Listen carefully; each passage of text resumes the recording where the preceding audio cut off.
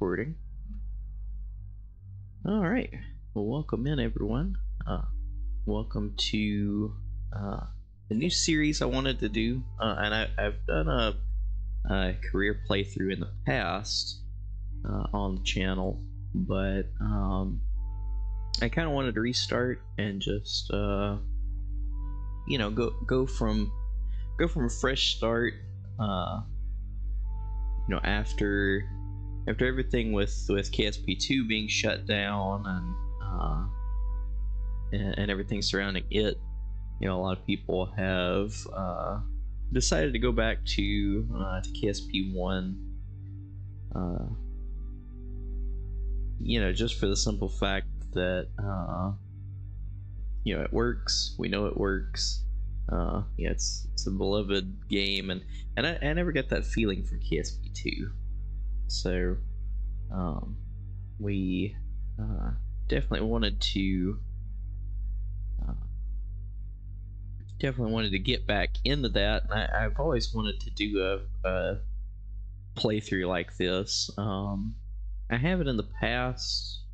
I did one time, but it wasn't really it wasn't like a long running thing. And then as some of you may know, we had been living in Washington DC because of my job, but we have since moved to Cape Canaveral, Florida. So that's a lot of new opportunities, but we couldn't.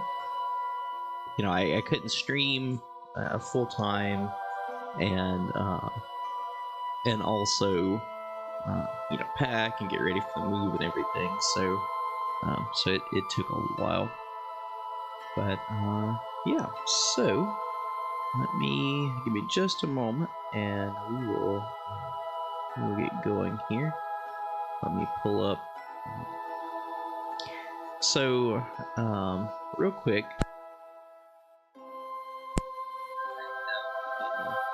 I've compiled some data here.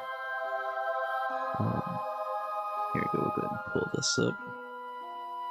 So if you've ever watched like EJSA here on Twitch or Rocket Guy, shout out to both of them there. They're both excellent KSP streamers. I think EJ originally had like the mission mode rule set that he's used and built off of, and other streamers like Rocket Guy have built off of it as well. So I kind of took EJ's career mode rules idea and kind of made it custom for us. So let me screen share here. We will swap over. I know it's very professional showing a BS a million times, but so I wanted to have this rule set, and we'll go through it really quickly, just to get familiar with it, and just try to see where we're coming from. And this will be linked where anybody can get to it if they would like to.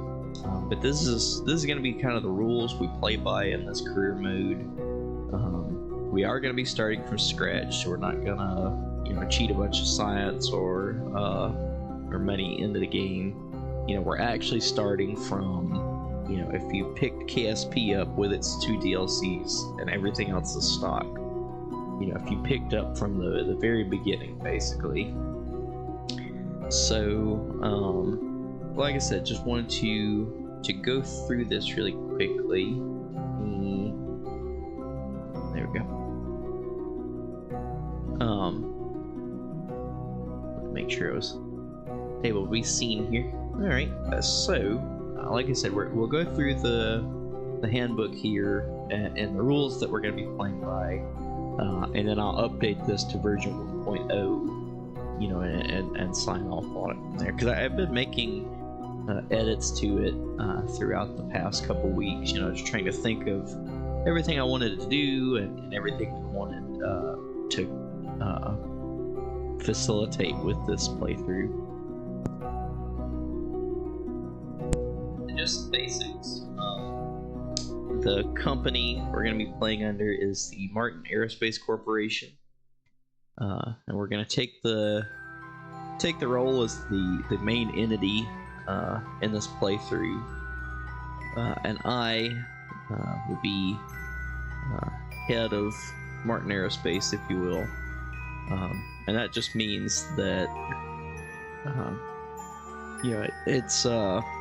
it's my aerospace corporation, as I see it, as how I would run it. So, KSP gives you that option to kind of, run your own space program or your own company, and see, what decisions you make, what do you want to see happen, and then all of you, the viewers, you can be customers. We'll talk about that later when we have customer payloads, things of that nature. Sometimes I'll refer to you as chat or just the community. And it looks like I missed a period there. So, as I said, Martin Aerospace Corporation, that'll kind of be like our Kerbal Space Program. President, and then the community, which is you guys, and thank y'all for being here and for supporting us in all that we do. I want to use this playthrough as kind of a teaching tool, and kind of a platform, where we can talk about space and really learn from things. So, really looking forward to that. Hey, Parst, welcome in. Thanks for the follow. We're just going over right now. I'm starting a new stock career playthrough, and if you ever seen like EJSA stream, he works off of a rule set. So we're kind of going through our rule set. It's built off what he had, but I expanded it a good bit just to kind of give us a good insight into where we're wanting to go. Yeah, there you go, Jafada. Yeah, we will be slinging them all over space, hopefully. So this just goes into what game version we're using. 1.12.5 is the latest, and obviously there's not going to be any more updates to it. Although I guess that is with a caveat. I guess another company could come in and buy the rights to Kerbal Space Program. From what I've heard about KSP 2 is they would pretty much have to just like scrap all the work and start over. But that's not to say that another company couldn't come in and like take over KSP1 and basically build on it. Like the original devs for KSP1 could technically buy the rights back and keep working on it. I don't foresee that happening, but it is a possibility.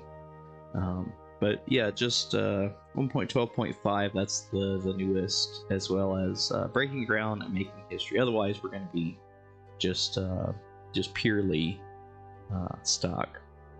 And we'll talk about that a little later. But yeah, so for mission mode, this is going to be our actual gameplay. So we're going to have 3 modes here. We're going to have mission mode, engineering mode, and simulation mode. So mission mode, obviously we're going to run missions in it. So anytime there's an actual mission going on, it's going to be in mission mode. Quick saving, this just goes over, and like I said, I'll link this where anybody can go through it and read whatever they would like. But quick saving, we're not gonna revert to launch site, stuff like that all the time, unless there's like a game bug. If we get hit by the Kraken or something stupid happens, that's a known game issue, we can work around that. So recovery, this is gonna be this will only take place once we unlock certain parts. But just like EJ, and he actually has a 2 kilometer, but I put out to 3 kilometers. The craft can only be recovered within 3 kilometers of the Kerbal Space Center. If a craft is landed at another facility, say you land at one of the other installations on Kerbin, appropriate measures should be taken. So, we can either fly it back with like a cargo plane, or use a helicopter to lift it back, a truck, whatever. And this rule will only come in effect once the medium-sized rover wheels are unlocked. And that just kind of gives us something to work off of. But until then, if we have something splashed down, we can just recover it from wherever it is on Kerbin. But once we get, once we get the appropriate parts unlocked, if you splash down, we'll have to send out a boat to get it, or helicopter, things of that nature. And we have a date initiated here. And actually, while I'm thinking about it,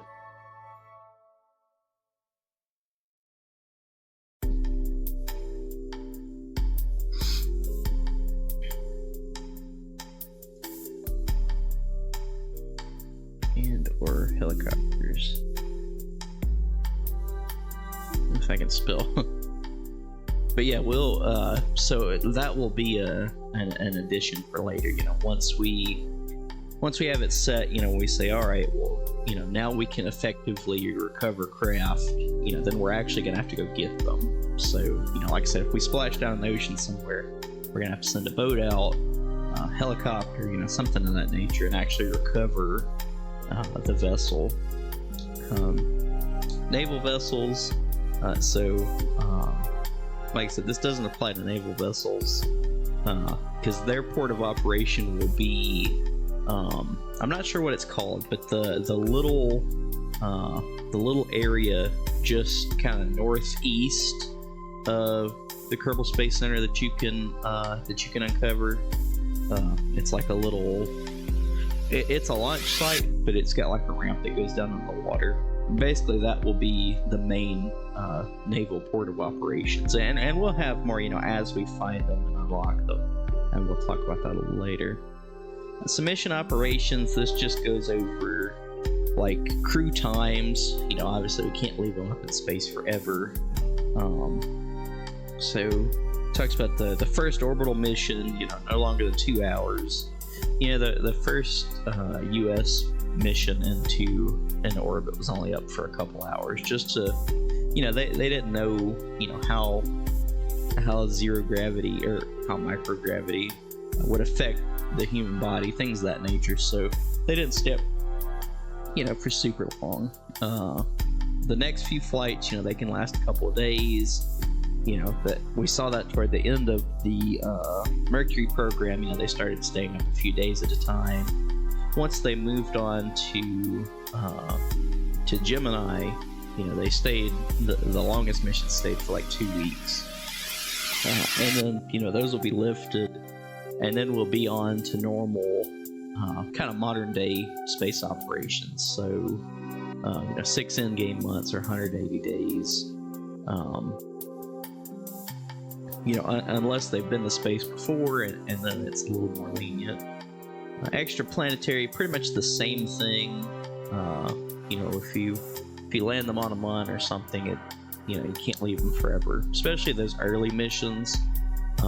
It will get expanded, and like I said here, once we get to like Duna missions and things like that, obviously we'll have to adjust that some, just because you can't come back in 2 weeks from Duna. Crew rotation, so this is for space stations, things of that nature. Basically you just can't leave them up there forever. You're gonna have to have crew rotations, things of that nature. Resupply, even though they don't use like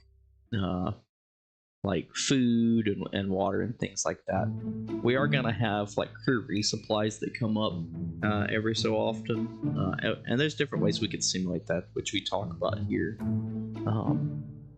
like I said, I'll link this and you can read through it on your own time. But spacecraft serialization, this is a big thing for me. You know, KSP, anytime you go to launch something, people usually just build a new rocket, you know, from the ground up.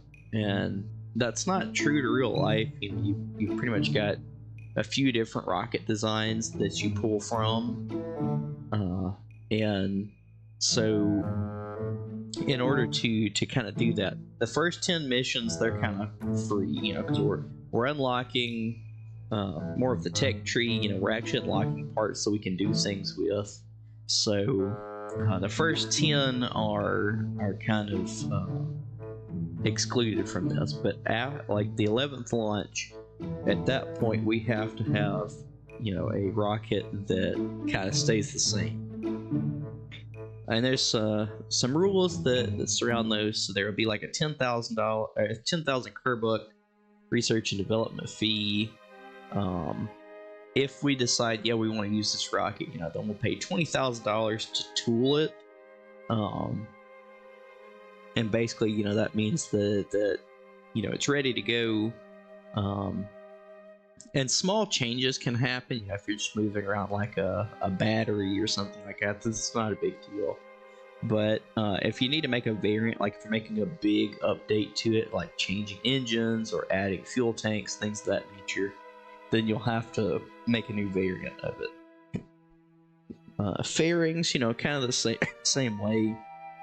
You know, I know a lot of times, even when people make the same rocket over and over, they still make new fairings each time. So we're going to try to stick to one fairing design. You can purchase more if need be, but that just kind of adds in some realism. And really, that's what all these this whole rule set is for, is just to add a bit of realism to the game.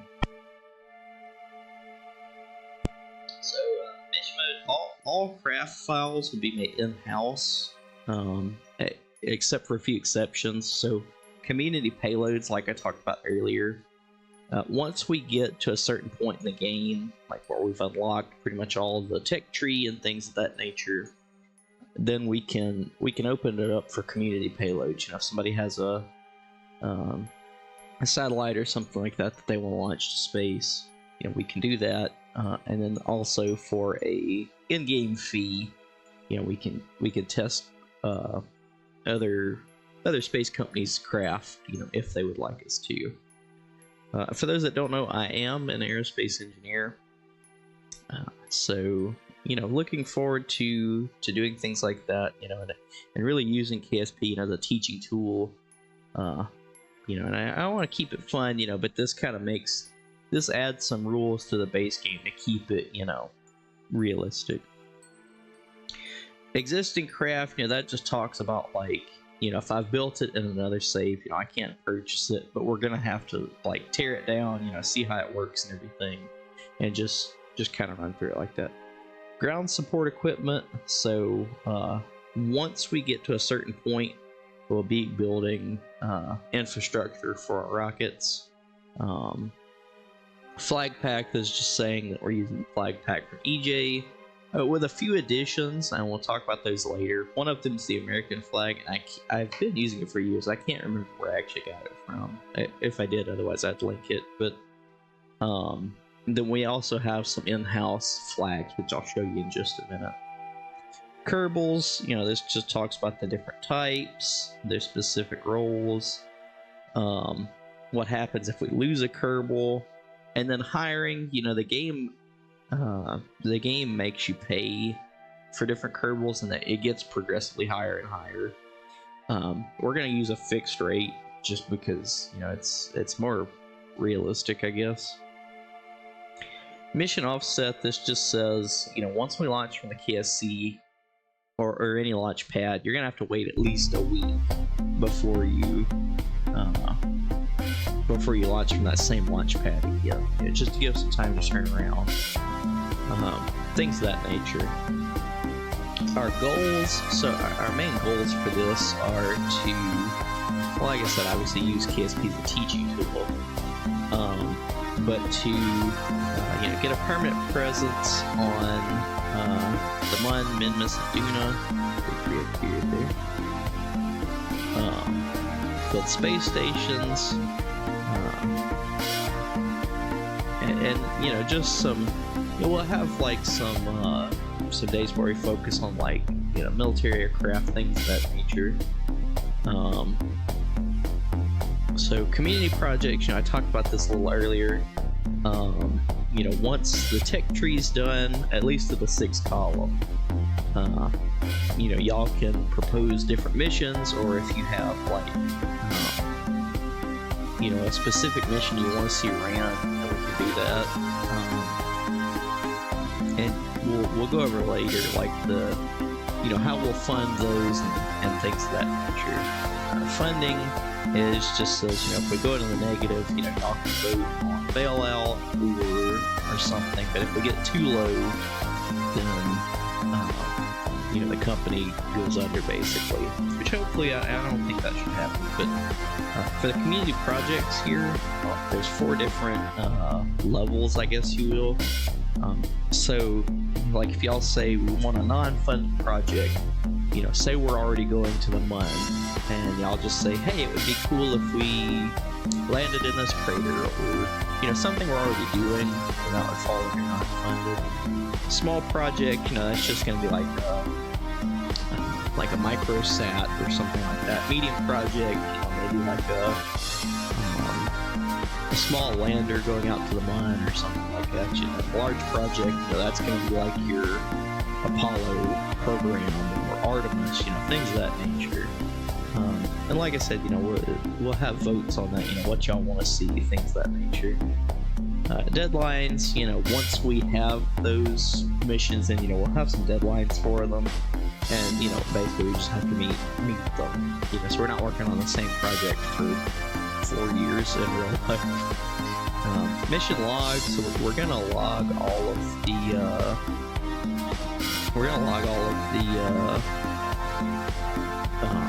missions. So this is just like an example I've got here. So like today, and then we'll run through this later, once we actually start launching things. Craft files, I'll make those available to y'all. You'll have to purchase them from the company, which just means we'll get 100,000 per buck addition to the game. Each individual can only ask for like 5 craft a year, just to kind of, that way somebody couldn't say, oh, well, I'd like every single craft, and then we just add $10 million into the game, because it would kind of break at that point. But everybody can request, 5 a year, and then, but if somebody else requests, the one you were wanting, then it'll be made to everybody. But that's just it, like I said, to keep from, somebody being like, oh, I'll take one of each, and basically breaking the game so we have too much money. Launch sites, so obviously the KSC, that's where we're starting. All other launch sites will have to be discovered, so if you fly a plane out there or send a boat or a helicopter or something, once we discover it, we can use it after they're purchased. So we've got different, and I had that cleaned up a little bit more than that. So the island runway, that's going to cost us 100,000 per bucks. The desert launch complex, I put 2 million here just because it's like a huge facility. Same with Boomerang, but I put it at 1 million just to kind of, we might could get that a little sooner. And then all other facilities just be 50,000 per bucks, because some of them only have launch pads, they're pretty small, some of them. Local resources, so if we need like liquid fuel oxidizer, things of that nature, they must be generated on site when not at the KSC. But I was thinking about this last night. Must be generated or shipped in.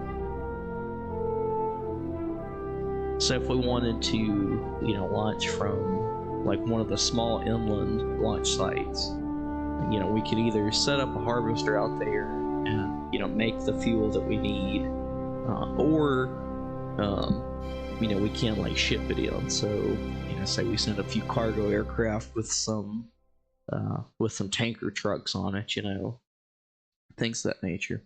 Nuclear material.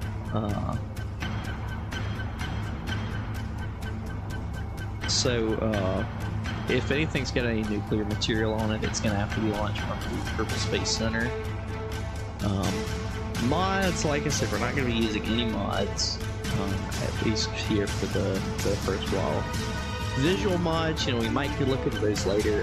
BJ and Rocket Guy use some visual mods from different sources, and we'll see about it. I want to keep it as stock as possible, with this one caveat.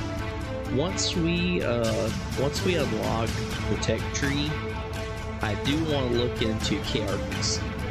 So like I said, I am an aerospace engineer in real life, and I'm a programmer, so I do a lot of programming. And I think KRPC is really cool because we could automate some missions like a space shuttle. We could automate its launch procedures and its landing. Yes, I think that's really cool. So yeah, here I've got tier 5 of the tech tree. Actually, we might make that tier 6 because I want to be set up for it well. But we'll basically just make a copy of the game as it is, and then go from there in case anything happens. We can always back up to the old one. But that for now, that looks like the only mod we'll use, and that'll be well down the road. But otherwise, I want to keep it as stock as possible. Or if anybody picked it up, they could follow along basically. Amendments, this just says like, if we need to make any changes, it's gonna have to be voted on. So, as I talked about earlier, there's three modes. There's mission mode, engineering mode, and simulation. So mission mode, that's where we run our missions. That's that's how we do stuff. Engineering mode, this is gonna be for actually like just building craft. So, if we're doing like a small test, it's like a fitment test, or you need to make sure Kerbal can get out of a door, things of that nature. And if you're just testing systems, then it can be ran in engineering mode. So we can revert in engineering mode. That's the big difference. So if we roll something out to the pad to test it out and say, oh, the Kerbal can't get out of that door, things of that nature, then you can revert. This will cost us 20,000 Kerbucks per real life week. Need to add that per real life week. So this just keeps it where we're not, abusing it and everything. But basically, it's just so we can test things out. And we'll have different tickers in the bottom left of the screen to tell you which mode we're in. So that's mission mode. And then simulation mode, pretty much the same thing, except say we want to test out a mission and we think, this is kind of dangerous. Maybe like our first moon landing or something like that. In real life, for the Apollo missions, they made lunar lander simulators basically, and they have people in them every day, like the entire time the program ran, basically. Testing out different things, trying, all right, well, how do the systems respond in this situation, things of that nature. So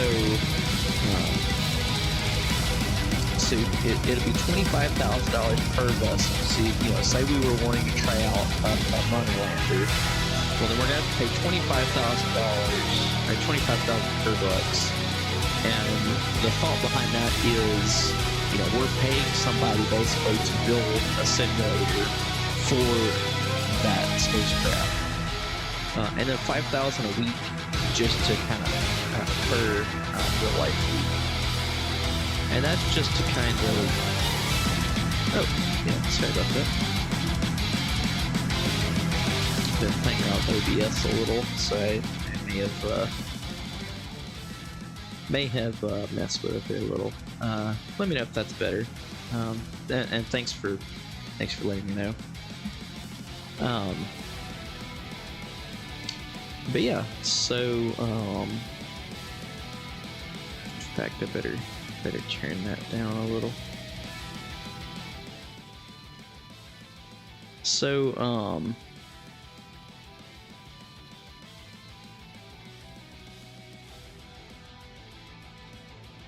here we go.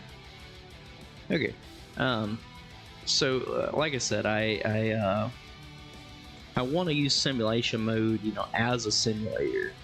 So, you know, if we think there's going to be, you know, endangered or Kerbals or something like that, we can run it in simulation mode. But you basically have to pay, you know, to set that simulator up, and then also to upkeep it. But you know, from simulation mode, we can also, you know, you can revert, you can, you know, test different things out, things of that nature. So it just kind of gives us a tool, you know, to play around with. Acknowledgements, you know, as I said, thanks to EJ for his idea for the whole mission mode. You know, rule set and things of that nature, as well as the flag pack. And then as far as our appendix here, so this is what the mission logs will look like. So if it's just a minor mission, we're basically just going to put, you know, whether it was a success or a failure, and then basic notes about it. And if it's a major mission, you know, like a manned mission or something like that, you know, we're going to go with the major format. It gives you launch vehicle, crew, you know, all kind of information. So Appendix B, this is our flags, and I made these here the other day, just like in GIMP. Martin Aerospace, and this is actually an Atlas rocket that we had in an older save. I thought it was pretty cool. So that will be our main flag, and then we also have different division flags. So since we are a company, we'll have an aeronautics division, and this is our aeronautics flag, and then one with clear background. Our astronautics flag, so this will be all of our space endeavors, you know, we'll use that flag. And then the ground division, you know, so if we make like trucks or, you know, ground service equipment, things of that nature. And then this is the just change log. So since we have ran through it, let's change that to 17 version 1.0.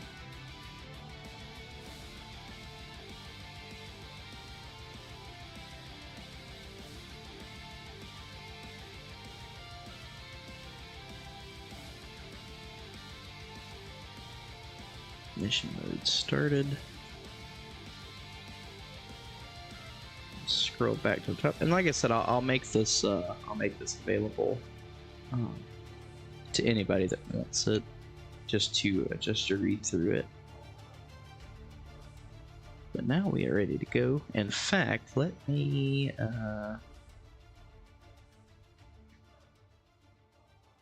so can I share this? Okay.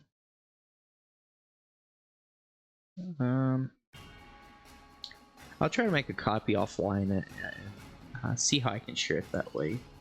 But there's it, and then the mission log. You know, like I said, we'll be keeping track of this. So let me swap over here real quick. Go to KSP tab, and let me add on.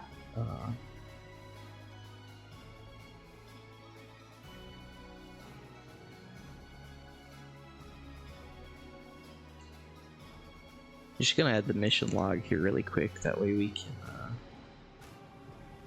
can keep track of it.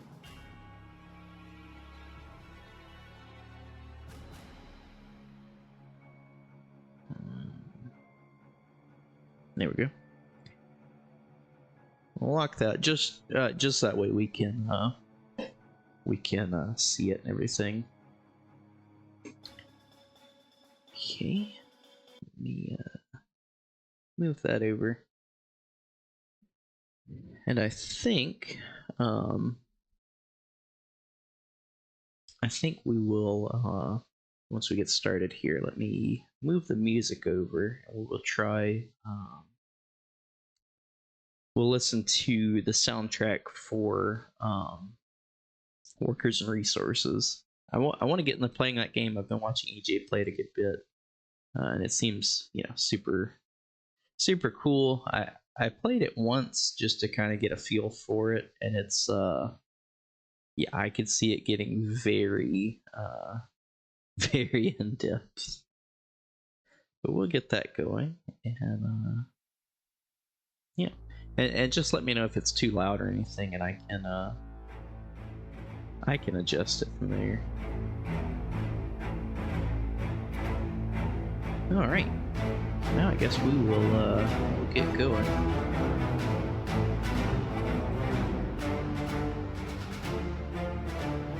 Actually, let me turn that back up. Because I want to be able to hear KSP. We can just turn down. Turn it down. There we go. Alright. So, we will go ahead and get started here. Start new. Like I said, we're gonna use our custom-made flag, and I put all these in organization, and I can share these flags later also if anybody wants to look at them. But basically, I just emptied out organizations and put all the ones that were in there into the main flag area, and made the organization tab all of our flags. So put the Martin Aerospace flag, and then let's see.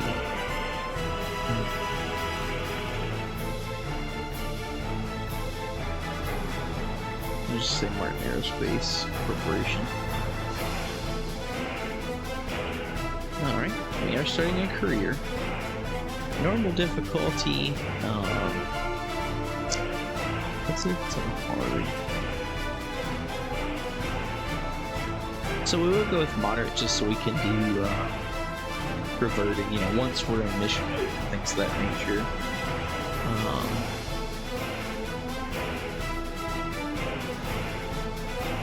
Missing cruise respawn. I don't want that one.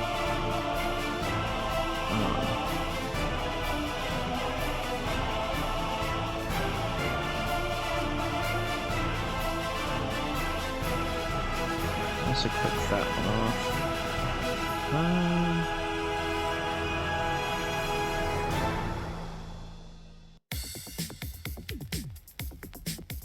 So I think allow other launch sites also. Well, actually, does that looks like it normally. Okay, no, they don't. Okay. Put those two off, but otherwise, I think we'll leave that the same. So I think that allow other launch sites just means like you automatically have all of them. Accept that and go ahead and start. Yeah, hopefully everybody's you know, having a good day and everything. Looking forward to getting our career going here. As I said, I've done a few career playthroughs before online. I've done a ton offline, but yeah, I just wanted to get something going. Yeah, we'll take those two contracts, and let me know if the music's still too loud. This is a different swapped over from what I had been playing music on. So if it's too loud on this, please let me know. So go ahead and parachute here. Our fleet engine, and then our basic mystery goo units. Yeah, there we go.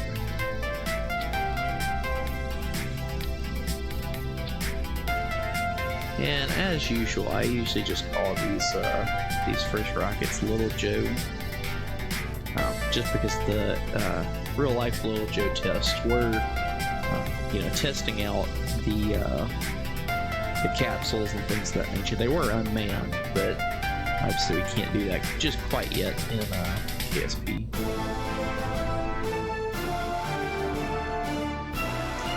So we roll this out to the pad and go from there.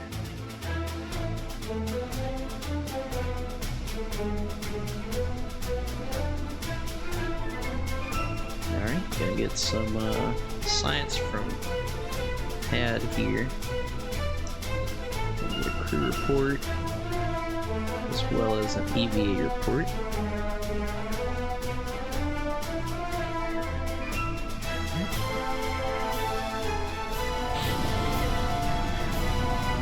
We'll just point ourselves out to sea here.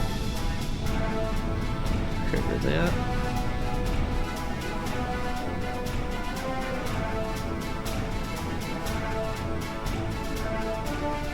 Yeah, hope everybody's having a good day. Like I said, if the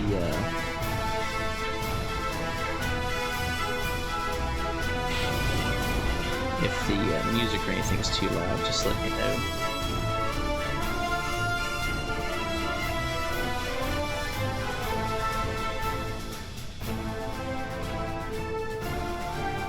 As we slowly fall back down, speed this up a little bit.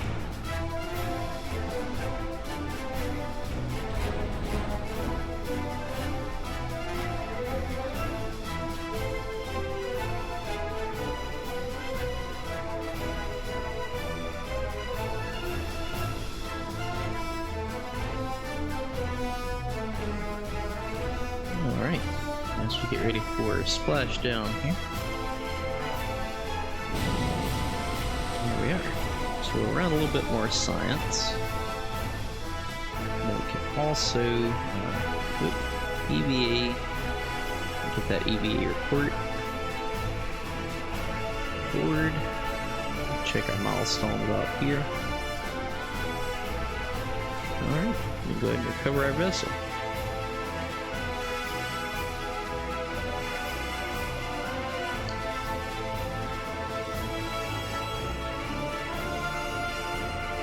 Alright, 26 science. Pretty good. Got a little bit of our money back, so now we're already up to 135,000. So, really quickly, let's open up the mission log here.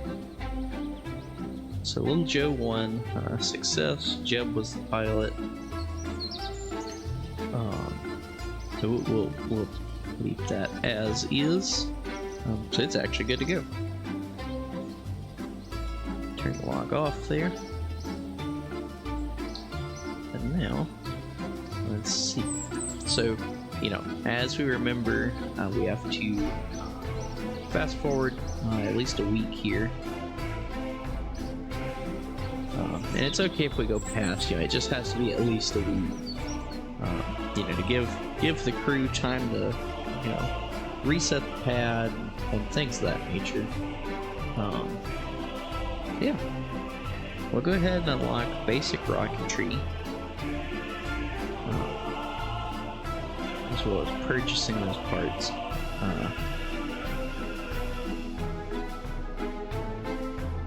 And then we'll also get survivability, just so we can have a heat shield and things of that nature.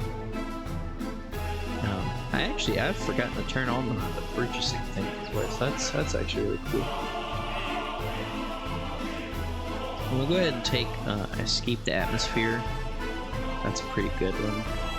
And then we're actually going to fast forward just a little bit and check back in here to see if we can get a better second contract. If not, if we fast forward a time or two and don't find anything, then we'll just go ahead and launch, as is.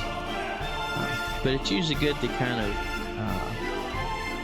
fast forward like that, see what you can find and all. So we can actually take this one. We'll go ahead and take that. So we'll go ahead and move over into our Mercury architecture. We'll just call this Mercury. Save that. So now we do have a heat shield, as well as a coupler. But we're actually going to put 2 decouplers here, because our contract is to test one of those while splashed down. So we'll hold on to it through re-entry, and then pop it, once we land. And that was that's actually true to real life. One of the early missions for the Mercury program actually had the booster, the retro pack, actually get stuck on the other sid of the heat shield. And it actually made it pretty dangerous because the way you re-entered, it kind of grabbed the air and everything and almost flipped the craft over, which would, very disastrous if it was in the flow of the plasma. Luckily, that didn't happen, and the astronaut survived. But it is something, true to real life that we've actually seen before. So go ahead with science. These up here, we'll go ahead and put 4 of them.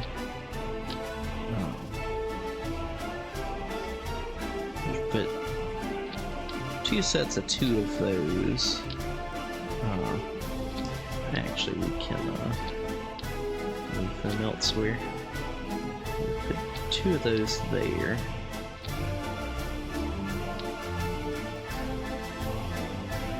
Actually, we can just stick a 3rd one right there. We can toggle that flag off also. The double decouplers, so we got our second contract we took was to test a decoupler splashdown. So once we get up in the space, because this will just be suborbital, the rest of the craft will disconnect off, and then we'll take it down with us and test it out. Just building a basic Mercury stage here, Mercury Redstone. The first Mercury missions were all suborbital, and actually the first manned Russian flight was orbital, and the reason the Russians beat the U.S. in a lot of the early space race was actually because their nuclear warheads weren't as efficient as ours. So when it came to building nuclear warheads, ours were more efficient. They were a lot smaller and a lot better yield. So the early ICBMs that the U.S. built were super small. And that kind of affected how we were able to get to space, because using those early designs, we didn't have a lot of thrust. Whereas the R7, which is the rocket that the Soyuz is built off of, it was made a lot bigger and with a lot more stages. The Korolev Cross, it's 4 boosters on the side. It was made like that because their ICBM warheads were a lot heavier, and they weren't, I don't guess, as efficient. Oh yeah, sure. Thanks. Thanks for letting me know.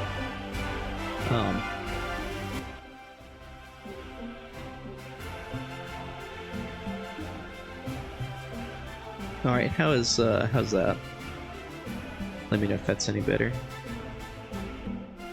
Yeah, I don't want to say they're okay. Thanks for letting me know. I've been playing around with OBS a lot, so I'd messed with all my sliders. Yes, I had not fixed them properly. But yeah, like I was saying, I don't want to say they're I don't want to say that they were less efficient, because how can you say, oh well, this nuke is efficient? But basically, like all of the warhead material and everything was a lot heavier. So the ICBMs they needed to basically launch at us and at NATO and things of that nature were a lot heavier. So once they actually looked into using the R7 to send somebody to space, then they were like, oh, hey, this is, it had a lot more capabilities than the early US rockets did. The Redstone being an example, it was I don't think it wasn't like an ICBM. It was not intercontinental. It was just a missile. And I can't remember the exact wording for it. It was like it was something along those lines. Not an ICBM, but something B. Ballistic missile.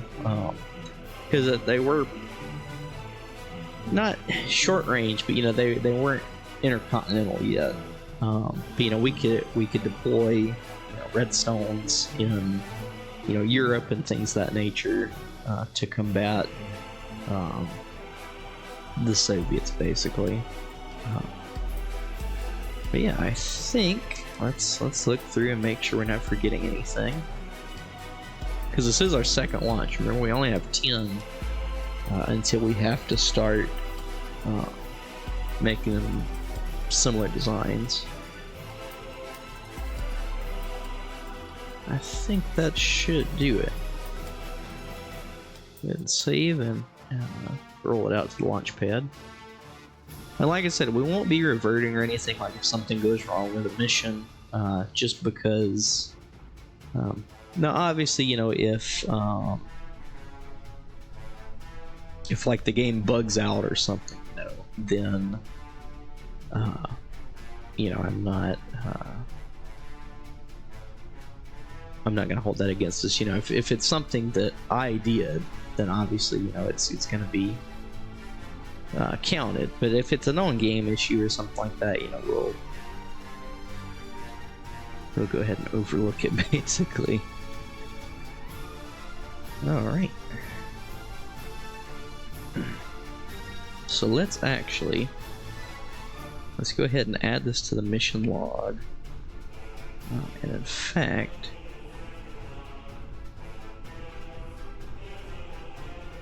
let's go ahead and make sure that we're using the correct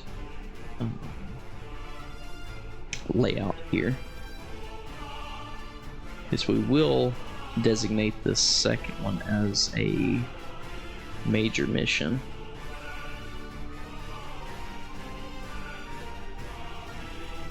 So we'll have Mercury Redstone 1, and all of the rockets in this game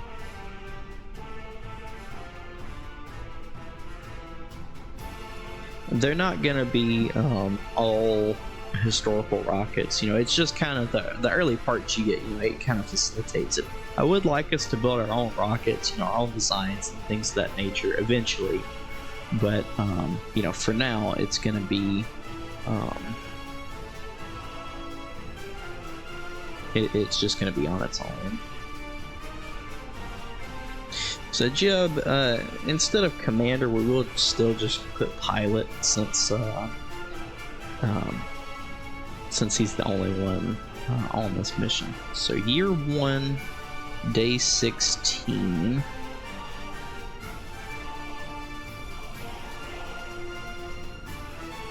Delete that. Delete that.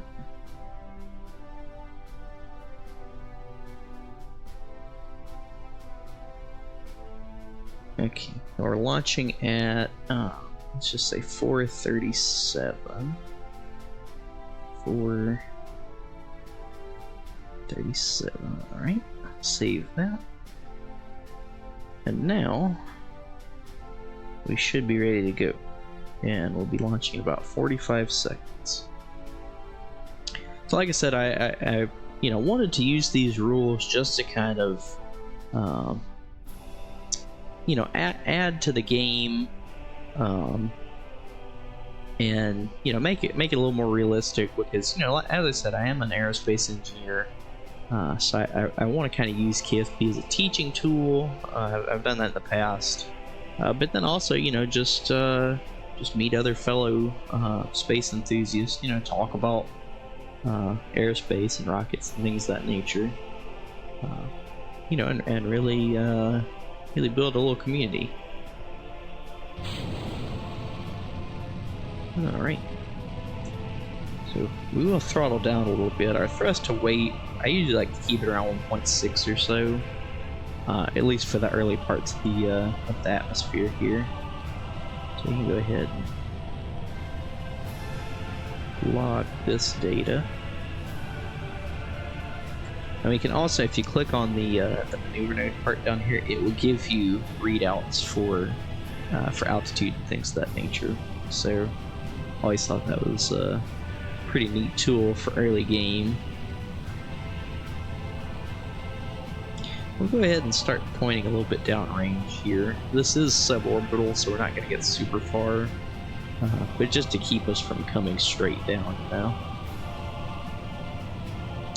We'll throttle down for max Q. It doesn't always happen around 10 kilometers, but usually 8 to 12 kilometers or so is where your rocket will experience max Q, which is the maximum dynamic pressure on the rocket. So basically, around that area is the time where the most forces are on the rocket. So you've got the engine pushing you up, but then you're still low enough that you've got air pushing down on the rocket, and actually sideways, since you're flying on an arc. So you've got a lot of different forces being put onto the spacecraft, so it's it can be dangerous for the rocket. Now that our engine has burned out, we will actually hold on to it until we get to orbit, or until we get into space, and then we'll go ahead and decouple it. Just make sure that's the right one. World's first milestones, altitude records, speed records, distance. Yeah. Nice few little accomplishments there. Alright, and we are now in space. We'll go ahead and take our crew report. We're on that mystery goo unit. And then I believe these two back here. So we'll get that one. And that one. Alright. So now we're still going up. So we'll hold on to this booster for a little while here. More milestones. We broke the altitude record, we reached space, and broke a land distance record. We finished our escape the atmosphere contract, and then it's also got, the game has like baked in, so you also get that. So kind of doubling up there. So pretty nice. Close that and turn that back off as well.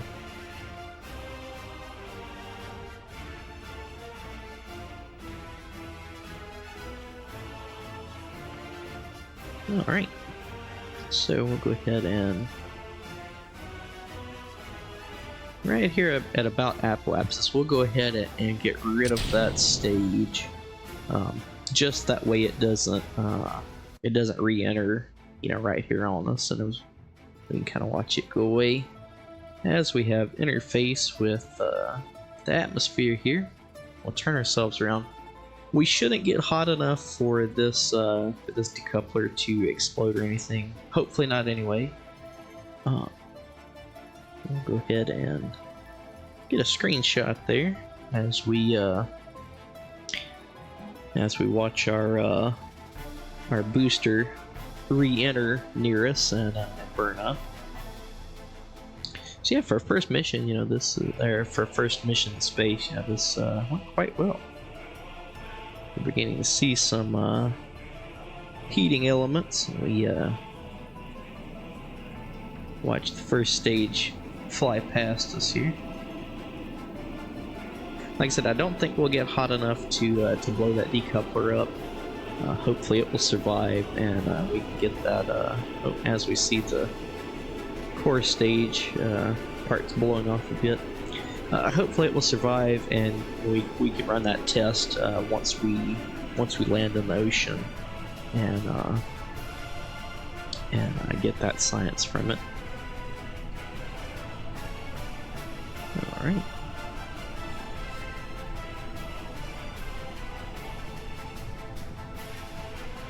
As our debris goes off there. That's pretty cool that we came in close to it, but not close enough that it affected us, you know.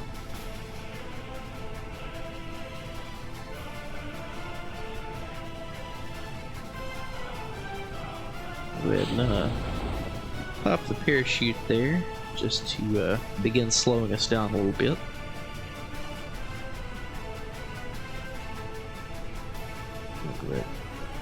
Fast forward some here. But yeah, you know, like I said, I'm an aerospace engineer by day,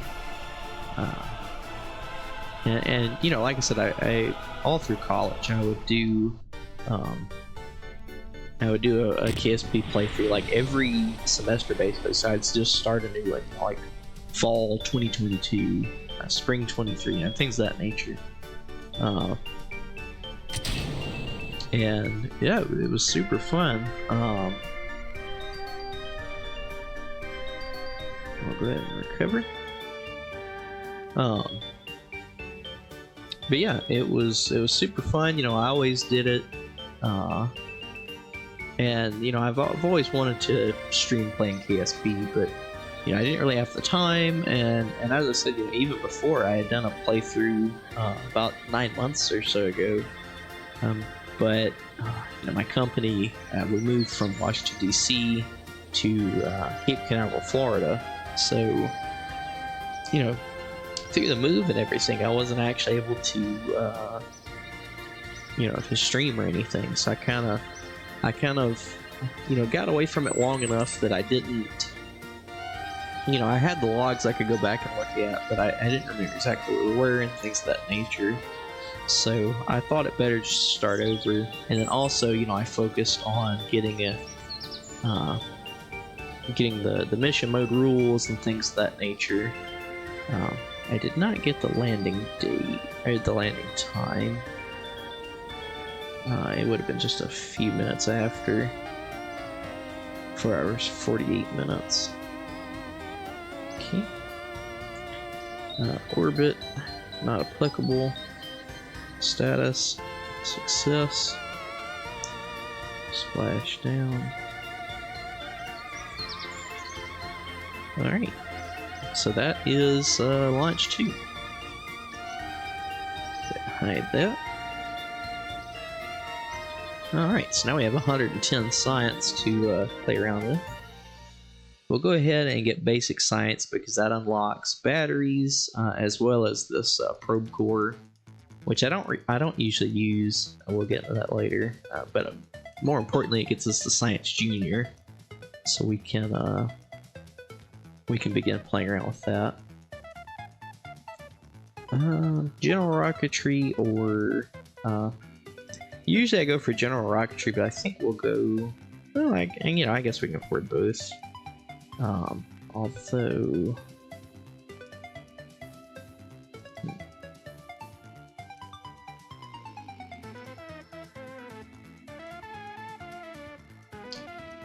Yeah, I think for now we'll just go with general rocketry.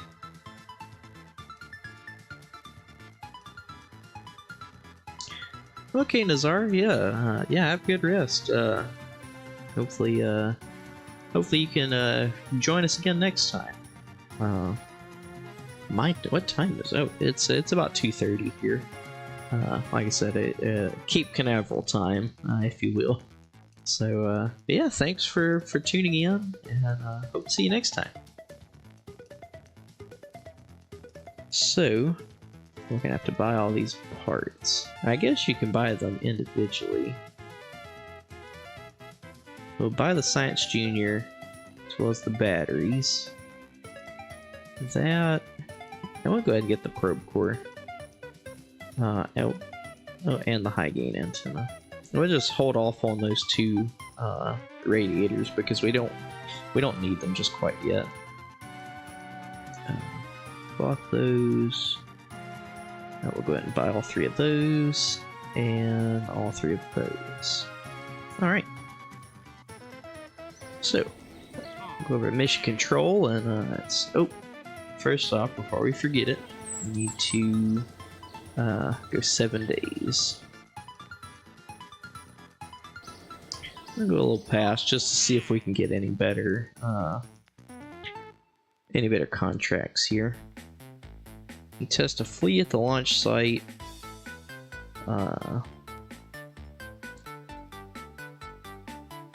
Let's see. For now, we'll just kind of fast forward here a little bit.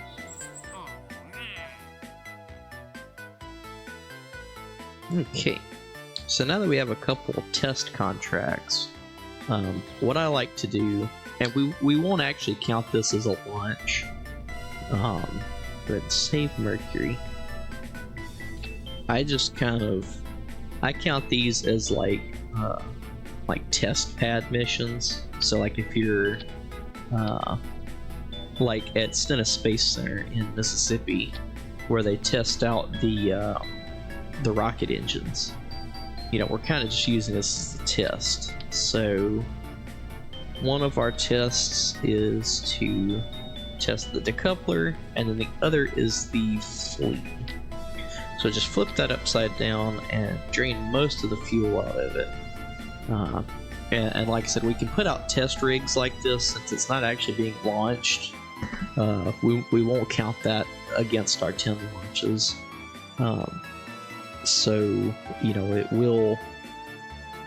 won't count against us, but we can still get, you know, the science and everything from it. Alright, and there are those two contracts complete. We'll go ahead and recover the vessel. Like I said, since it's not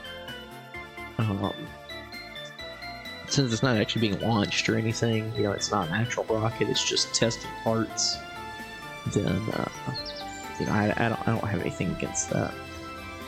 Give me just a moment. I'm gonna step out and get something to drink, and I'll be right back.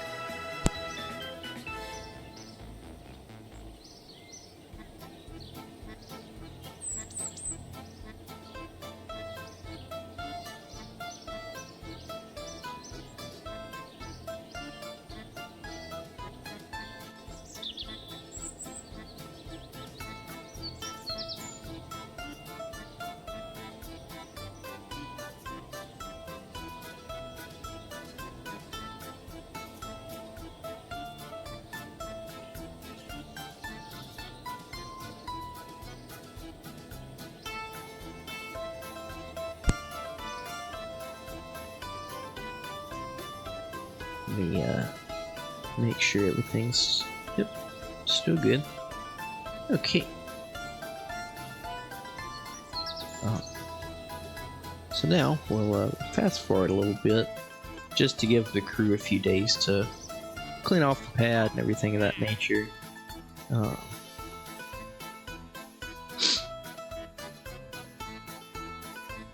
Let's see how much money it is.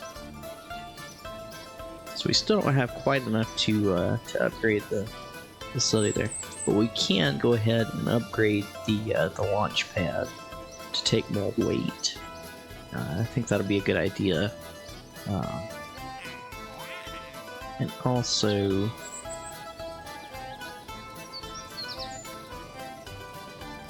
yeah, we'll go ahead and unlock that so we can take more contracts here. So we'll get that one, that's a test. Landed, that's a test. And we'll go ahead and pick up this orbital contract, although we're not going to shoot for it at this time. Let's fast forward a couple days and check back here. Another launch site landed. So right now we're just trying to take as many of those contracts as we can and kind of maximize the money we have coming in. So we can put another test rig out and test out a few more things. Get rid of those.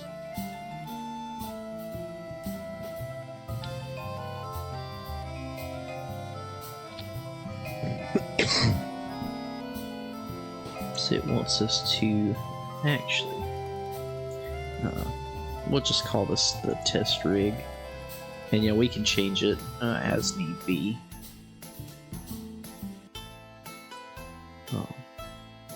Sorry, I want to go out and mute the in-game audio.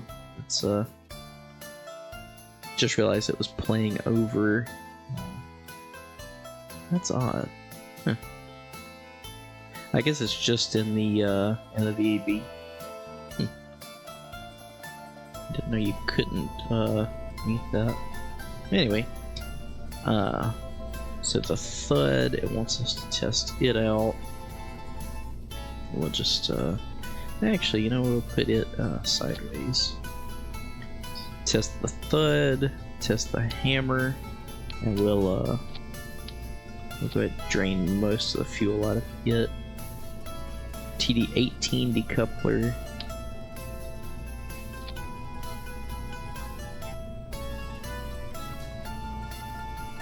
Move that out so it doesn't clip. And then the 38. Just put it on the side here. Oh, and the heat shield. I nearly forgot it.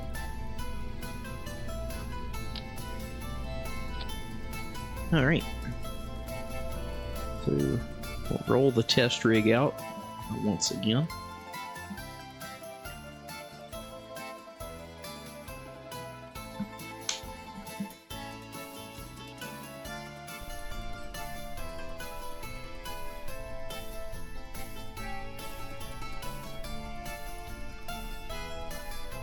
Alright.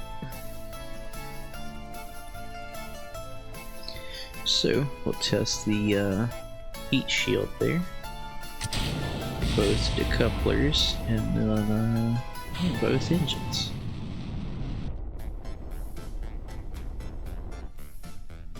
And there's 5 contracts complete.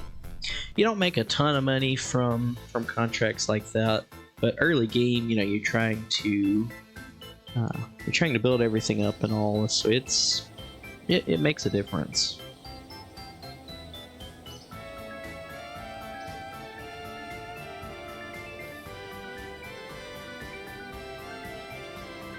Yeah. Sorry, I'm just checking here.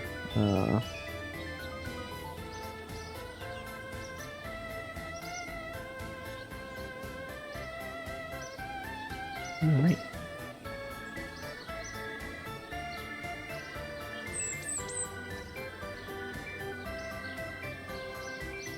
Alright, so I was just checking on the stream from my phone, seeing how everything's going.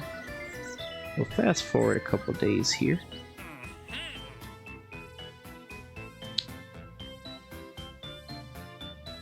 You can take that landed.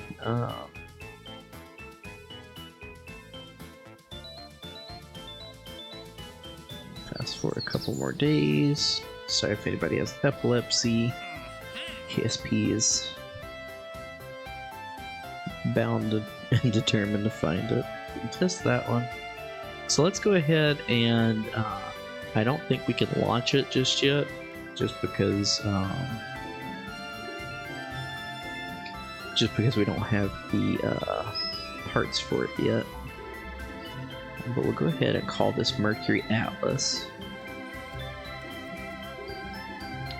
Get rid of that. Get rid of that. We don't even have the big tanks yet. Actually, let's not save that. Let's open Mercury.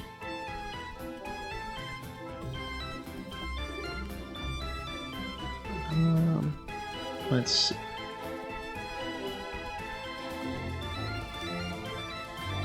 I guess for now,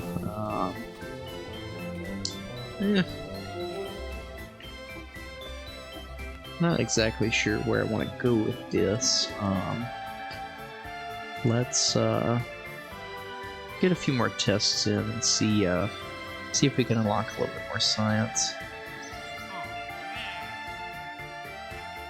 So these atmospheric surveys, if they're on the surface, they're not too bad once you get airplanes built. And if they're, some of them say like below 18,000 meters, things of that nature, those aren't too bad. But if you ever see the ones that are like above 18,000 meters, those are not impossible, but like early game, they should be an option. It's like they're pretty well impossible. So, you know, we usually skip those.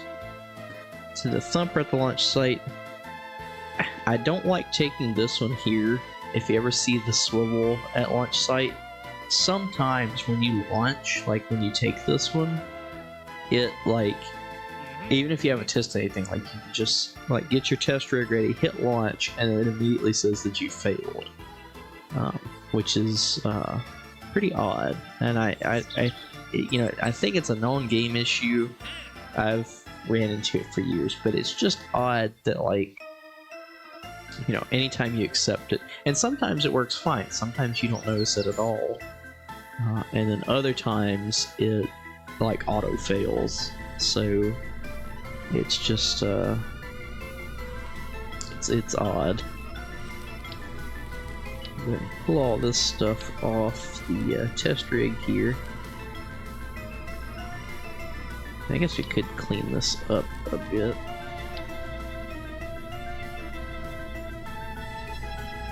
I'll just put 4 for now. Okay, so the thumper. I don't want 4 of them, I just want 1. There we go. We'll drain almost all the fuel out of it.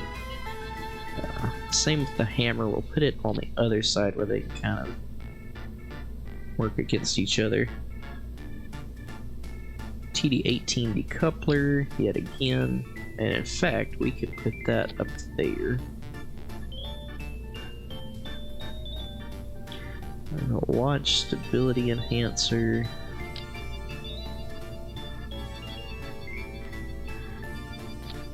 And we'll just move all of this down, that way once it lets go we'll just fall like a couple inches. In fact, we can put that last just in case. And that radial decoupler. Alright. Good. Roll that out to the pad. Try to get a few more science here. I think that's the one bad thing about early game, is a lot of it's just kind of grinding to try to you know, oh, that's actually a lot higher than I thought it would be.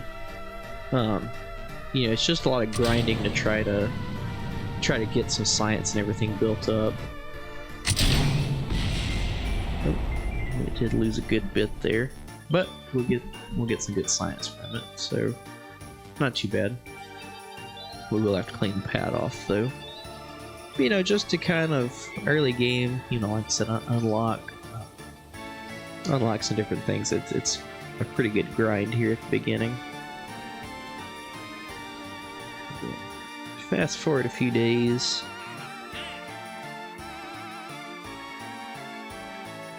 A FUD at the launch site. We're still about 5 away from being able to unlock the parts we need. So we will go ahead and run another Mercury mission.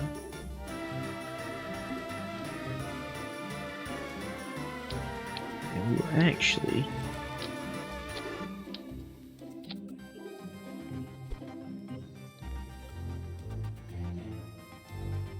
clip that in there, just where it looks a little better.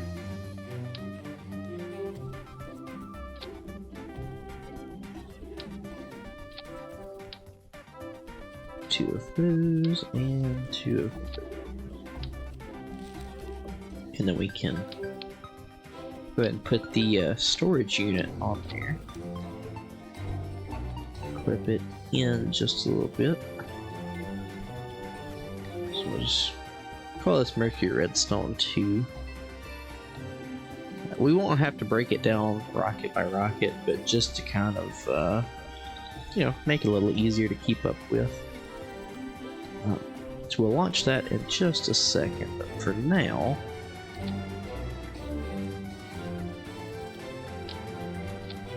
let's just roll this out to the pad and make sure that we get the science from the pad, because we have not done that yet.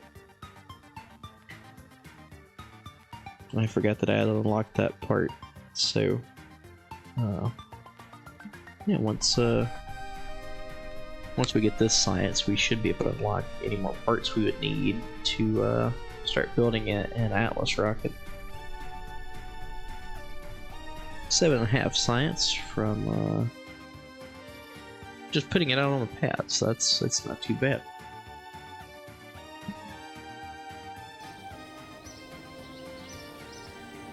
Alright, up to 47 science.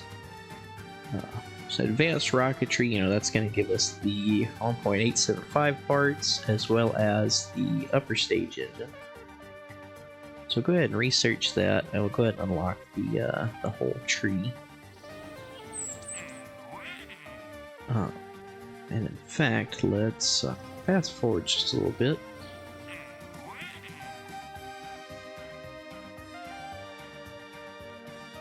Okay. So now we can start. We'll launch the Mercury Redstone 2, and then we'll start working on our Atlas rocket. And I want to trim those in a little bit, just so that way they look a little better.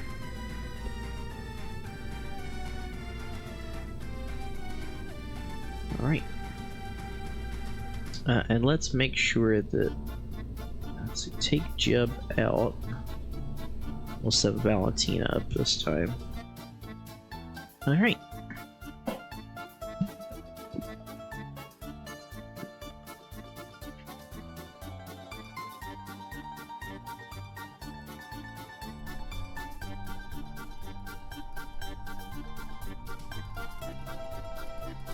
Alright, real quick, let's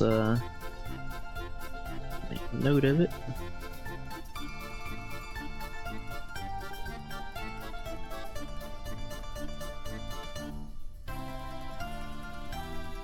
Mercury Redstone 2.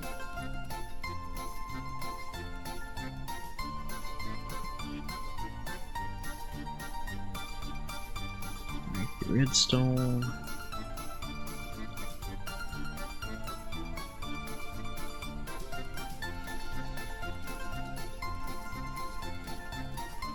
Alright, so we'll be launching year 1, day 70. Been a little while since we had a launch. And we'll be launching at 4:36. It'll be a minute before we launch the last one. There, manned space launch, make a redstone, Val. Alright, I think we're good to go. Turn that off. Go ahead and throttle up and turn SAS on.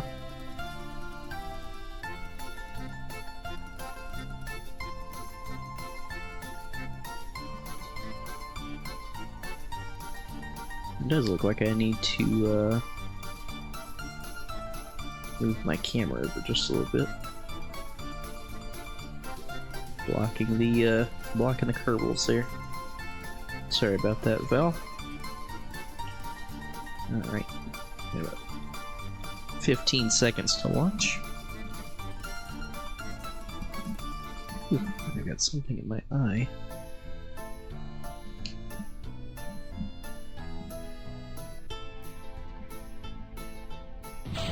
have liftoff. Throttle back some, just to keep from, you know, I usually throttle back like that, like I said, around 1.6. That's a bit high for a rocket in real life, but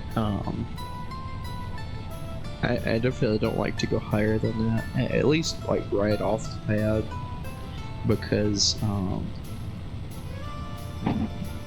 that low in the atmosphere, you know, you're basically just wasting fuel at that point, because you know, there's only so much air you can move out of the way and everything, so you know, kind of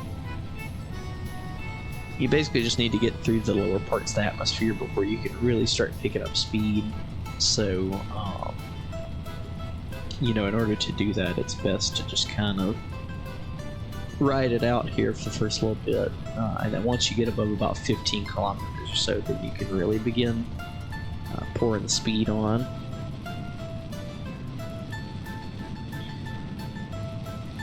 Just check and make sure. Get a little bit of science from that. Some science from there. Oh, that's not what I wanted. I want the temperature. Alright, getting a bit warm here on the way up. We can't take a crew report from the upper atmosphere because we haven't got one of those yet. We got space on the last mission, but we did not for the upper atmosphere, basically. Alright, now that we're in orbit, we can run the Science Junior here. We'll go ahead and test these just to see. We'll get a little science from that. No, none from there, and none from there. So we'll go ahead and collect all of the science. We'll go ahead and here at apoapsis, we'll go ahead and decouple and turn ourselves around. Val can get a good look at the stage that brought her into space.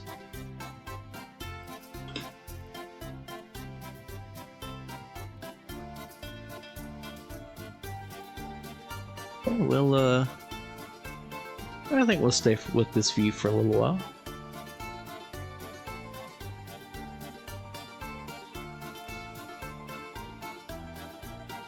Pretty neat view as we watch the booster kind of glide away from us there.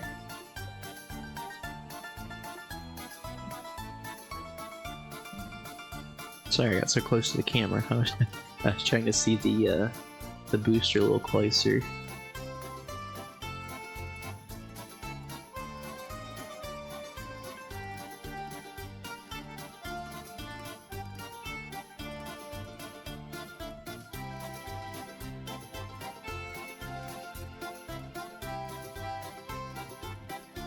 There we go.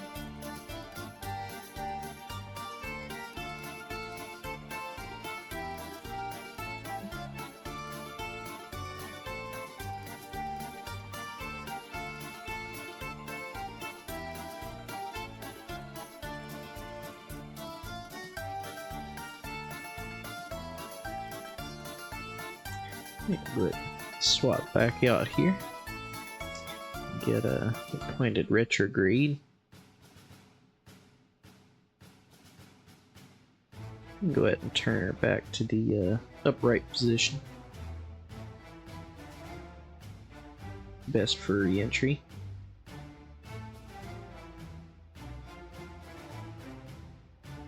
Yeah, I don't get anything from that. I didn't figure, but oh well, we might check. Alright, we're back in the atmosphere again. Actually, we can turn SAS off, and the capsule is ballistically stable, so see it holds retrograde as we come down. Fortunately, it does look like we'll be landing on land this time. Not something that the real life Mercury missions did. Although, you know, obviously if there was an issue, they could have, you know, if they had to launch a board or anything like that, they probably would have landed on land. But it wasn't preferable. Alright, we'll go ahead and we do get a milestone here since we landed on the ground, and in fact we can go ahead and get her out, do an EVA report, and then get back in and recover.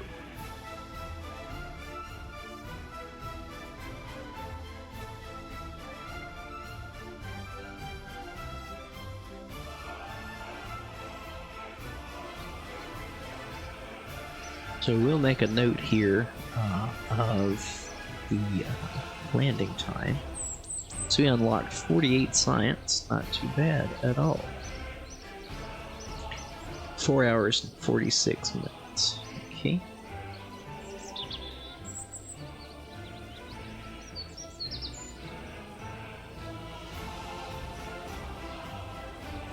Took us exactly 10 minutes. Status, success. Landed on ramp. Alright.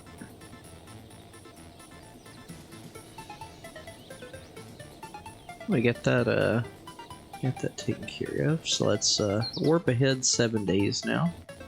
Give them time to clean the pad off.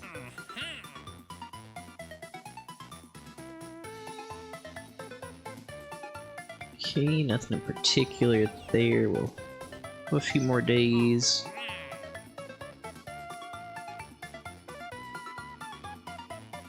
Yeah, not really seeing anything super worth our while just yet.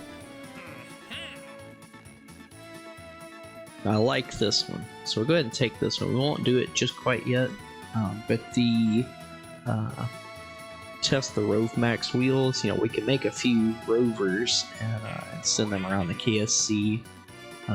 There's all kind of science you can get around the Kerbal Space Center. There's a bunch of different biomes, like right here at the KSC. So it'll be cool to see that.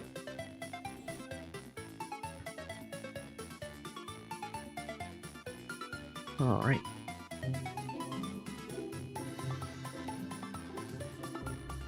So we also got contract to test the kickback here at the launch site.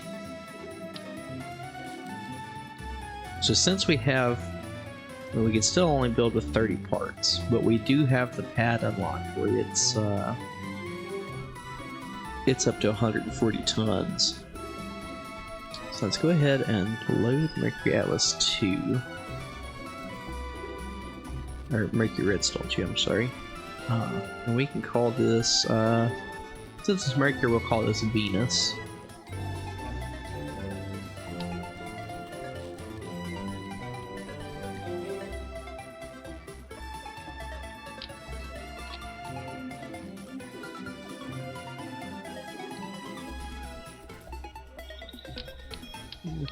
Let's see.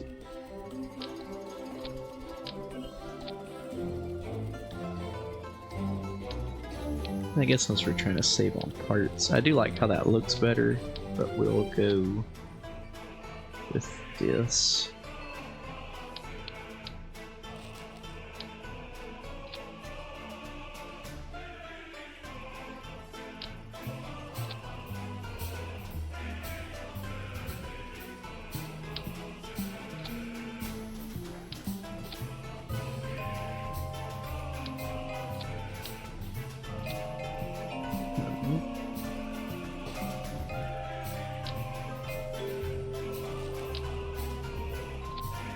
Put one of those.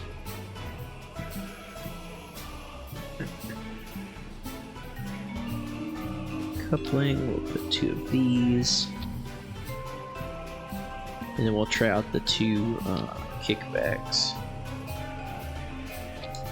those are plenty of thrust. Like, you shouldn't need the liquid fuel. But what we are going to use it for is stability. Because the SRBs, you can't... I don't think these are gimbalable.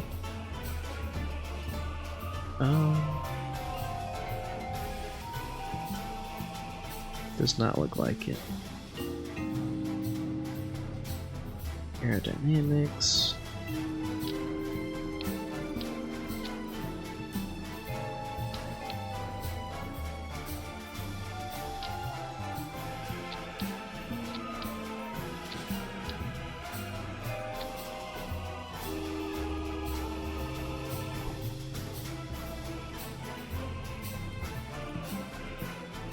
Okay.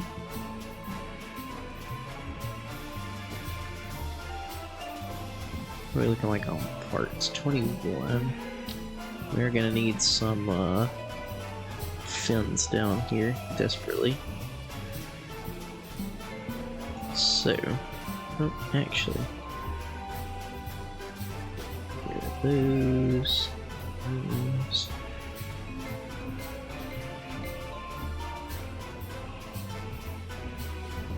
And I actually don't think I want this to be manned. I think I want okay.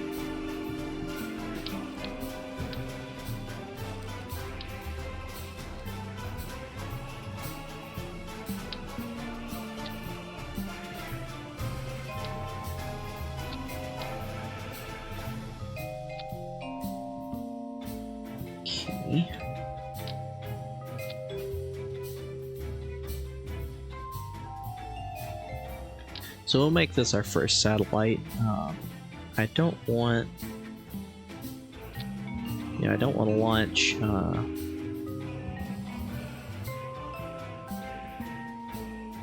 people on this one just yet. And then if it fails, we can always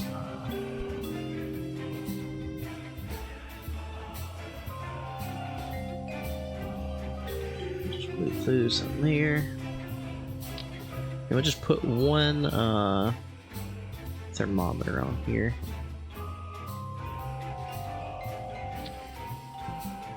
And in fact, we could probably save a part there by just making that part of the upper stage.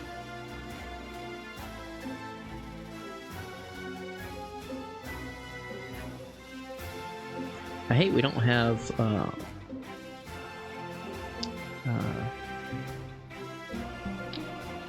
like really good solar panels just yet, or any solar panels for that matter. So we'll put that on the side, puts us right at 30 parts. So we can use this to achieve orbit.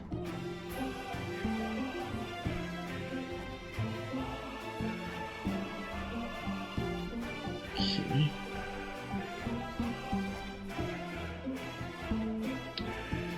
Also, we can put those on the... Oh, no, we can't. We're at 30 parts. I was gonna say we could put those on the bottom just to kind of keep it stable. Oh. So this will be the Venus launcher. I think we'll only get to use it once, at least until we unlock these, or we'll have to change the SRBs or something of that nature. But let's go ahead and on the mission log make a note of this.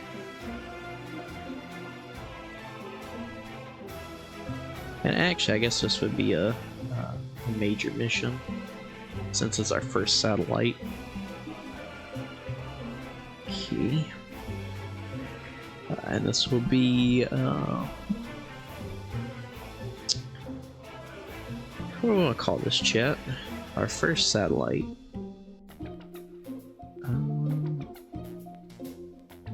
Let's see.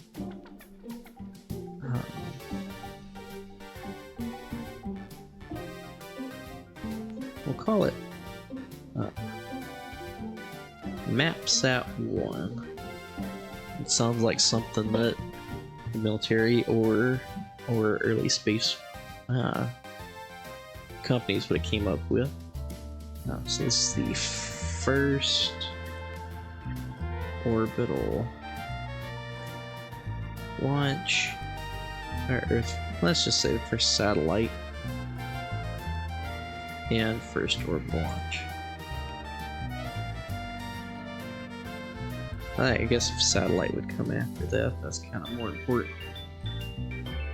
But it's the first orbital launch.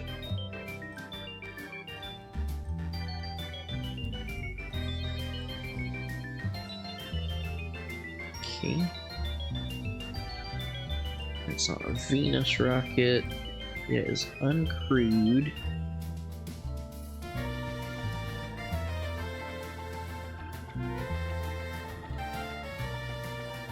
Okay. So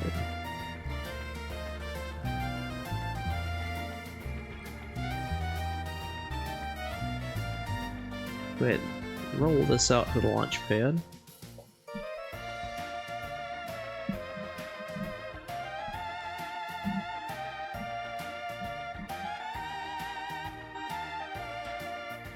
Oh, and I forgot to turn off the mission log, didn't I? There we go. Alright. Let's make a note of when we're launching. And I'll add that, but y'all don't have to sit through all that. Day 1, day 83. What time are we launching? 4:35. That's one thing I don't like about the whole warping system in KSP. You end up launching right around the same time every day. Which, I mean, I guess is kind of true to real life. You know, a lot of times you'll see SpaceX missions, when they launch 2 at the Cape back to back.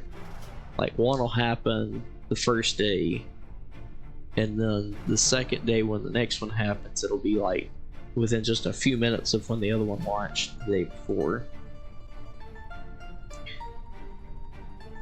So we aren't going to have any SAS on this launch, so it's going to be pretty intense on the way up, because I'll have to fly it manually. And also we've got a thrust weight of 2, so we're going to throttle the engines back just a little bit and get that pulled up. Launching about 10 seconds. 5, 4, 3, 2, 1, ignition. Oh, can't wait till we get auto strut. those poor SRBs. We'll throttle back a little, but I don't want to throttle back too much, because then we lose our ability to steer, which is, not great. We are cooking. I should have tried to turn those SRBs down, but I didn't know that. Looks like we'll be riding them straight up for a little while here. Not the most efficient, but as long as we don't die here, we'll be fine. Oh, we'll already be in space, so that's decent. Gonna be well into space. Just let those get by there. Yeah, we're gonna be on quite the lofted trajectory, so now we're gonna have to turn all the way over and try to burn to get us some downrange speed built up, because right now we're just going straight up and down, which is not great. And you see we're actually slowing down there again, not great, but we're trying to add, we're just going straight up at this point, so we're trying to add downrange a downrange element to our mission. As you can see, the rocket is basically just drifting upwards, but it does give us some time to build up speed So, you know, we'll still get there. It's kind of a roundabout way to do it, but those SRBs were way overkill for what we needed. But we had that contract to use them anyway, and it gave us plenty of power. That way we make sure we make it to orbit here.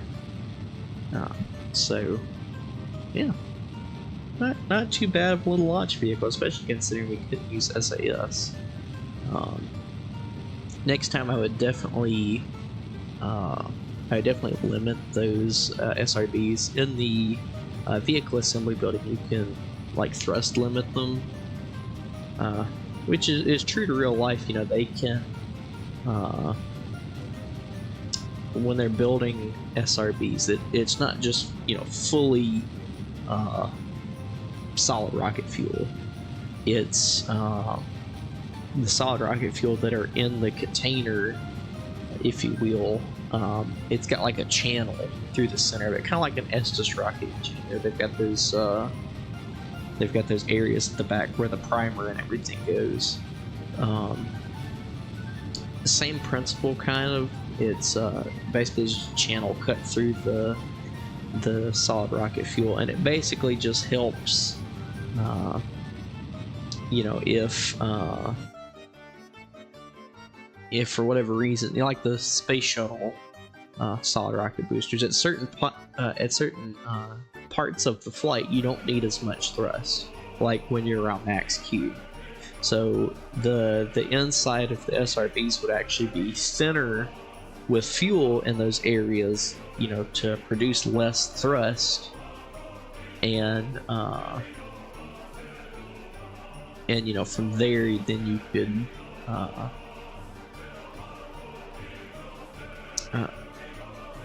you know, then it would taper back in, basically, you know, once you needed more thrust.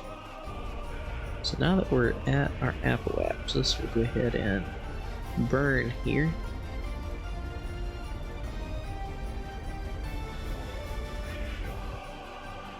Yeah, contract perimeter complete. We've achieved orbit. Alright. And so for right now, we're gonna hold on to this this first stage, because we can recharge the batteries with the swivel engine. The Terrier upper stage engine will not recharge them. So let's rename this. What did we call it? Map Sat. Map Sat. So rename that for now, and then head back to space. And we put the probe into hibernation mode, and it uses less battery during that time. Because now we can come in here and see. Sometimes you get like a. We'll go ahead and accept that one, because once we send Kerbals to orbit, you know, we'll obviously be bringing them back. We'll fast forward a little bit here. You'll usually get one that's like send back data from space around Kerbin, and those are usually good for basically free money, because you've already got the stage up there, so you're basically just using what you already have. So at the time, let's go ahead and let's fly this and just make a note of the orbit it's in.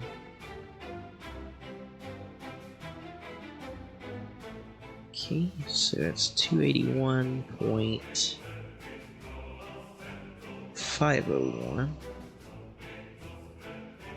by 110.05.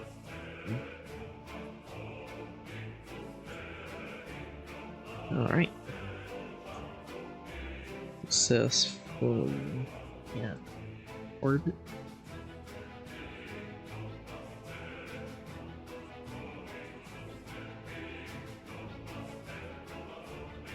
Alright. like I said, we'll go back to the Space Center here, and this stage can stay up as it is. It's not hurting anything. I would like to somehow get rid of that first stage if we can, but if not, it's not a super big deal. But definitely something to keep in mind. So now we have enough science. Let's see. We could get general construction. That'll unlock struts and then also auto strut. So I think that's going to be the biggest upgrade for us there. So we get that. Fast forward just a little bit.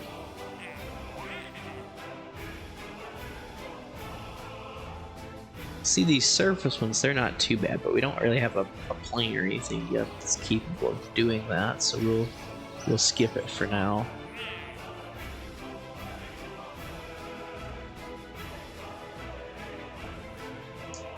Alright, we've got a good number of tests to run, so we'll put the test rig back out just to kind of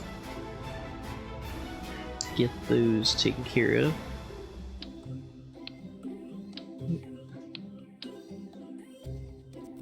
Yeah, we'll just toss all of that.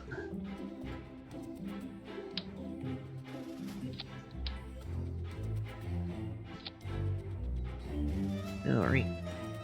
For the spark. It's the little one there. The heat shield.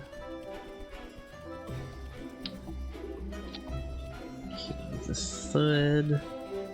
That's the that one. And the TD18 decoupler. We are gonna wait on that wheel one for right now. Because I want to, like I said, I want to build a small rover and something we can kind of drive around the KSC to get all of those different science sections for the different science biomes around the KSC. Run that test. Ooh, that was spicy. Go ahead and recover there. And at least we completed the testing parameters.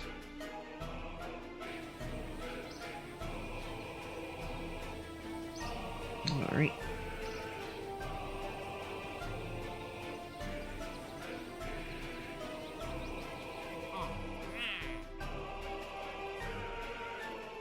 For some reason it did not show that I ran that. Well, anyway, it's no big deal. Let's go to the space plane hangar to build that rover. Should be easiest in here.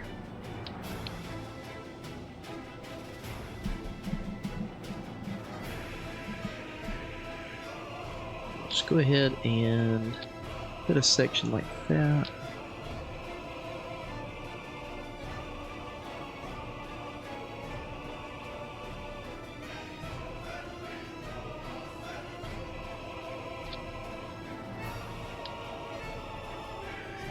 Yeah, I want to put them at the bottom, that way we have good clearance.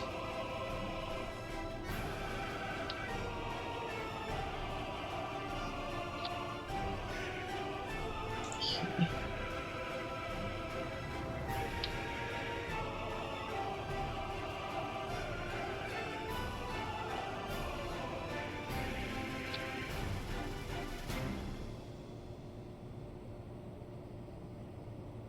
Actually, let's copy that, and then let's take the batteries off of that second one. Let's add more to the first one here. We do have to remember we still only have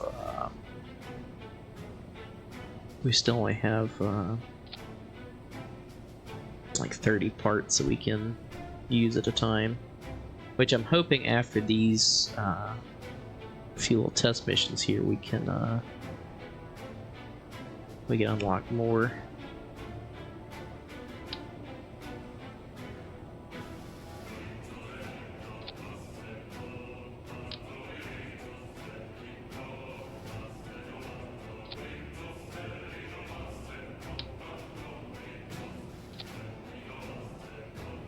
I wish we had the external seat we could add on here.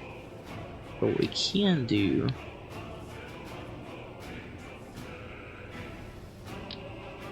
add that to the back.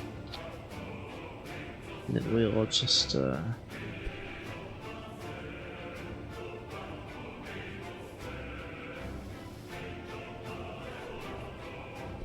actually, let's see. Save on one part there if we get rid of that.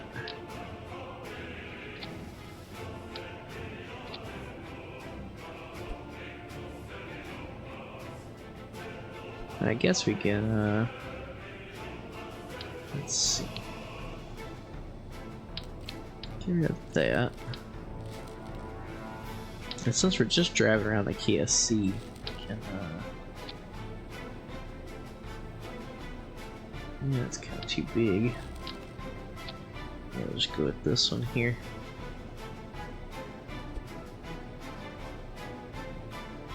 So that looks kind of goofy, but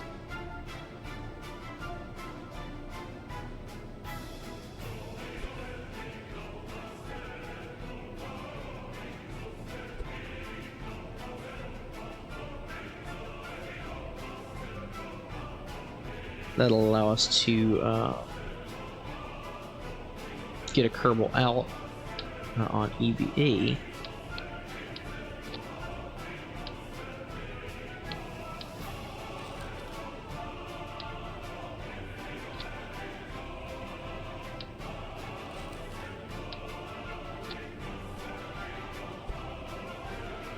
And then they can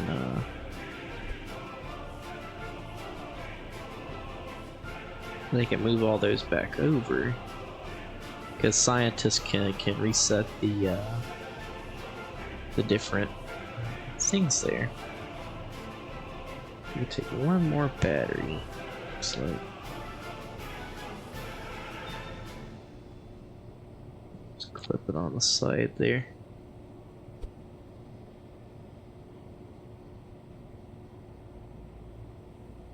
Alright. So, rover. And we'll put, let's see. We'll put Bob in there since he's the scientist. We'll go ahead and roll this out to... actually, we're on the runway right now, but we'll roll it out to the runway, and because we need to get the science from over here anyway.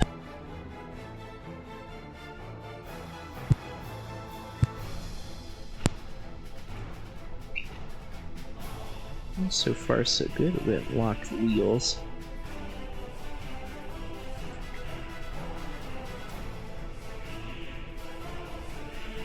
Oh, and I forgot to add the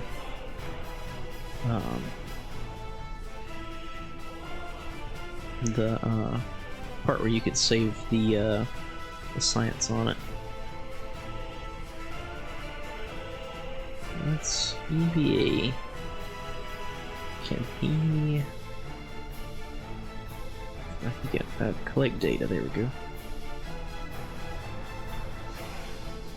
Collect it, restore it.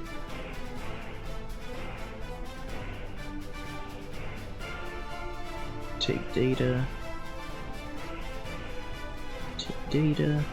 and collect data, and restore it. So you should be able to board now.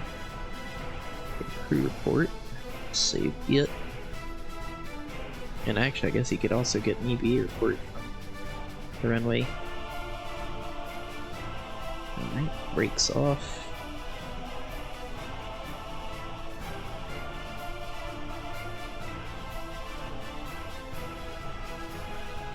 I'm not gonna go super fast with this thing because I'm sure it's bound to tip over at any moment.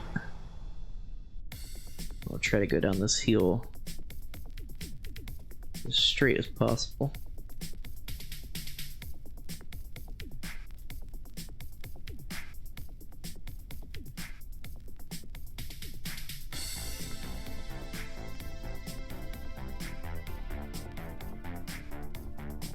Alright, go ahead and stop here.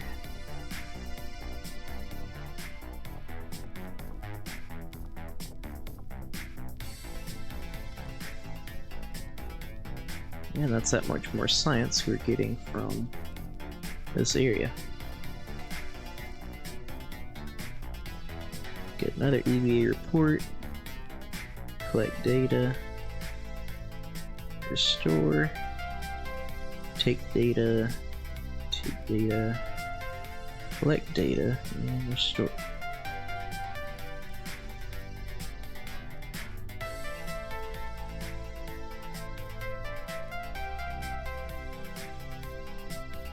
Grab up to KSC now. Like I said, this part's pretty boring always, but it's just, you know, it's free science. It's just laying out here, you know, just the different biomes right here at the KSC. So, you know, if you drive around enough, you know, you get a pretty good bit of science from it. We are gonna have to keep an eye on our electrical charge though, because we don't have any solar panels or anything unlocked yet.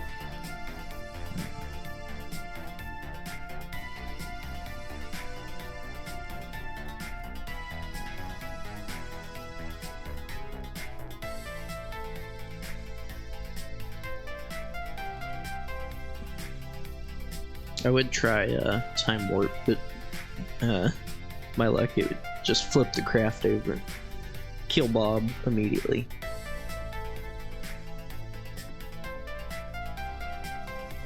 So I think we'll try for the maybe the astronaut complex here first. Head over here and see if we can get any science from it. I guess.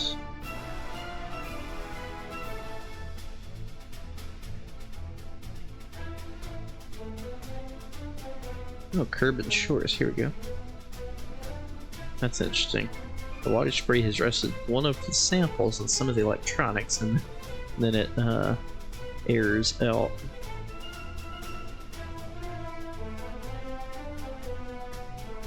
Kerbin Shores.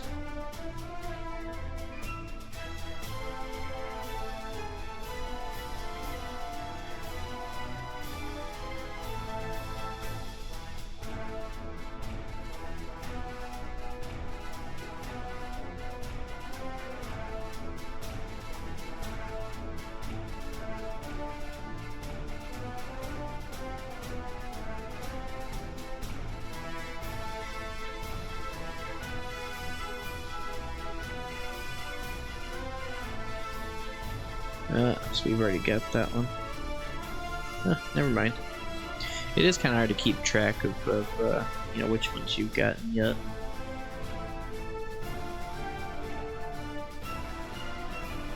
No worry, we'll keep going here. Like I said, episode 1 of these playthroughs are always pretty boring, because you're just trying to get, you know, whatever you can from the surrounding area.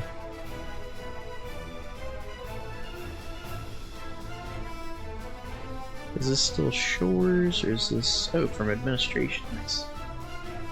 I'll take all those.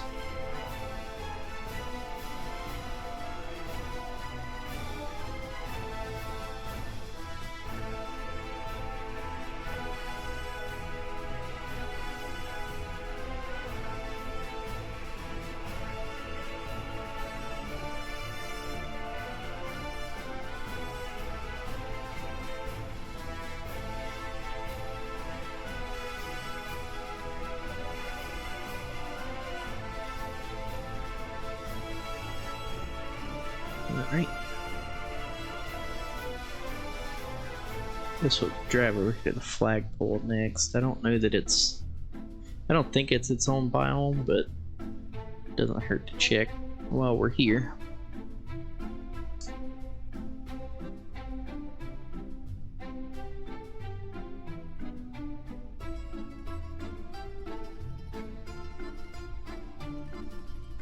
And we also might get one from this building here. Oh yep, astronaut complex. We'll hit the brakes here.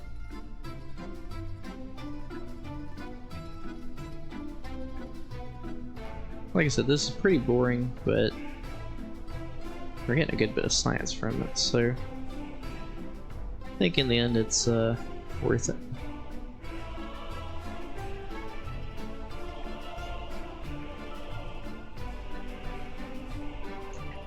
Restore that.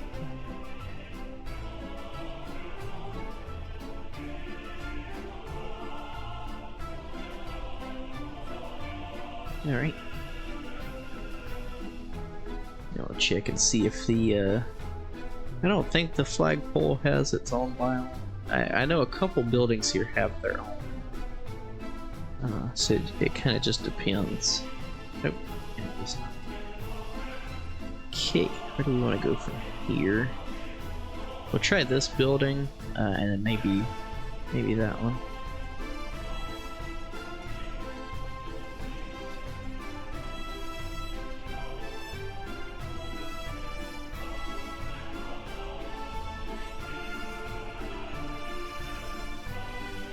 Like I said, it is pretty slow, but it doesn't hurt to check all of these, because, you know, getting a good bit of science from them.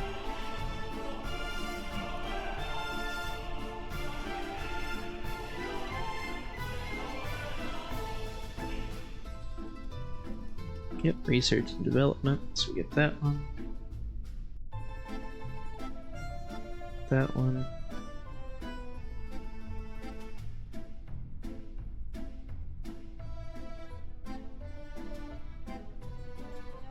I would be taking the crew reports, but you can only have the one, so... Oh, I did not mean to do that. Collect data, and then restore it.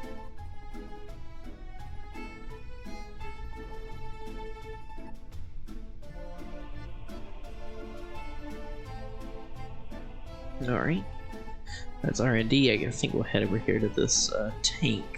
I don't exactly remember what that is, but we'll check it out anyway. Is it the... No, it's over there. It doesn't hurt to check. Check our electric charge. Still doing pretty good.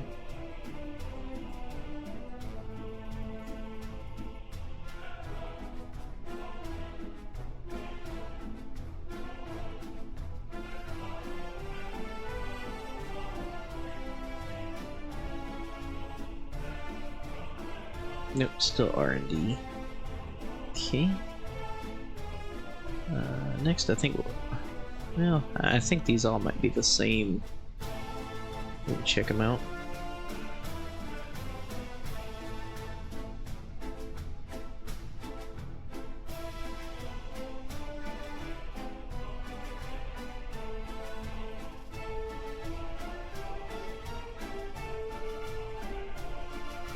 Head over to the VAB and then hit the tracking station and maybe the administration building. And again, just make sure, yeah, R&D. It is interesting the different VAB looks you get, you know, when you haven't upgraded yet. I never really take the time to look at that to really appreciate it, I guess.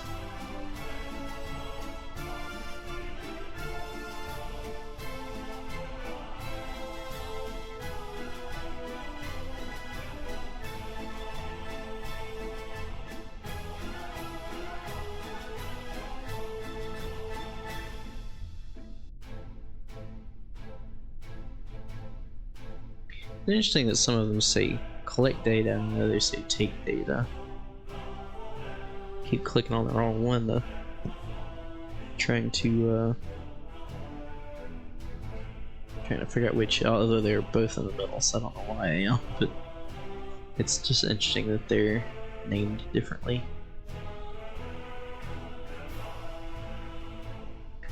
We'll drive over here to the space plane hangar. We don't flip ourselves over here.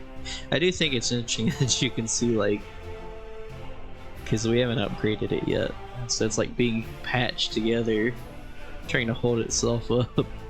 It's pretty funny, I guess, from explosions or mishaps they've had in the past. That's pretty funny.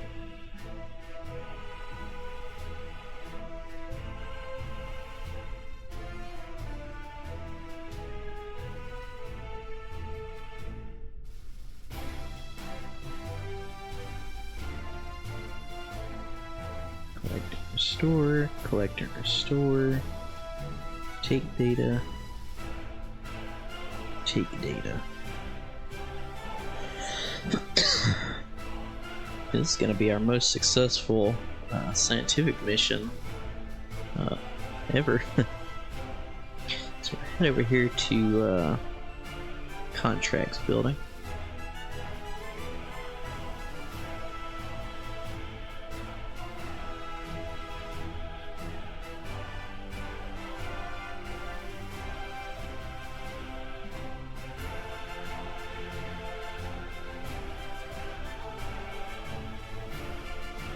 I don't think I've ever driven over to this building. At least not in this state, because we have upgraded it once. It's interesting, it's got these little street lights.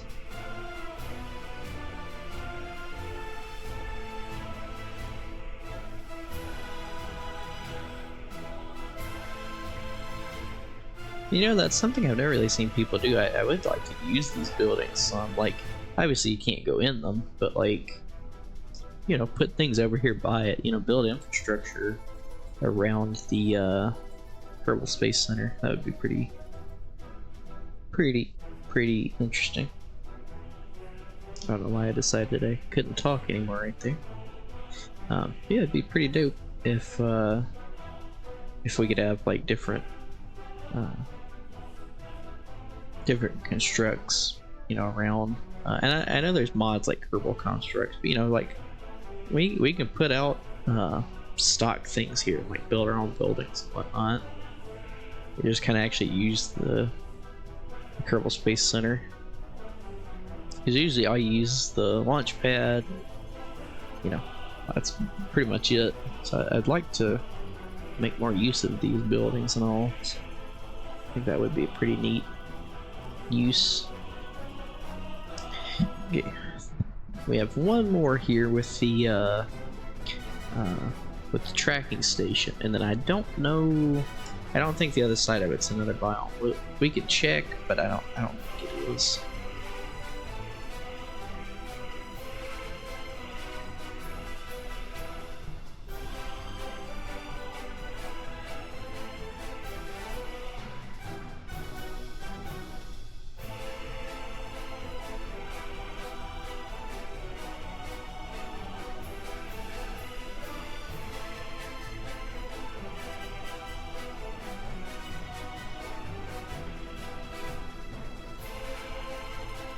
Tracking station.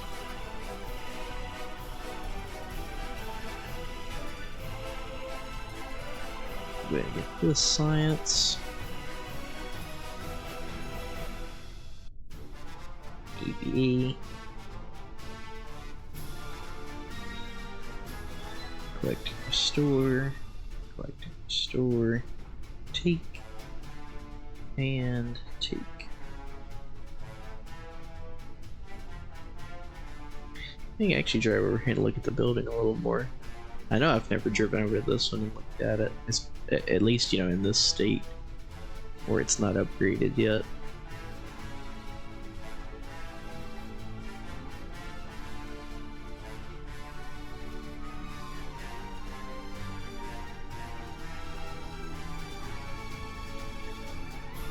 Pretty neat.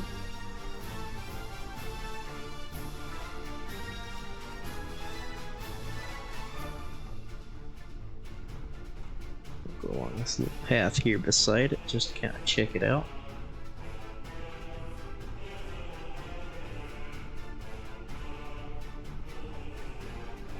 Another door over here, a couple windows. Another set of doors, more windows, AC unit. Interesting. Alright, I think that's gonna do it for this. I think we've gotten all the biomes.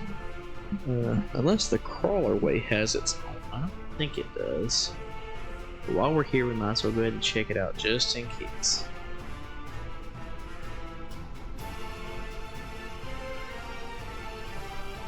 But I think if it doesn't, then this rover excursion will be done.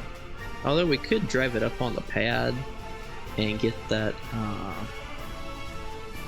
actually run the test here. I hate to get rid of our capability to use the use these wheels, but you know, at least for now, we're pretty well done with them. You know, once we start building like rovers and stuff, one, we'll need them, but I think for the time being, we should be good.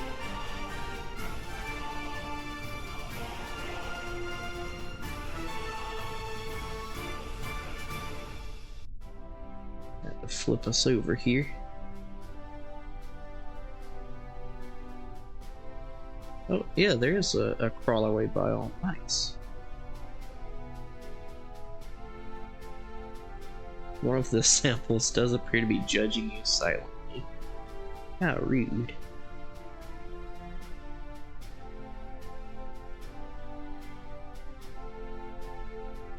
Guess there must be like mice in there or something.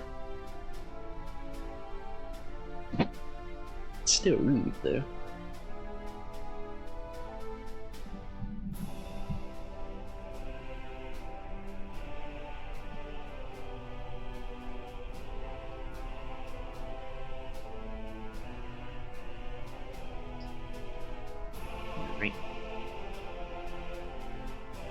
Drive up the crawlerway here, up on the pad to test out these wheels, and we should be good to go. Right on time too. We're almost out of electricity. Well, not almost out. We still got 300, but yeah, from where we had started, we've got a lot less.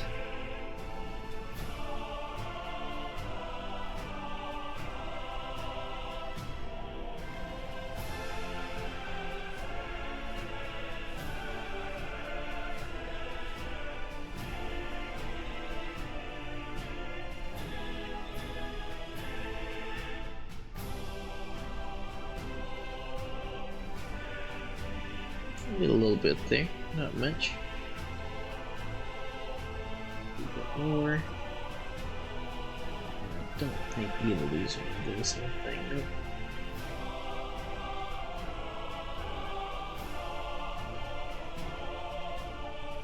And with driving it up on the pad like this, we will get 100% of our money back.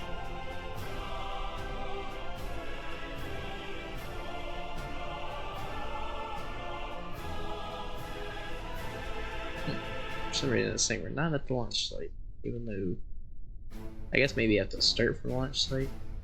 I don't know. It's odd.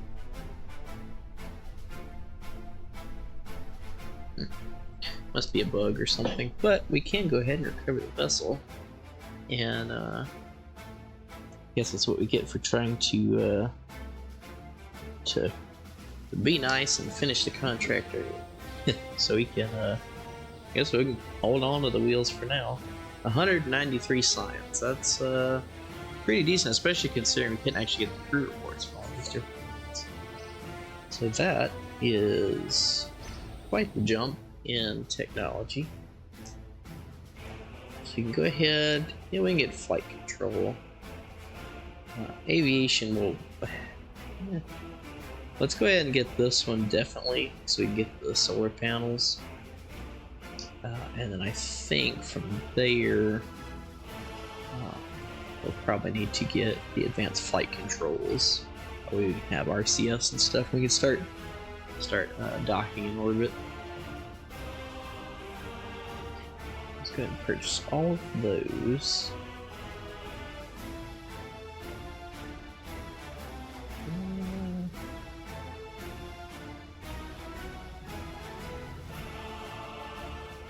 Purchase those, and I don't really care about the reaction wheels. I don't use them. So This should be fine for what we're doing.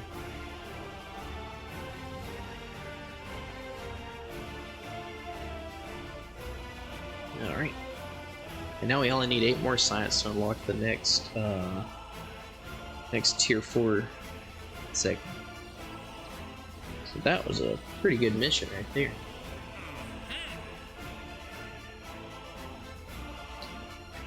Alright, launch site, landed.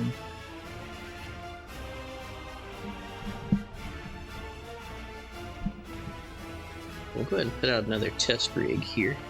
Just run these few tests and everything, and then we can look at building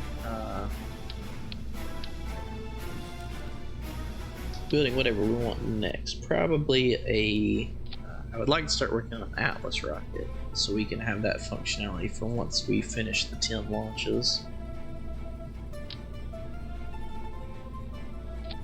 Spark, 1.25 heat shield, swivel. Oh, I actually did take that one, so we will have to watch because sometimes it will auto fail. So we are gonna have to keep an eye on that. We'll go ahead and test the river wheel.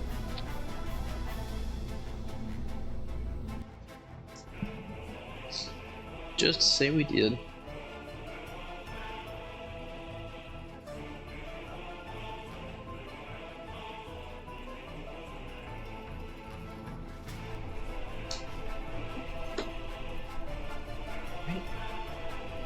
That test. This test. And both of those.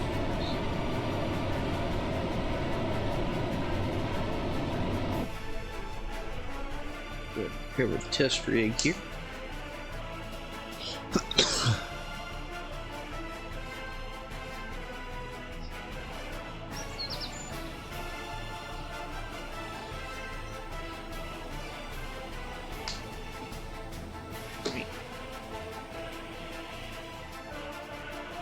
So we're up to almost 300,000. We could go ahead and upgrade the vehicle assembly building, but that's a lot of money.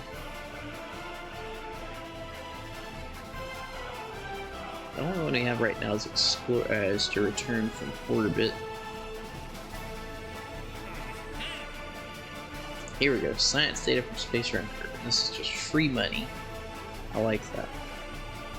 We can come over here to the tracking station and go to MapSat1, and we can relay that science data and yeah, be good to go.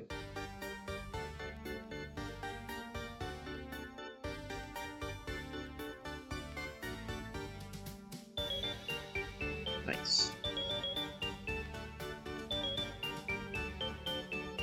Like I said, that's free money right there. So let's see how much if we got over 300,000, I'll say we can go ahead and what we do.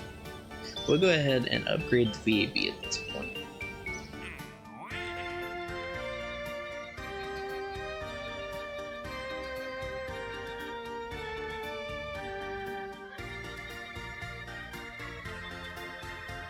Okay. So let's start working on that Atlas. I would like to get that going. Thank you.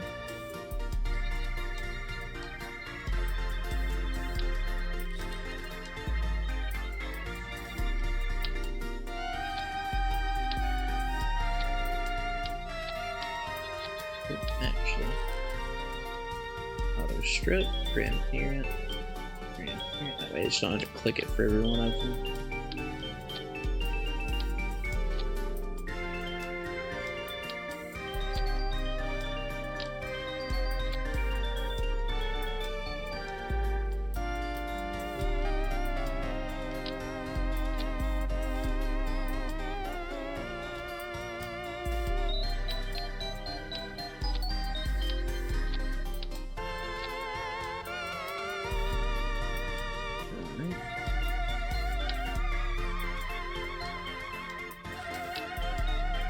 2 fuel tanks on the side. For now, this is how we'll do the.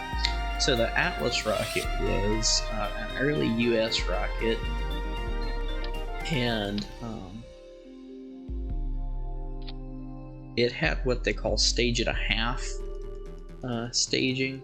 So, like a 2-stage rocket, you've got a lower stage and then like an upper stage.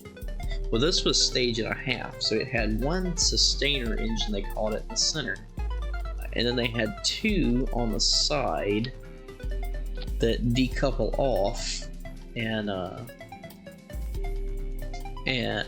are let go about halfway through the flight.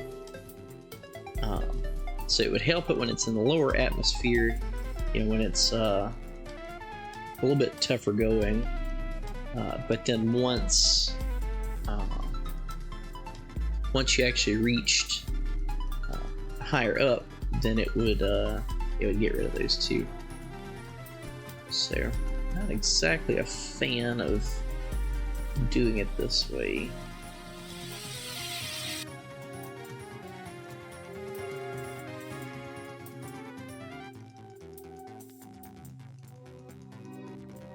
Try that out.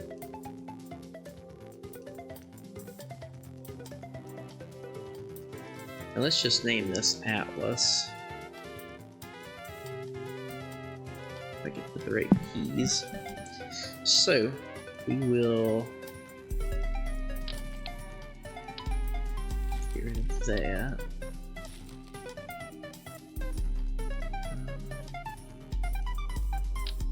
We'll put that.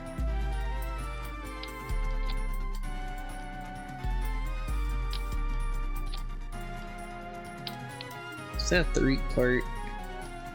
We'll go ahead and just make a little satellite here, just to just test everything out, Just test Atlas out at least. That way, if something happens, we're not losing Kerbals. So, like I said, all the rockets in this playthrough aren't going to be historic, but I do like starting out the game. Pretty historic, and also it allows us, since we're in mission mode here, and we're kind of playing by our own rules, if you will, we can have these early rockets that actually existed, and kind of build off of what they had, if you will.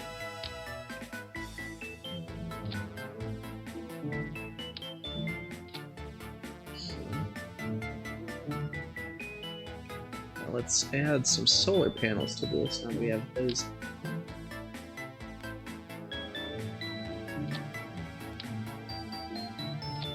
I like doing it this way with this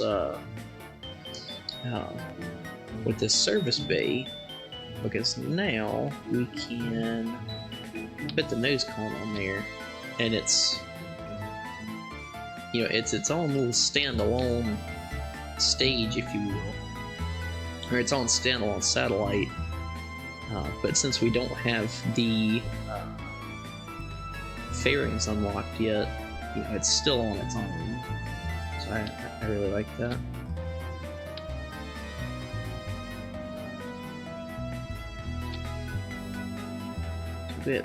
Close that up.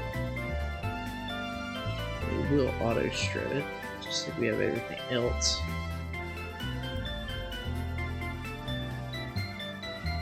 Yeah, that way we can test out these sustainer engines and make sure they decouple correctly and everything. Because this isn't the overall look that I like, but we don't have the parts unlocked that I can really use.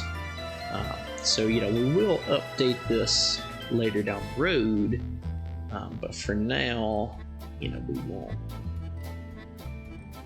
And this is the 5th launch. So we will have to keep track of that we do have 5 more launches before we have to stick to one rocket design. So still got a bit of time on that. In fact, I think since we're still just kind of in the design phase, I think we can make this bigger. Oh yeah, give us a lot more options. Go ahead and add our flag here.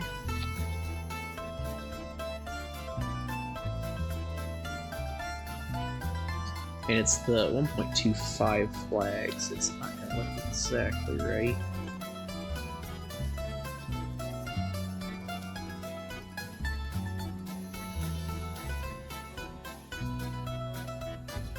We can. Let's see.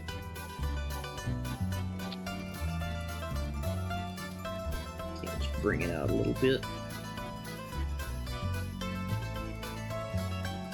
Yeah, I don't like how it looks.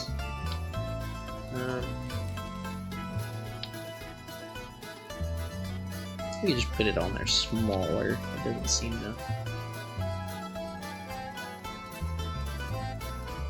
to argue with that too much. So we'll go with for our Astro transparent background. As long as you don't look at it too hard, that looks pretty good.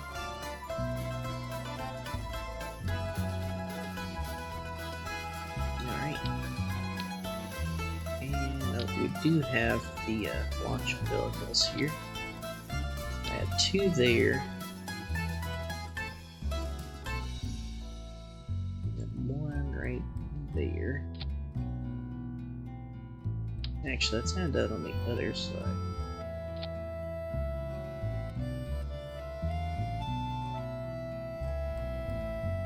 Get rid of those, and then we'll pop the upper stage off. All right. And you know, eventually we can build an upper stage for this, no problem. But yeah, we'll go ahead and launch this.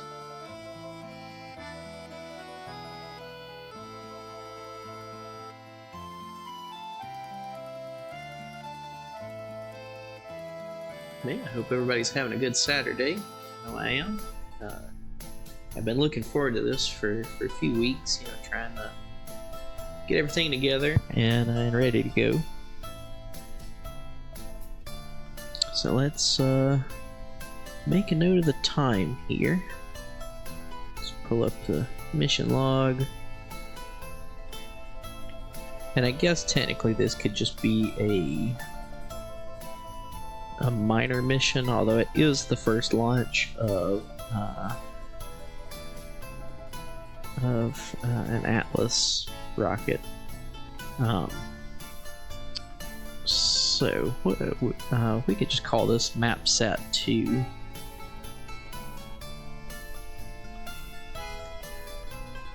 Even though it's being launched on a different rocket. Well, let's name it something different.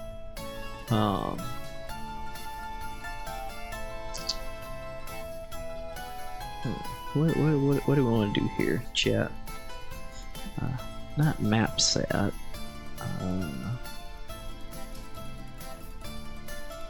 SurveySat. SurveySat 1. That sounds good.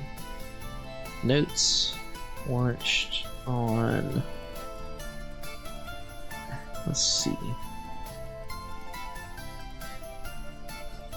First Atlas mission. Okay. Did I put a... I don't think I put an antenna on here, did I? I did not. Okay, well, at least it will be a good test of the rocket, because no reverting. So, I mean, we could recover it and then wait a week, but we'll just go ahead and launch it and see, you know, where it gets us. So, no worries. Watch the top of the minute here.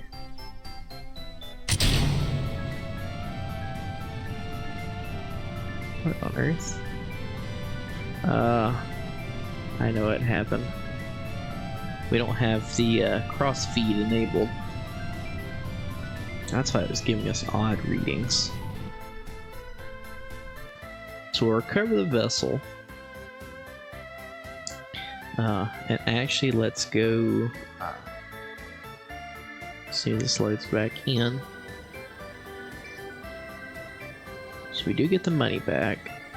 It's day 99. So let's go 106. Okay. Pull up the mission log here. Status, partial failure. Roll back. Let's see. We're on pad. Roll back to VAB.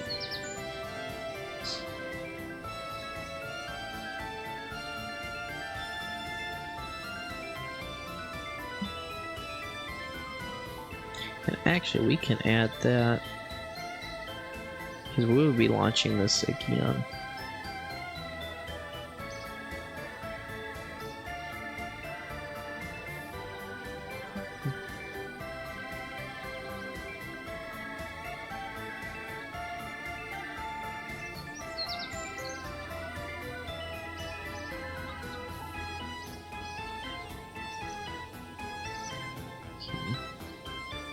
I'll go ahead and put that on a new one.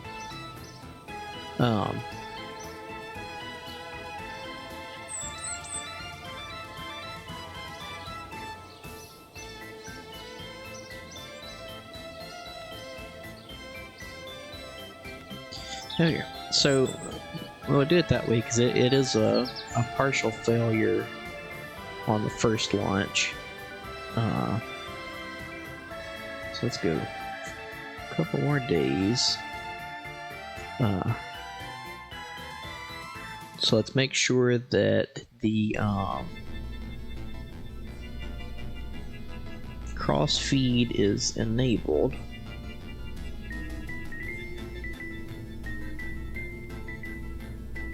Okay.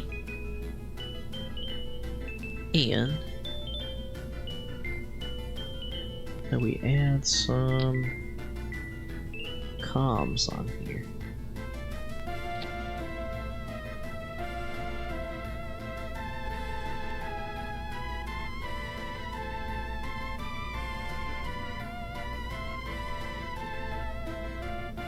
Okay.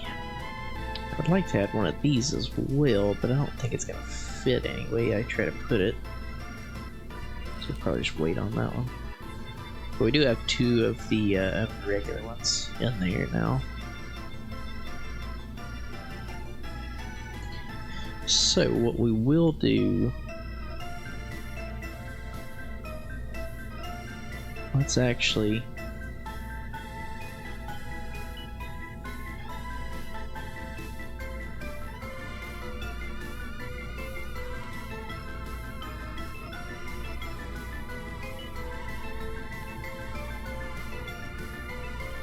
okay.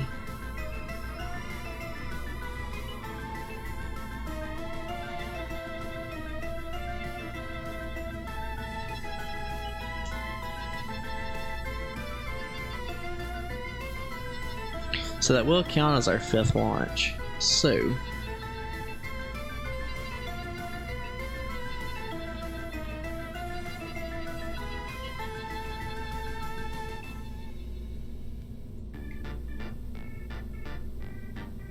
clear that.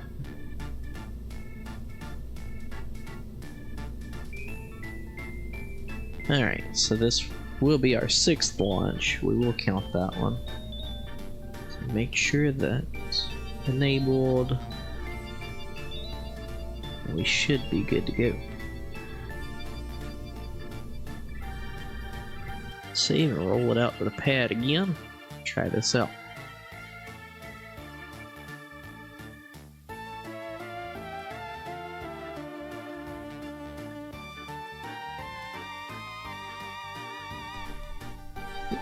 And I have still left the log on. There we go. So yeah, this will be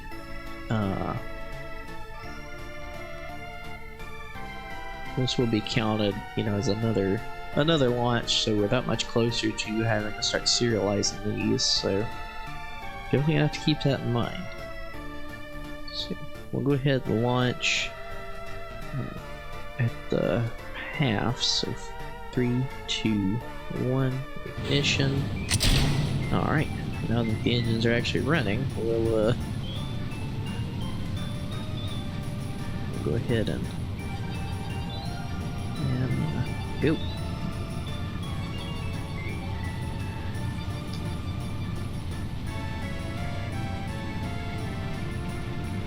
Let's see, these booster engines are just kind of to help out, you know, here in the lower parts of the atmosphere, just like just like in real life. And then once we get up a bit higher, you know, and get closer to orbital speed, then we can shed those to save some weight and go ahead and make it into orbit.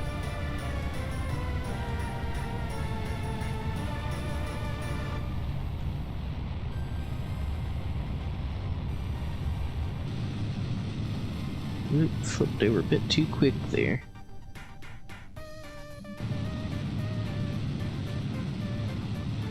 That wasn't expected. Real life rocket that probably would not have survived. We'll go ahead and decouple those two booster engines. They did decouple successfully, so that's good to see. And see, now it says we have nearly 3,000 meters a second. It's still left in the same stage, so that's really where a stage and a half comes in handy. Is you know, it's more efficient with less weight and then one engine, so you can really, you know, you can get a lot more to orbit with a lot less.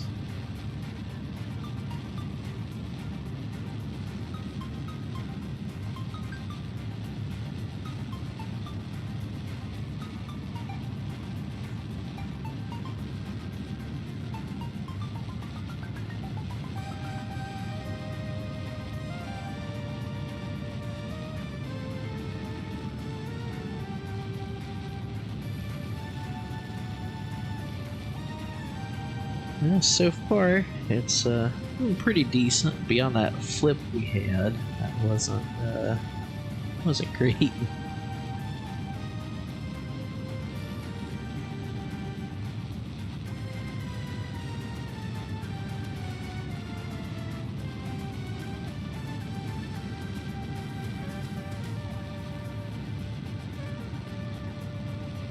I don't like how much they stick out. We'll definitely be moving those in once we unlock the like 0.625 tanks, or really anything 0.625 that we can mount to, and then once we have the 0.625 decouplers. So we'll go ahead and, interesting camera angle there. We'll go ahead and warp up to the apoapsis here.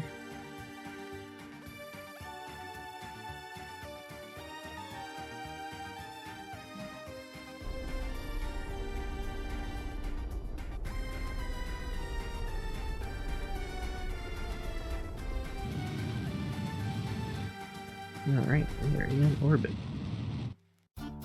Try to get, I guess, circularized a bit. We'll go 300, not 301 by 180, not too bad. Go ahead and open the doors here.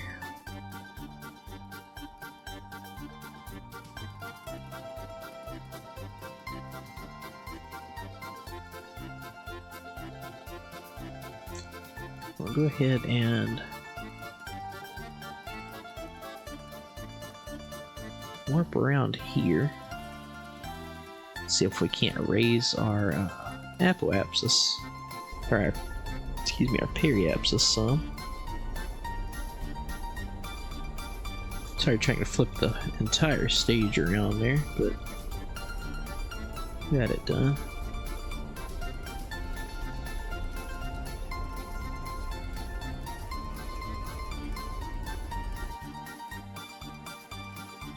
Okay.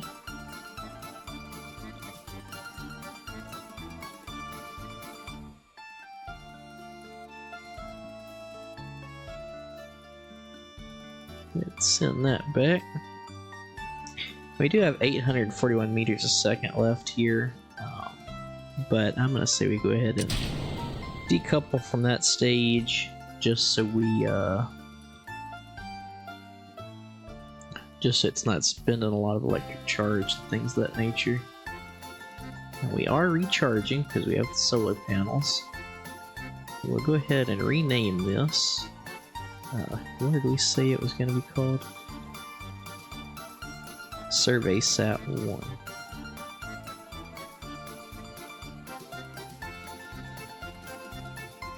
Survey Sat 1. There we go. Alright.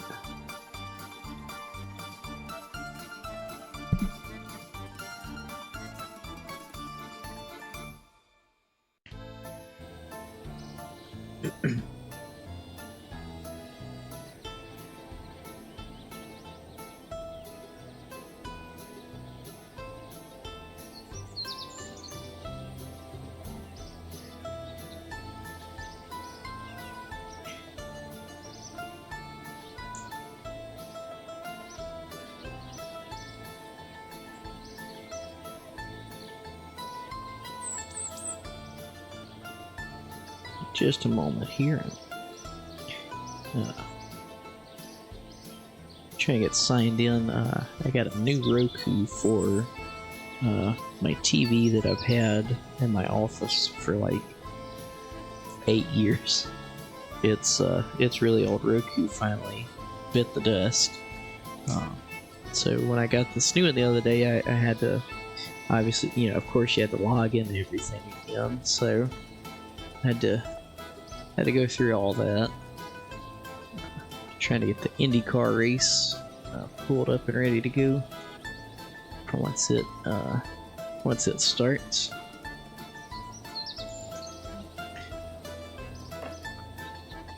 All right. Back to 100 science. We've got 85,000 per bucks. I would like to get that up before we really start moving forward here. Advanced flight, let's go ahead and unlock the RCS. And I guess, let's see. Gonna unlock it, and it.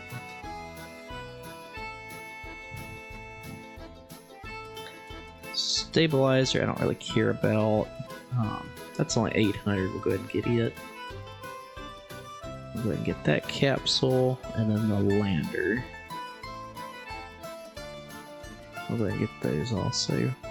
The rest of this stuff kind of wait for now. Cause see, we're down to 65,000 now, and we're gonna pay to serialize the rocket and all that good stuff. So landed.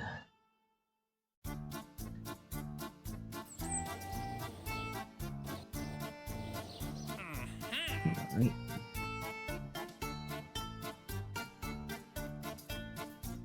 Go ahead and get a few more of these tests that we can run and at the launch site, and we will try to make a bit more money. We could take this one to adjust the orbit, but we haven't upgraded the tracking station yet, so it's gonna be quite the task. So I think for now we're gonna wait on that one. Like I said, early game here, you know, I would eventually like to, you know, expand us out where we're doing a bunch of stuff, but for right now, you know, it's just kind of a lot of grinding, trying to build the science up, you know.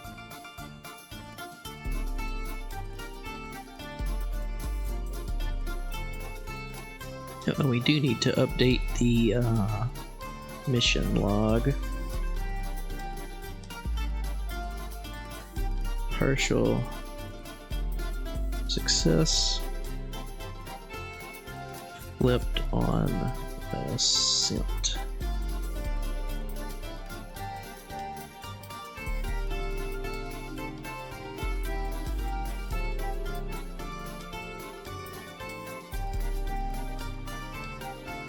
Okay. So now we got that saved. So let's check and make sure. So we got 1 launch, 2, 3, 4, 5, 6. Alright. As long as we're keeping track of it. Open up the test rig. Get rid of that. Save it. I think I keep forgetting to save it. I think that's why it keeps reverting like that. Poodle. The kickback. We're gonna flip you upside down. We're gonna get pretty much all of your fuel. TD12 decoupler. TD18 decoupler. And that's 38K. Okay.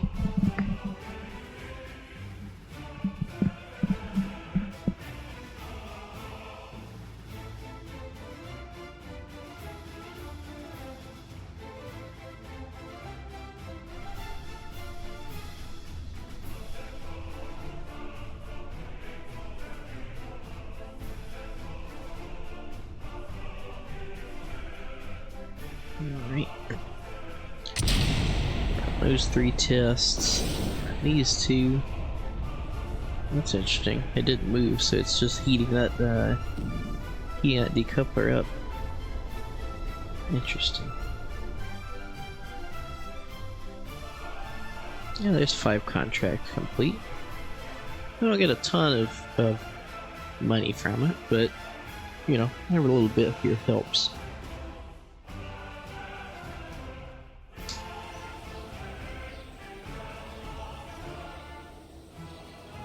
Let's see, we got we're up to 101,000 now, so pretty decent.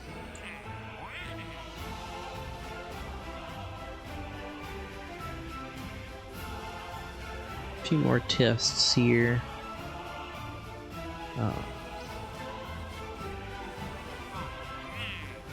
Space around Kerbin, that's a good one. That's free money. We like that.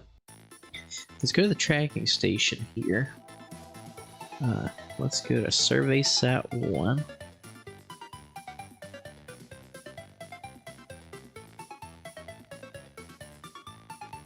And we can relay some science back. And there we go. So that's 18,000 free money, 3 science and 5 prestige, basically for free. Yeah, because we've already put that mission up. That mission's already been paid for. So, you know, that's free money. Now we're up to 131,000.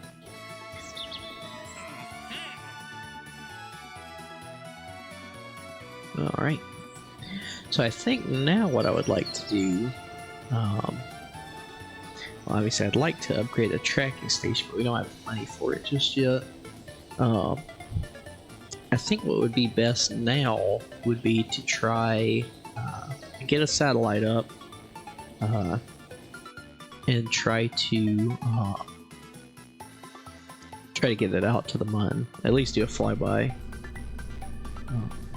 Well, we do have, now that I think about it, let's go in here. This is the Mercury Atlas. Save. Let's merge in the Atlas. Because we still need to get a Kerbal to orbit and then back down. We have yet to make it to orbit with a Kerbal. We've done it a couple times now with with stages, but we haven't done it yet with just Kerbal.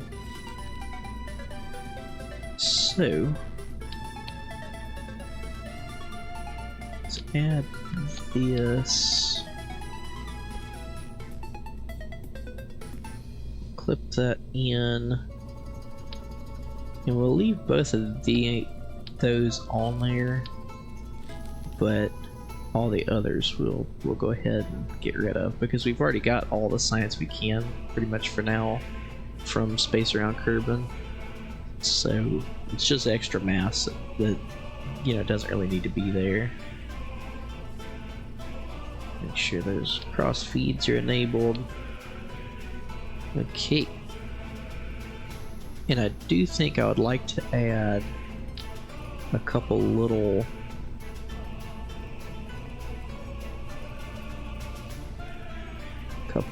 fins to Atlas, just, well,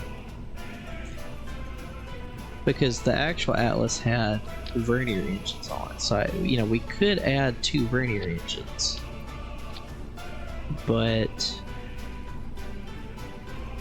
you know, then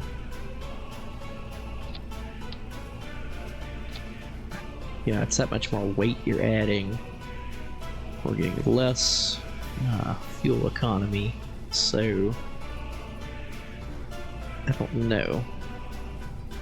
I don't think I really like the look of that, honestly, because I like the smaller vernier engines for it. They look pretty good, but this one, they're just too big. So I think for now we'll just add those couple little fins there, and that should be good. So yeah, I think we will get Jeb in there.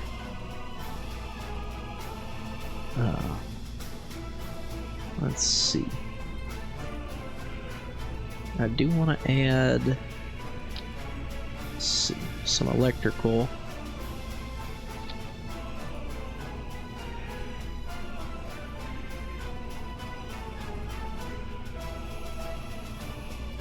And an ant.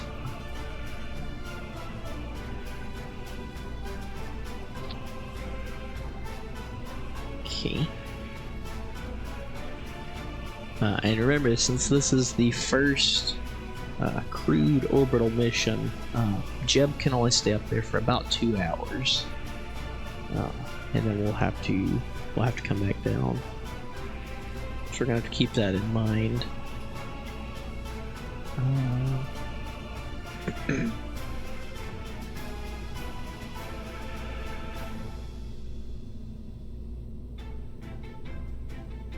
Okay, I think everything else, I don't think really missing anything here.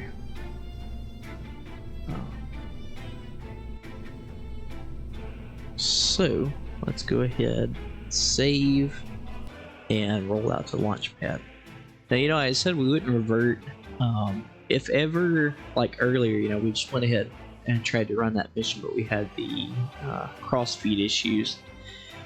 If ever there's a mission, manned or unmanned, especially manned, and we roll it out to the pad and we see something's not right, we can recover the vessel, but then we'll still have to wait, you know, 7 days in order to recover it.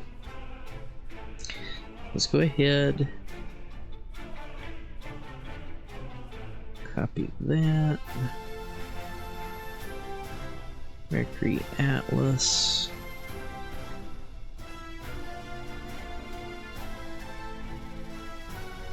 let's just call it Mercury 3.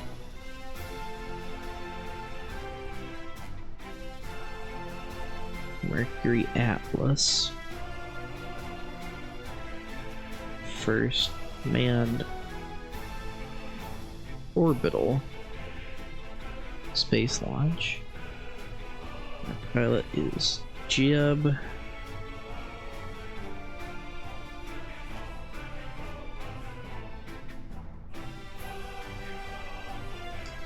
Okay, go ahead and save that. Now let's see. Year 1, day 133. 133. We'll be launching at 4:37. Save that. I'll move that. Alright. So yeah, we will be taking the Mercury Atlas all the way to orbit, hopefully, and then return Jeb home safely, again, hopefully. Actually, just for clarity, we'll stage the engines first, just to make sure we don't have that fuel flow issue. And then, once we see that they're up to ramming speed, then we go from there. About 15 seconds left. T-minus 10. 5, 4, 3, 2, 1. Ignition. Decouple.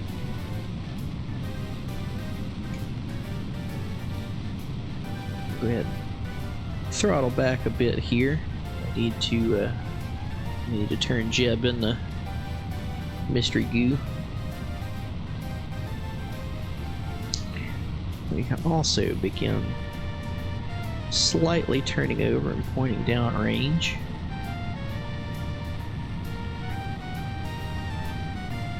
Not super vital this low in atmosphere, but every bit helps.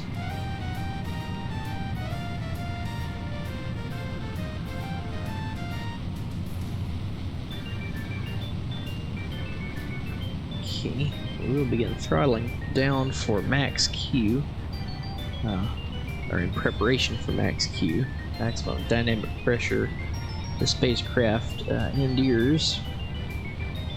And then once we get to about 15 kilometers, we'll go ahead and throttle back up and be full blast.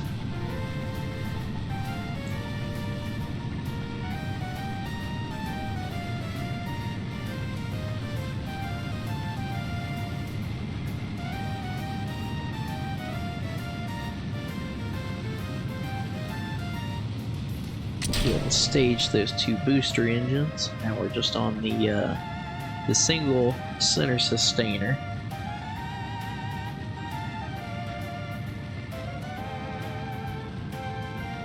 Now I can begin pointing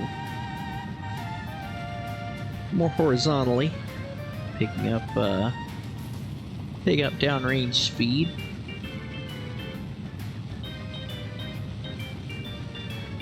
So it still shows we have 2,300 meters a second left at this point. That's a stage and a half really helps you out there. So definitely a big fan of that. Now we will have to, once we unlock the 0.625 fuel tanks, and we kind of use those as the runners for the engines, we will have to lengthen the stage just to get the same performance, because right now we have fuel on both these side tanks as well. So just to take that into account,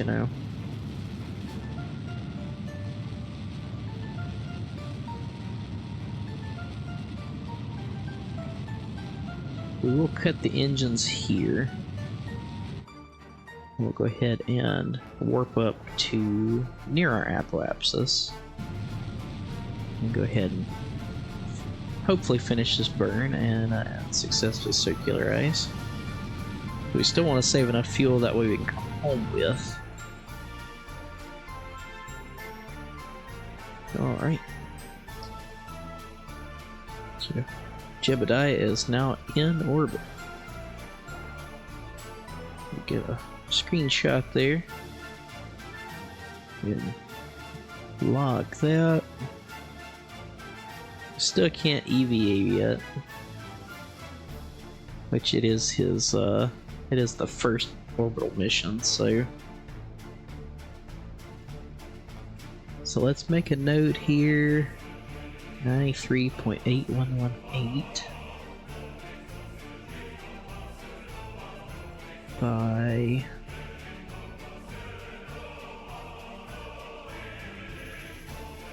87.3600.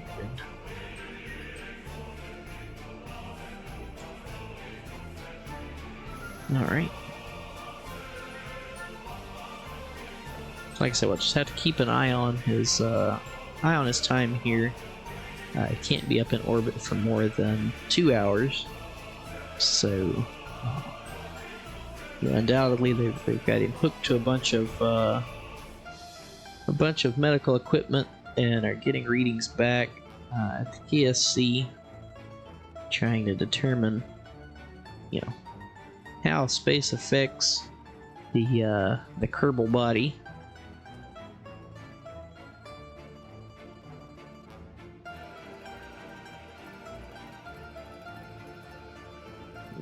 Turn that off, give him some privacy again. Yeah, we can work forward a little bit here.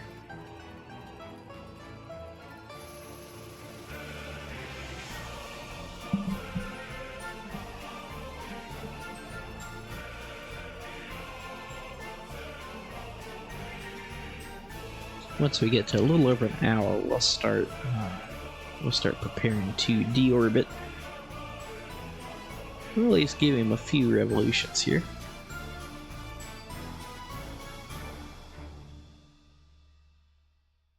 Maybe about an hour and 15. Really make sure that he gets his money's worth. I'll go ahead and cut it there. Still doing good on electrical charge. Could have took the monoprop out of the caps there to be a little lighter, but no big deal.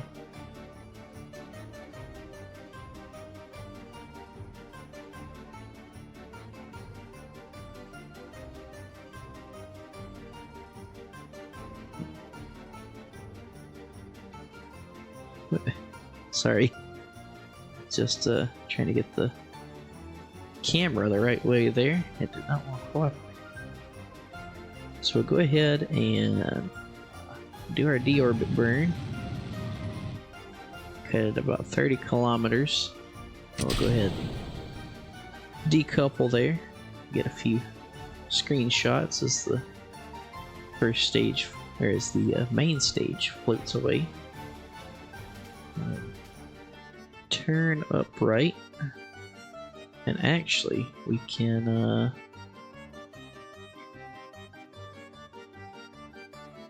see if we can. Oh, yep. There's the upper stage as it floats away. Get a couple pictures of that. And then point back retrograde. And warp to interface with the with atmosphere here. Get jib pointed retrograde, and then actually, we can turn SAS off now because the capsule is ballistically stable. It's made to re-enter blunt end first, so shouldn't have any worries there. Capsules are, unless you have like an offset weight in them to try to make them be unstable, they're pretty stable, and they follow retrograde pretty well. Now some capsules, like the Apollo capsule, it actually had its weight was offset to, I think, toward the back from where the hatch was. And that allowed them to actually kind of almost fly the capsule, because based on which way you had the capsule turned with that weight, you could make the capsule basically produce more or less lift depending on what was needed. So kind of used it almost as a lifting body. So that is an option, but for most of these like this, especially the early ones, a symmetrical, and like now we have the antenna back on the back, but it's not going to make enough of a difference, you know. The counterweight would have to be pretty big, you know, in order to offset where you could actually fly the capsule like that. Looks like, unfortunately, we will be landing on land yet again. These capsules are made to be splashed down, but I guess as long as we get them back safely, we'll be happy with it.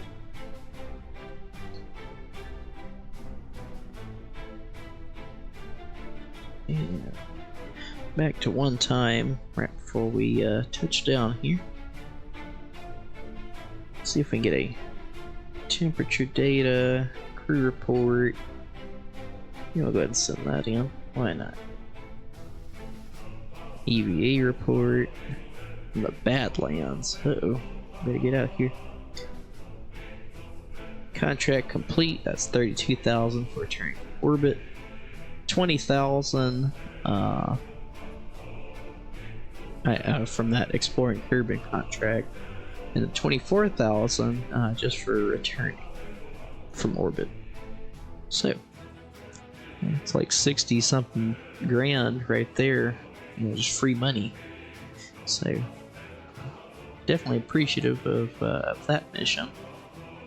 Although that is now our 7th mission, so we're getting closer to that 10 mission limit of, you know, at that point we're going to have to start serializing rockets, which, you know, I think our Mercury Atlas will be good for that. So we could go ahead and get aviation, but there's not really much we could do with it right now. I think what we're going to be saving up for next, let me look through and make sure.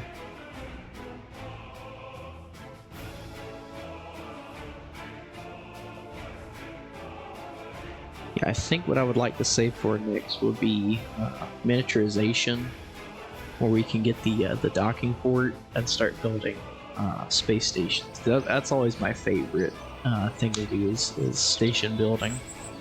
So, you know, we'll plan for that for now.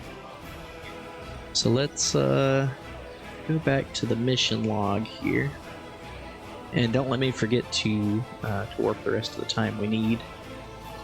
Status, success, landed on ground. Oh, and we forgot to check the time, and I warped. Well, it was 2 hours basically from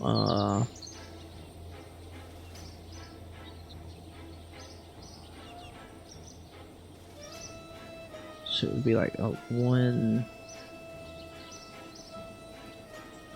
we'll say like 52, I think, because we did go like an hour and 15 or so.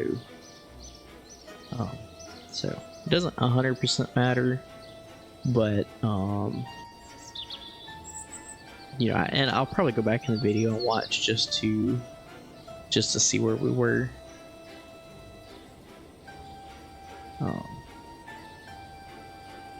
We'll go ahead and warp our couple days. That way we make sure not to overlap too much. Yeah.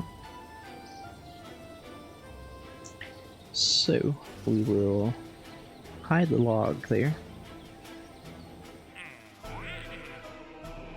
Now we're going to begin getting these Explore the Mun contracts. This one's pretty good, just fly by the Mun. That one's not bad at all. Another landed contract, no big deal. I would like to go ahead and upgrade the tracking station, but that is a good bit of money.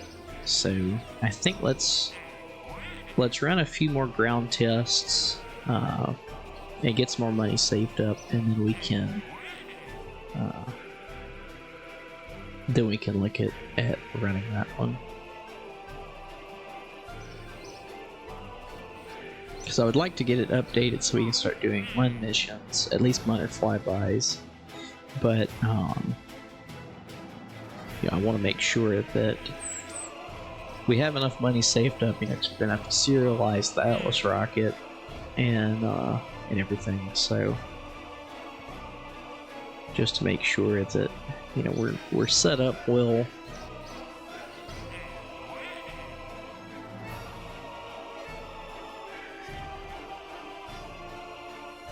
Yeah, I think for now we'll go ahead and run these few that we have here.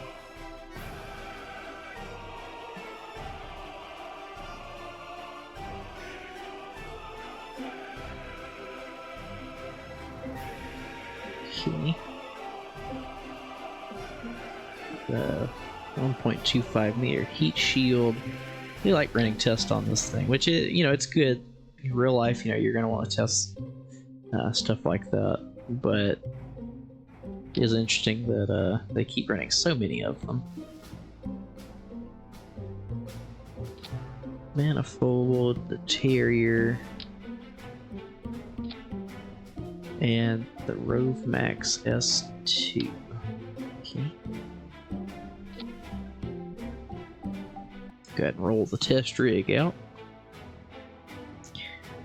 See what we can get from that.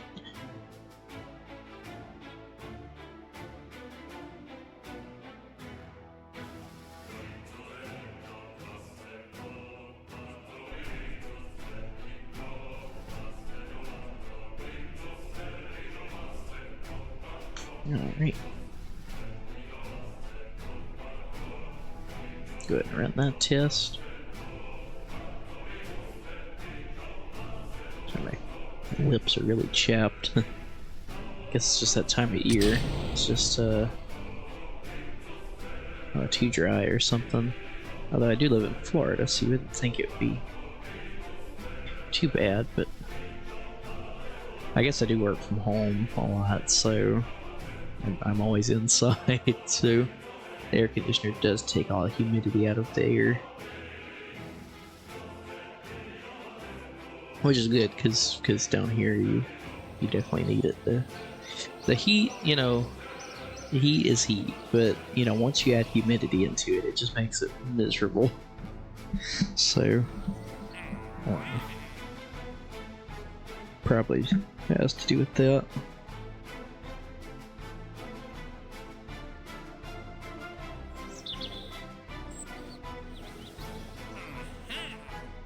Science data from Space Around Kerbin, that one's basically free.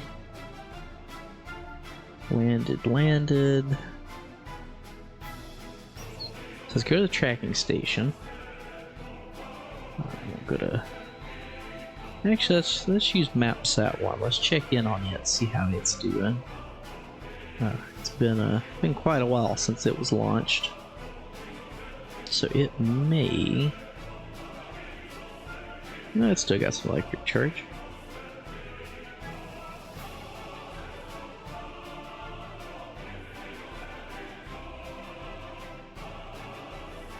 Alright. 20 grand for free there. So that'll definitely help us out.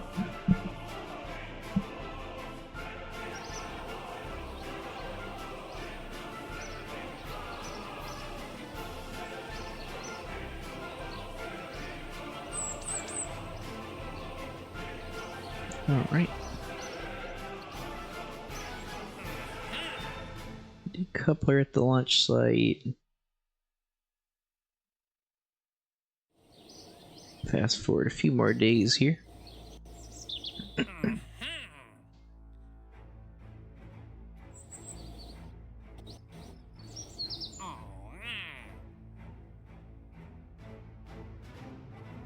Doesn't look like we're getting any more. Let's go ahead and upgrade the tracking station, and then I guess let's see. Fast forward a little more. Okay. So I think what I want to do next is another Atlas mission with that satellite upper stage.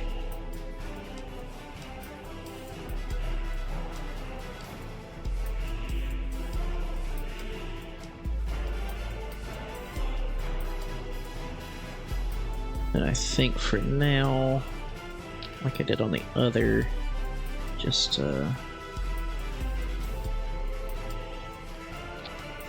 add 4 of those to it.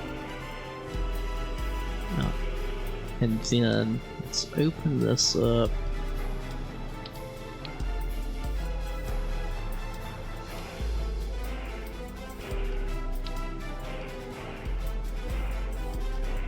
Get two of those and 2 of those.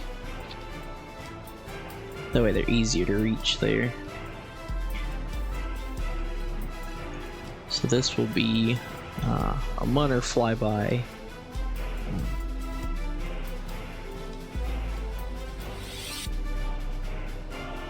Let's go ahead, we'll make,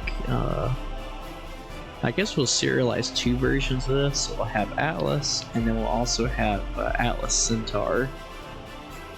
I would like to go ahead and get a Centaur built, even if it's just, you know, some basic parts here.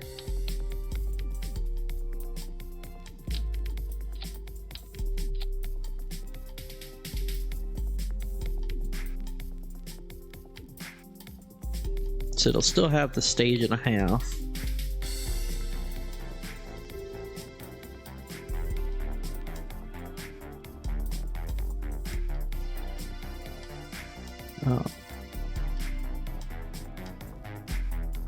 So still have the 1.5 stages, and then it'll have that upper stage as well. We better auto strap those.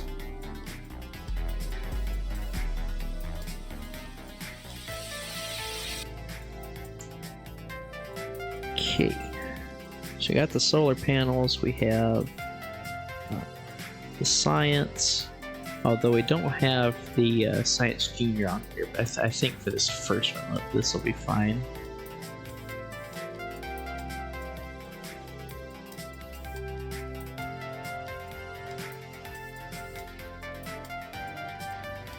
Just run through, make sure, you know, look at everything we've got so far.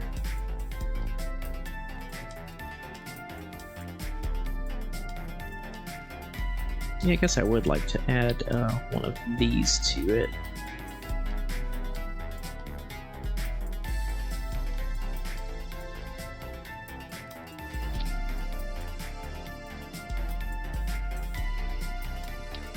But I don't like how that connected.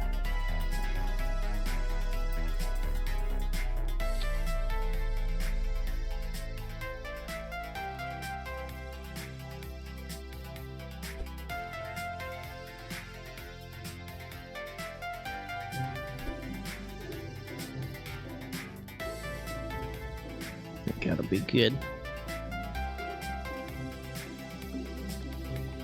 Okay, let's save this and go to mission log.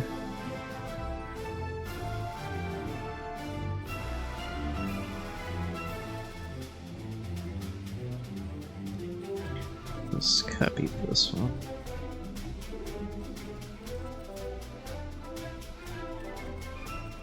This will be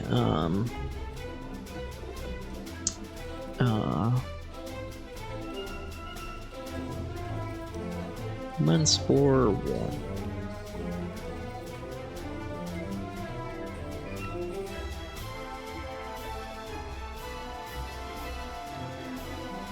Notes, uncrewed flyby of Munner.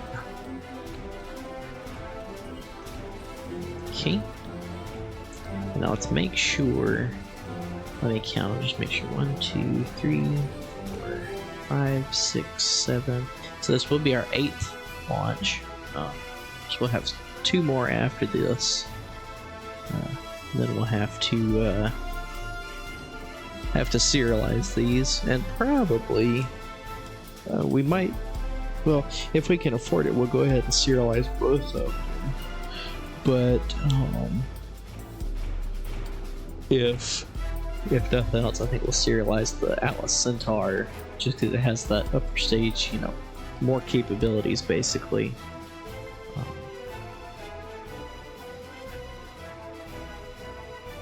And I guess technically, if we serialize the Atlas rocket itself, then the Atlas Centaur would just be seen as a variant. So that would, I think that would cover that aspect of it. I do believe so. It will be a bit cheaper than like if it was just 2 rockets on its own, but in any case, we'll launch here right at the top of the minute here, 4:34. 10 seconds. 5, 4, 3, 2, 1. Ignition. Good light, and off we go. We'll go ahead and throttle down, just to save on fuel a bit. We will need to make a note that this is the first Atlas Centaur launch. Make that distinction in the notes there.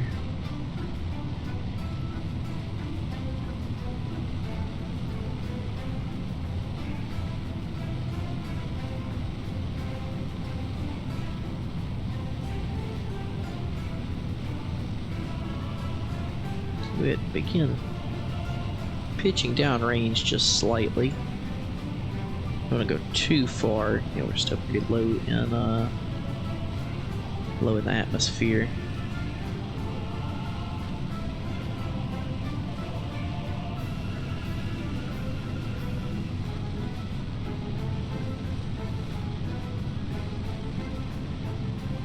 Right up to 15 kilometers, so we'll just go ahead and throttle back up.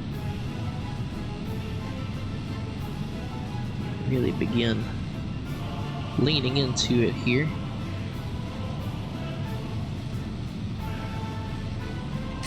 "30 kilometers. Get rid of those booster engines.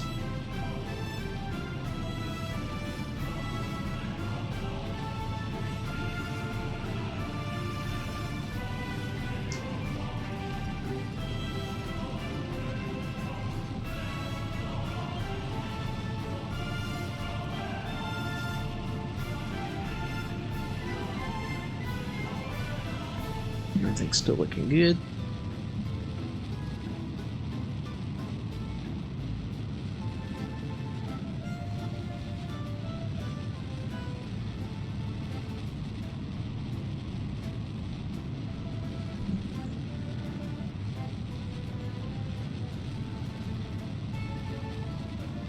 We're officially in space. That is good.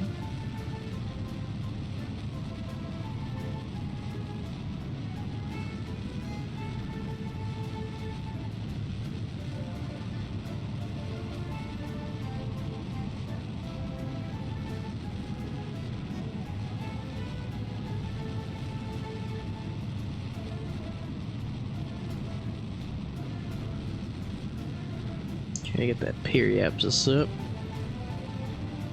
Don't want to fully circularize with this this lower stage, and it should burn out before we get there, since we got this upper stage added weight and everything. But it would like right before. Yeah, it'll be good.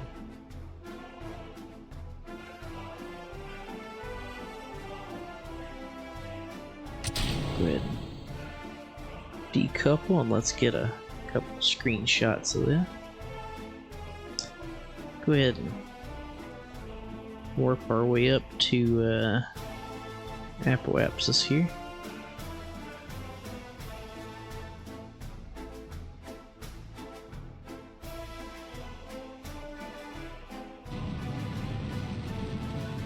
Good. Get ourselves into orbit.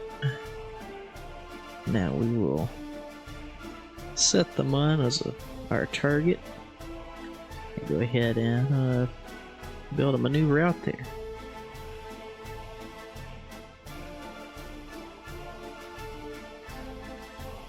Alright. Warp around our maneuver node.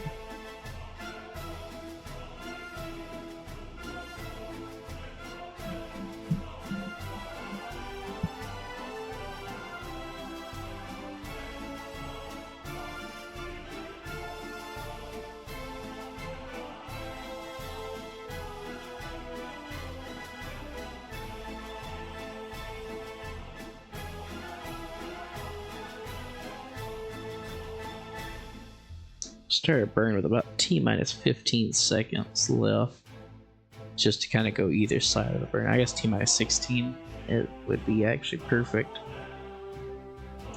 15, 17, 16.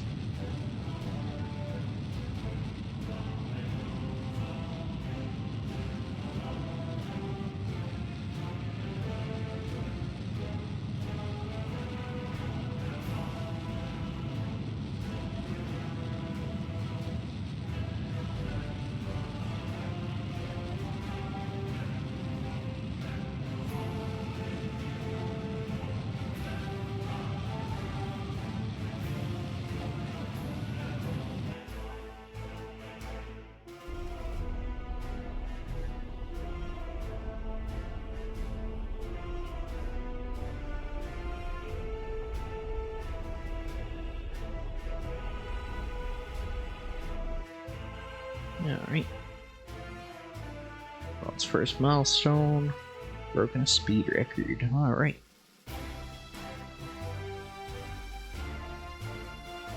Good. Extend that antenna. And open the doors. And get some passive cooling here. We don't have any radiators on here, but we'll say we do. So warp out here to where we're considered maybe deep space.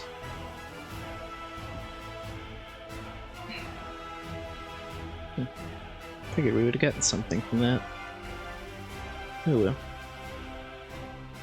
Go ahead and warp to our encounter with the Mun.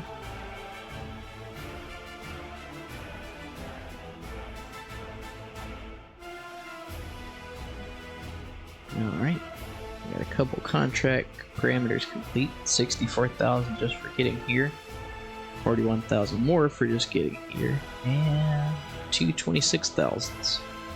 So, pretty good chunk of change. Let's go ahead and transmit this data back to Kerbin.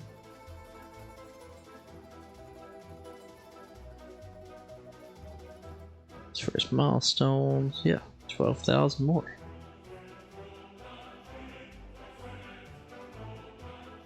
Go ahead and turn ourselves here, that way the solar panel's pointed the right way.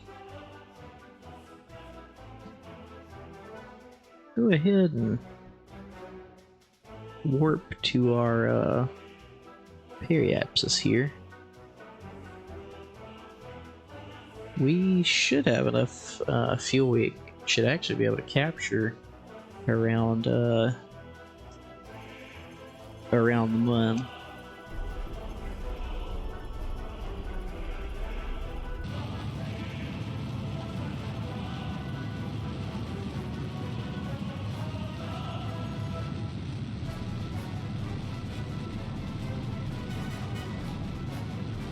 Oh yeah, plenty.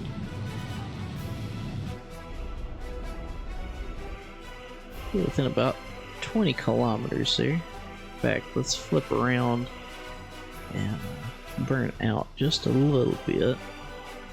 We'll shoot for too much.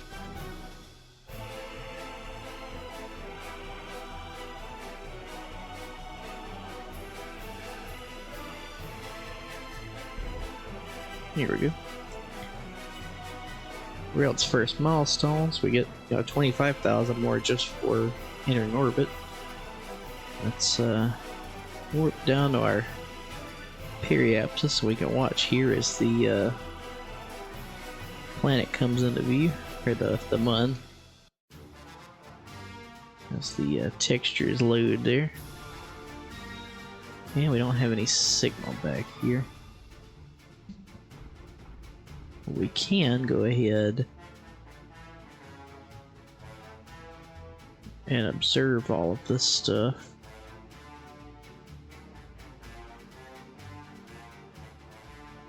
And then once you have connection again, you can go ahead and radio it in.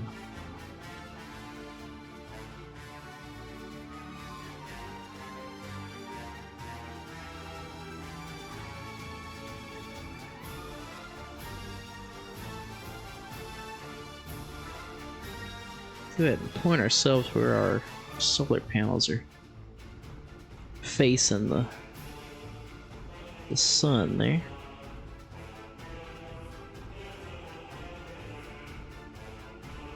Get a screenshot there. All right. Well, that's a cool shot.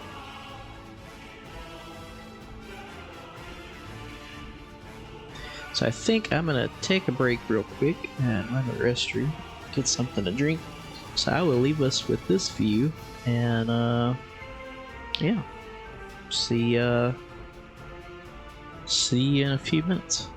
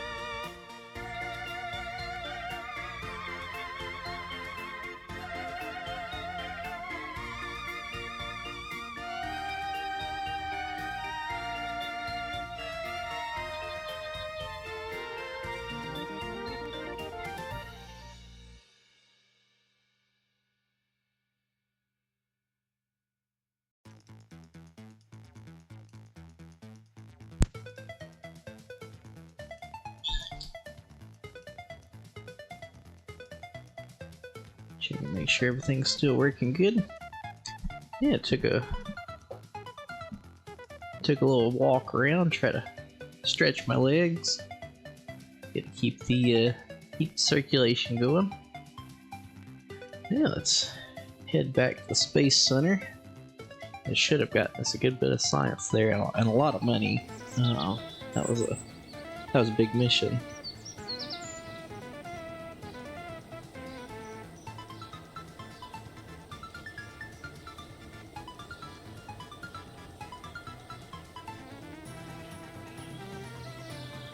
Yeah, 175 science and 300,000 Kerbucks. That's not bad at all. So let's go ahead right now and get the miniaturization so we get the dock ports. And we're only 5 away from another one. I don't know which one we would need. Fuel systems would be nice, but advanced construction, yeah, that would give us some fairings, a bunch of decouplers. So honestly, we might look into that one. Although space exploration would kind of fast track us for the bigger command modules as well as the science unit. And I don't want to forget about aviation. I always kind of, it falls by the wayside. Even though I am an aeronautical engineer. It's just, especially early game, there's not a lot of stuff you can do, and until you unlock the better wheels, planes are pretty much not worth fooling with. But I guess we can go ahead and unlock that just so we're, up to date here. I think, yeah, we'll go ahead and buy all of that there. And then the airplane, we can buy that stuff later. Because like I said, we're not going to use it for right now anyway, so might as well wait on it. Build a new orbital station. So you have to watch these. Like, we're not going to take this one because have 4,000 units of liquid fuel on a station. Like, I don't want them sitting on a bomb. So that one will definitely wait. We can go ahead and take this one, the land on the Mun. We go ahead and accept that. And we won't get to it, for a little while, but as well as science data from the surface of the Mun. So we can look at building a lander, like an unmanned lander. Science from space around the Mun, well, that's free money. Y'all know how I feel about that. So let's go to the tracking station. And this is, yep, it's still gonna be called Atlas Centaur. So we'll have to rename it. In fact, what did we call it? Munsplorer 1. Status. Success. In lunar orbit.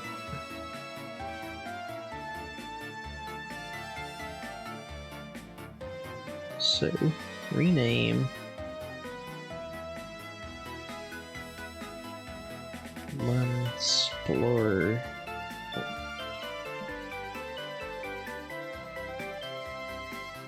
Yeah, for now it can be approved. I guess we'll rename it to Relay later.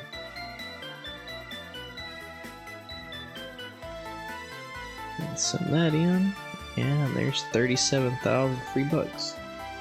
Not bad.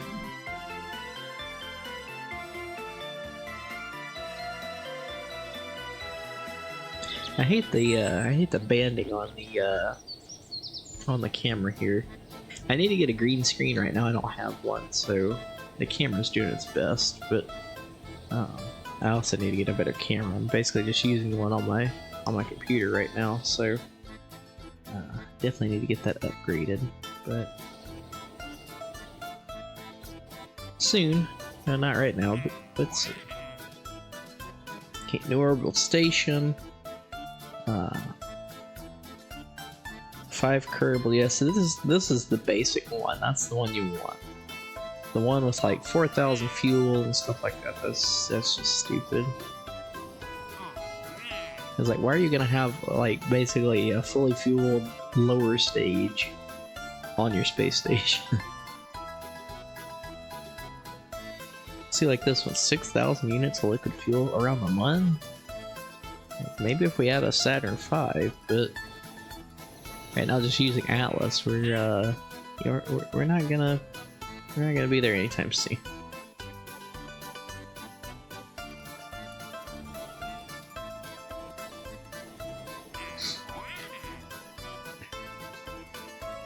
And even that was 4,000 units, so we'll be skipping that for right now. Let me check and make sure, get a count on our missions. 1, 2, 3, 5, 6, 7, 8. Okay, so we still got 2 more until we have to serialize. So, if we unlock anything else or whatever, we can add those to the rockets. Shouldn't be any issue.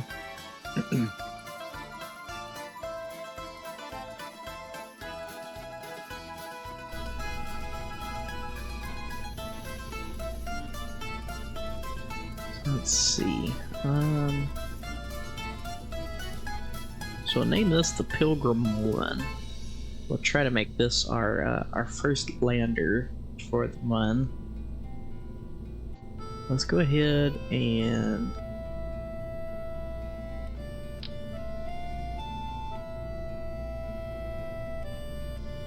try to get as many as possible.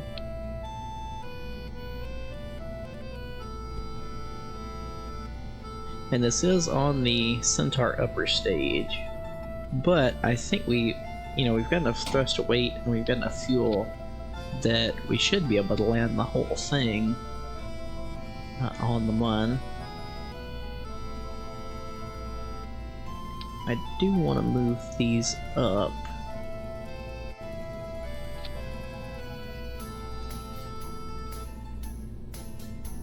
That way there. Once we land, they'll be able to still get power.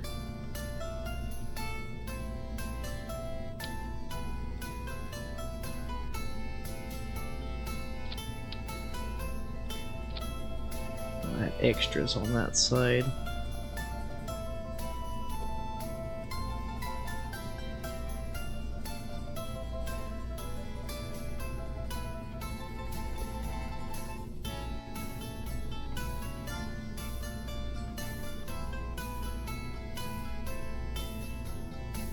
Right.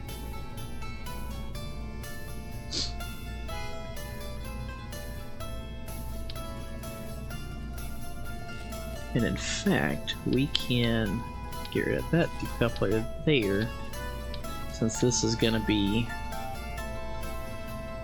all landing together.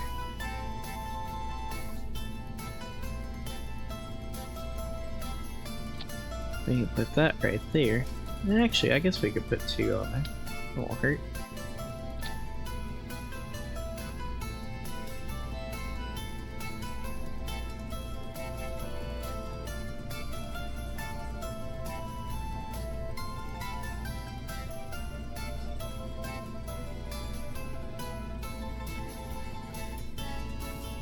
Oh, I know what I need to do.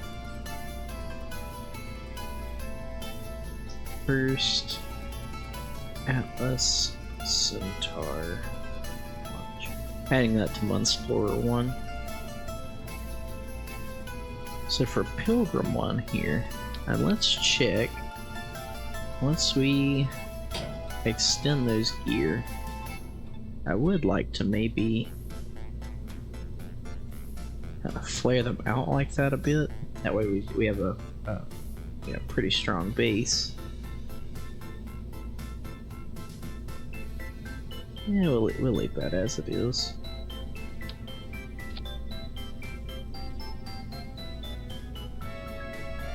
Give me just a moment. Sounds like we have a guest at the door.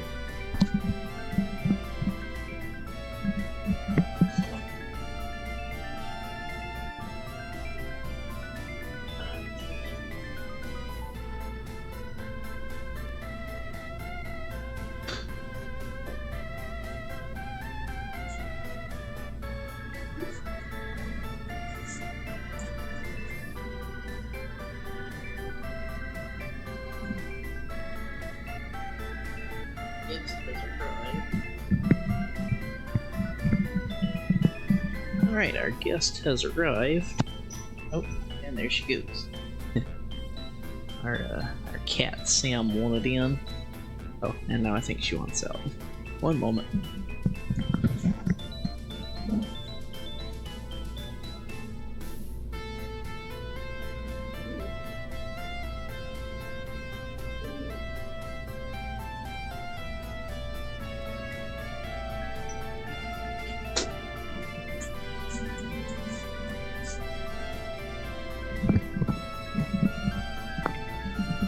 I guess she just wanted to come in and yell at me.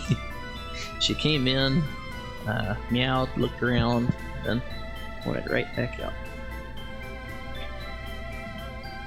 So yeah, I think we'll splay those out a little bit. That way, we have a little bit sturdier base. You know, once we land on the mun there. Let's see, is there anything else we want to add?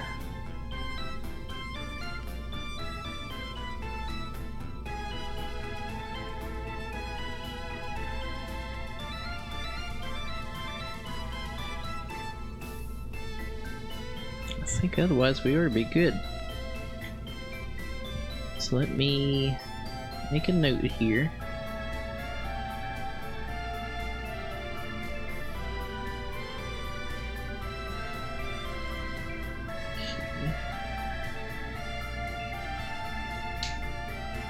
Pilgrim 1. Don't know.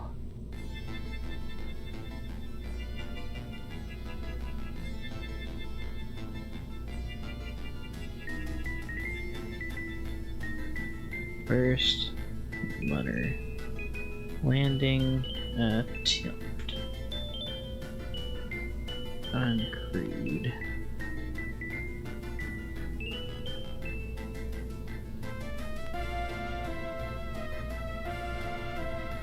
Alright, let's save that.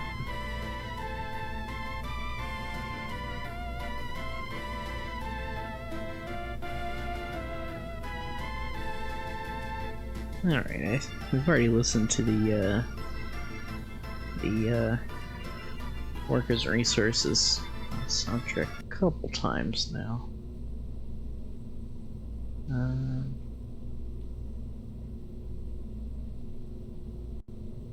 Let's see.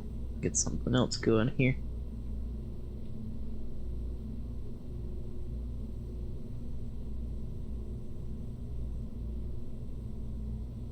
See if we can play the Ep.1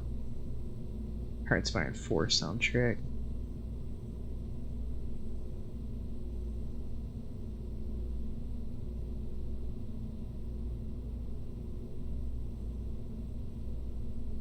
We'll get that up and going here quickly. I guess I could just open the game and play it from there. I don't have like, I don't know that you can buy the soundtrack to Ep.1, can you? Yeah, you might can.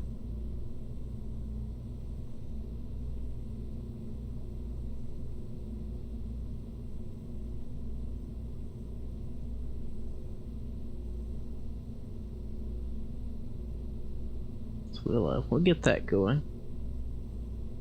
Yeah, go from there.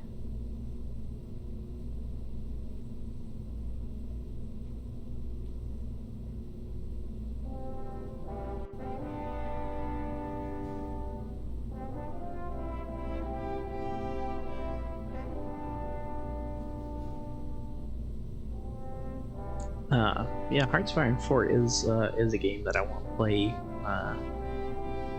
on the channel at some point. Hopefully soon.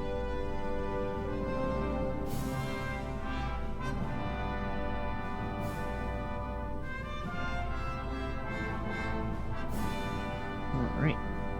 So Pilgrim 1 should be ready to go. Go ahead and roll it out to the launch site.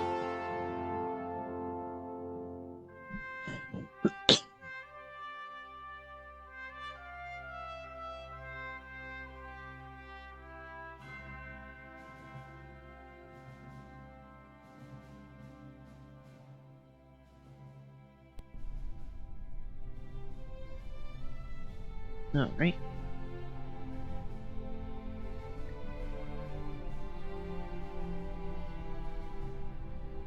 We'll launch at 4:35 here.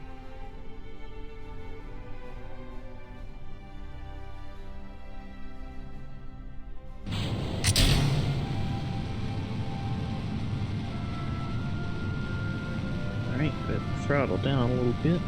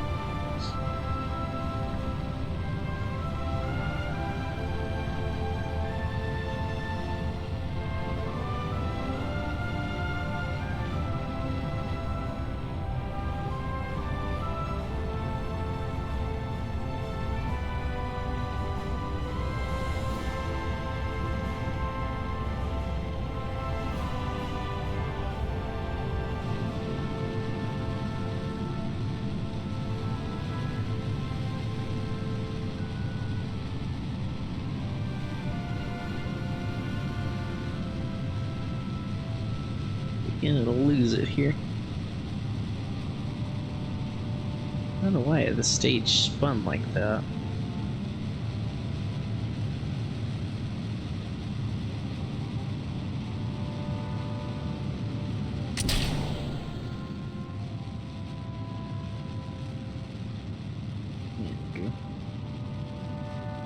Yeah, getting rid of those two booster units seemed to have helped a bit. We seem to have gotten a bit of a roll right off the pad. I'm not quite sure what that was about.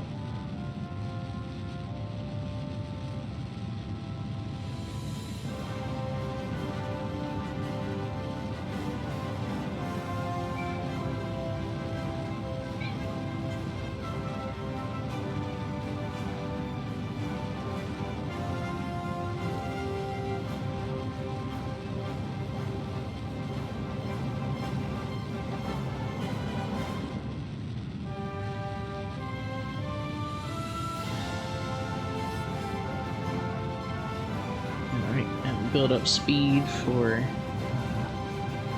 orbital insertion.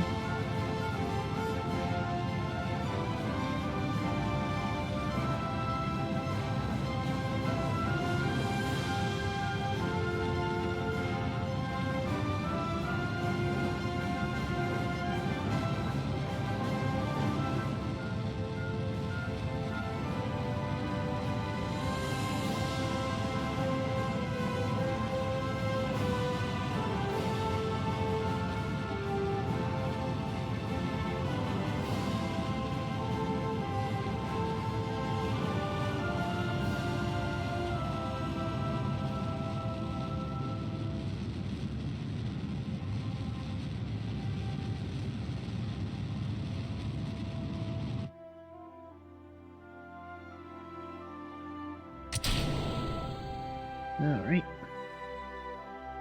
We'll warp out to our apoapsis and finish getting the rest of the way in the orbit here.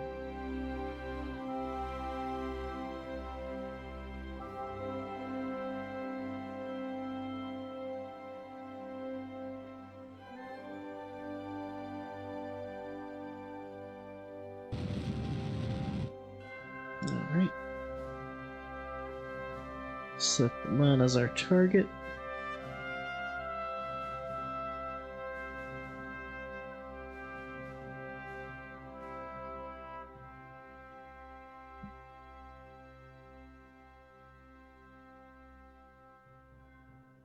Alright.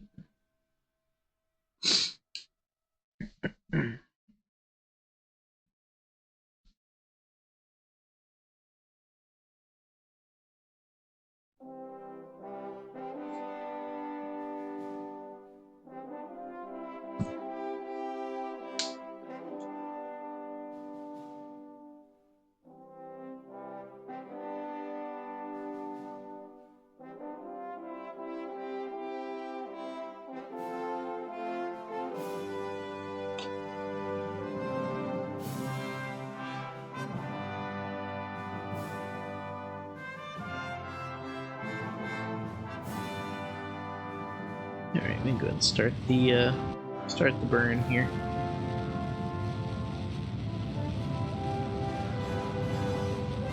Extend one of them there.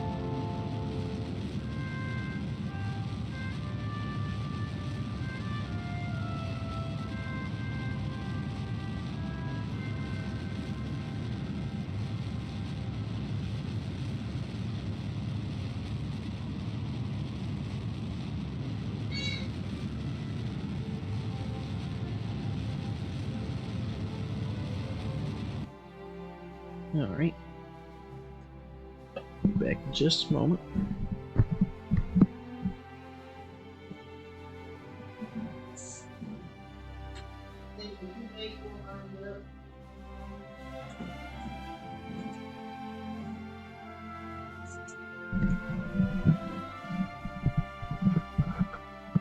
Alright. Sam had decided she wanted back.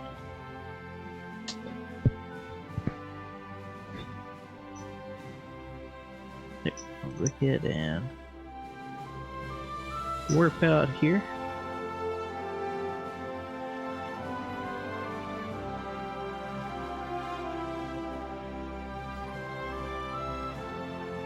That is odd. Where is it? No. That would be why. Turned here, we can generate some power.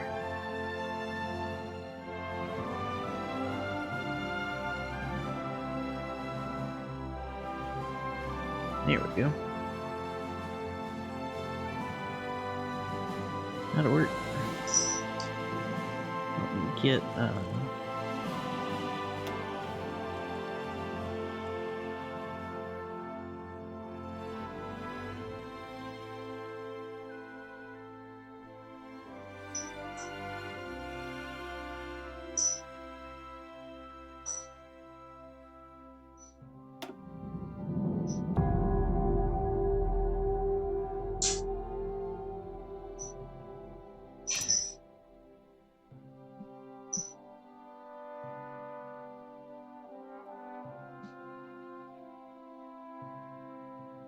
once this gets done loading, I can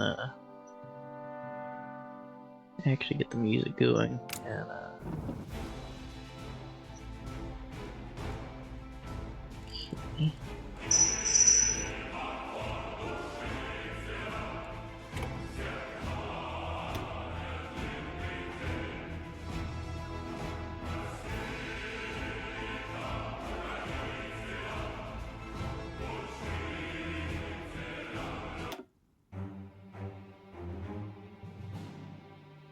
okay. Alright, warp to our apoapsis here. Or our periapsis, although I guess it is technically going to be our apoapsis here in just a second.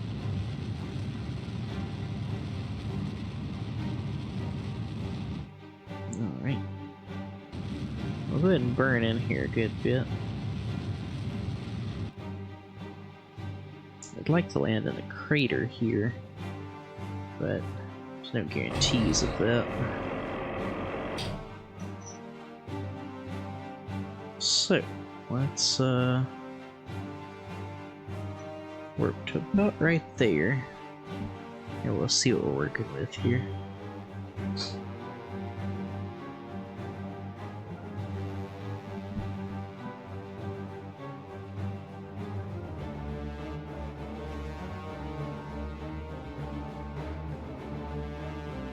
So we do have connection through months 4 or 1, so that's pretty good. Let's see if we can.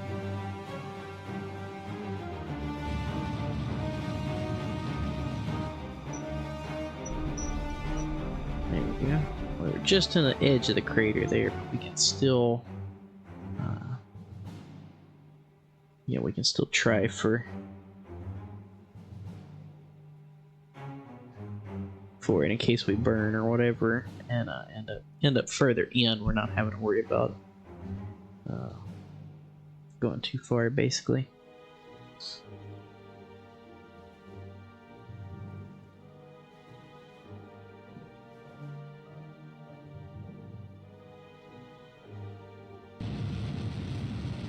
go ahead and try to kill off a good bit of the speed at least. See if we can see where we're coming down at.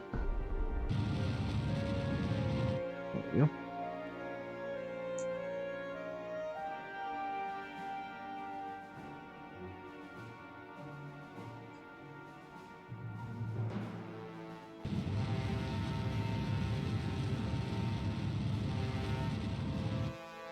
There we go, just this side of that that crater there.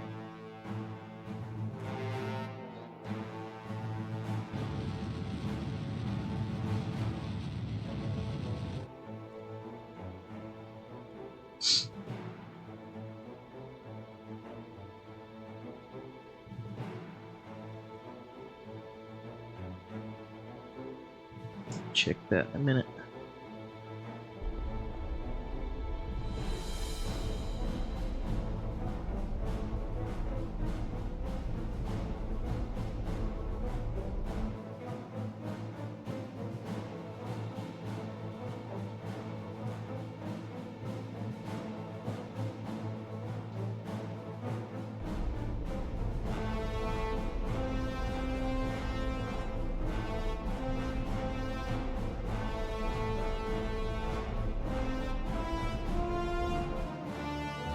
We got plenty of fuel here, so I'd rather, go ahead and use it.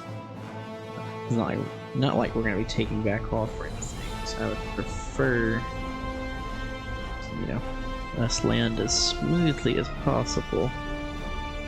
And I don't mind us, wasting a little bit of fuel.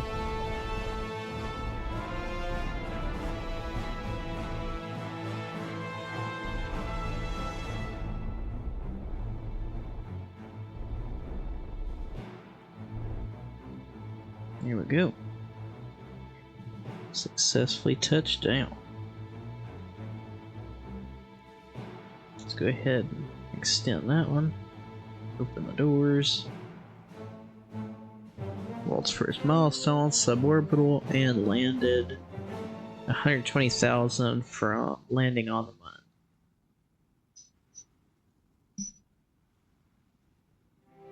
Go ahead and send that back.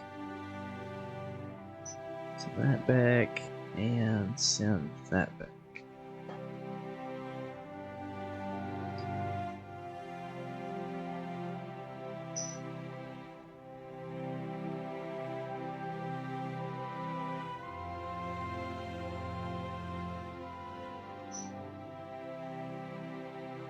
Alright. Does look like we are getting charged from the sun. I'm glad I put all those on top. They're all getting indirect sun exposure, but they're still all getting something. So now we have a probe on the moon. I guess a lander. In fact, rename Pilgrim 1 lander.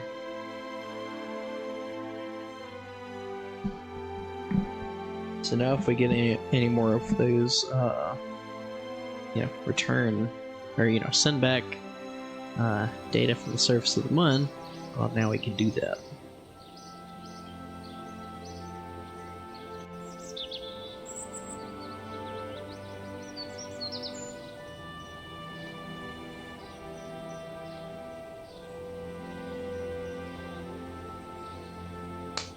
Alright, 130 science. 680,000 Kerbucks. That's pretty good.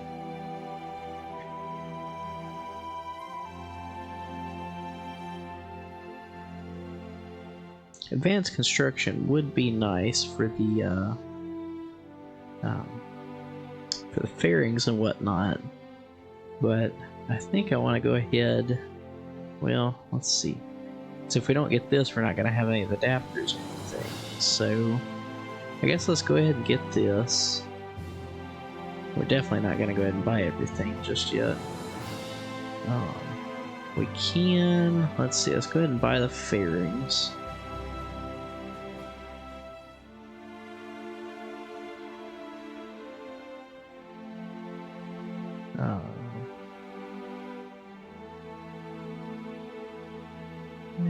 wait on that. Like 625 flag and the 5 flag we can go ahead and buy.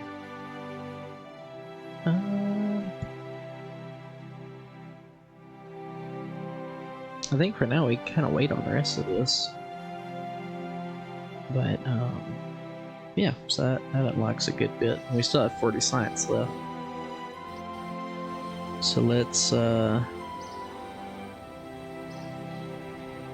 the mission log here. Success. Landed on lens. Let's actually check and see where it is. That way we can kind of keep track of what biomes we have on the month. Because I know there's a bunch, so we can keep track of it like that and really know, where we've landed and things of that nature.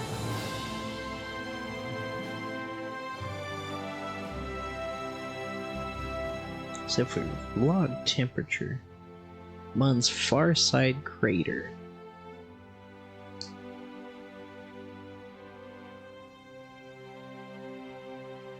All right.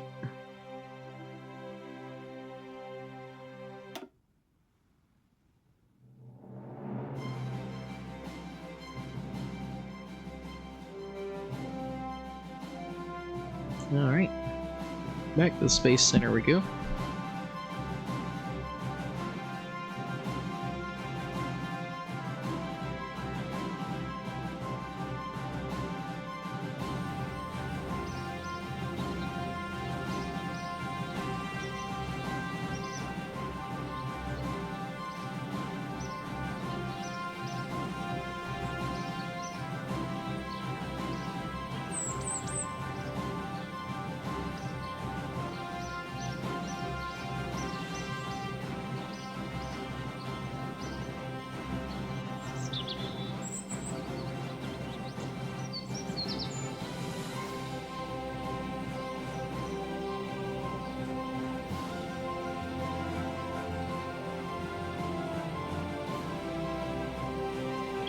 Alright.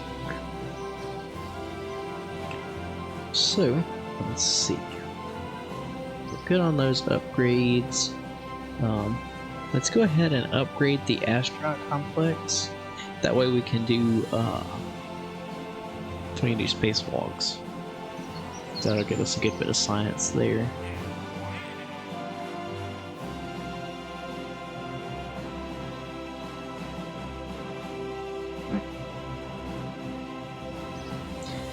Alright.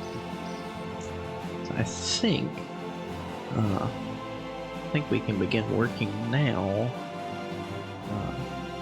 on our architecture for like a 2-person capsule.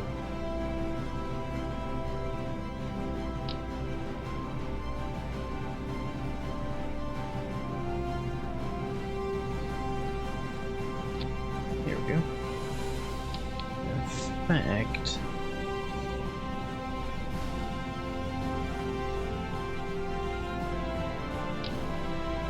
almost like something like that, if only it was a different color.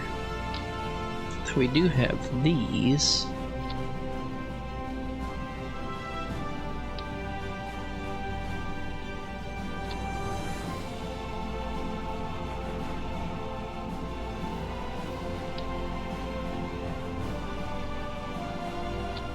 There we go. Set those to like the dark gray. Yeah, that looks.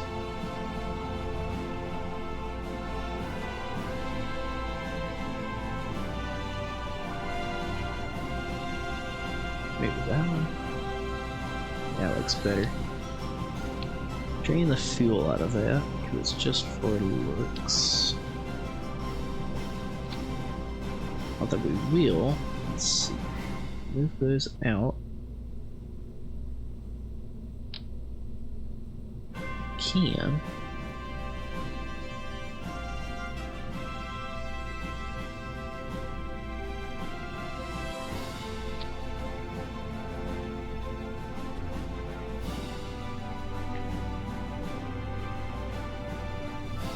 can't do like that.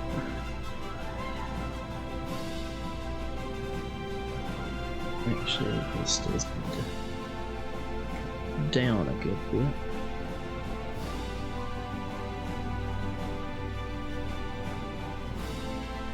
I like that. But I would like it to come down just a little more.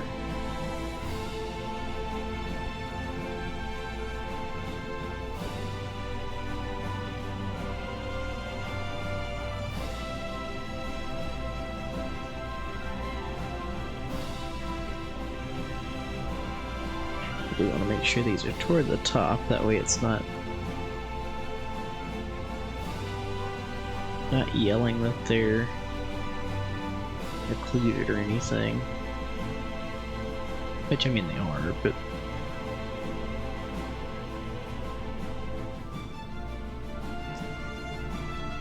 Alright. We need a heat shield, and we still don't have the 1.875. So what we can do, what I've done in the past, is just kind of make this boat tail like this. Block it out. And then on the thermals, you can take the 1.25 and just kind of give it a boat tail like that. It's not the best in the world, but you know, it'll work. So save.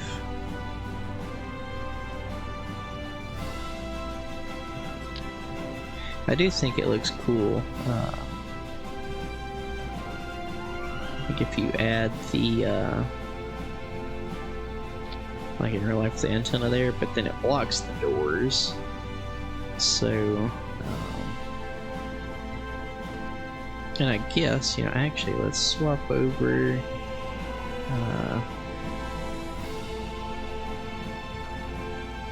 to engineering mode. And per mission mode rules, or per engineering mode rules, I'm sorry, 20,000 Kerbucks. So let's save this and leave here. Now let's go ahead and pay that while we're here. And we can make a note of it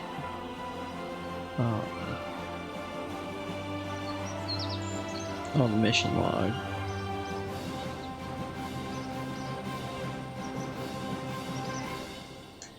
Or engineering mode from 8:17 to I want to say an in-game week, or a real-life week. So I'll put us till the 24th.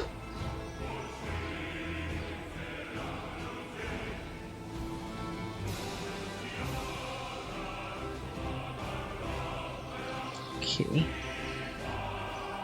So now let's go in here.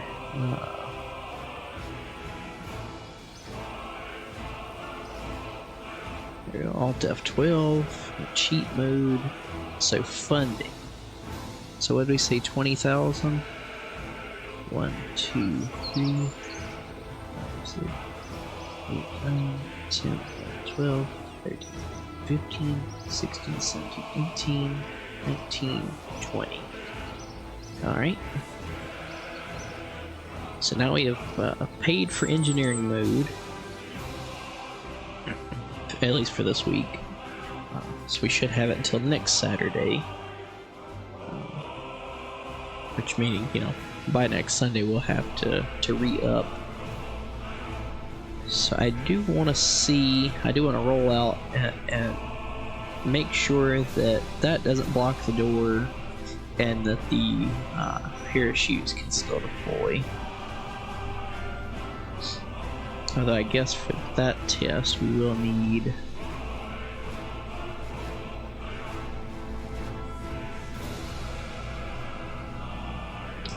some kind of like retro pack Although, let's see, engines.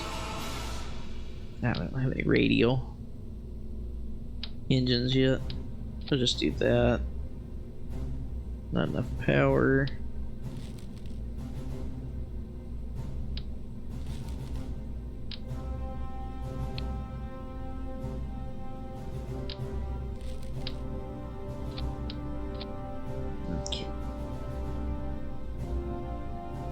So this is just a basic, because this is just a sub-assembly, it's not the whole rocket. We can test it mission mode and can revert and everything per our rules. Now if this was the entire stack, like the whole rocket, we couldn't, but since this is just a system of the rocket, it's just the it's just the capsule, then I'm okay with that. So the hatch is obstructed.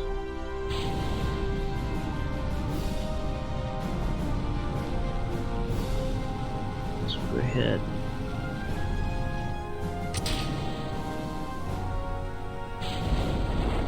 Okay, so the parachutes can come out. So we'll revert. And like I said, we can revert because we're in engineering mode and this is just a systems test. So it's good that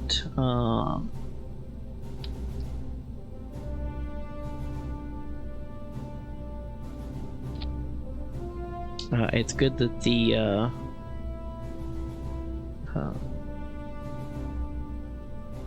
it's good that the parachutes worked, but now we have to move this to the back, and I really preferred it on the front there, between them. I thought that looked pretty cool.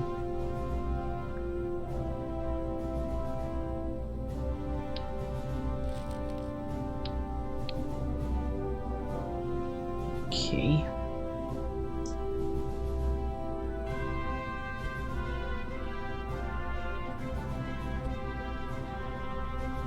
That out. Let's go ahead and add some batteries in here.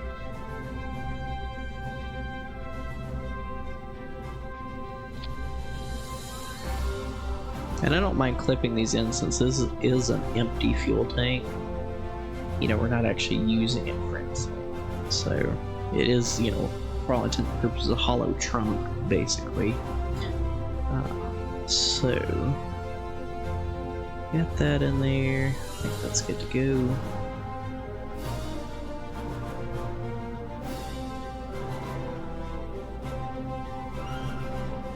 I think that looks good. Okay, save that.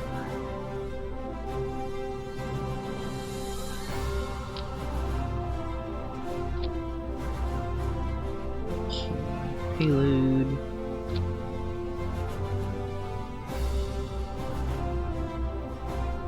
That would be perfect. Come on. I guess maybe because of the coupler.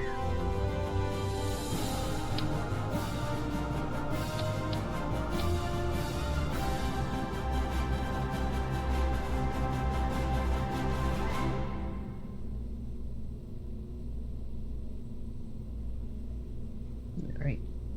So it's not staged.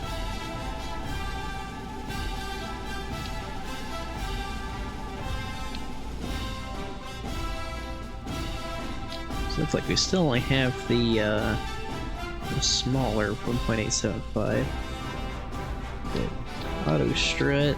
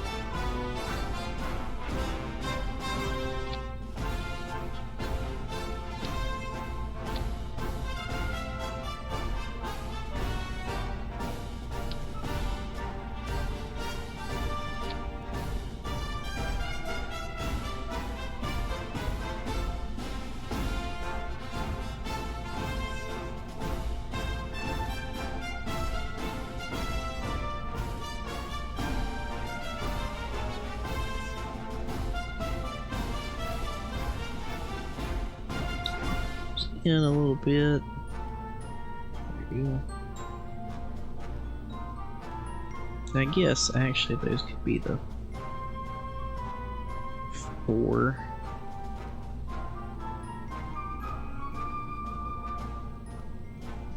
Fuel tanks, here we go.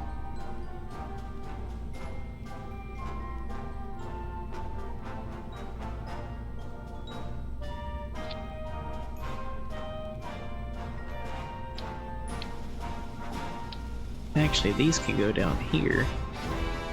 Since that thing is empty, because it's technically just another trunk as well. But we can, yeah, we can even do like that, because it's, you know, like I said, that's its trunk, so.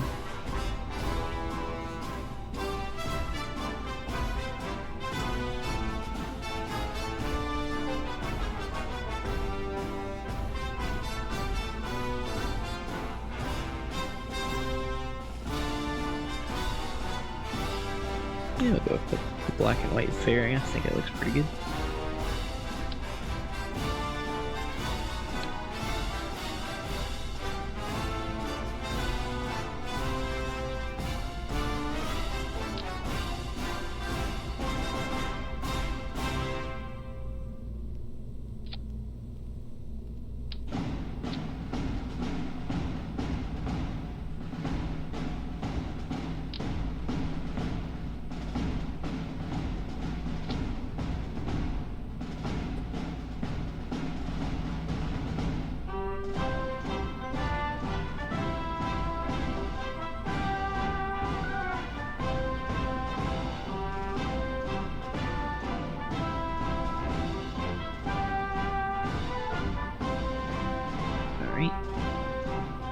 Now similar, T12 decoupler, and then the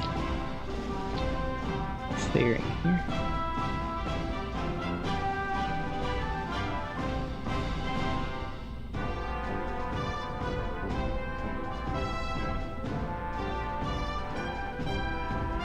Okay.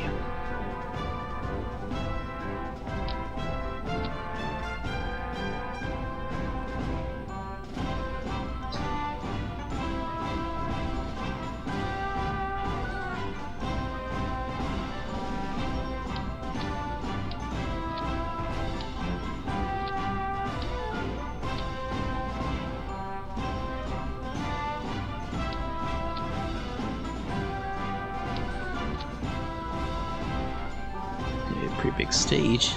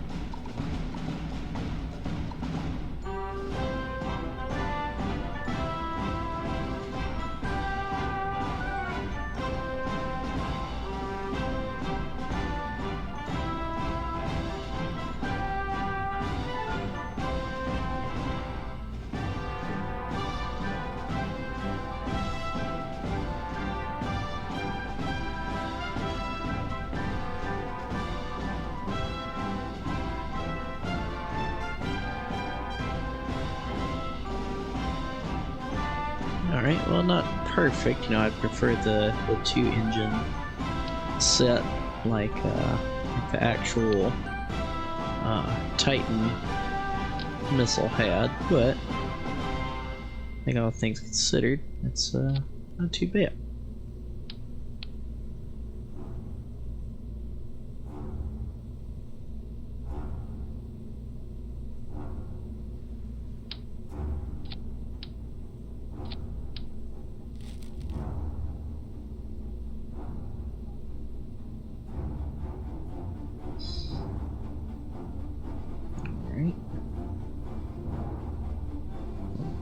2. Not too bad.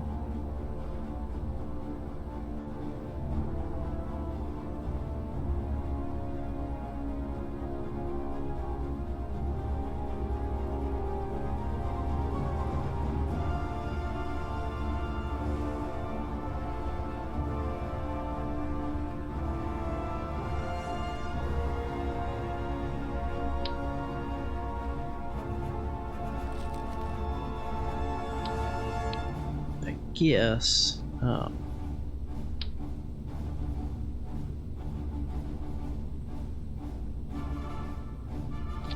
Guess we could just put a bunch of batteries in here since Jim and I didn't have any solar panels or anything like that. So just add those in and call it a day.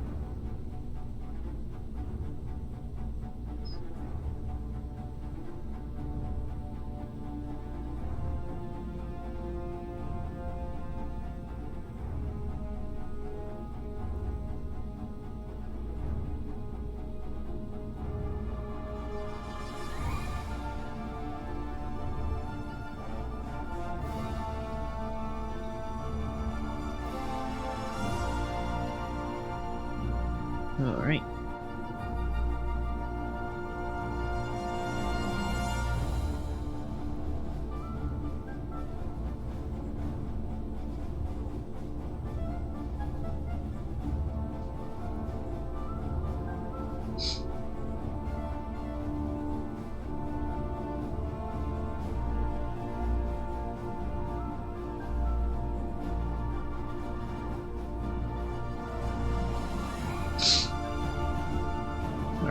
So, we can go ahead, save that, swap over from engineering mode to mission mode, and let's up the log. There we go. Okay.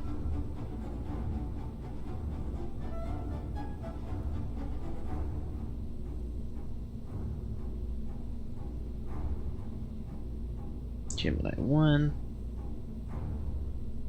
first 2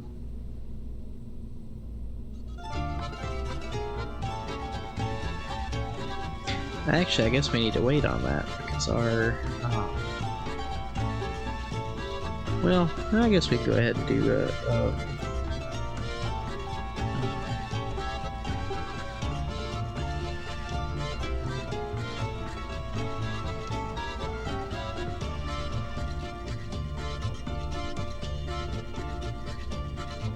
I guess we can go ahead and do it in this one, but we'll have to check the rules just to make sure how long they need to stay up. Let's see.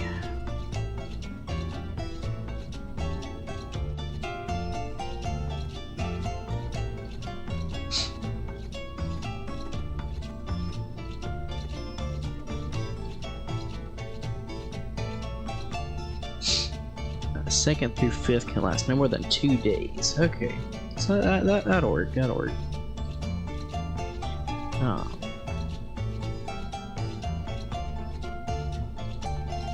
So we will try launching 2 crew on this Gemini capsule, and leave them up for 2 days. Now, one thing that we haven't been doing, and let's save that and check the Atlas Centaur. So we are over on weight, from where we needed to start building pads. But now let's check, because I didn't think about that. Ground support, when applicable, specifically over or servicing more than 4 Kerbals. Okay, yeah, so it says will need to be built. So I guess for the early ones, you know, we did kind of build a little bit of support structure there. So for Gemini, you know, I think we should work on something similar.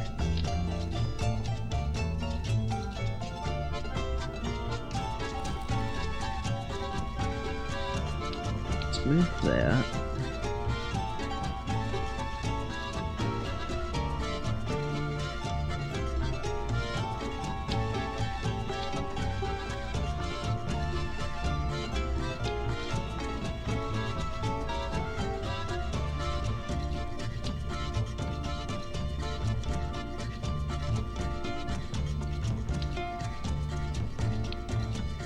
Move that upwards some.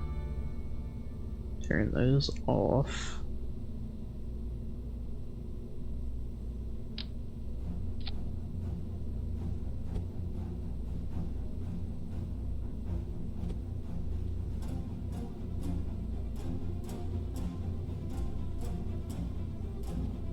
Okay.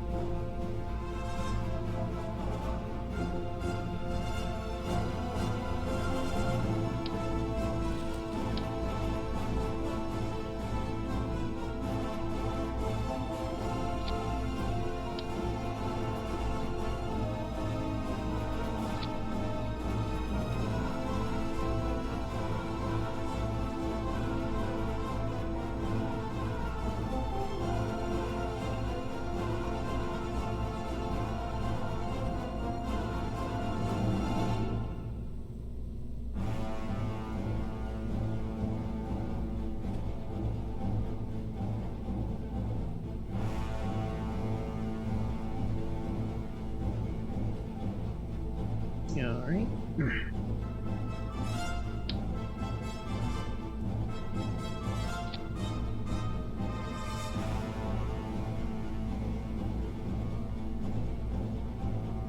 So they could get up there if need be.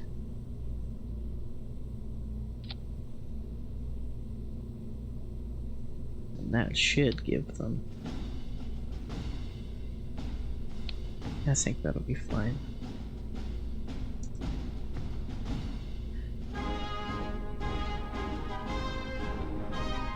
Make sure nobody's in that lander camp.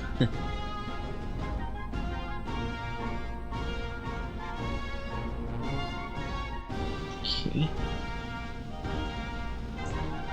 So, oh, I did not realize I was still showing that. So, that's, oh yeah, mission mode, that's correct. So I just built out like this little bit of a support pad, and then it's got a crew arm up here, if you will, that they could get in and out of. And in fact, we can add another down here.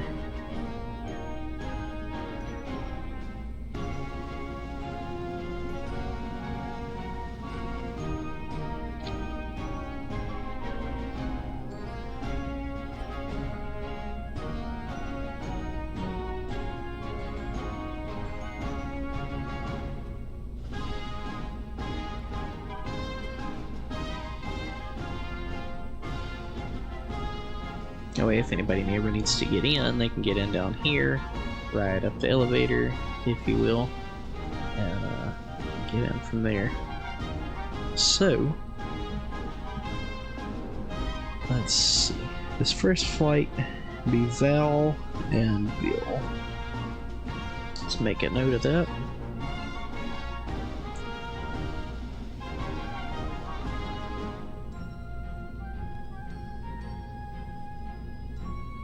Val will be the commander now that we've got two.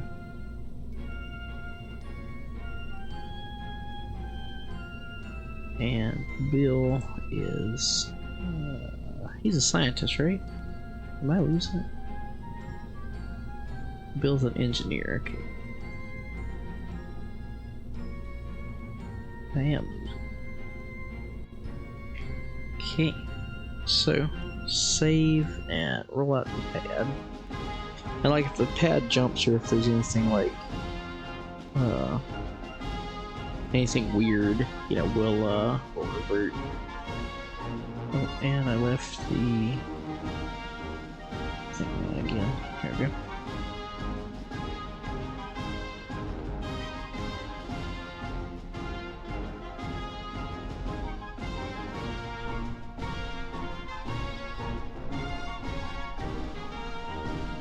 Right, nothing exploded, so that's always good.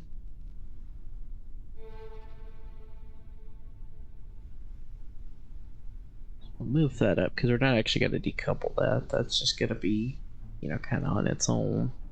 I don't like that we're swaying.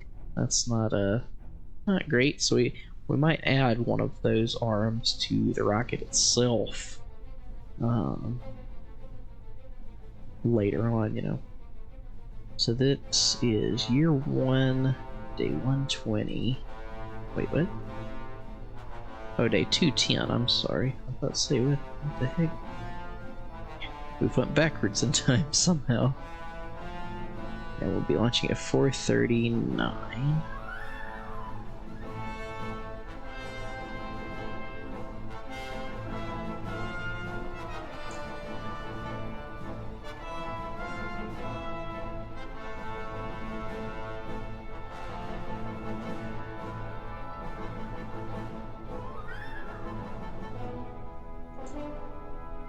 Okay.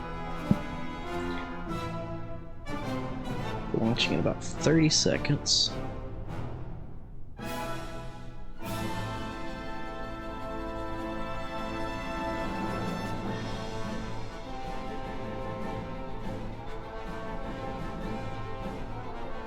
T-minus 10, 9, 8, 7, 6, 5, 4, 3, 2, 1, ignition. Whew, got spicy there on the pad.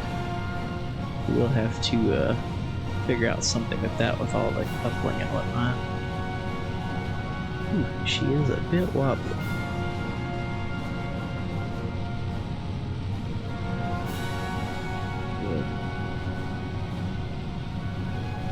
Auto strut all we can there.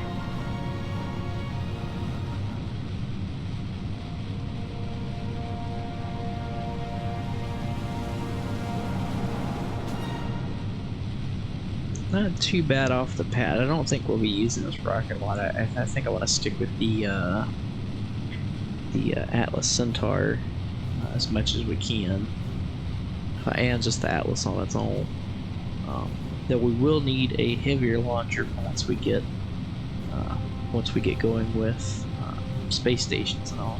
So we might see about building out a heavier rocket, just not Gemini based.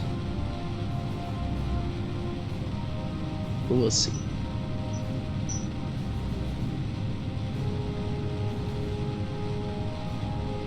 Ooh, beginning to lose it here. Aerodynamic forces. Yep, that's not good.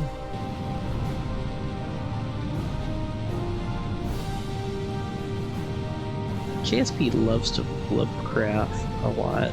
Like, we were already above max Q, where we should have been at least. Our max Q is at 12,000. Although this thing is super wobbly.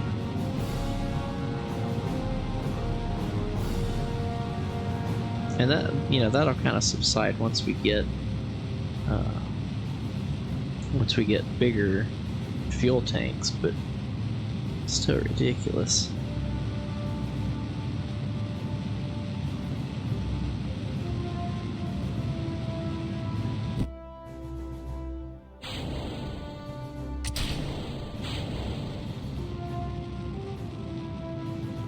Oh, this thing's so underpowered.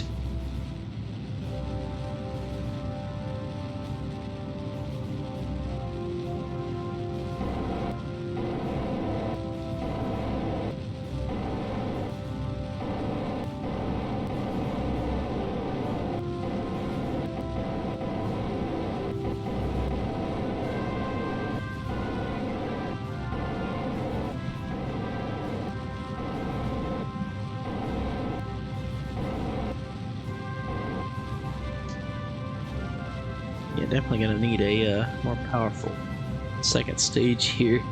This is it's gonna take a while.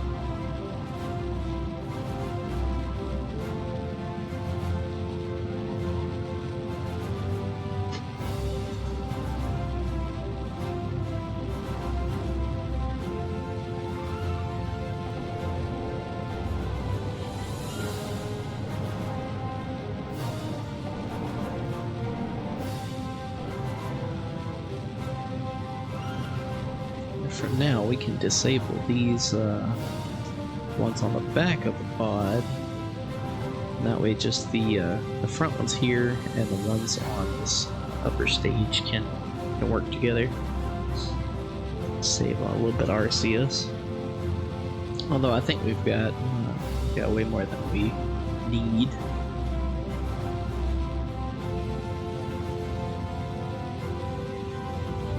Keeping our nose up, just trying to push out that apoapsis sun, just because we've got such a low thrust weight here that it'll come back to bite us pretty quickly if we don't.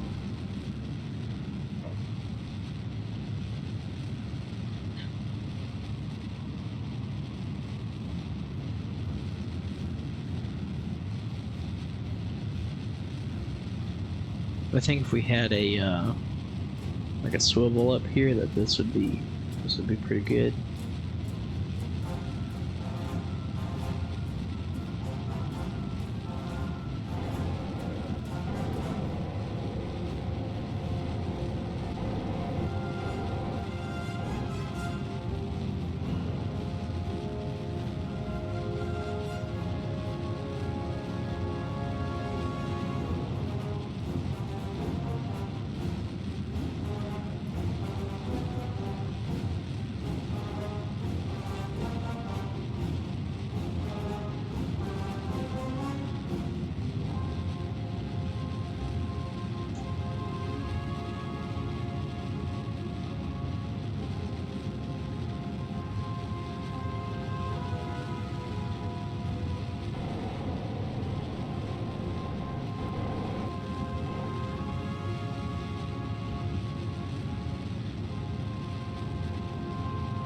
I'm going to cut our engines there. We're well in orbit over here.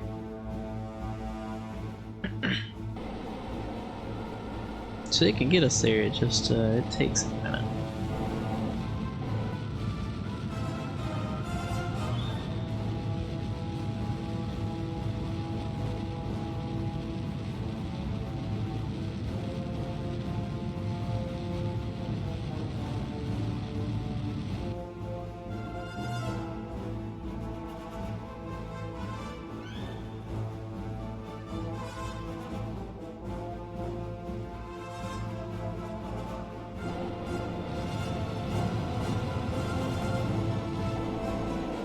Alright. So we're in orbit. So let me update the orbit here. So we got 175.64 by 172.255.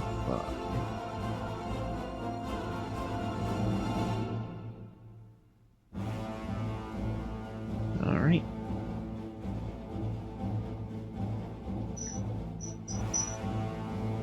I guess let's go ahead and have Bill EVA.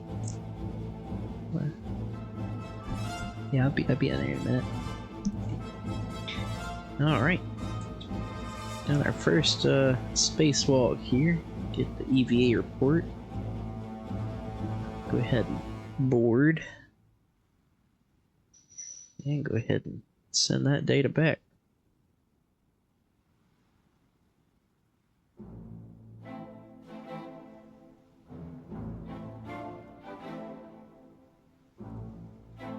Alright.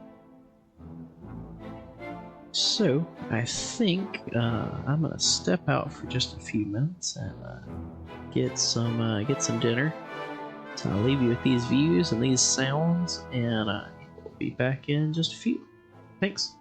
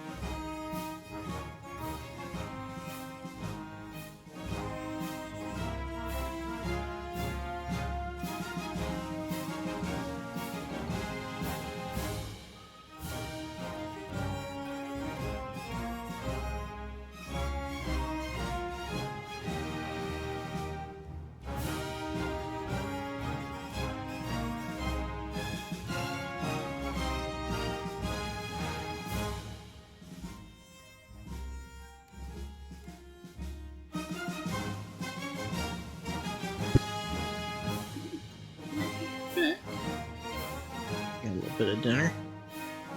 And yeah, should be ready to go.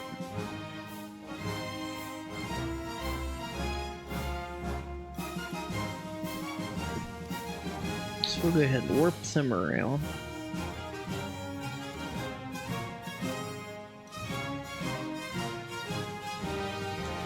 Check our battery, make sure we're not getting too low here. Okay, well, there's 1 day. We've got 1 day of 2 hours. We'll start looking at bringing them home here.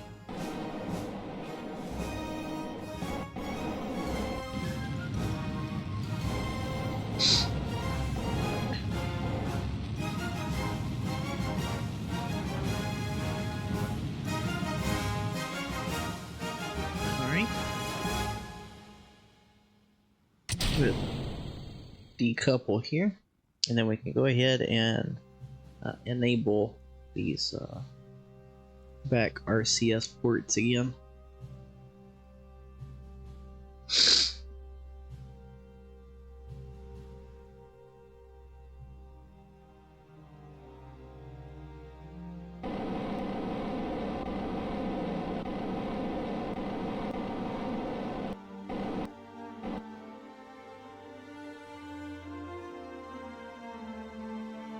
Pretty cool screenshot. Warp around the interface with the atmosphere.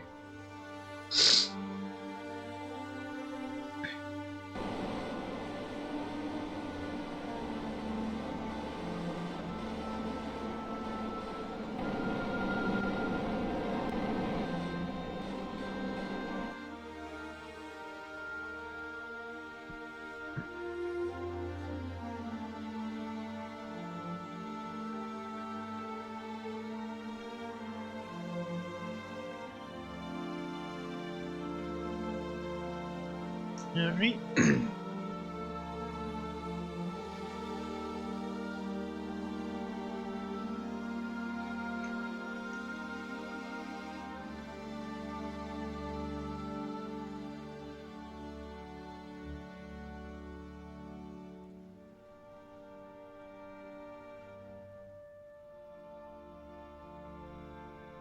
Slowly begin to descend here.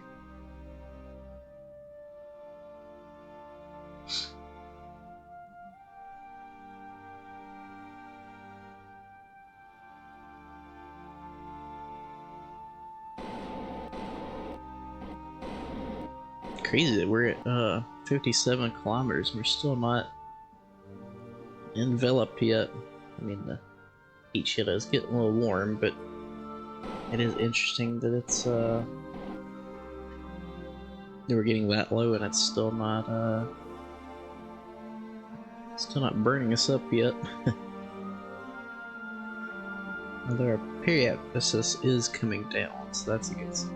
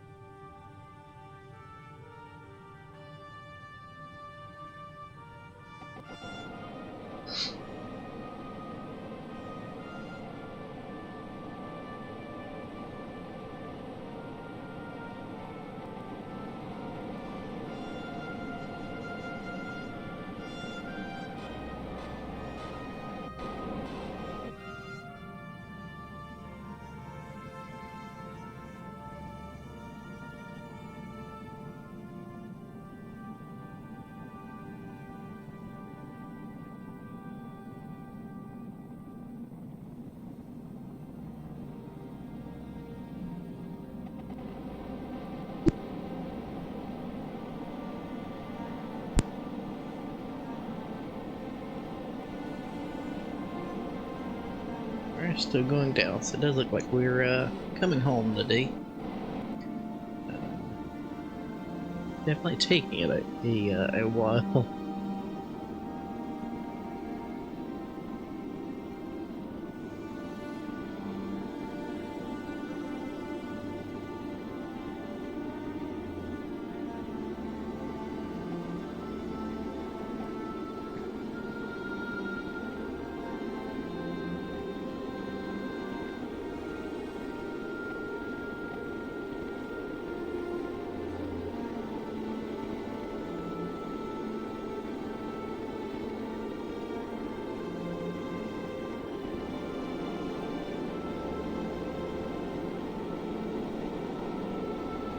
This range is taking quite a long time. But it's good to see that the Gemini capsule here is stable with this boat tail on.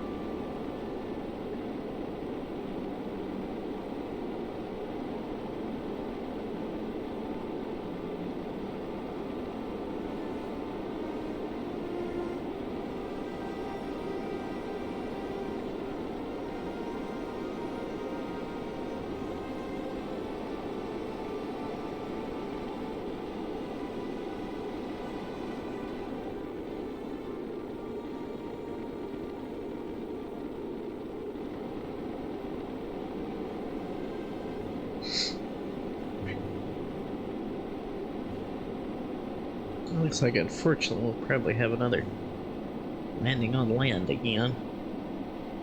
I haven't been very fortunate in that aspect of this playthrough.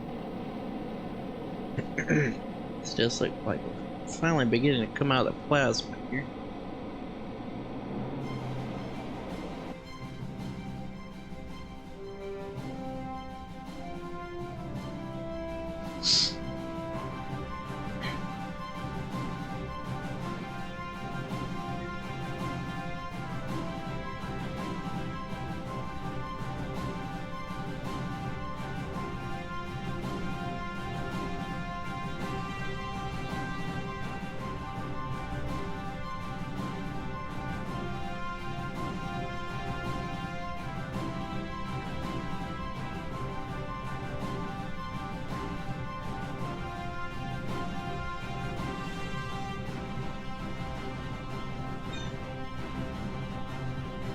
Just under 9 kilometers. We'll go ahead and pop the chutes just to make sure everything's still good with them. You know, sometimes it'll say like they're occluded or different things like that if you put them certain ways. So best just go ahead and check them out and make sure.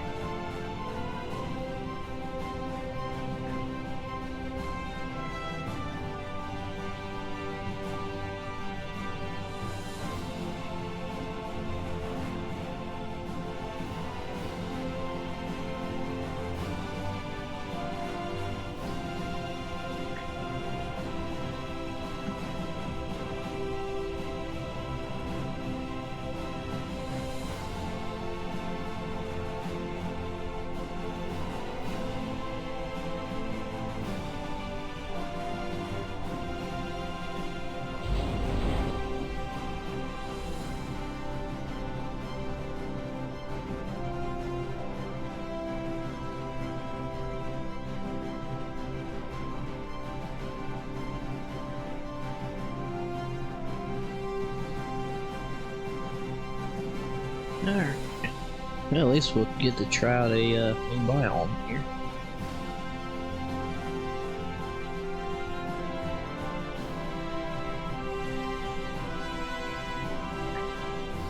And touchdown.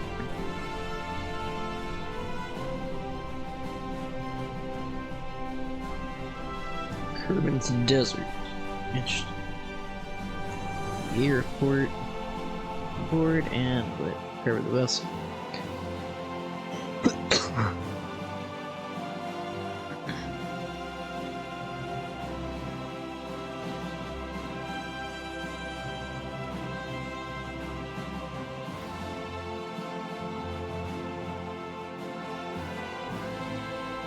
Alright, well that was a success. we do need to make a note of what time it is. It's 1 hour and 8 minutes. Day 212.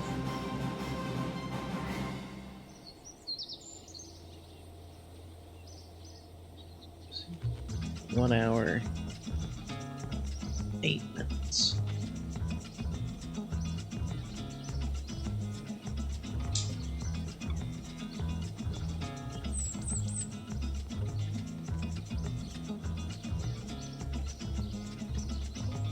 All right.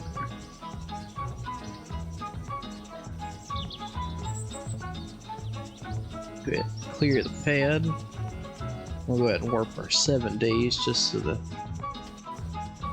team has time to clean the pad as well.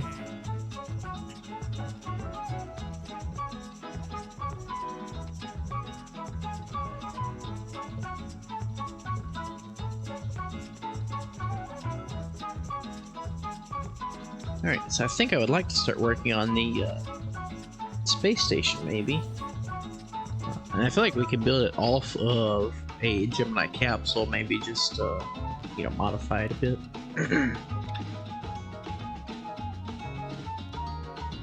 Let's see what we can come up with there.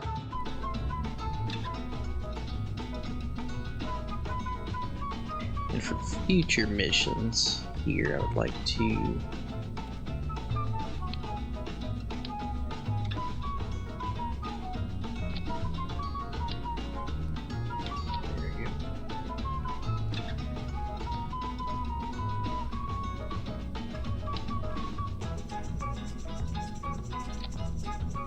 there we go.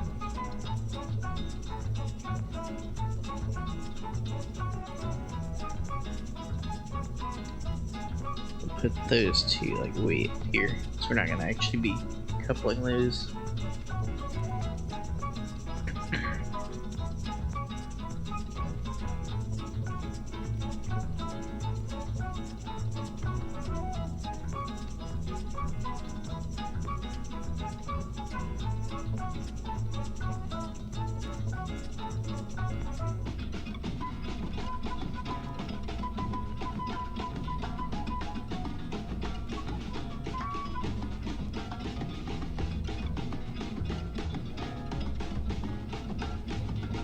Okay, we'll save that. It's good to set that whole thing to the side there.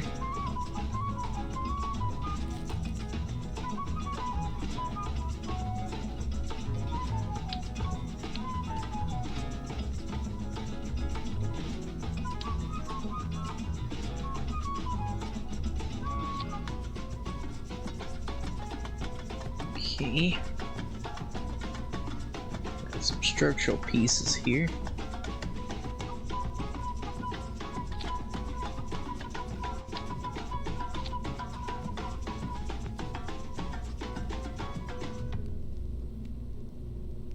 There we go.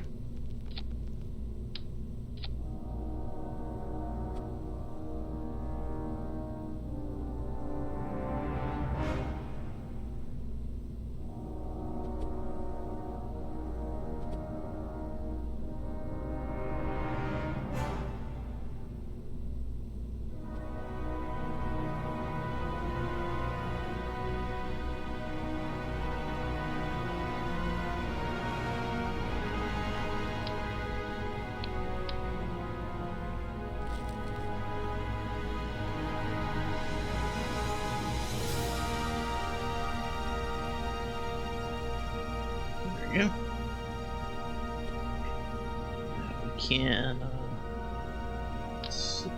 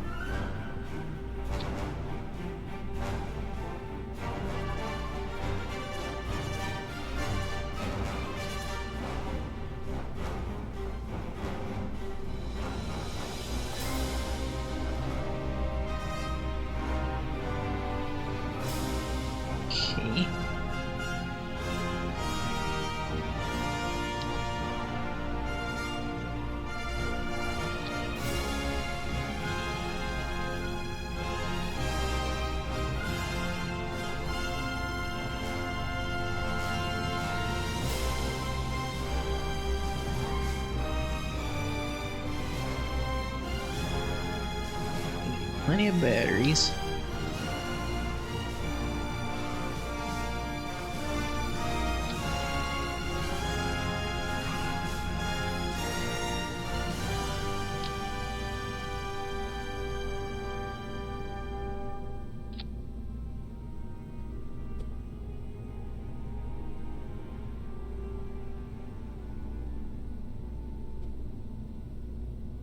Alright, there's our batteries. These, let's see.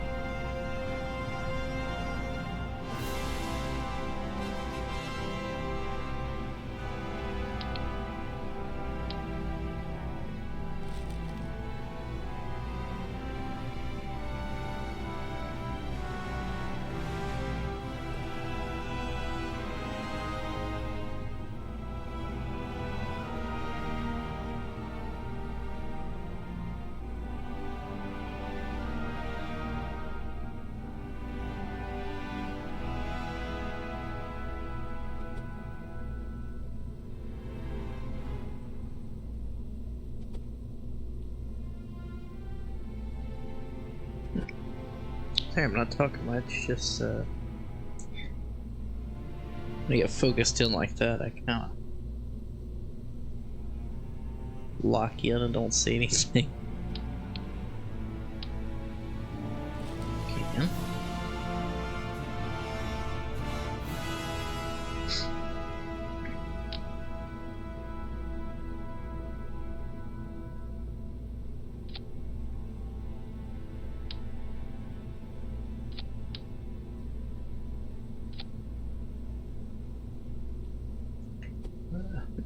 Move these in just a little bit.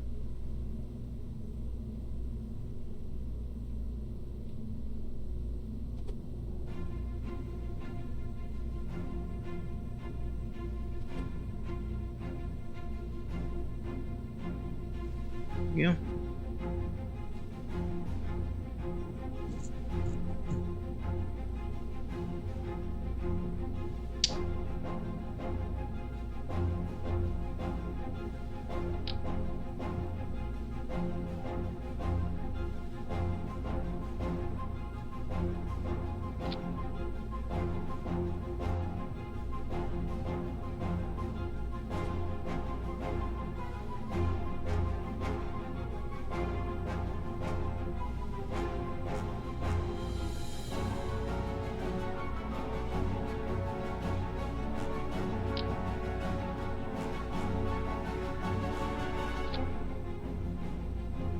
Leave a few more docking ports there just to kind of have something to work off of, you know?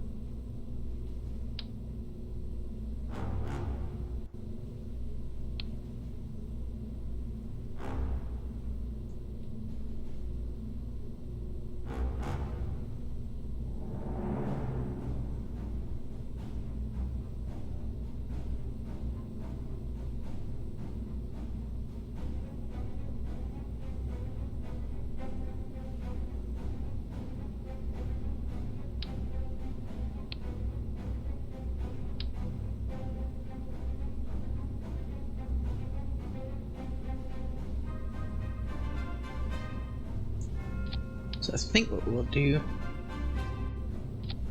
2 of those, and then we'll actually get 2 of the Reliance, just to give us some added boost there.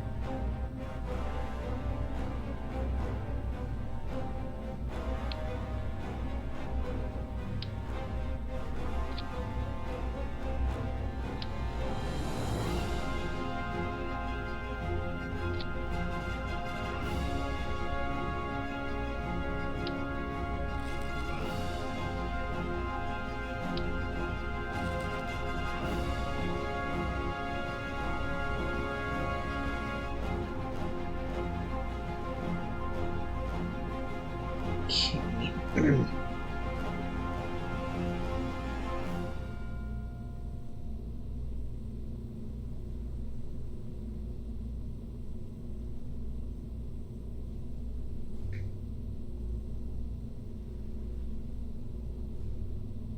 I do need to change that upper stage engine, that's right.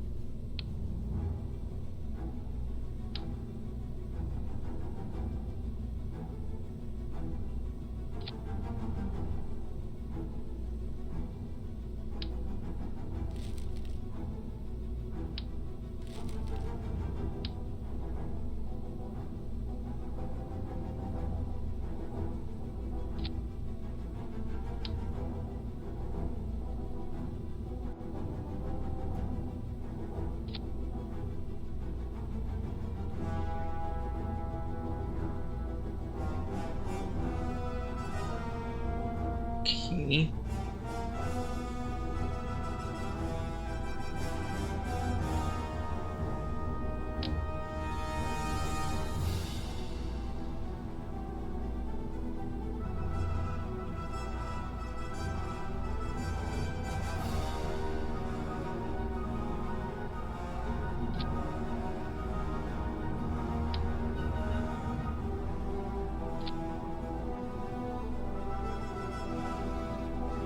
Alright. So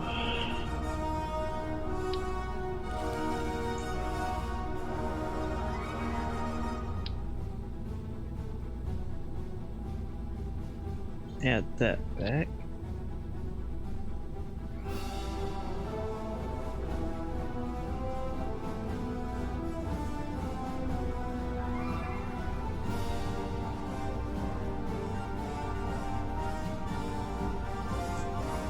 Alright. Oh, and we need to add a probe cord to this somewhere.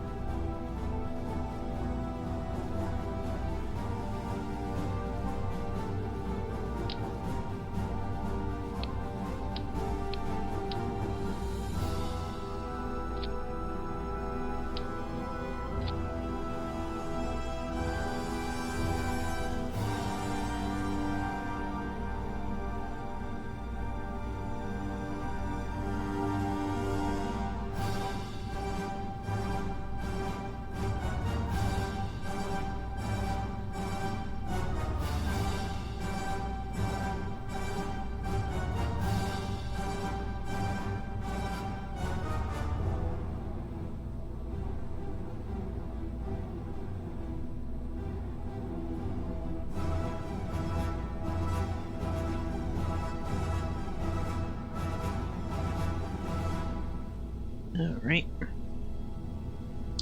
So I think the space station is ready for launch. We do have to make sure nobody's in it.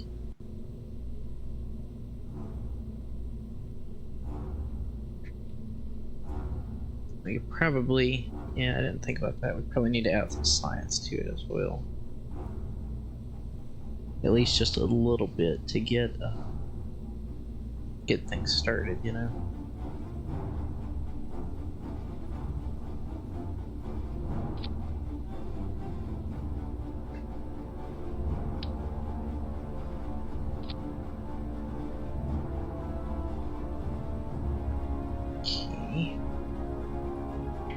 run through, make sure we've got everything we need.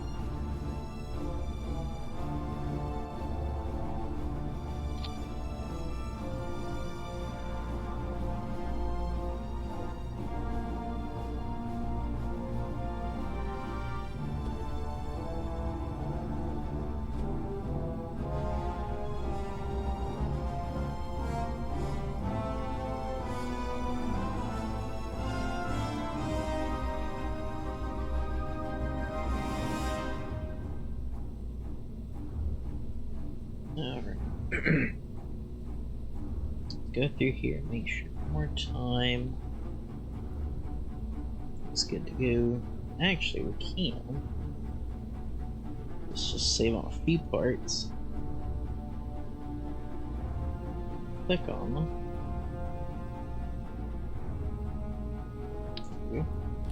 Get rid of those parachutes because there's nobody on here. And this won't be returning, so it can go without, I do believe. Let's roll it out to the launch pad. And then we'll update from there.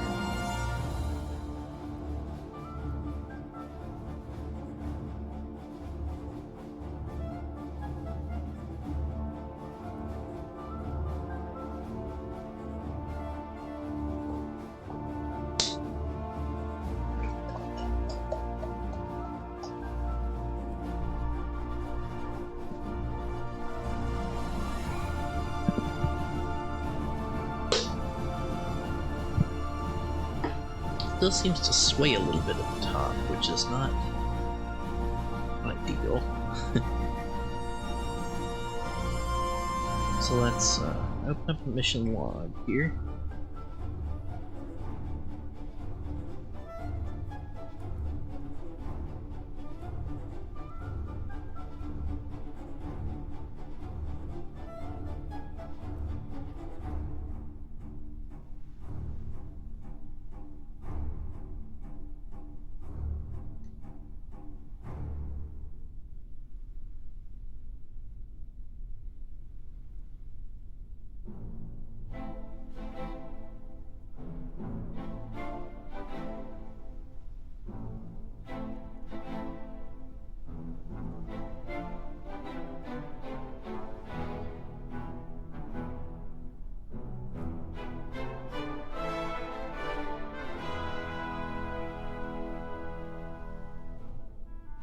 Clean that up.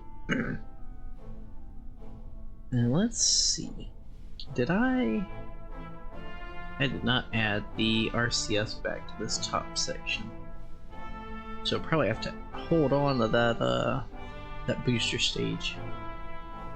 Which is no big deal. I mean, it's gonna be up there anyway, so we can go ahead and launch. I do need to make note of the day.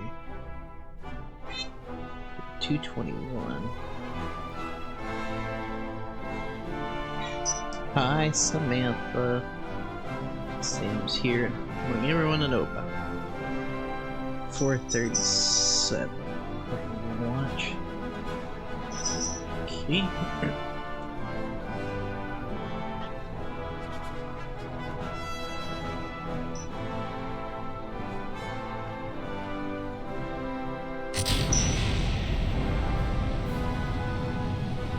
Again, the pad blows up, but otherwise I think we're good. This rocket is still so wobbly.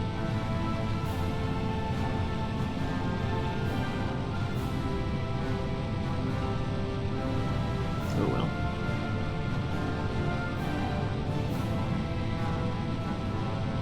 And I think I'll have to check and make sure, but I think this is our 10th launch. So we'll have to start deciding on rockets and serializing them at this point.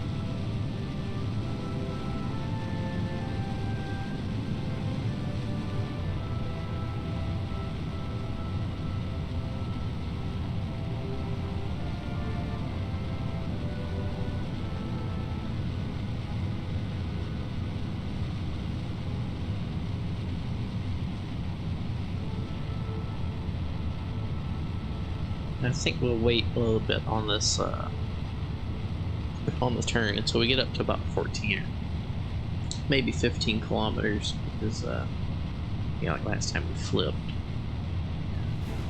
Don't want that to happen again.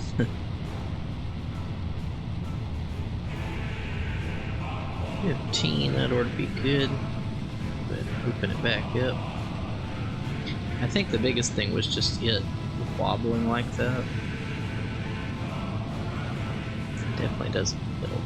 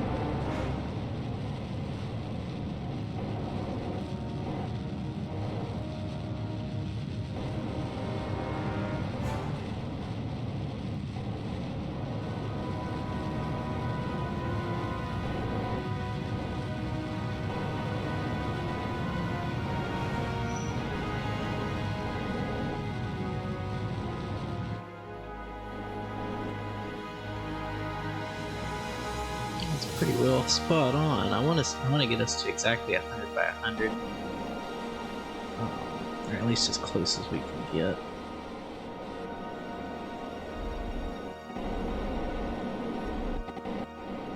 Nice.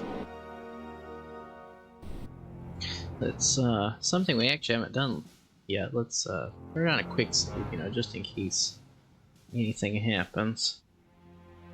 We'll go ahead and extend the antenna here. We can go ahead, since that one's on the sun side, we'll leave it closed. We can go ahead and open up this radiator and turn on the lights. And there is our first space station. Go ahead and shut down the engine. Whew, that thing is quite warm. I guess we'll go ahead and open this one up.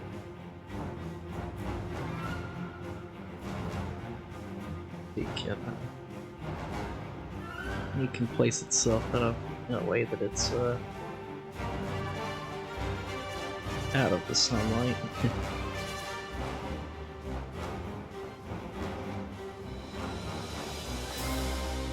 All right. So let's see, orbit 100.323 by 100.06. Not bad. Let's check the contract here. So we have completed that contract. So that's good. I hate I didn't add any RCS into here, although I think that stage has plenty. Yeah, for what we need anyway. Yep. Back to the Space Center, and we'll see what we have available now.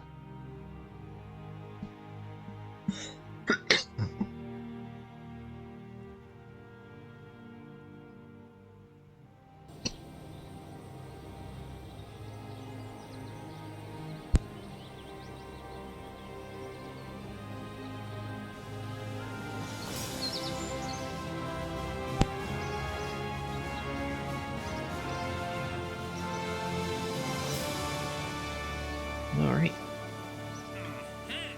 Check these. That one's not too bad. Good outpost with 5,000 electric charge. But you'd have to have 2 pilots on it, so that kind of ties up, you know, a good bit of crew. So I think for now we'll skip that one because we don't really have the capability for that yet. New orbital station.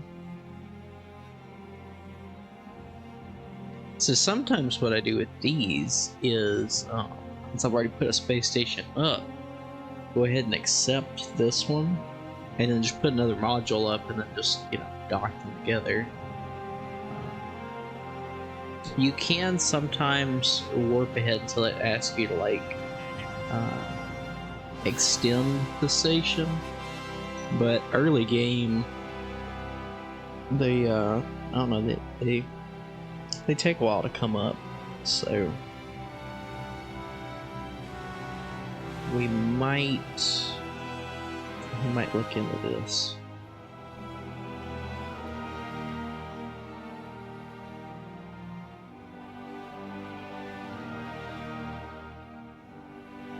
It's interesting.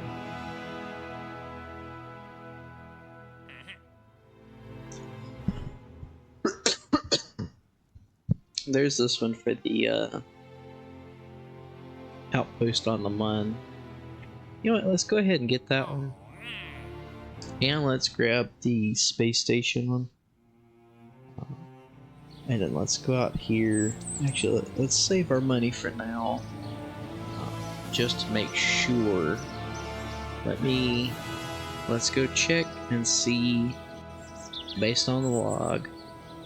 So we've had, let's see, 1 flight, 2, 3, 4, 5, 6, because we had to relaunch at 7, 8, 9, 2. Did we go over one? I guess we did. 1, 2, 3, 4, 5, 6, 7, 8, 9, 10, 11. Oh, yep, sorry. So we were supposed to stop at 10, but we did not. Although I guess technically these were the same rocket. We just rolled it back out to the pad.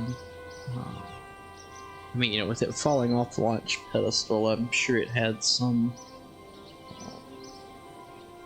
work that needed to be done to it. But yeah, I guess we can count those as the same one. So that was our 10th launch.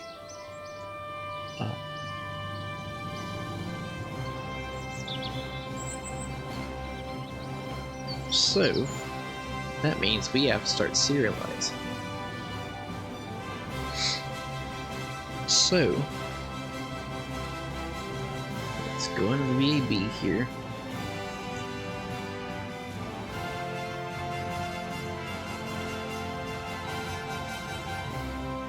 So we've already flown the Atlas and the Atlas Centaur, so we can approve both of them. So let's check the rules and see.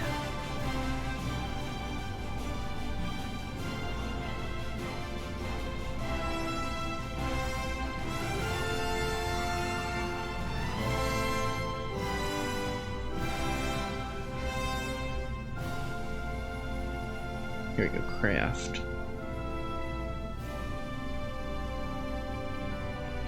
Once the initial 10 missions are completed, craft must stick to a base model. Okay. New design has a $10,000 R&D fee.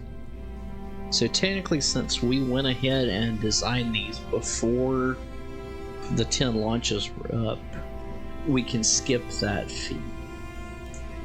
A $20,000 Kerbuck fee for tooling, and then 25,000 for a variant. So we're gonna need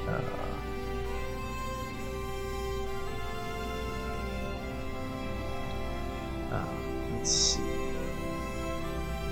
So Atlas rocket serialized.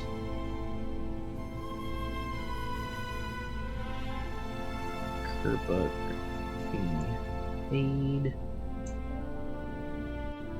Okay. Atlas Centaur variant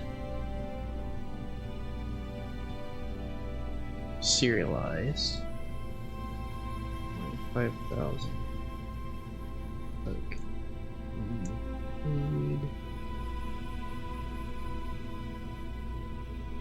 All right. And then I think we still need to iterate on the Titan, but we can go ahead and pay for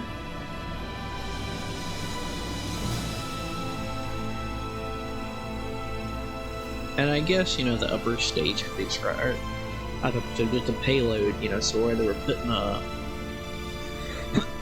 putting a capsule on it or just like a satellite or whatever, the payload shouldn't be included. At least, you know, like for the Titan, for example. So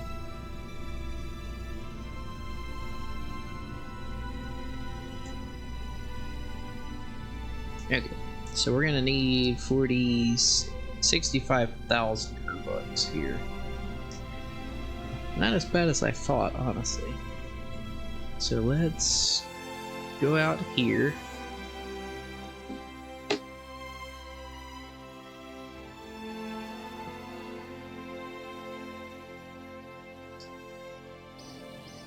I'll step out here and Alt F12. So it was 65,000. Okay.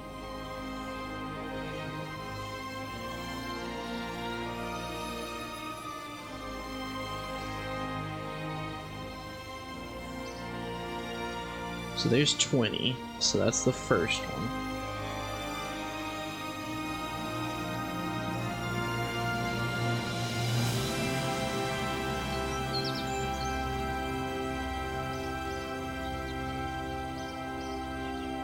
So there's the variant, and now we need 20,000 more.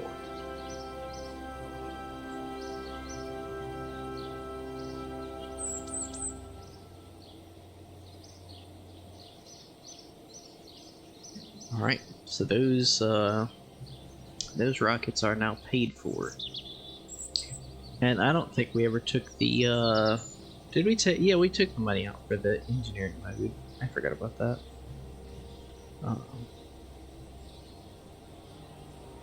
So those are good to go.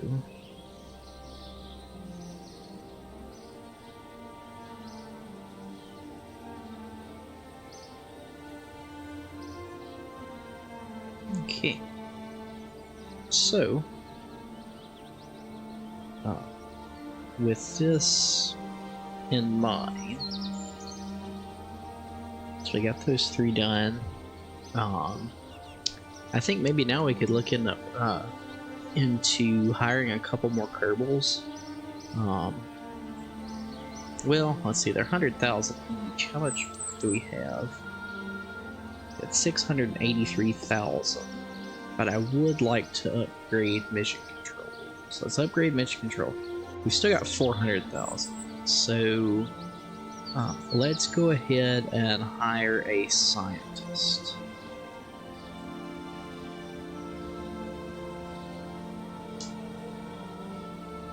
Okay. So let's see here. Alt F12. Kerbals. Create. So, a female scientist will go level 0, you know, because they're just starting out. Courage. Okay.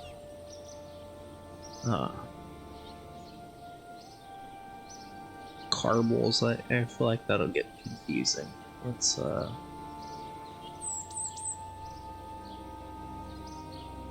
yeah, leading, that's fine.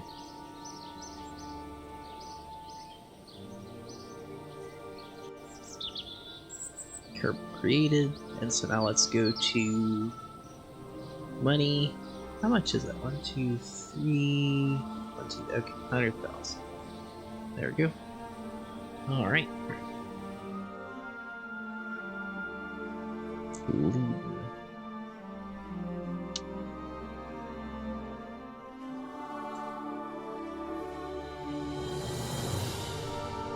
EM, okay.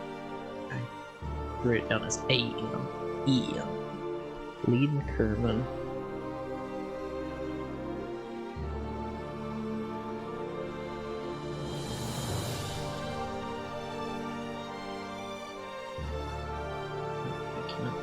Take hired 100,000. Kerbuk fee paid. Alright. So, now we have another scientist. So, you know, once we start sending people up to space station, and we and we have what am I trying to say? Once we get the research lab opened up, you know, we can send scientists up there and they can start working on experiments, her and Bob, and then we can get, you know, our science rolling. All right. So, and see, like now, you know, it would be cheaper just to get them here, but if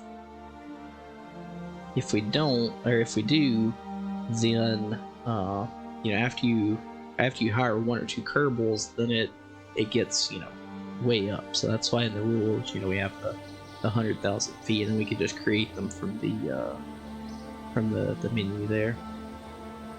So let's go into mission control and see if there's any more contracts we can get.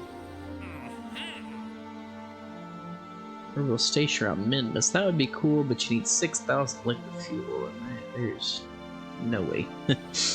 There's no way, chat. So I think what we can do next, I think our next mission, now that we've serialized our rocket designs, I think our next mission will be a one of those Pilgrim landers, but we'll send it to Minmus. Let's open up Pilgrim 1, which is on an Atlas Centaur. So let's make a note of this. And actually, let's make a note up here.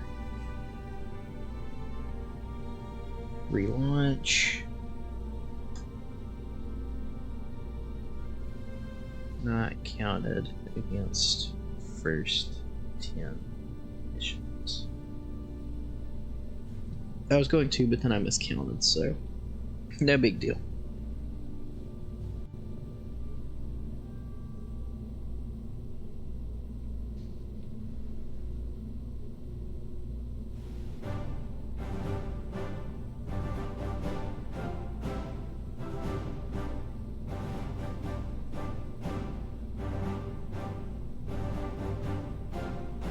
That's not what I wanted.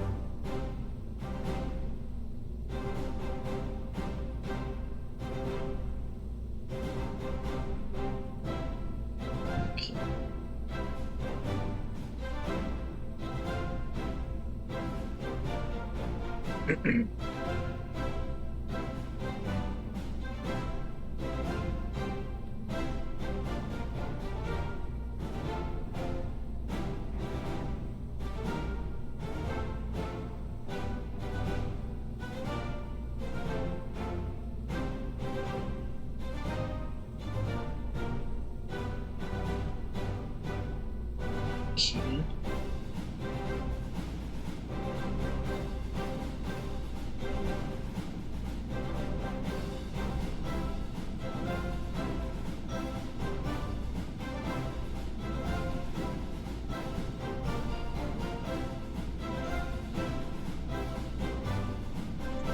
And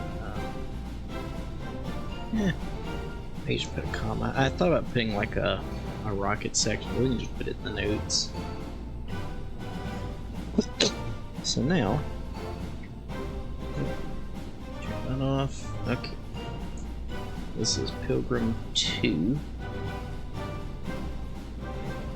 This will be going up to Minless. Let's go ahead and launch.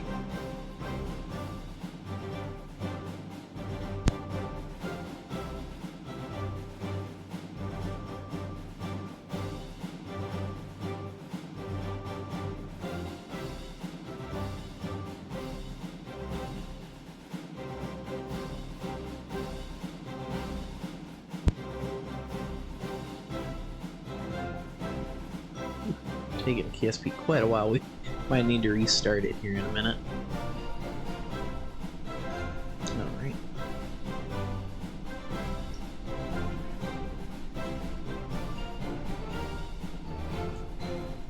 Alright. 5, 4, 3, 2, 1. Ignition. Liftoff. Go ahead. Throttle back quite a bit.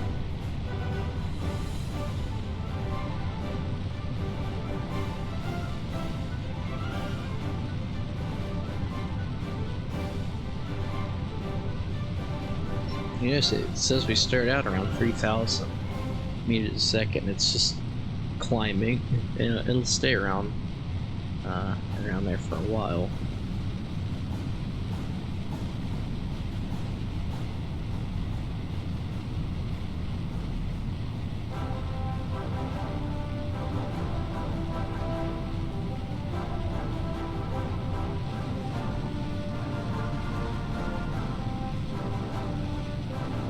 Quite sure why we're losing it here.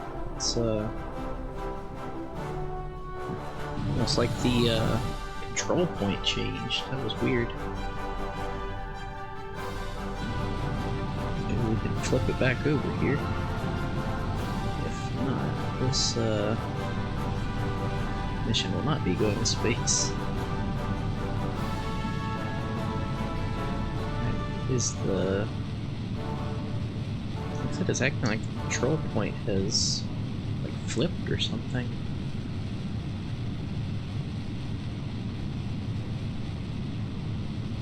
What is happening?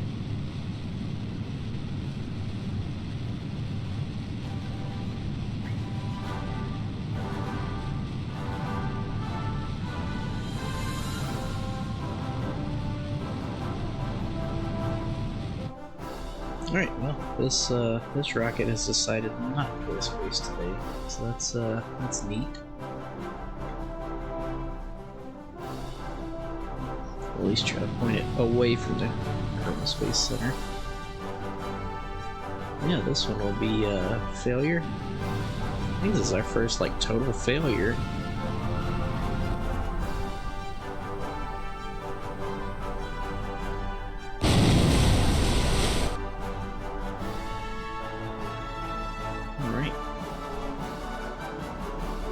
Interesting.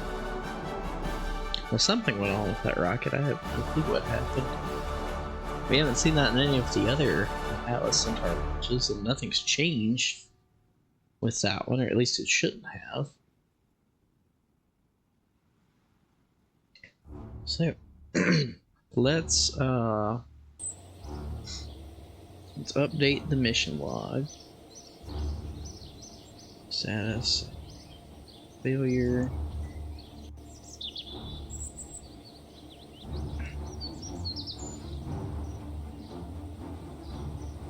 Loss of control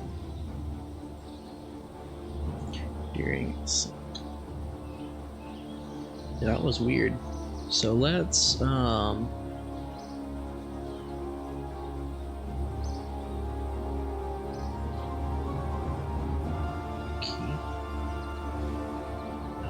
let's come in here and save the game, and then let's go ahead and restart Kerbal. I'll swap us over.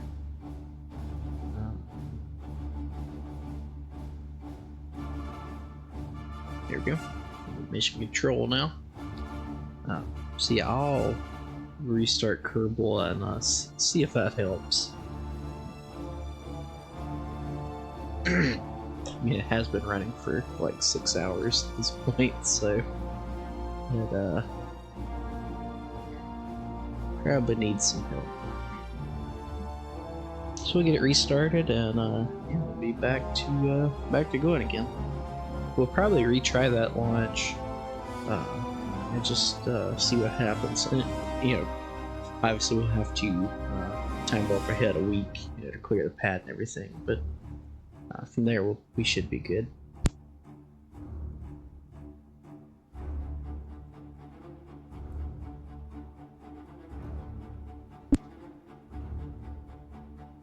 No, KSP is taking sweet time, so it definitely needed a restart there.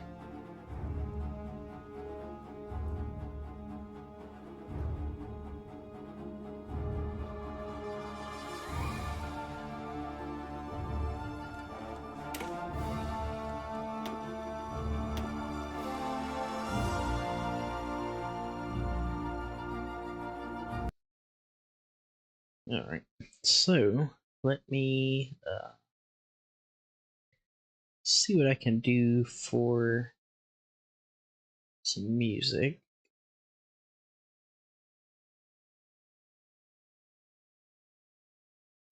I know Robert Parker, all of his stuff is available for use on Twitch. Or, you know, they don't get like copyright struck or whatever. Although I don't make any money off this or anything, so I don't know that it would matter, but just in case.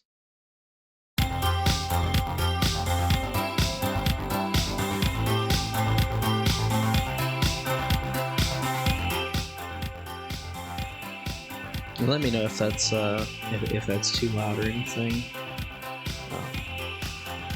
I can always turn it down.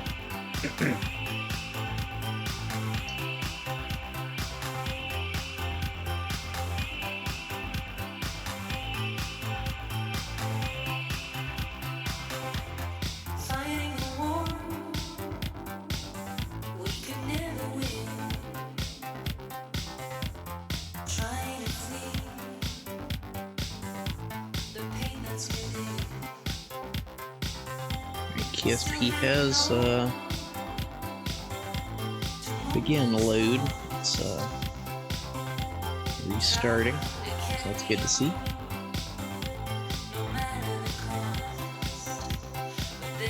Alright. How is that? Is that any better?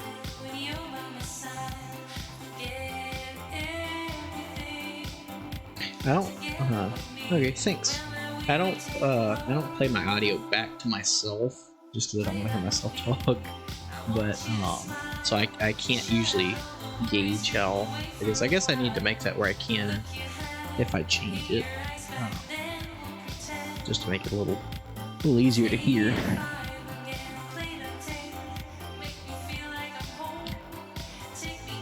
All right. Yeah, I'm hoping that issue with that rocket is just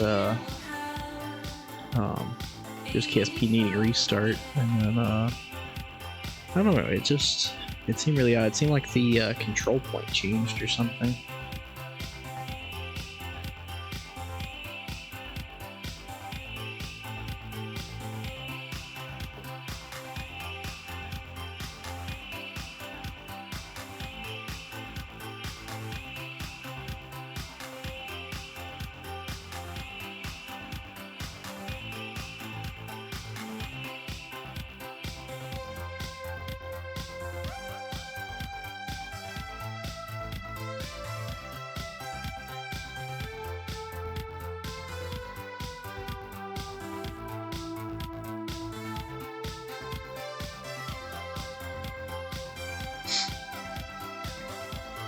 Yeah, I hope everybody likes the mission control screen here.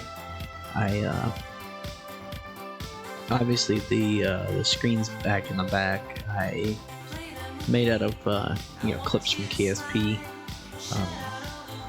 But yeah, I worked on it for like an hour or so one day, and I would like to eventually have like videos and stuff that play in the back. But for now, they're just static. But I still thought it was pretty cool to show.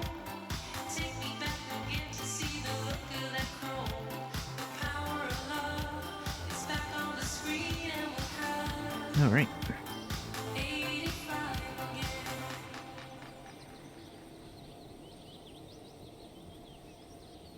There we go. So now we are back.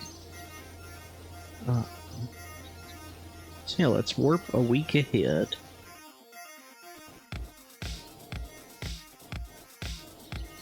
I'm going to check our contracts, make sure nothing's changed there.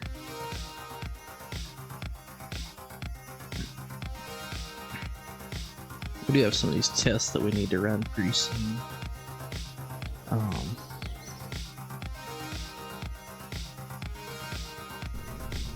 Yeah, let's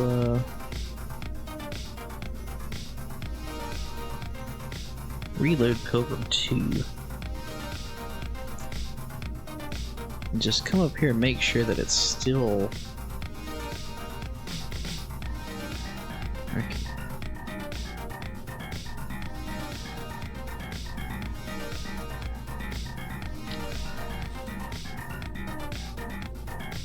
That was odd. Wouldn't let me click on anything. There we go.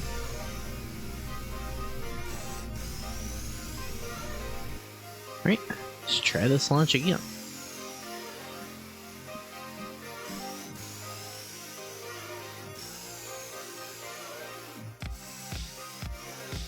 Now, if I keep looking away, I've got the IndyCar race on.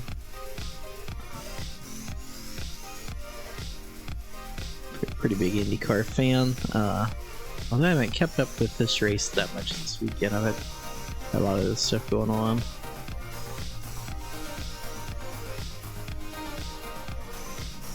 Oh, nice! We broke an ocean depth record because we we crashed that last stage into the ocean. It's interesting.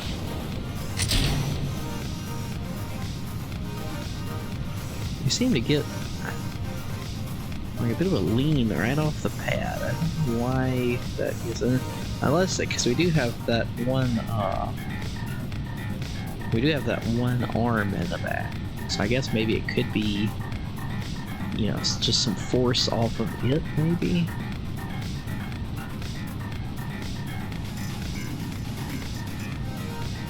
Not 100% sure on that.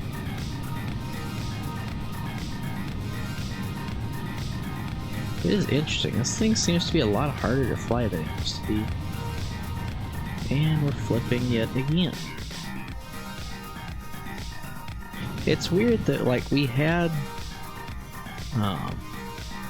like 3 different missions with this rocket, and yet now all of a sudden we're having issues.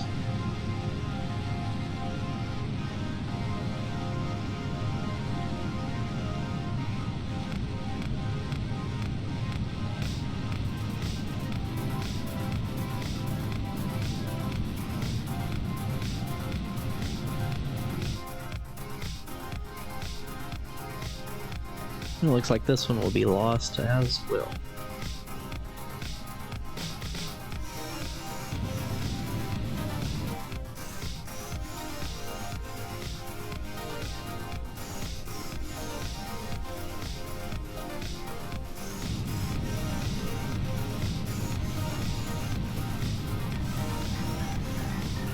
At least try to recover it here where we can figure out what's going on. Or not. That works too.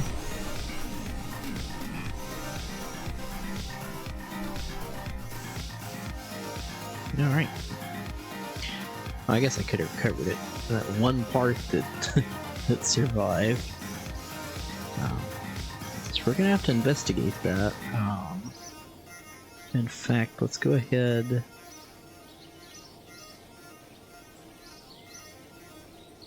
Okay.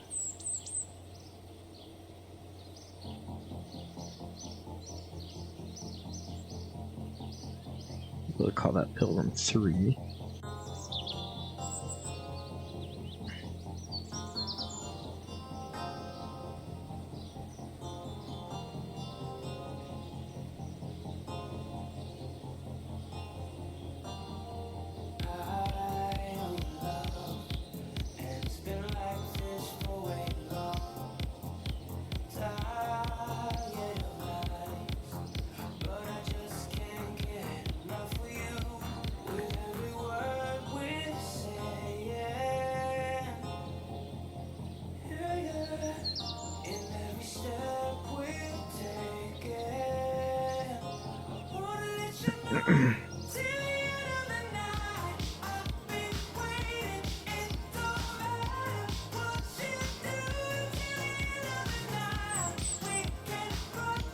So that is interesting that we had two back-to-back failures.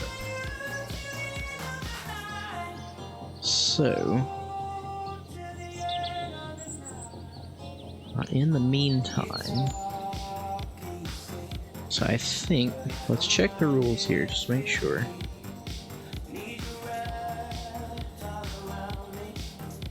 Let's go down to simulation mode. 25,000 per vessel and 5,000 per week. Okay. So.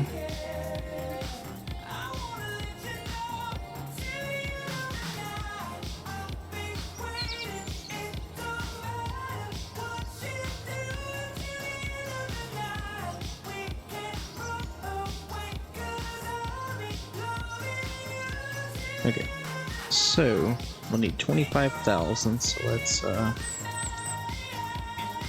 into cheats and take out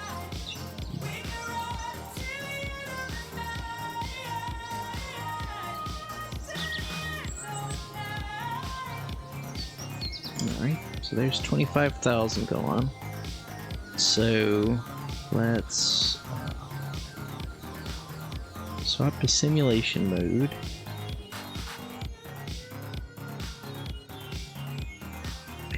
And go ahead and see what is going on with this. So let's take that stabilizer away.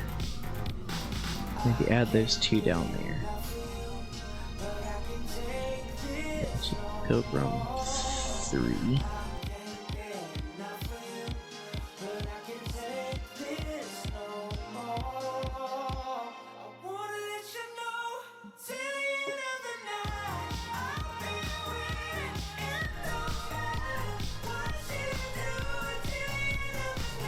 Alright.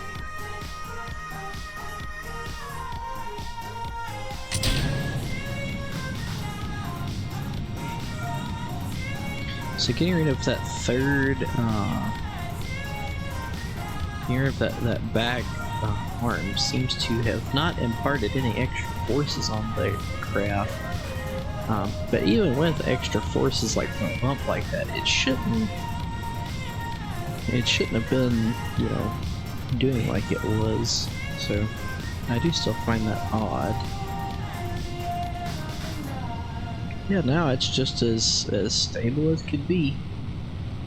I don't know if maybe we were hitting that, it was just like breaking something or imparting some sort of, you know, force onto the rocket. That is odd.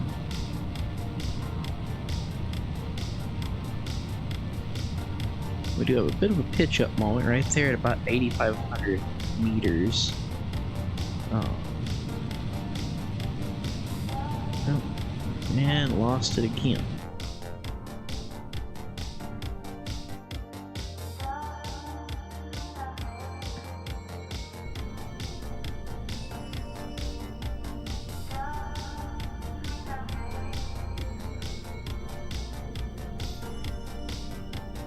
We still don't have any, like, we have these radial engines, but they're huge.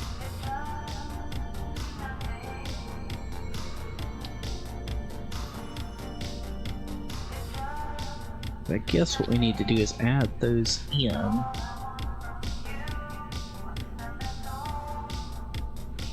And then we can just thrust limiter like 25%.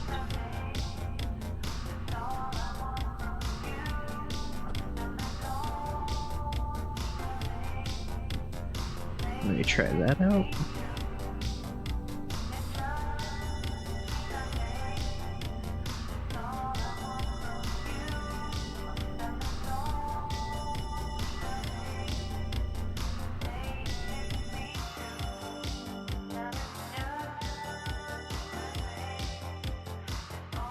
Like I said, it is interesting that that issue is occurring. Maybe these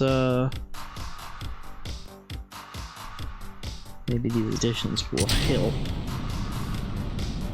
We're definitely gonna have a lot more thrust, and I prefer using the smaller ones, but we don't have those just yet, so.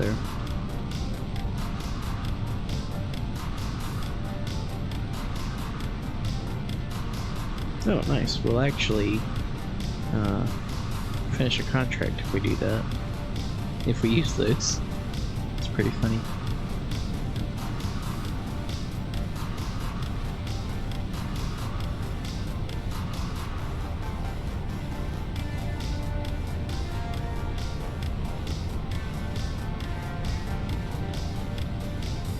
Still becomes unstable right at about 8,500 meters.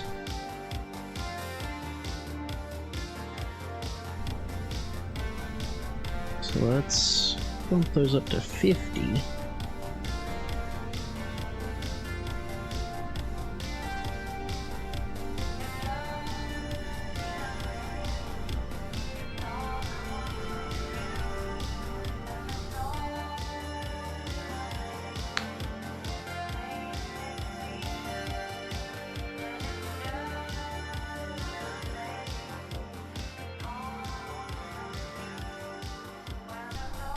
It is odd that this problem didn't really present itself until after we serialized.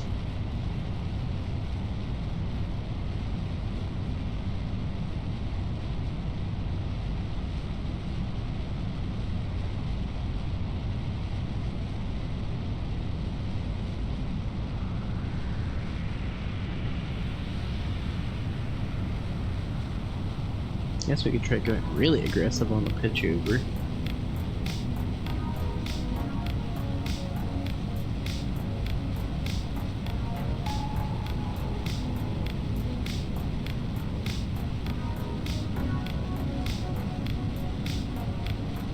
Now we're just spinning out that way.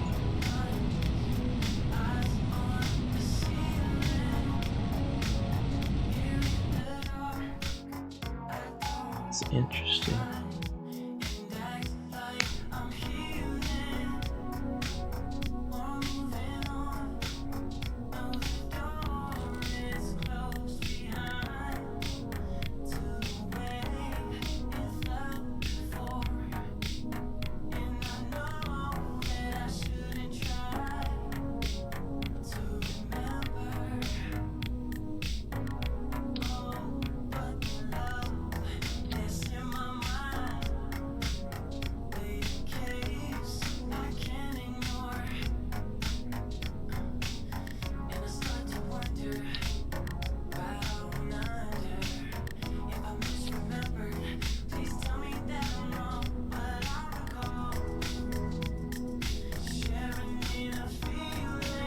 Yeah, I've never seen this issue on this Atlas Centaur before. I used this design in a bunch of different playthroughs, and I don't really want to add those fins onto it, but like something needs to change.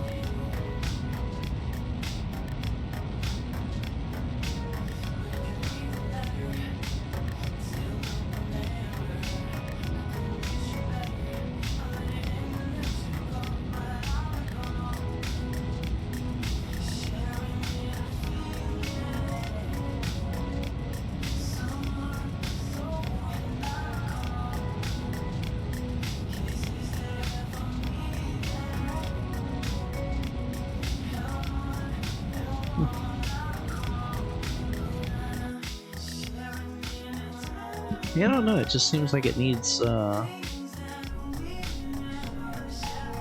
needs more drag down at the bottom or something. It's, I've never seen that issue before.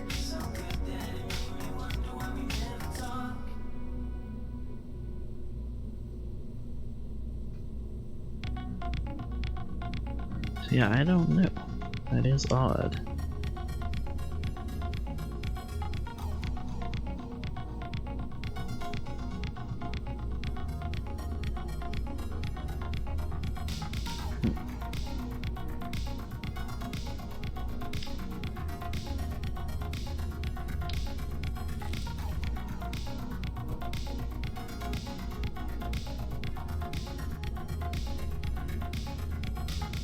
Make sure everything's auto-strutted.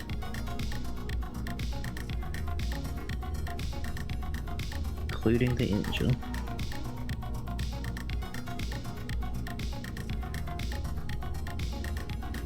Okay.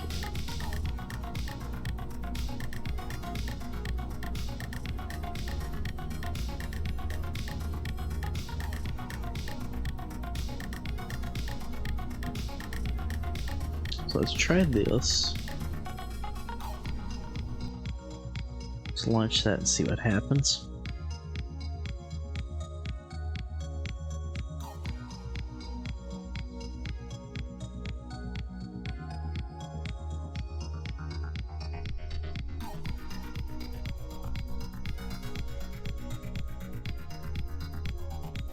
Okay.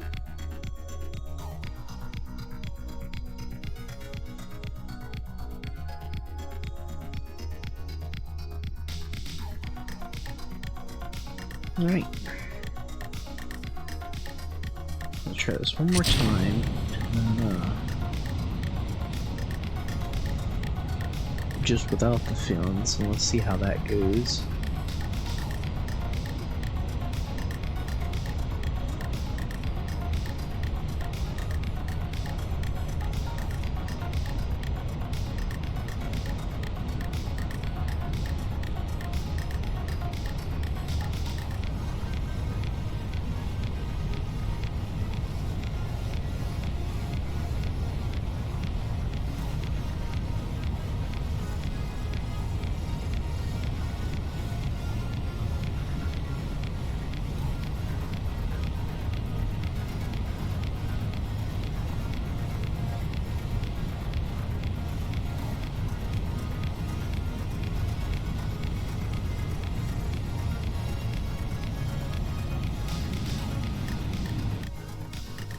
Nope. I don't know if it's the length of the rocket or what, but this was never an issue before. So I do find it interesting that it's an issue now. So let's save that.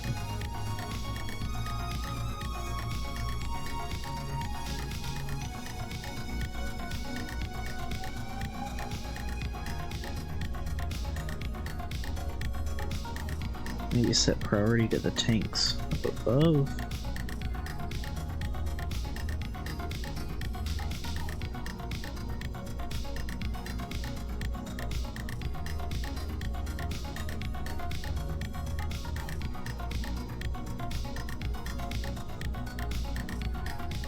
Maybe something like that. Let's try that.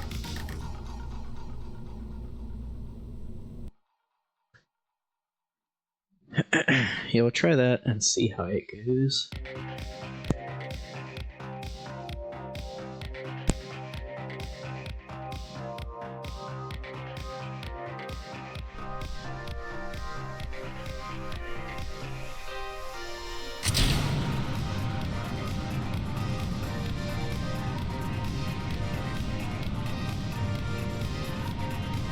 I guess the other alternative is just to go straight up till he gets like 15 kilometers and then pitch over.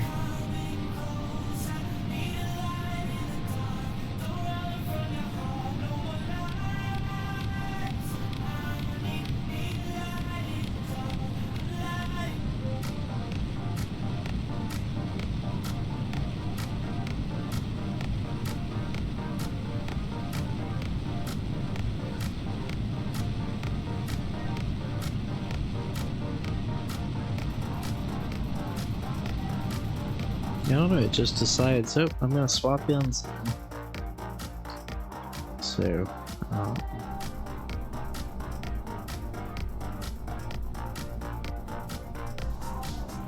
like I said, I think the upgrade is just to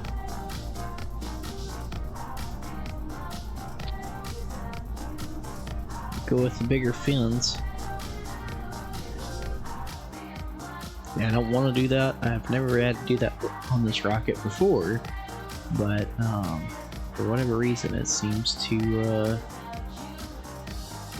want to go that way. So,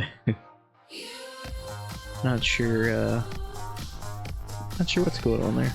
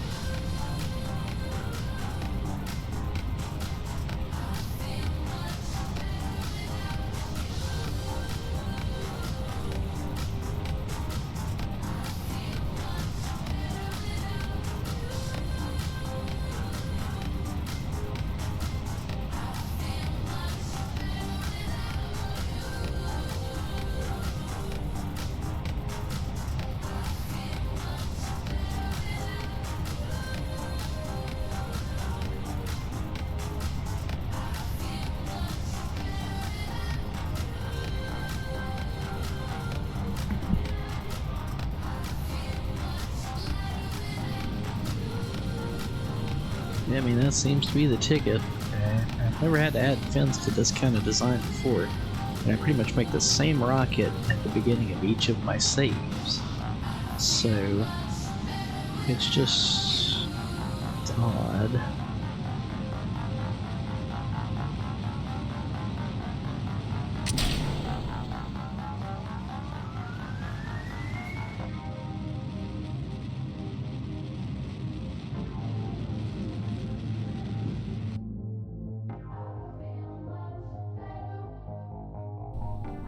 Alright.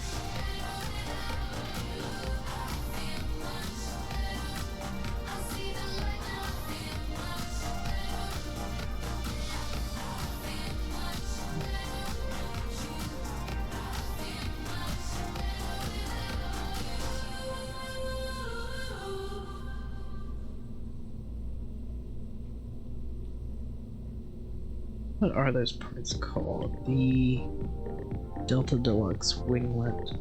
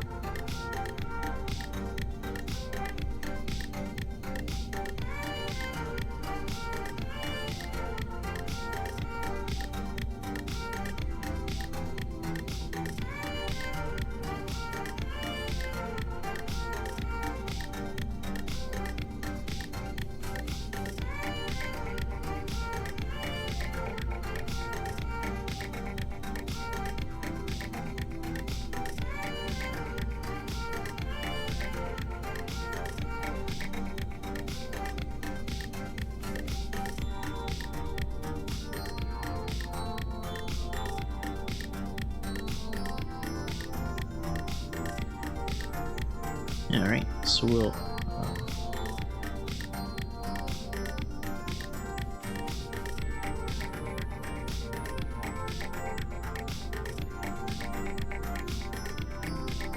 so we'll change that, and let's,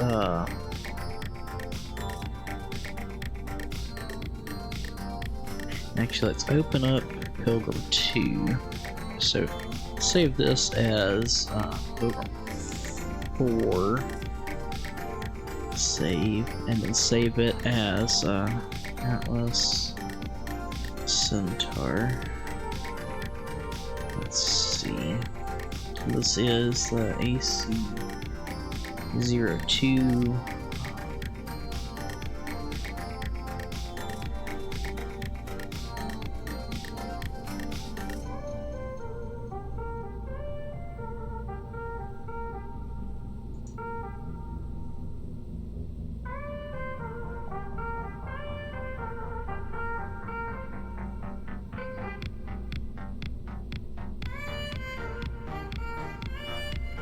Save that. And now Pilgrim 2. Pilgrim 3. Right. Oh, I do need to add about the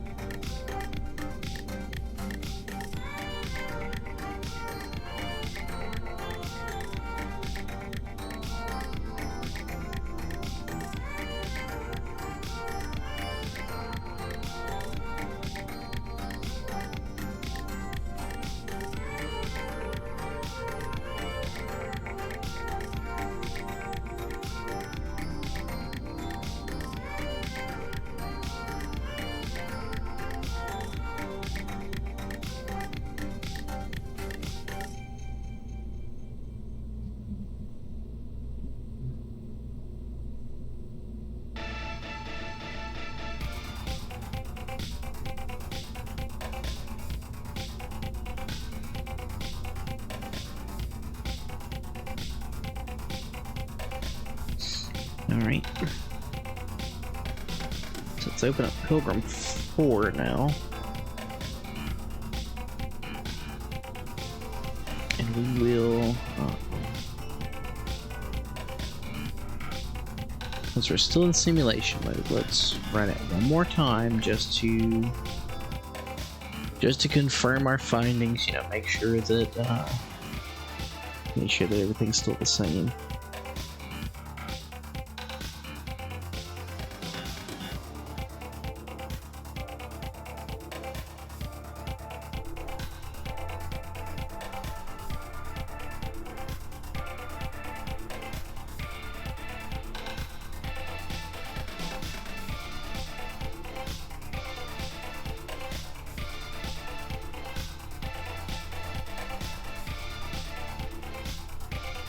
Right.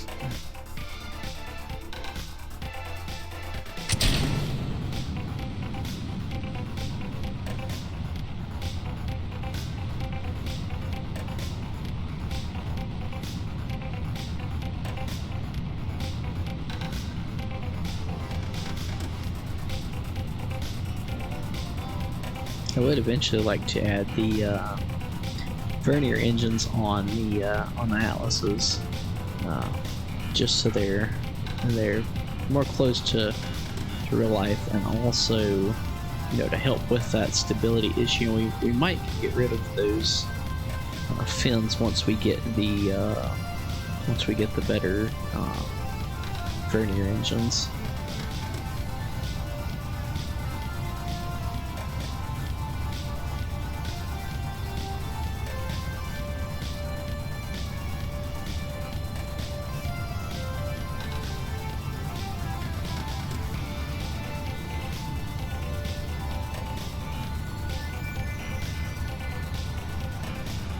I don't really like the look of it with these, but until we can get those vernier engines unlocked, I think that'll be the I think that'll be it.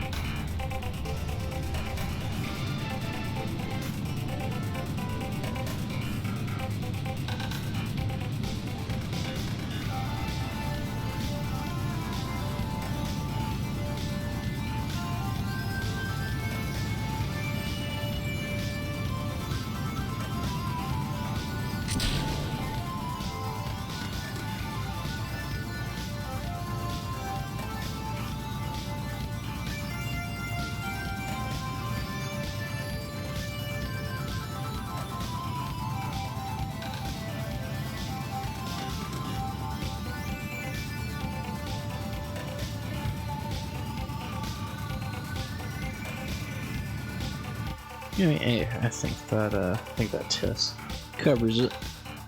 Like I said, I guess just a aerodynamic issue, as well as, you know, that third stability enhancer just kind of bumping us out of the way. Swap simulation mode to mission mode. Let's go back over to the log.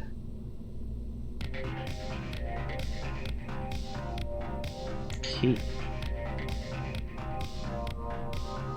From 4.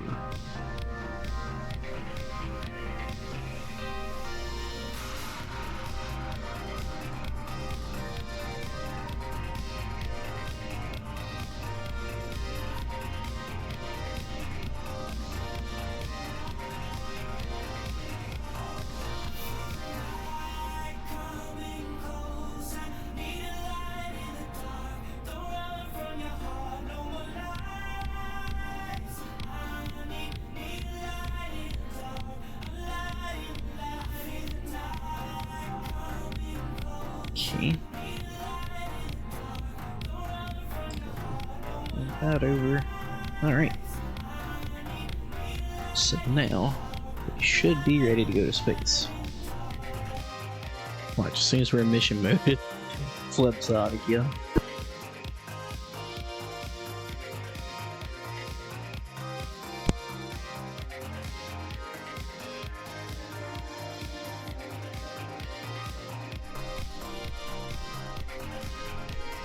Alright.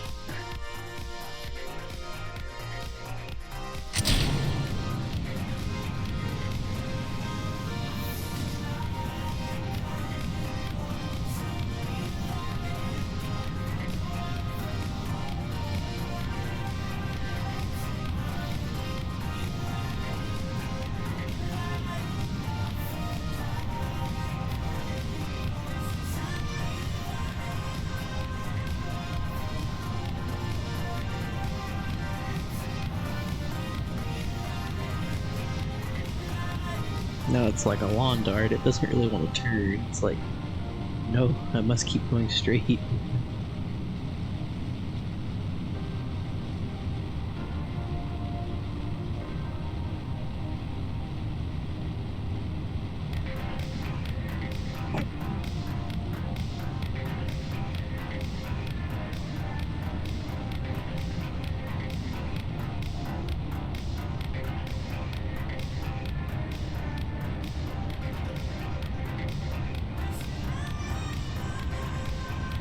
I guess another thing we could, future updates, if we want to get rid of these, we could make all three of these engines swivels, that way they can all gimbal.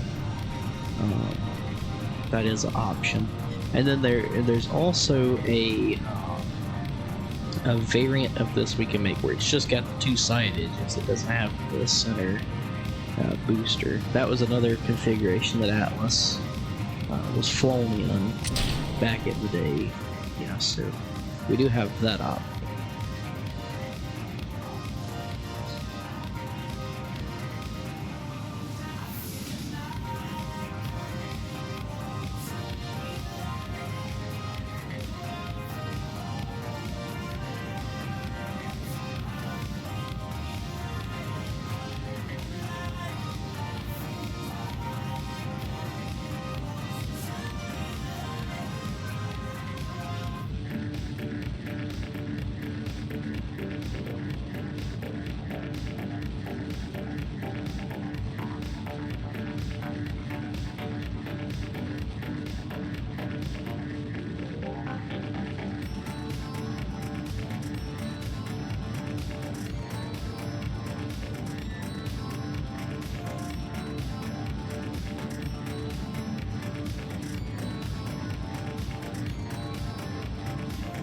Yeah, I like the look of this better also. Once we get those smaller fuel tank parts, it should look a lot better.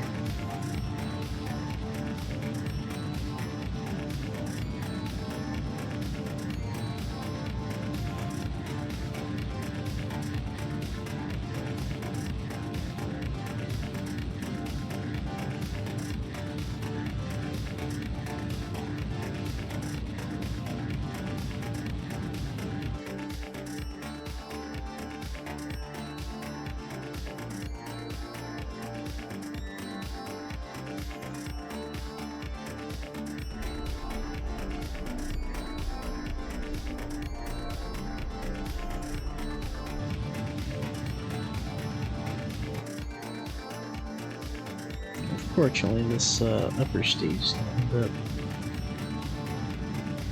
in orbit, but we can use that to our advantage.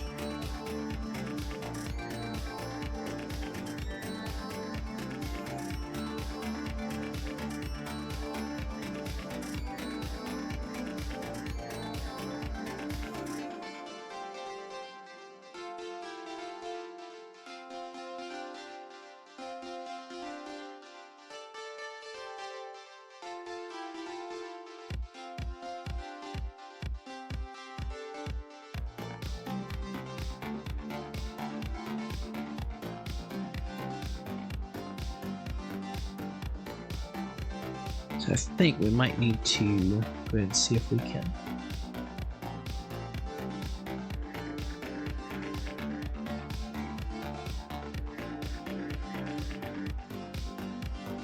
There we go.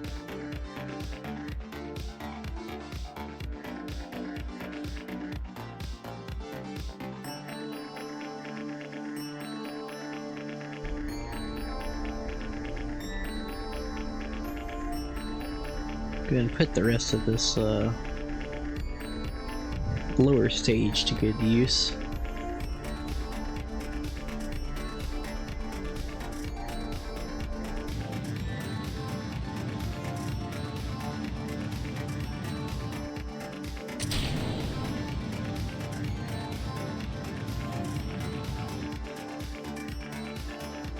All right.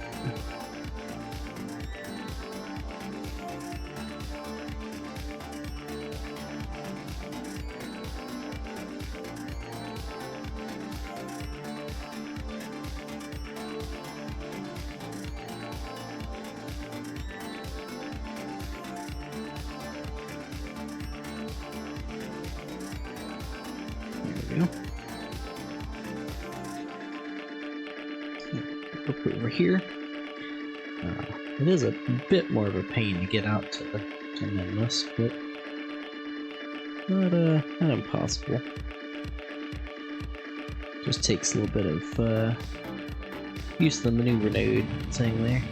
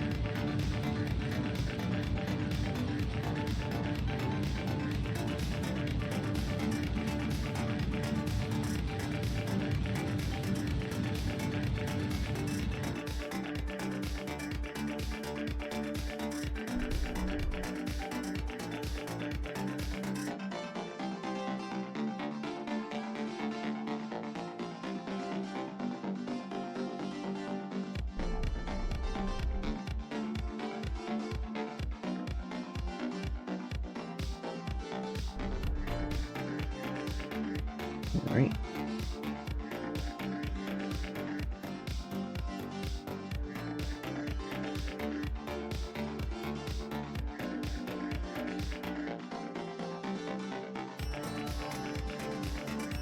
Ooh. Oh, we are not facing. Here, we can get electricity. There we go. Now we got electric charge coming in. Okay.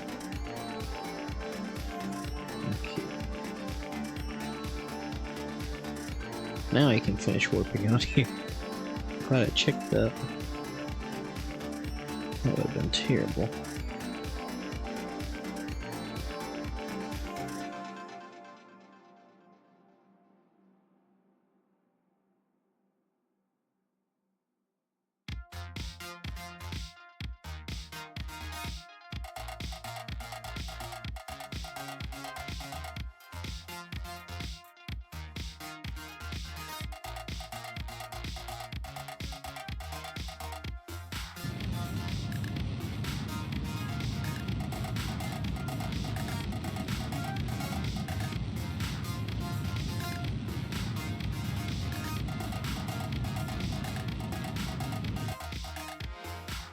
Woohoo! Might need to raise that up just a little bit. If our orbit is 7.3 meters a second. There we go.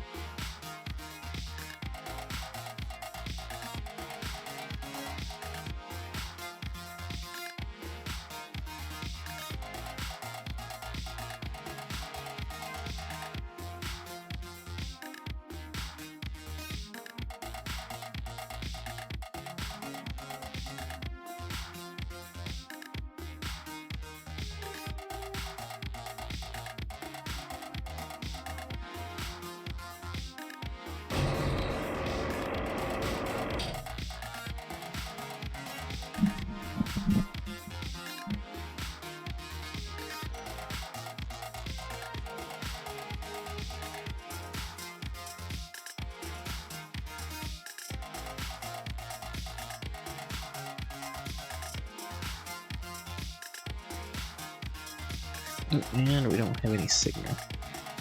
Nice. There we go.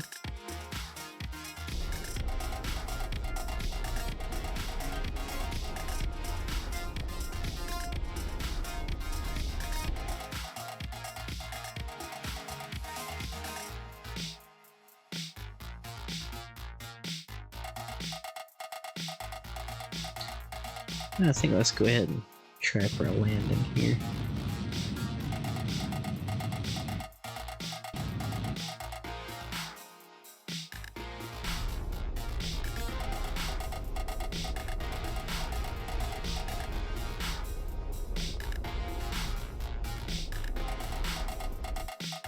Come down right there.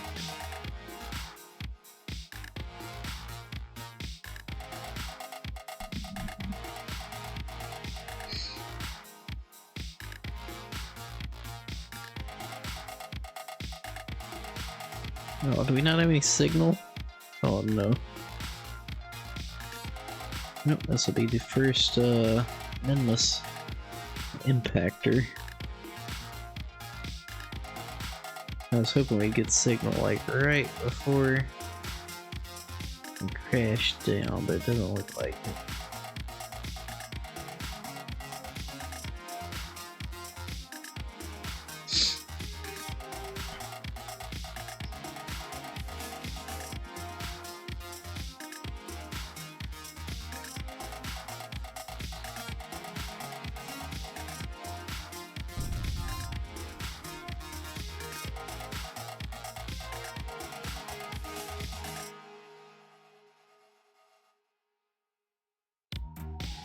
Alright, well, I guess that was a partial success.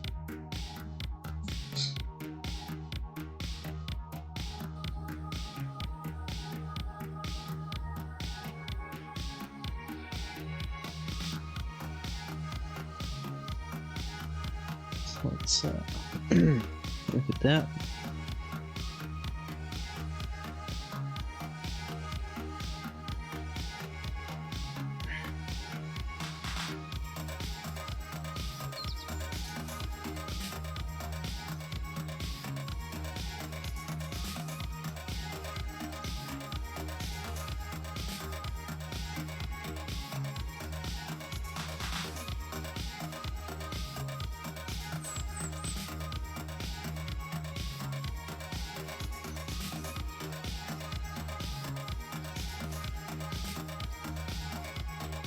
Okay.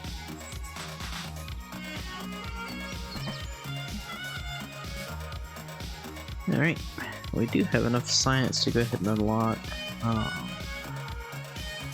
Guess we could do the hitchhiker.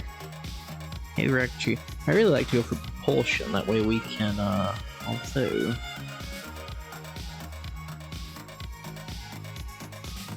they're not until that one there. So propulsion would give us the smaller tanks we need, but for the side of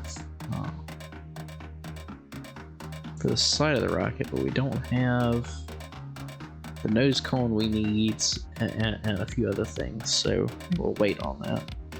So we could either go space exploration, or we can get the hitchhiker.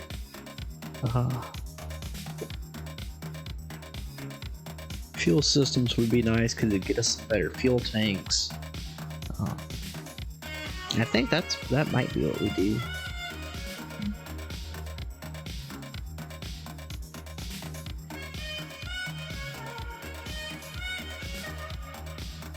Yeah, let's go ahead and purchase all those.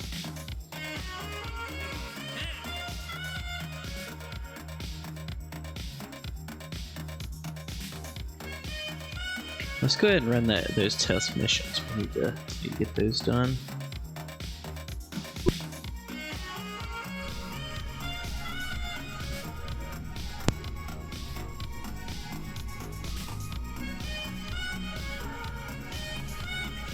Want the test rig, and let's see what we need. Heat shield.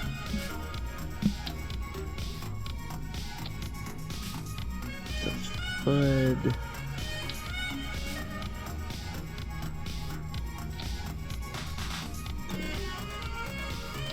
TD06 decoupler.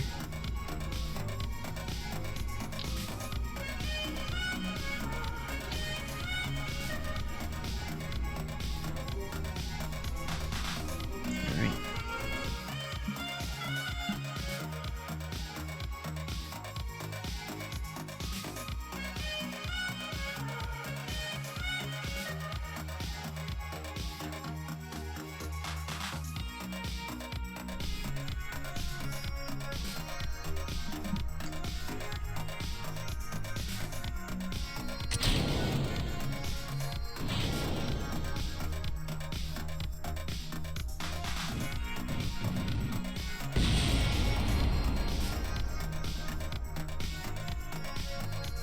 Alright, finish those 4 contracts.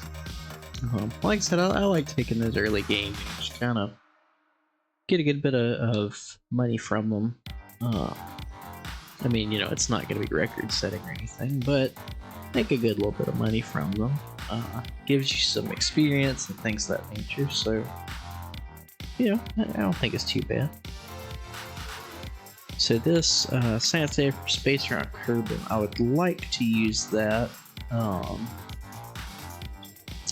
as a reason to go up to the space station with some Kerbals. In fact, let's go check out the space station. I'd like to send some Kerbals up to it soon, but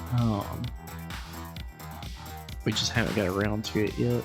There have been other missions going on. So let's rename vessel and make this a station.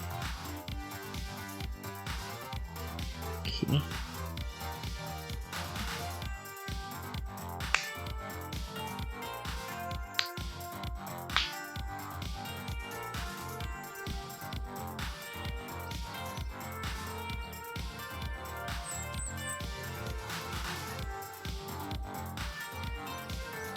Alright. And then I guess for now we can just let's go out to survey sat. See if it's still alive.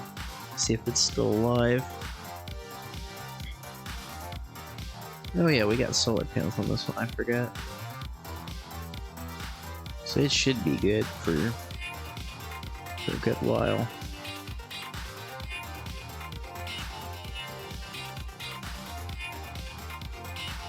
We'll eventually retire it. I would like to get a communication system set up around Kerbin. We might could look into doing that next. Although I would like to get some Kerbals sent up to the space station, but there again, we are on our 3rd manned orbital mission. Is that right? Yeah. So our 3rd mission, and per the rules, let's see, let's check that section out.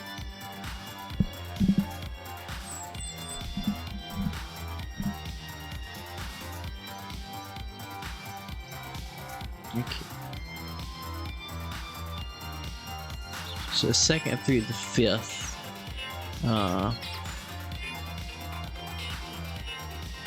can only be up for 2 days. So even if we go up to the station, we can only be there for 2 days. So what we might do is just go ahead and run some more Gemini missions, just to, just to get past that requirement.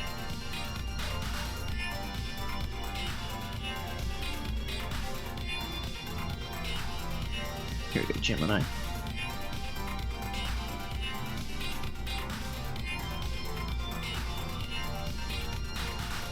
Okay, and so for this one, let's see.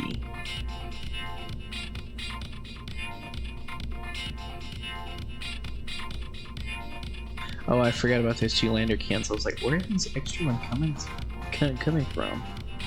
Who was on the last Gemini mission? It was Val and Bill. So for this one, let's see.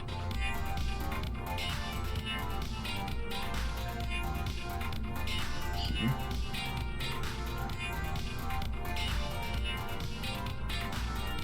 2.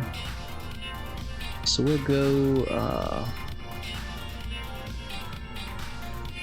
Jeb and Bob.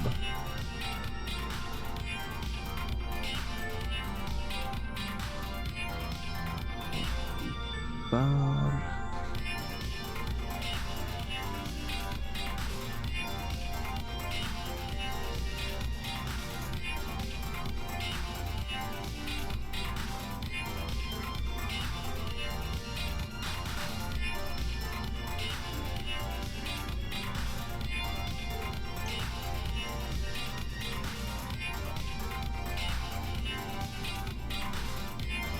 So we'll make that note on there just so we make sure to notice that. Let's save. Let's definitely check our staging.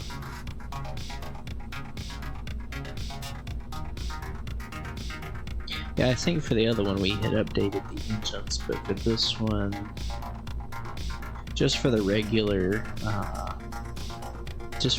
Titan one, it should be fine. Shouldn't be any issue. Turn that off. There we go. So yeah, we had replaced 2 of the engines with the Reliance, just to give, because it was the space station, just to give it a little bit more thrust. But this time we shouldn't have to worry about that, because it's just a normal launch.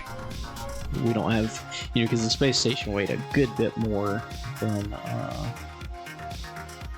the just the regular Gemini capsule does.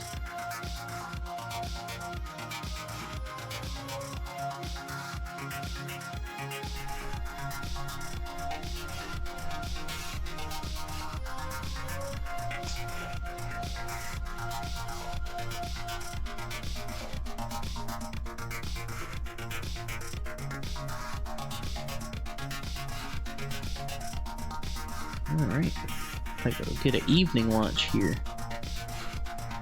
Year 1, day 245 at 4:14.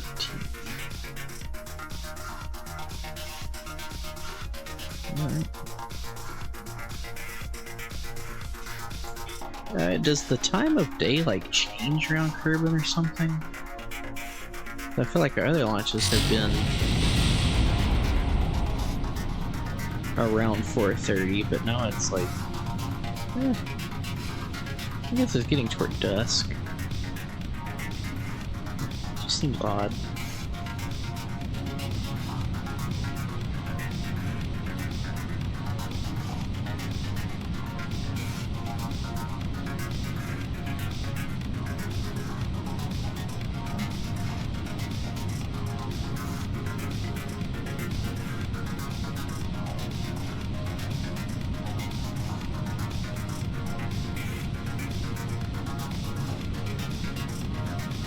You need to recover that piece of the Pilgrim 2 out there. Although I think it was actually Pilgrim 3 technically. I don't like how that's wobbling around.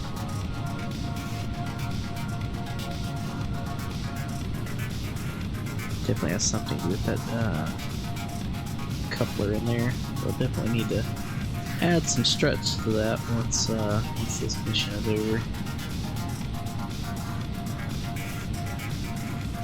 Ooh. Not again.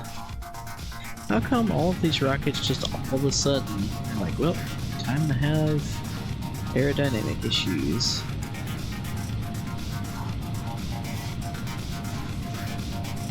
Like, did I do something? Did I change something? What's going on?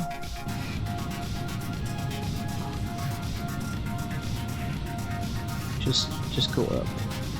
Go upwards.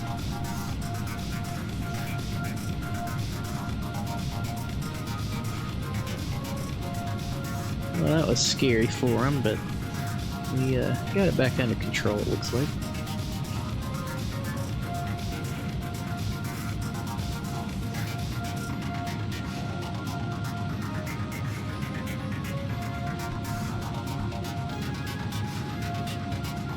This thing seems to be extra wobbly. I don't know what changed from earlier. Like, as soon as we serialized these, we're like, alright, these designs are locked in. They all just got like super squirrely all of a sudden.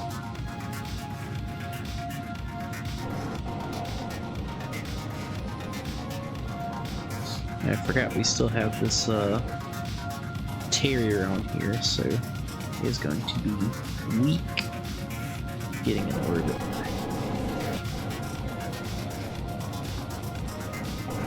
Luckily we're on a pretty big lofted trajectory.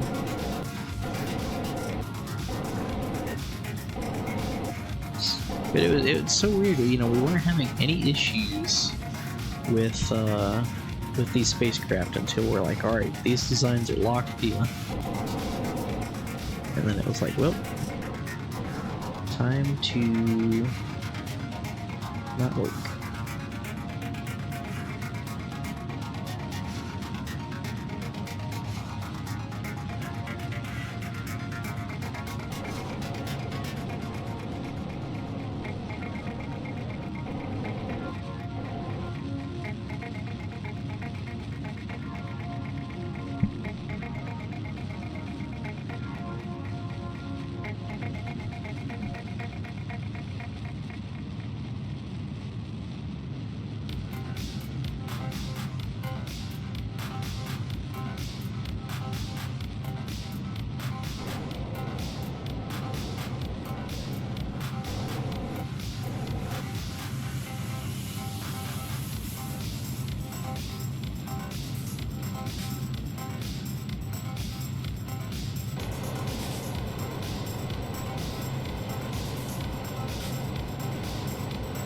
You have so much monoprop on here.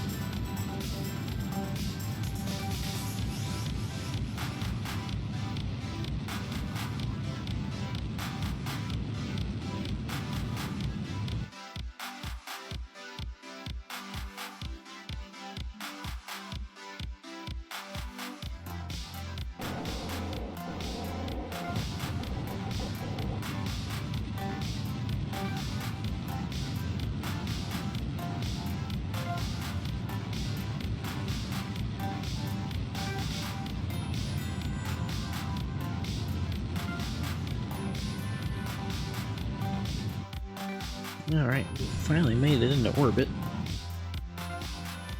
So, it's 178.385.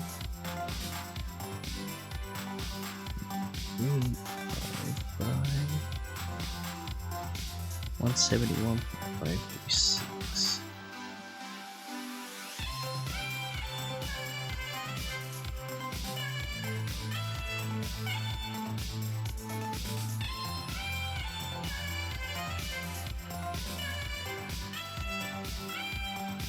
Like I said, I don't know what's going on with the whole flipping on ascent. It hadn't been an issue until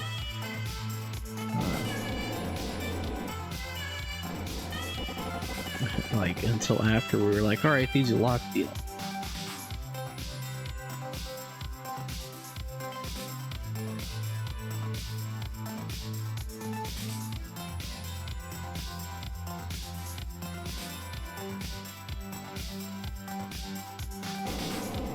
Alright, that ought to be good.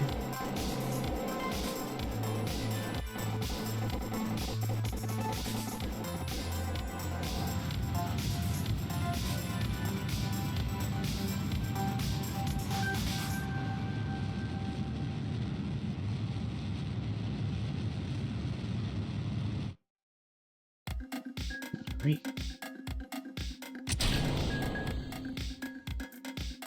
Good. Enable these rear RCS ports again.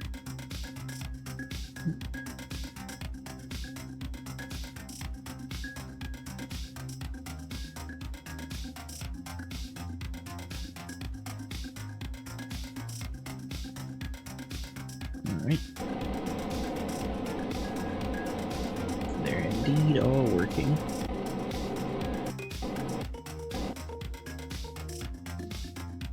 Good.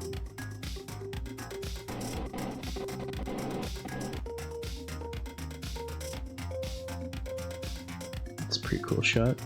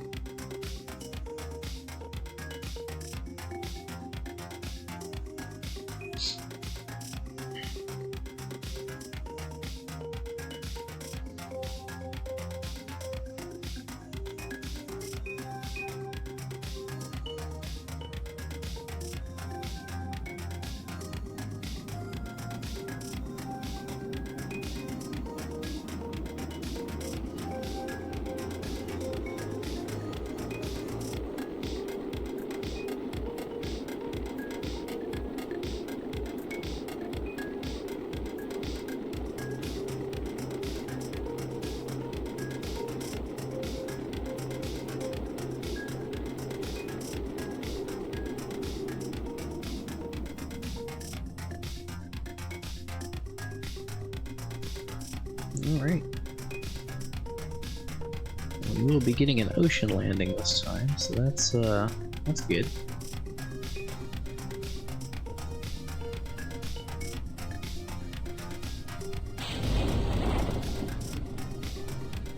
Pop parachutes.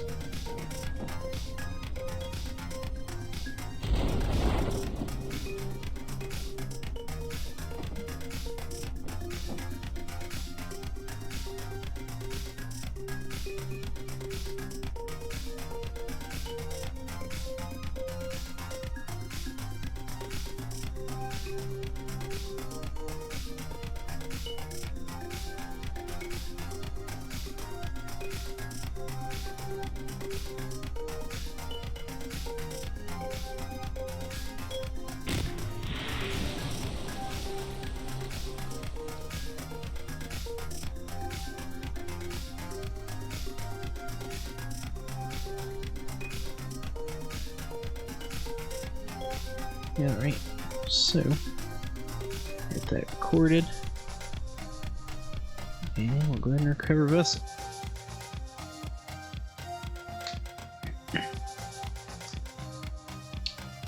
So that puts us, with that mission partially successful. I do want to update, but I guess since I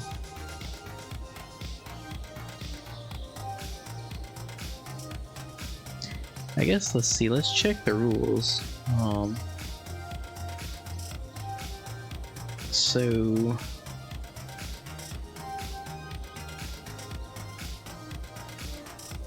okay, new designs, 10,000 fee, 20,000 for continuation. Variants.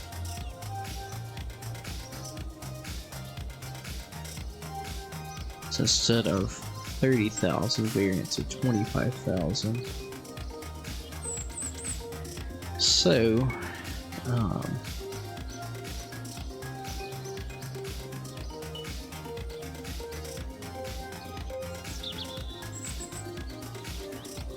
okay.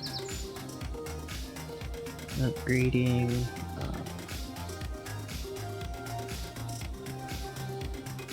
Type 1. Upper stage. Swivel engine rather than interior. Additionally, let's add fins to lower stage for improved stability on ascent. 25,000. Look, feed.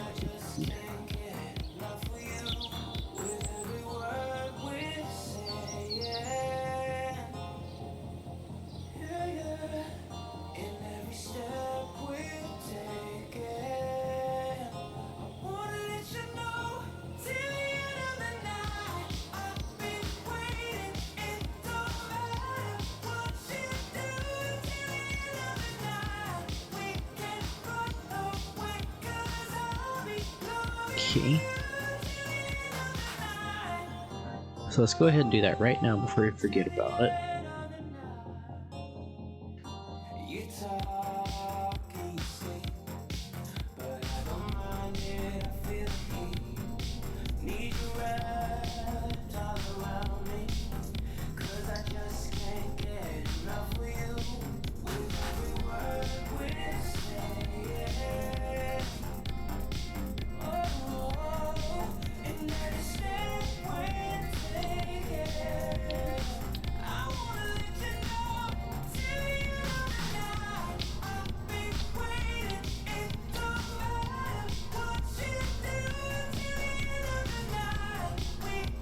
And then also, I think we'll go ahead and add some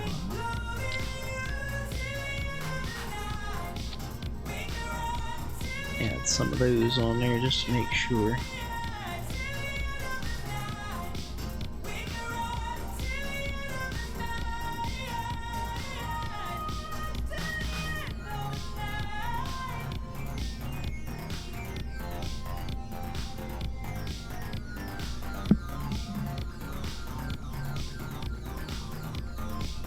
So while we're at it, you know, we can update these fuel tanks.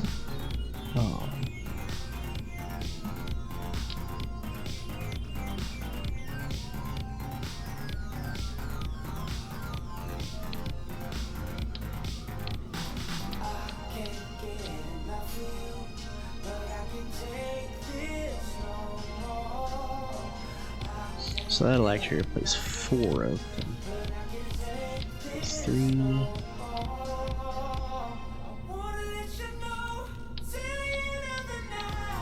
4.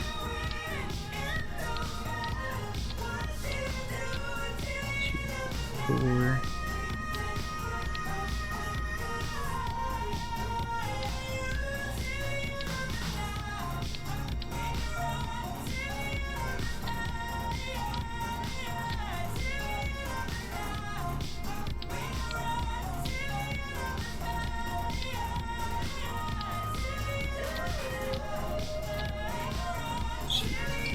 4.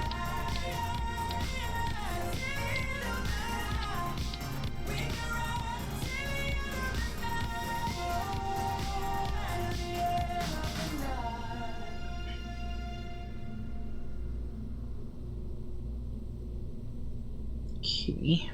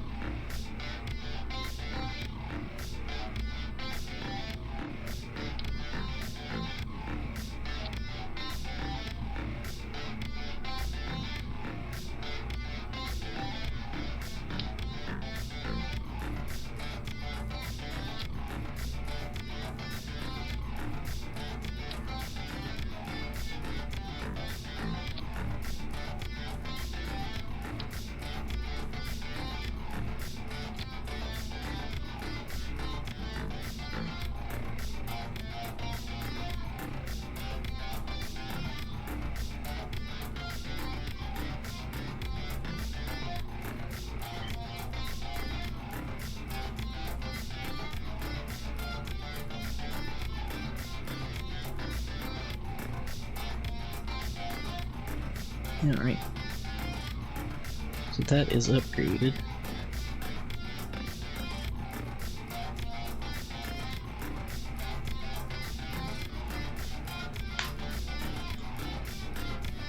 Oh.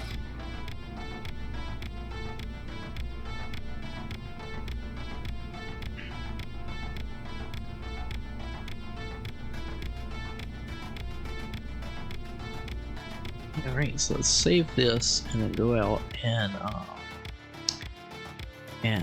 pay that 25,000 Kerbuck fee. 1,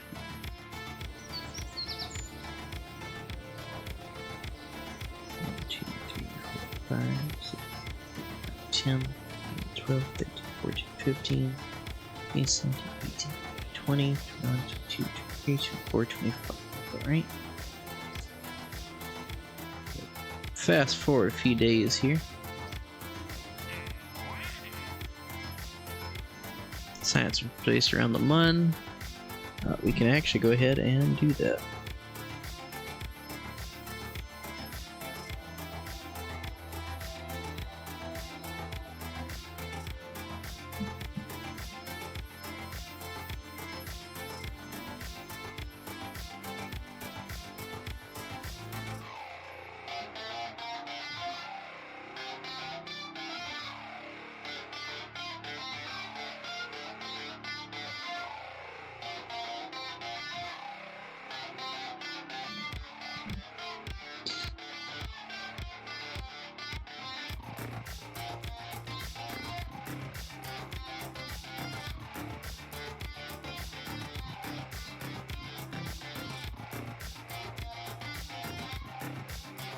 Alright. Oh, sorry. I left the log on. The only thing I did was just go up to Mun Explorer 1 and take basically just send back science. That's all I did.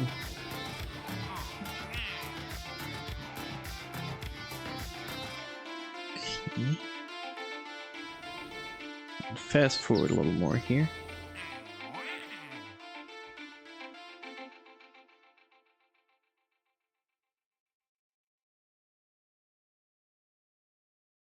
Alright. So I think maybe now we should start looking into expanding our communications relays around Kerbin. So let's open up. Let's see. Atlas Centaur 2.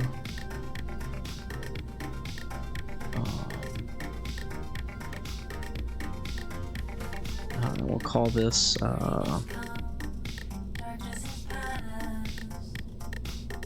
we'll just call it ComSat 1.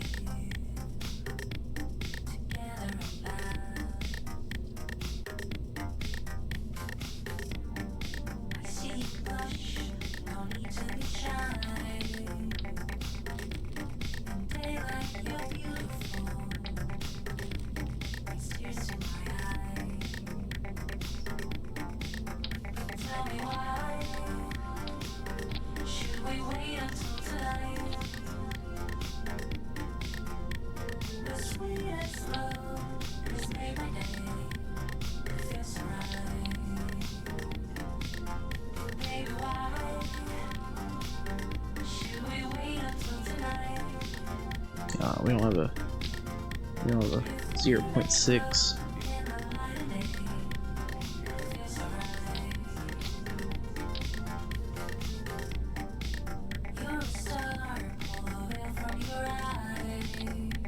We'll put that on there just so we don't forget it.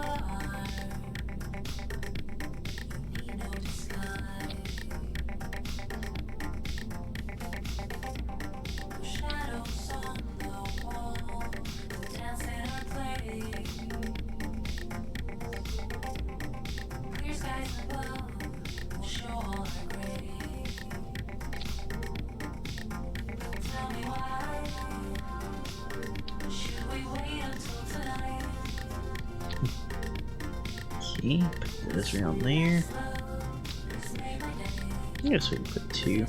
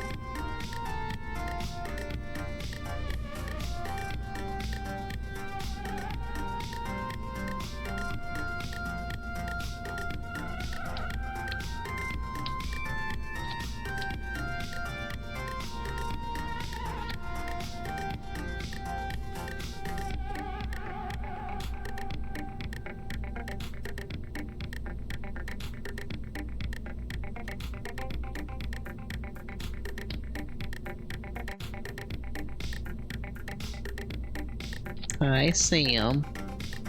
Hello. What's the matter?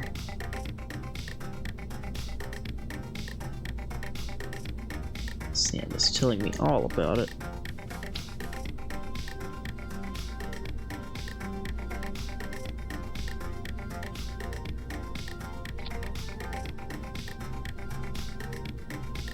What's wrong?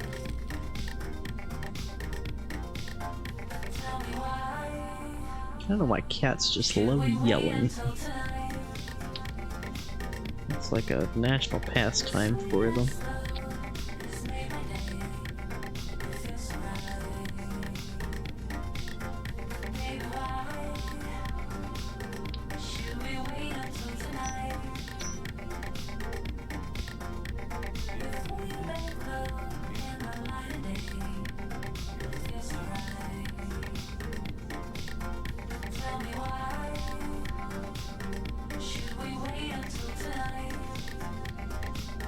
Okay.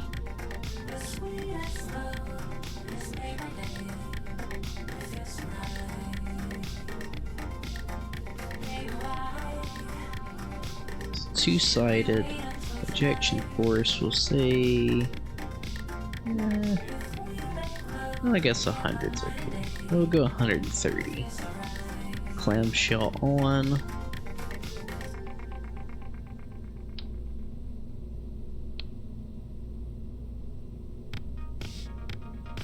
Okay.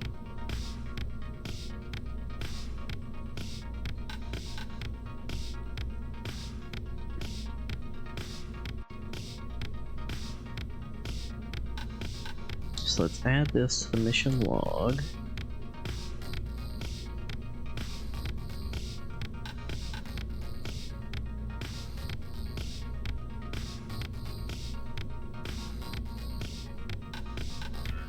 So this is ComSat 1.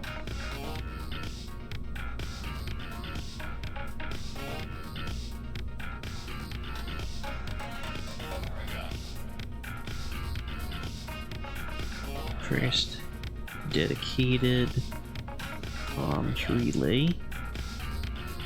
Atlas Centaur launch.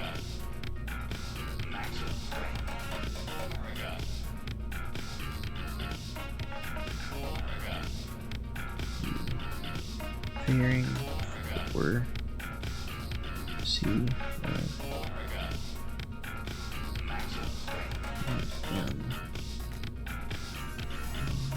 so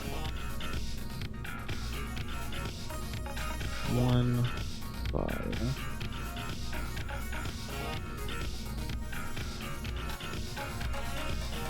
How much is the fairing cost? 10,000. Okay.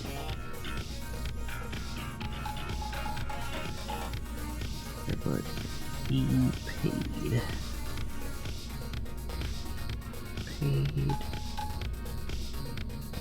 Serial is ACO3.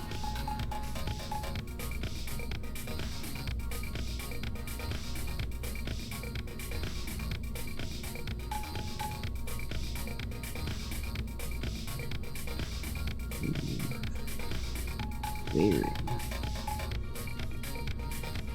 Save that, and then let's go out to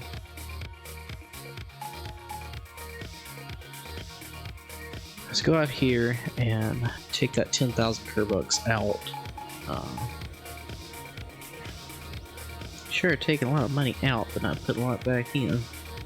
3, 4, 5, 6, 7, 8, 9, 10. There we go. And now we can get that ComSat launched.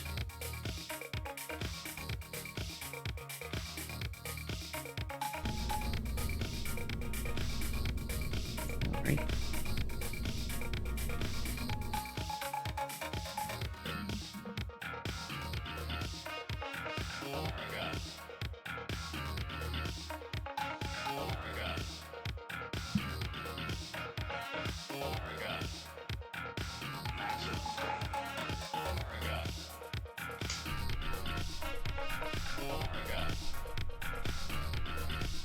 Yeah, alright. See, if you turn on SAS, it starts kind of wiggling out here while on the pad. I'm not quite sure why. So I always turn it on right as I turn the engines on. That could also be, you know, one of the issues that was causing that instability earlier. So we might have to, instead of two of those connectors, we might have to go with 4 of them or something.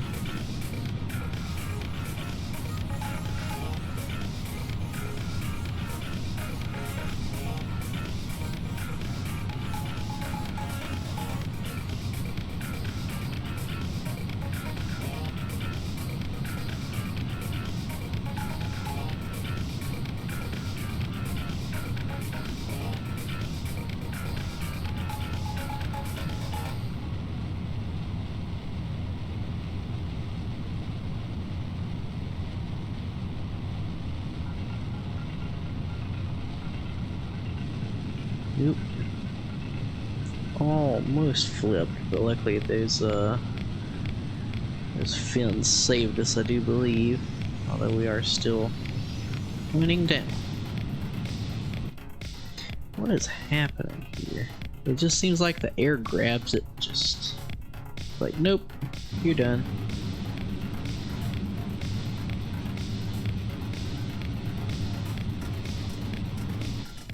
Yeah, this has just become a submarine.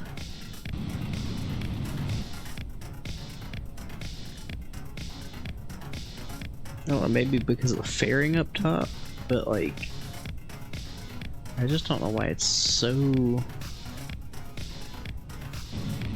like, all of a sudden it wants to fly like an airplane, but not in a good way.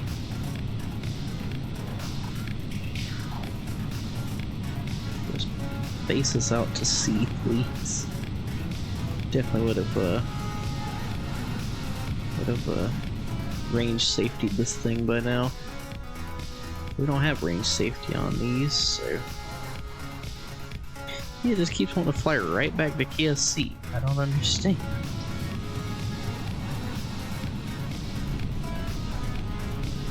Face away.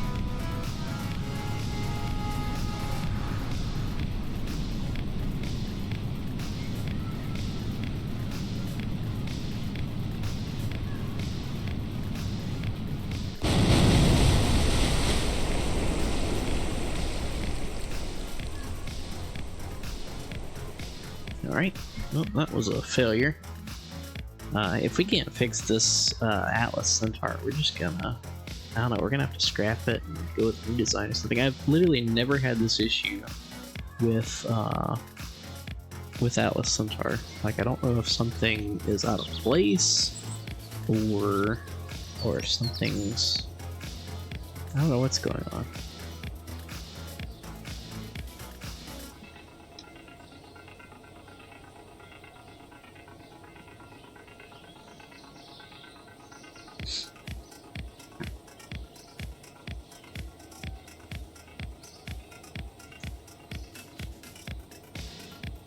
I mean, I guess it's kind of fitting for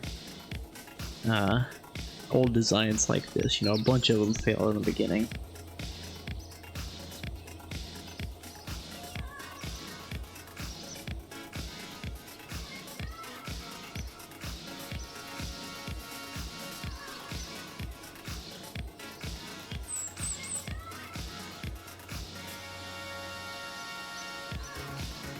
Alright.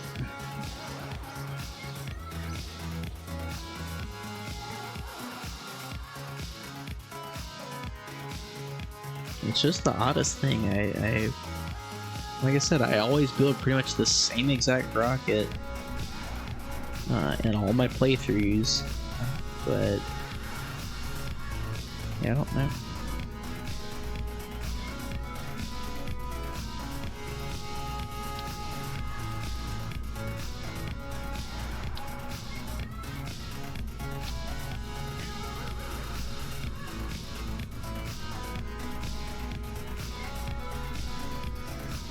I mean, it could be due to fairing, but it's just odd.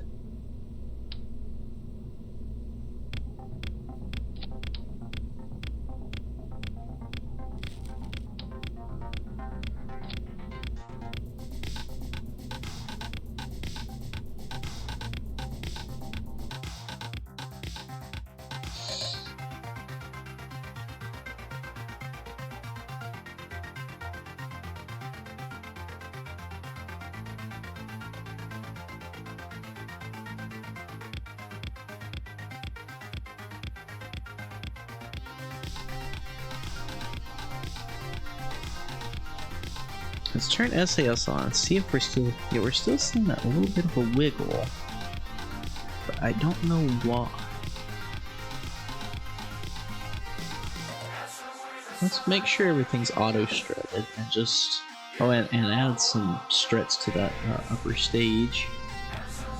Because that could be it. Now I can't click on anything. What is going on with KSP today?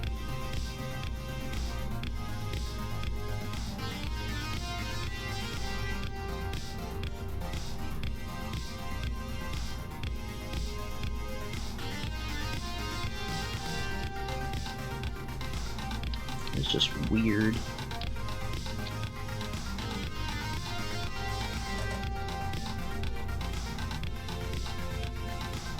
So let's...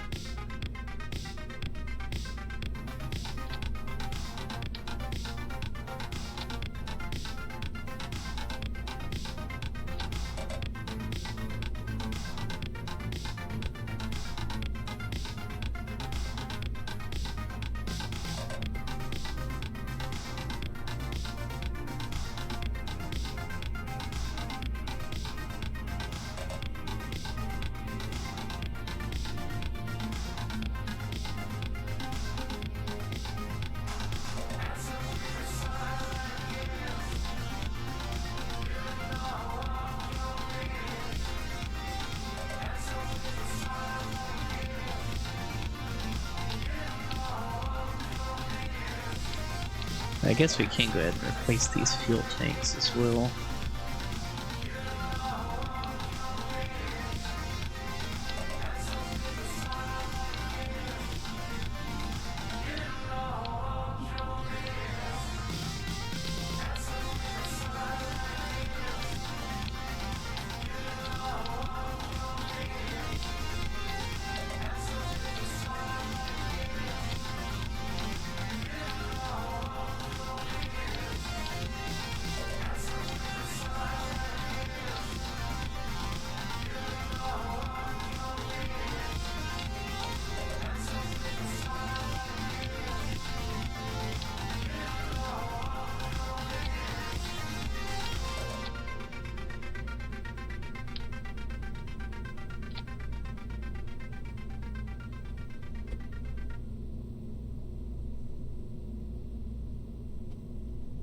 And I think... Let's try this. These are technically... Oh, they have liquid fuel.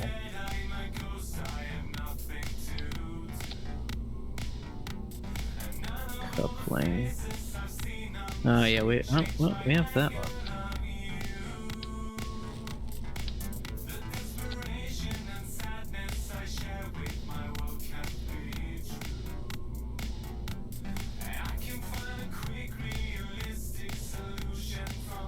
Okay.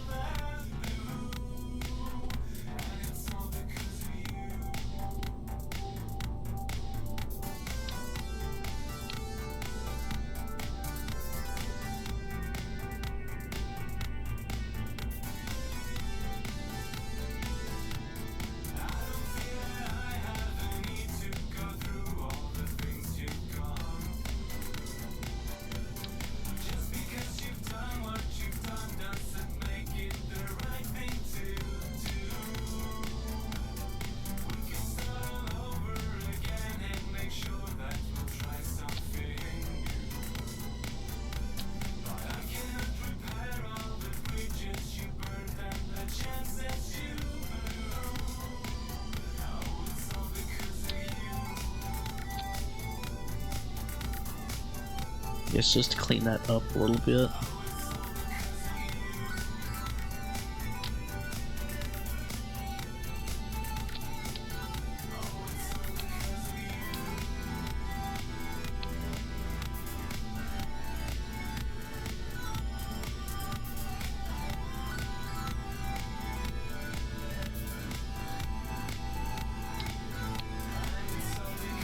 think that looks a lot better.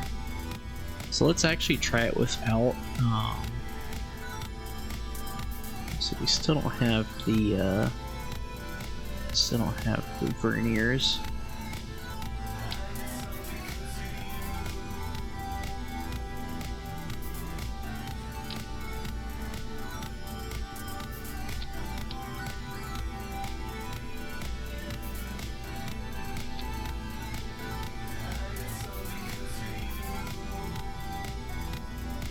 I don't like the way that looks, but I just limit them to like 50.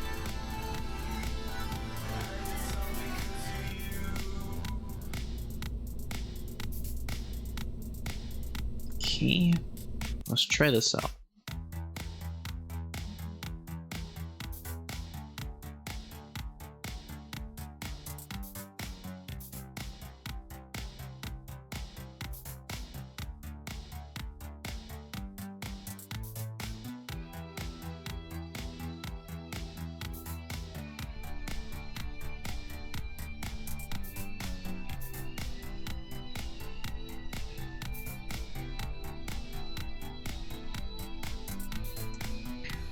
Alright.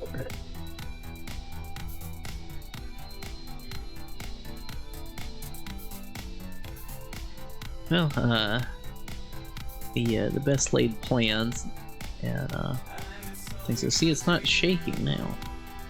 Best laid plans and things of that nature. Oh, I bet that's the couplers. Yeah, like I said, I've built this rocket, or versions of it, you know, for a long time, and never had any issue with it until, you know, now I go to stream and it's like, oh, time to self-destruct. Oh, and we have the better flags now.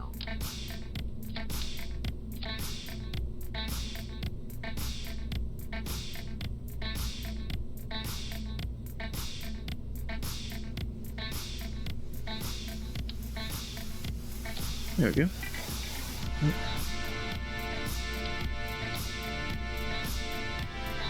There we go.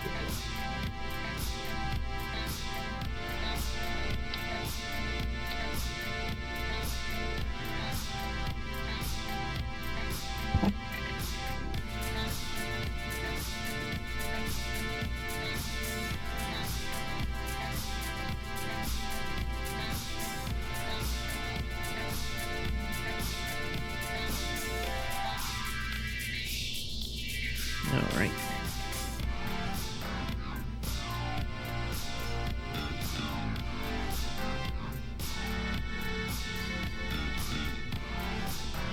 Alright, let's try this out. Yeah, like I said, I've never had an issue with this design. Like, it's never been unstable, like, unless you know, try to crash it for whatever reason. Never had any issues with that, never had any issues with any of the stuff that we're seeing, but yeah, when it comes to streaming, you know, it's definitely always gonna get harder. I don't know why. Alright, well, good launch. And besides these weird verniers, yeah, this is like a lot cleaner than I don't like the downcomers on these fuel tanks. Well, once we get the bigger ones, you know, you won't see that.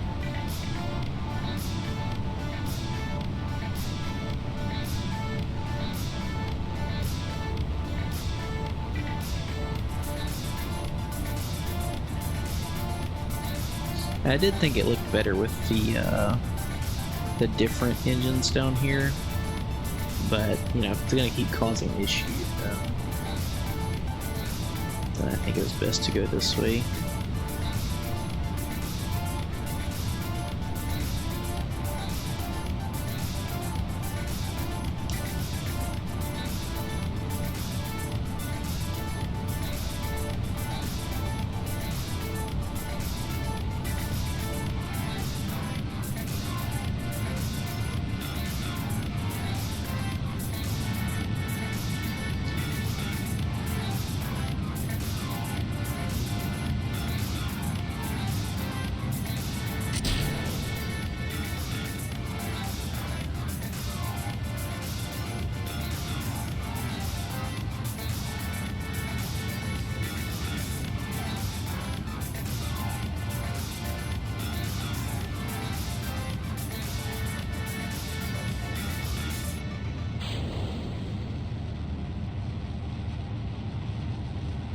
Okay, that was weird.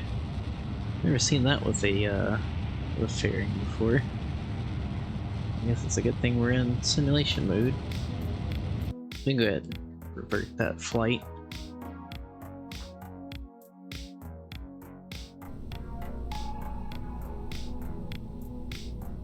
Let's try four sides then. Ejection force of 200.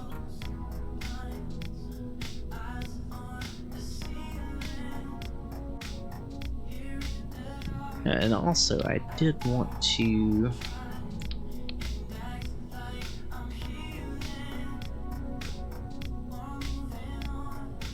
usually what I do for down here is I actually make the engine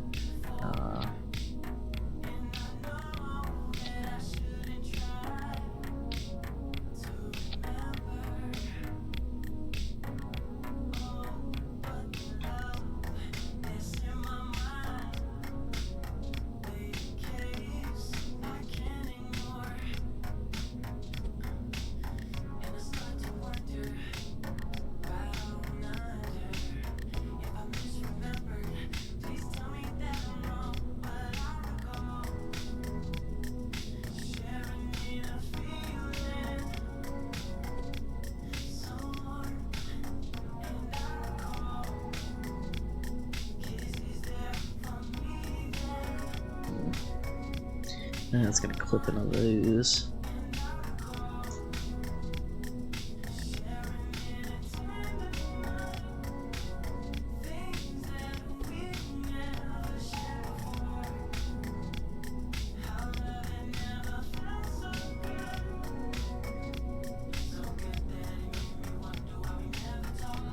Yeah, I don't like that.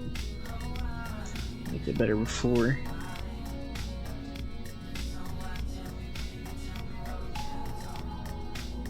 There we go.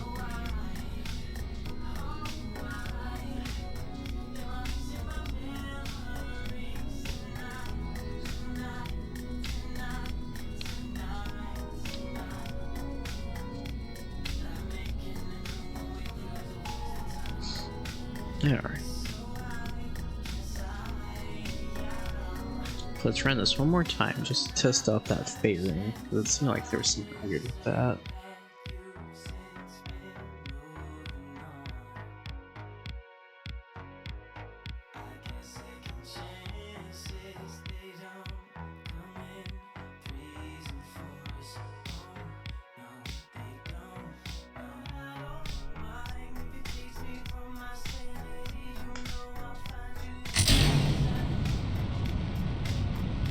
I guess we could go for like a much more aggressive ascent this time, just to kind of test everything and all.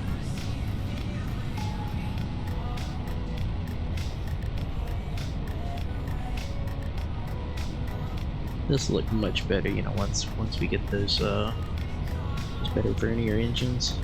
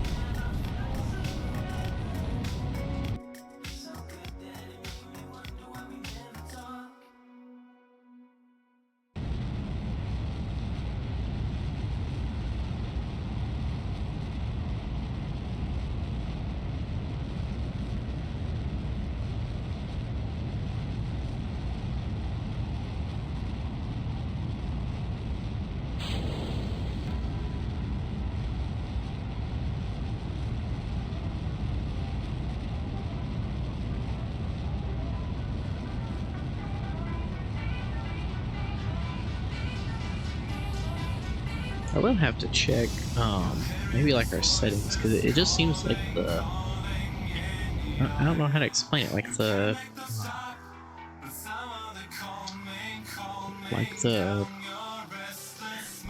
am I trying to say? Like the atmosphere's thicker or something. Because like you saw those, you saw that fairing piece just like ram back into the upper stage. I've never seen that before.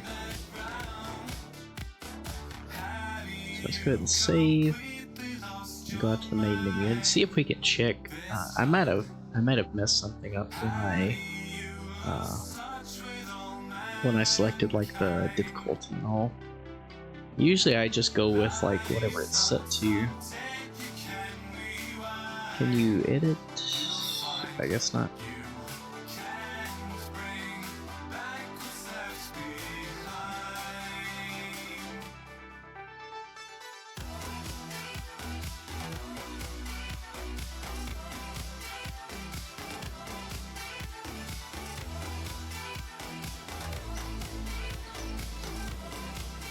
Interesting. So if I go to settings, difficulty options,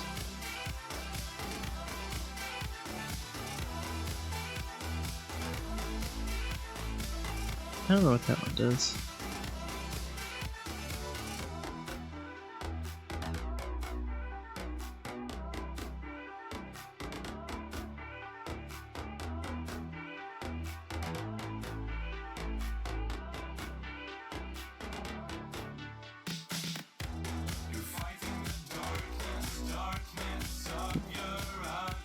Well, those should have been clicked.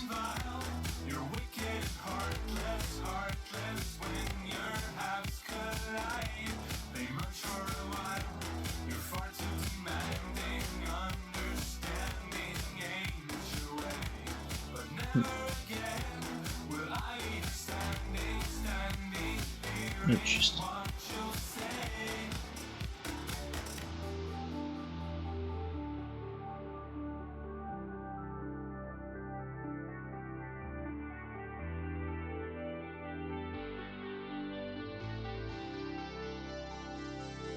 I don't know. It just seems like something's going on. You know, weird. I don't know. I never usually mess with those, so I'm sure I've messed with something or messed something up.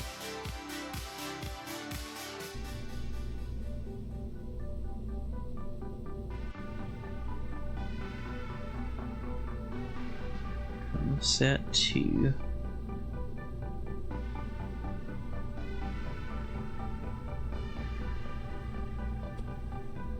I'd like to move those down just a bit because it did seem like they impacted or something there, which was odd.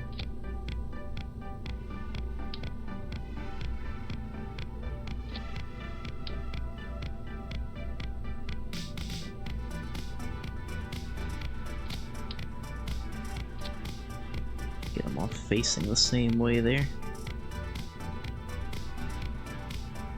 Just give them a little more room. Okay. Let's save this. 04 arrow upgrades.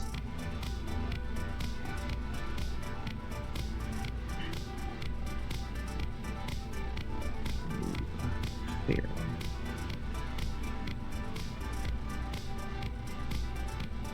And I guess let's, while we're paying for it, we might as well just go ahead and rebuild this fairing.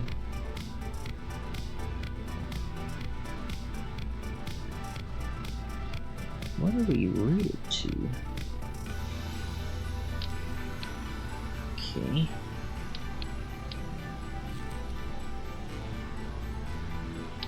There we go. That's what we needed.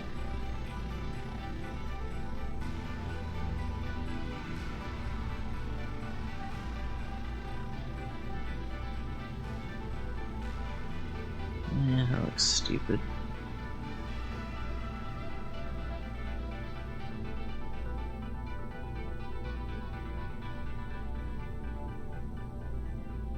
There we go. We'll give it a Falcon 9 fairing. There we go.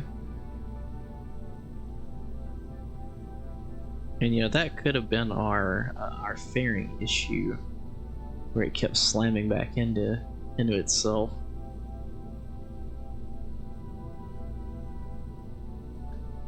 Let's test that out, and then if this passes, then I think we can go ahead and update this and go from there.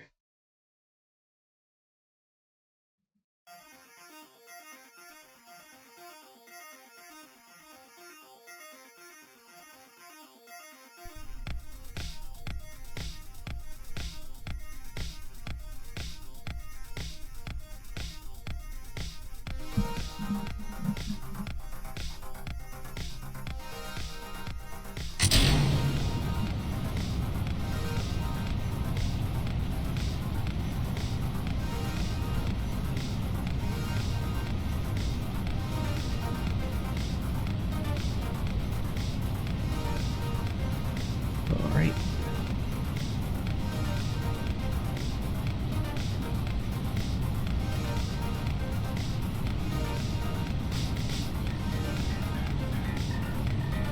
Woohoo.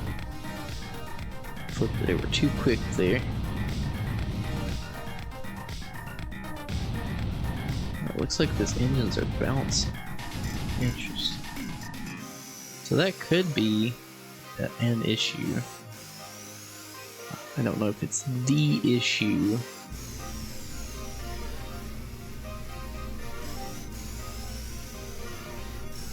No, those are interesting.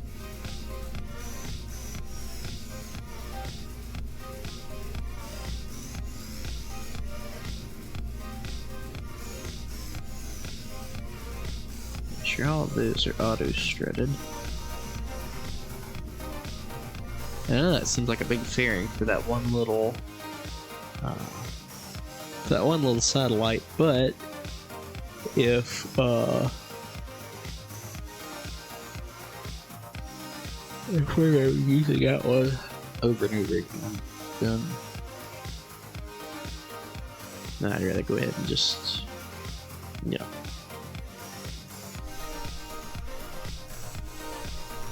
Why are you wobbling? What is causing this?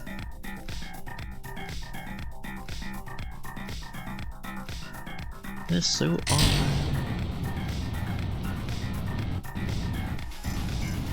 Alright, they bounce a little, but I think about as good as can be expected with how they're mounted on there.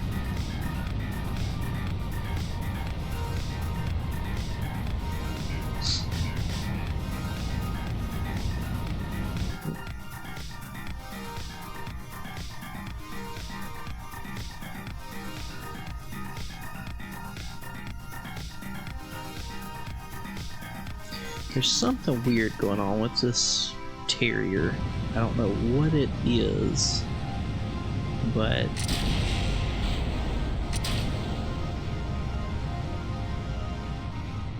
there is something odd going on with that upper stage, and I think that may be what's causing our issue here. I've never seen an upper stage just like snap so hard like that. And then I get in here and I can't even click on things. What's happening?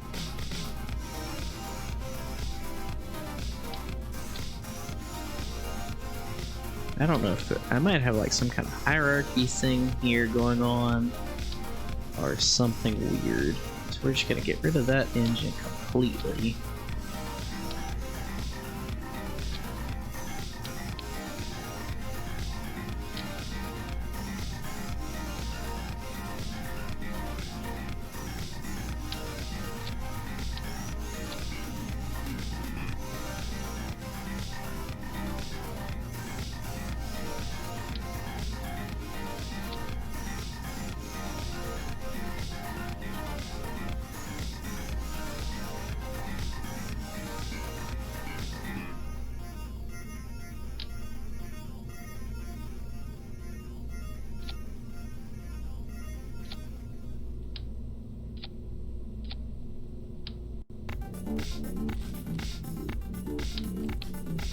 don't know if it's something going on, like I said, with like the hierarchy or which way things are flowing.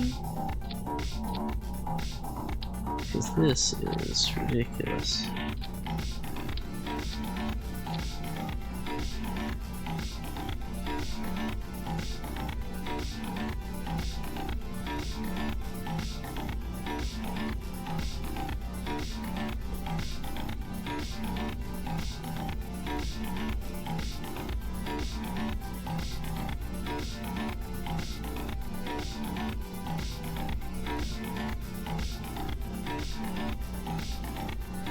Yeah, really and truthfully, the Centaur upper stage is supposed to be 1.875.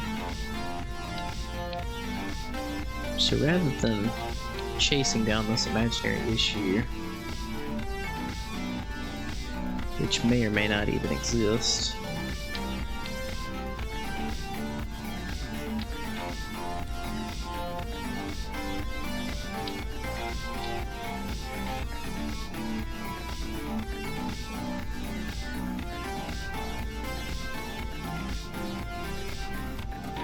two sides, clamshell, yeah, 225.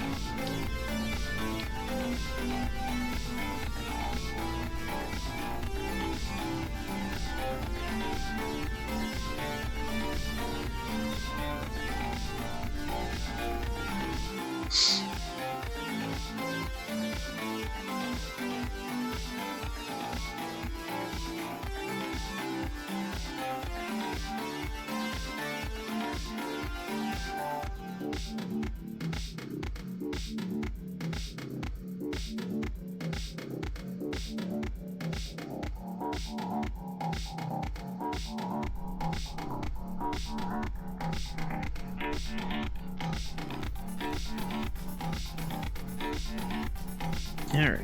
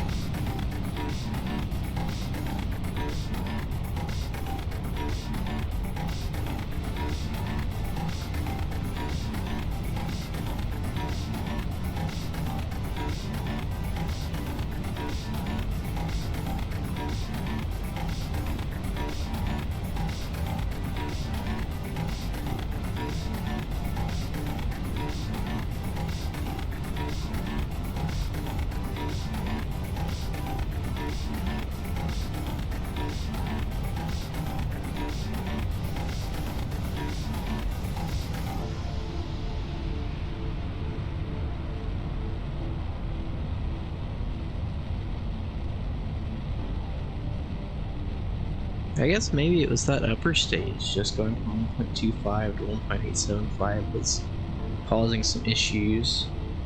Because I do usually make a 1.875 upper stage for this rocket, but we didn't really have the capabilities for that just yet. So I was trying to hold off on it, so maybe that was causing it. I don't know why it would, but there go 2 booster engines.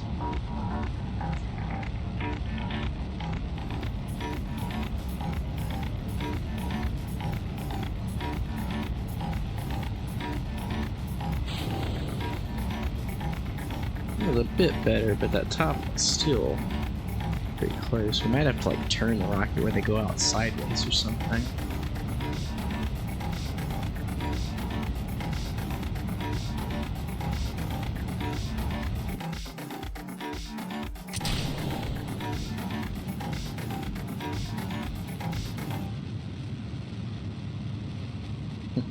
Now that's the Centaur capabilities there. 4,700 meters a second.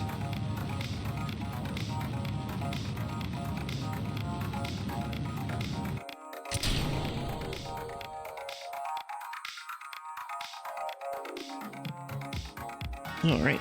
So I think that's gonna fix our issue. I think maybe the 1.25 meter and then going to 1.875. I think it was causing some issues there somewhere. Let's see.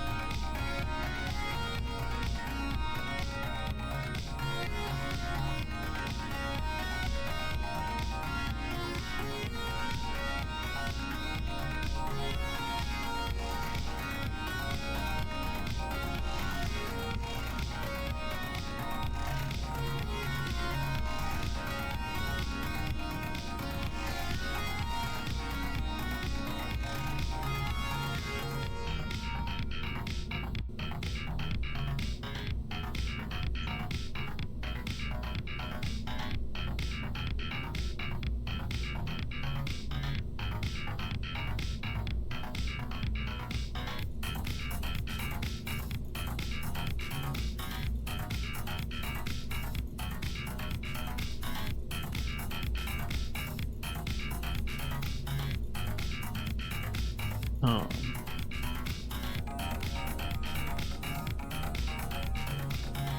Around 3 swivels.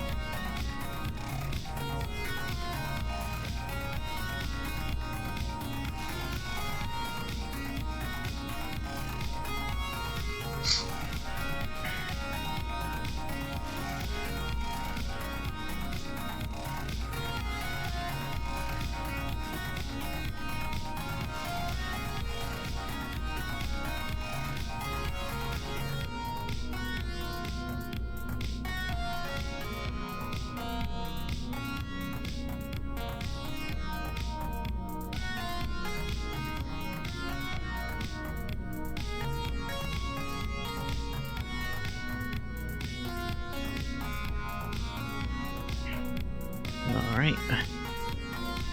So that means, let's see, 25, so 35,000 more bucks need to come out. Which I guess, you know, this is a complete rebuild, basically.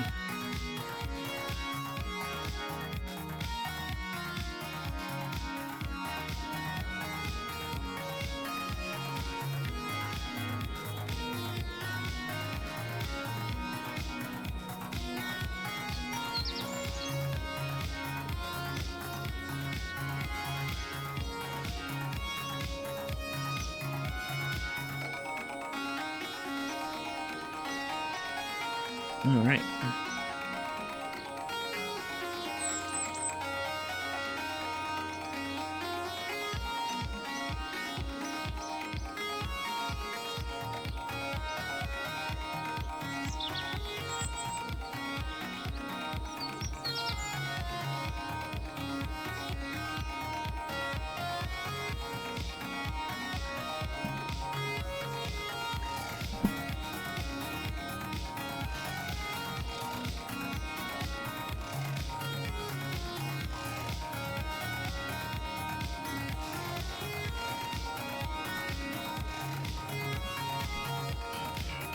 Alright.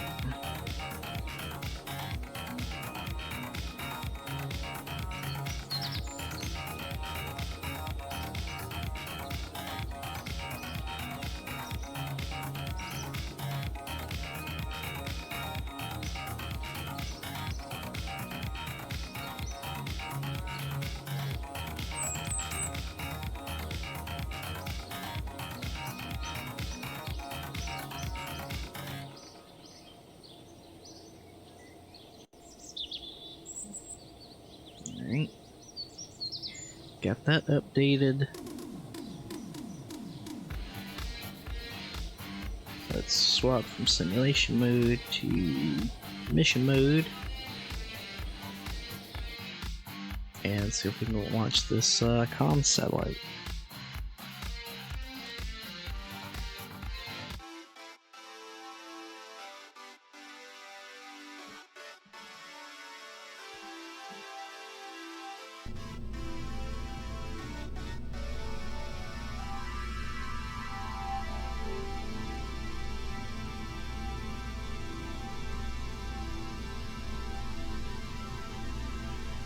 Alright.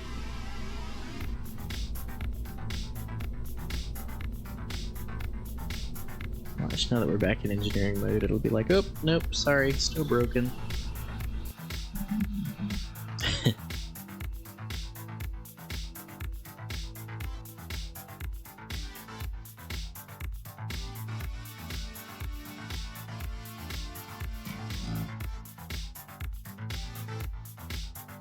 And KSP is taking its sweet time.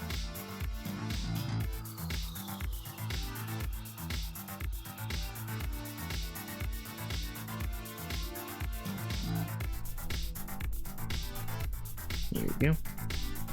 The rocket still wobbles when it loads it, which is odd. I guess I need to put some kind of stabilizer up the top.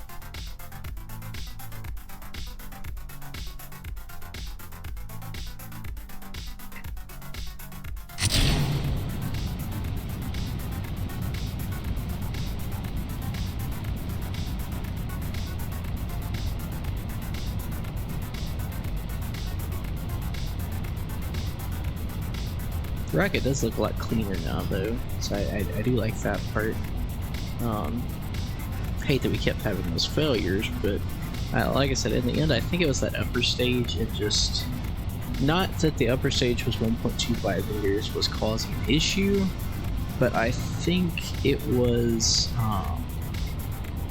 like somehow how the game was handling the coupler there, because even though I had like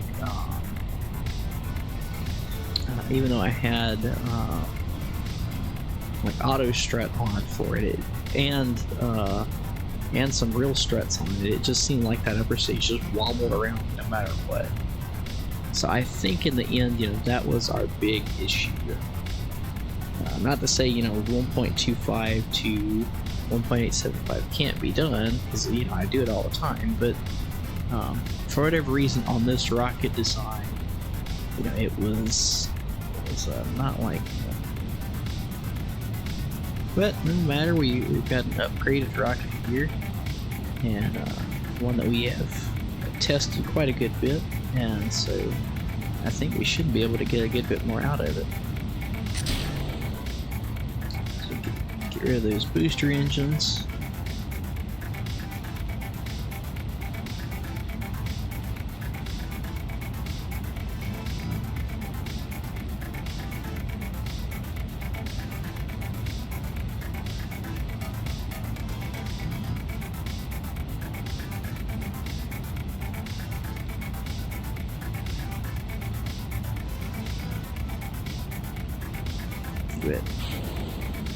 Pop the thing. I still don't like how that top one comes off. I don't know if I need to up the decoupling power or what. It's already on like 250 or no 225, I think. So it's just odd that that's still happening. But we're gonna get this comms relay up one way or another.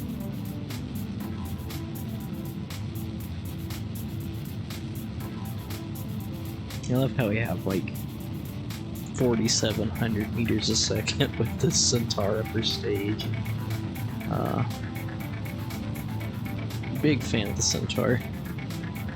Real life, in game, whatever. And like I said, I think I should have built this earlier. You know, it would have saved us a lot of those launch failures. But just for the fact that you know, we didn't really have the facilities for this yet. But now that we do, you know, we can use it to our advantage. It's the only thing about using the Terrier, it's so low thrust that we'll be here a while.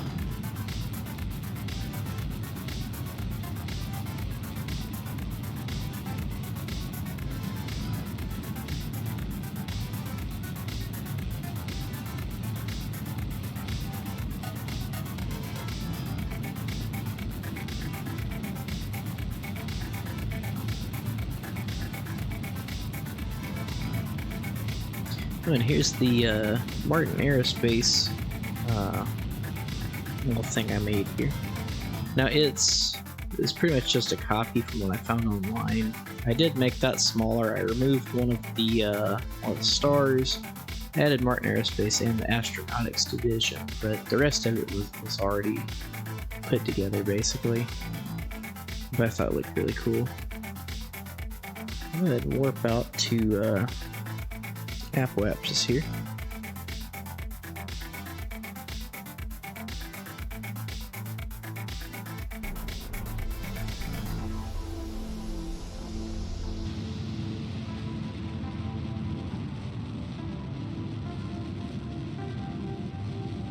I guess we can go ahead and push out toward a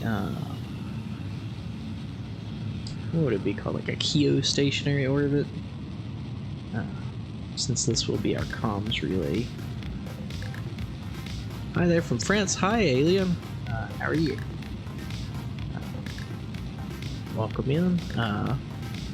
We're playing some Kerbal Space Program. This is not my first playthrough on the channel, but I did want to kind of restart and you know, go from there. The overall goal for this is just, you know, teach people about space and kind of, you know, see what we can build. I'm an aerospace engineer by day, so you know, I thought it would be cool to kind of put some of my knowledge to use, if you will, and yeah, see what we could build, and like I said, just kind of teach people about space and you know, show off KSP for what it is. The only KSP. There's no second one. It's a figment of everyone's imagination. But so yeah, we just started. This is episode 1. So it's how am I trying to say? It's a career, you know. So we've actually got to, we actually have to, you know, unlock all the science and things of that nature. But you know, we can from there, you know, we can do different missions and things, community payloads, things of that nature.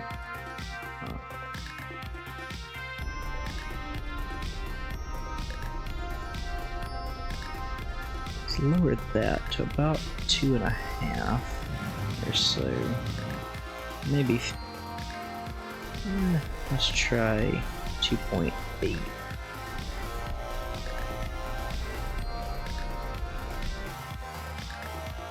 Warp out here.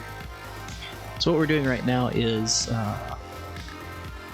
trying to build our communications array, our comm satellite network, just so we can have some have some communications wherever we are on Kerbal Space Center. Well, whether we're at the Kerbal Space Center or anywhere on Kerbin. We still have 2,500 meters a second. I think what we'll do for now, we'll just shut that down.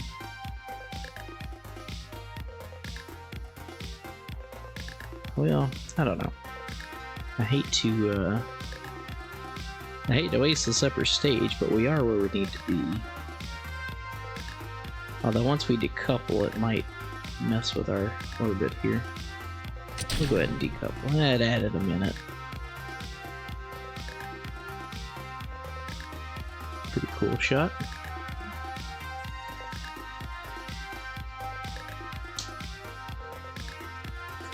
Alright, technically you would want these facing Kerbin, but since our solar panels are this way, we'll leave it alone for now. So, let's go update the mission logs and see what we have next.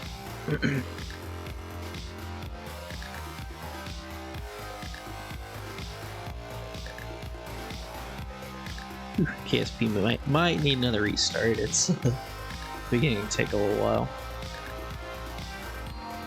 Status, success, and geostationary orbit.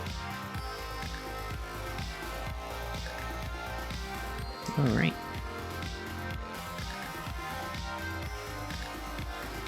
So let's fast forward a few days, you know, because that's one of our rules. We have to fast forward at least 7 days after a launch in order to give the crews time to clean up the pad and get set up for whatever we might be launching next.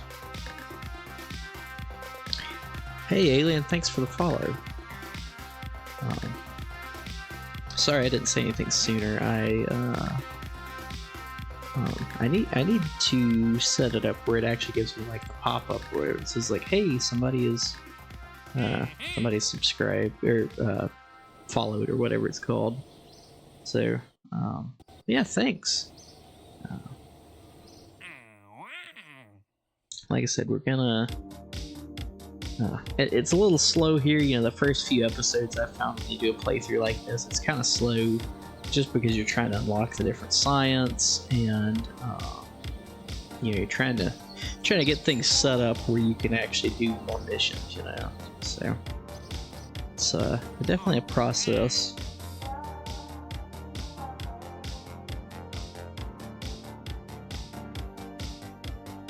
Surface of the Mun, we can go ahead and do that one actually, since we have the Mun lander out there. Program 1. We'll go ahead and pull it up and send some science back.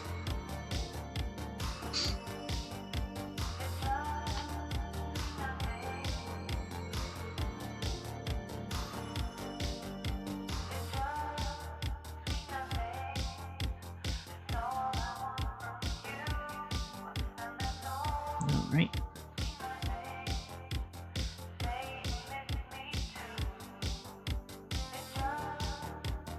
Contract complete. That's 50,000 free Kerbucks. It's a good thing too, because we've been going through them. For those just tuning in,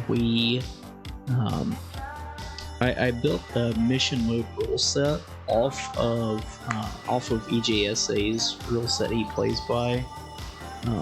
And so one of the things that we have to take into account is once we build a new rocket, you basically have to pay for it to be serialized.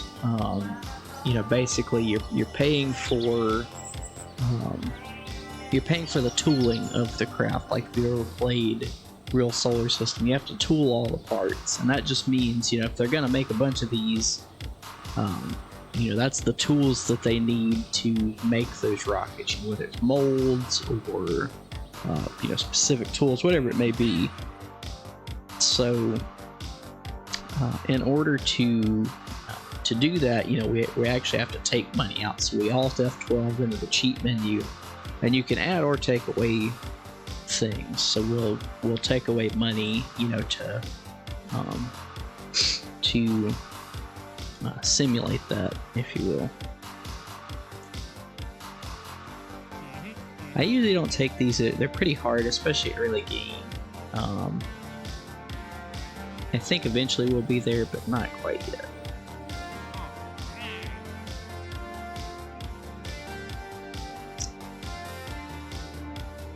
So I think, let's check the log. Let's check the mission log here.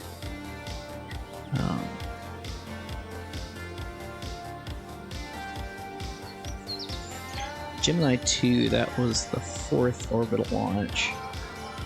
So let's go ahead and try to run Gemini 3.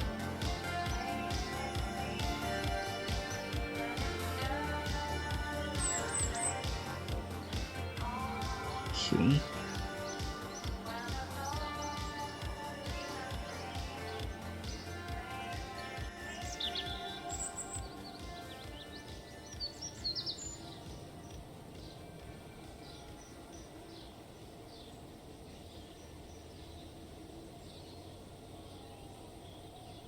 Alright, so let's go ahead and see about getting that 5th orbital mission done. So what we're doing right now, one of our rules is, just like in real life, you know, the first orbital mission was only a couple hours long. So they didn't know how microgravity, you know, how different things like that were going to affect the human body. So they didn't stay up for super long, just a couple hours. And then as the missions went on, you know, they started getting longer and longer until eventually, you know, they were up to like 2 weeks. So the first launch, or the first orbital mission with Kerbal on it could only stay up for like 2 hours. The 2nd through the 5th can only stay up for 2 days. And then the 5th through the 10th can only stay up for like 14 days. And then from there, we're pretty free to do whatever.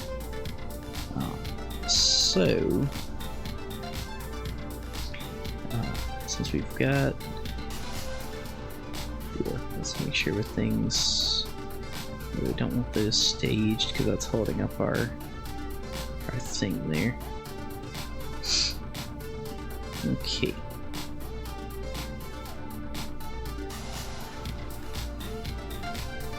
So I guess this time we'll send Val, and we'll send our new scientist up. We'll send the, so let me change that on the log here.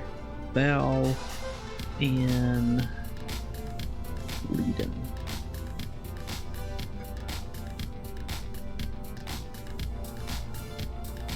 Okay.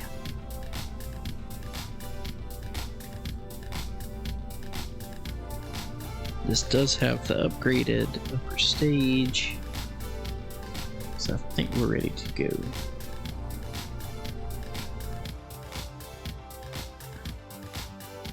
So we do already have a space station in orbit, but since they can only stay up for 2 days, I figured there was no point in, rendezvous docking and then going through all that just to stay up for a couple days. So after this mission, we can actually extend the missions to 14 days. So I think that's when we'll go ahead and send our first crew up to the space station. In the meantime, it's just kind of hanging out, doing its thing. It can fly unmanned. We gave it a probe, so no big deal. Year 1, day 2, 92. As you can see, we've been skipping ahead a good bit. 435. I guess we'll go for 435, 30.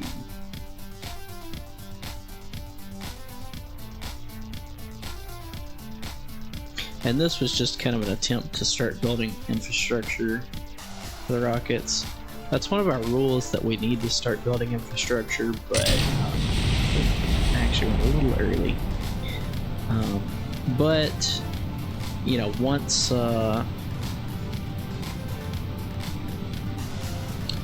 we actually get more stuff unlocked, then we can really begin building out, pads and stuff for rockets. We're not really at that capability yet, but it is still a rule or a guideline. So give it something, a little bit of stuff on the pad, to say, all right, here's where they'd get in, here's how they'd get up to the rocket, things of that nature.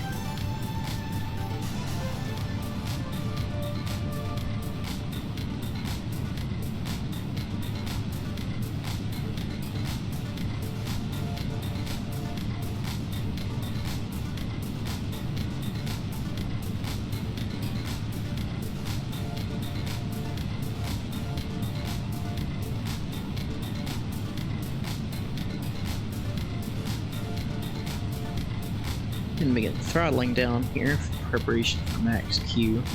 That's the maximum dynamic pressure on a rocket. Basically, the air pushing down and the rocket engines pushing up. That's the part in flight where all of those forces are the hardest on the rocket.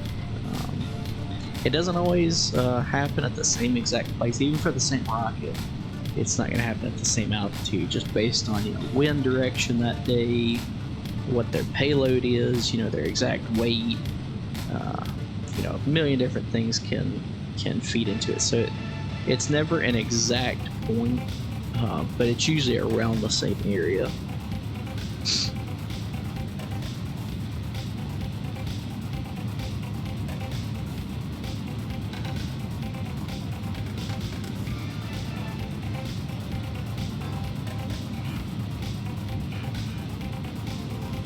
And I would like to change the decouplers and all down there. I hate that there's a bunch of explosions right as we take off. Doesn't seem exactly warm and welcoming.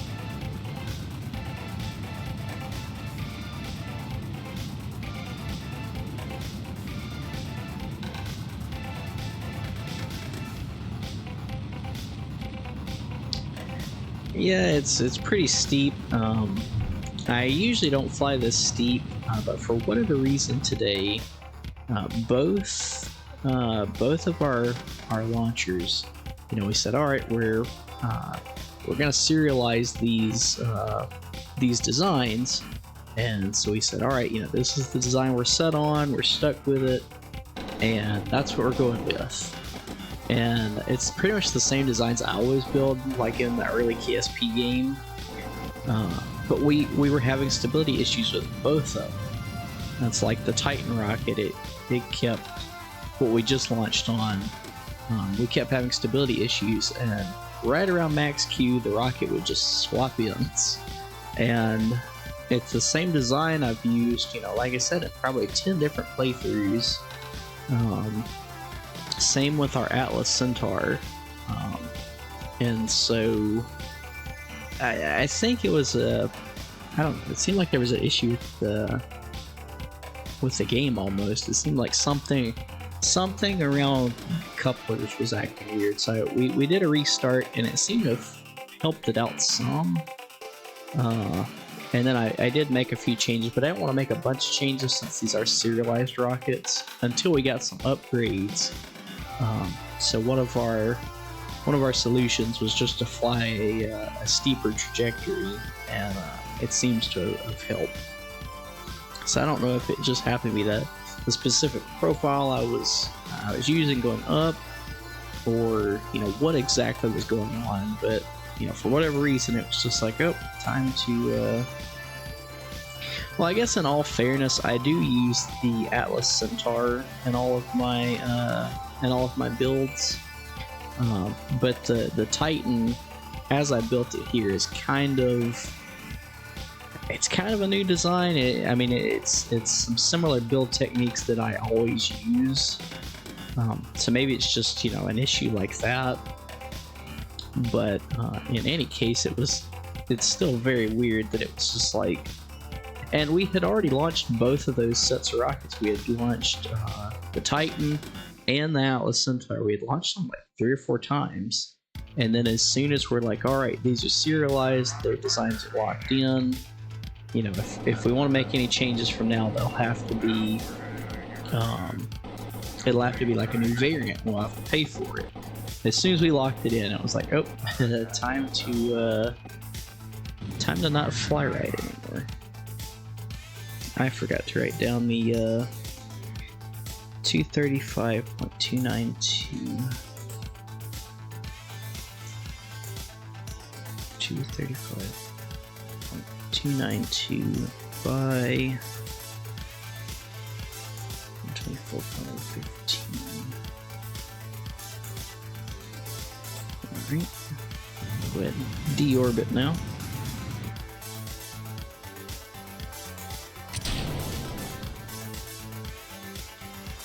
Yeah, when we built this Gemini capsule, we still didn't have, and as far as I know, we still don't have the 1.875 meter heat shield unlocked.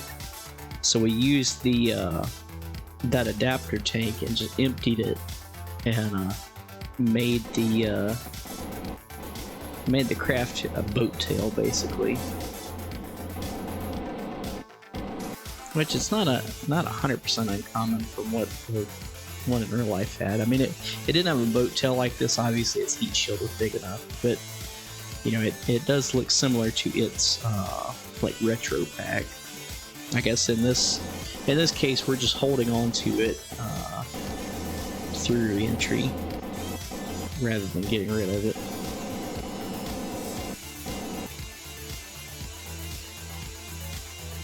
And now for the fiery bits.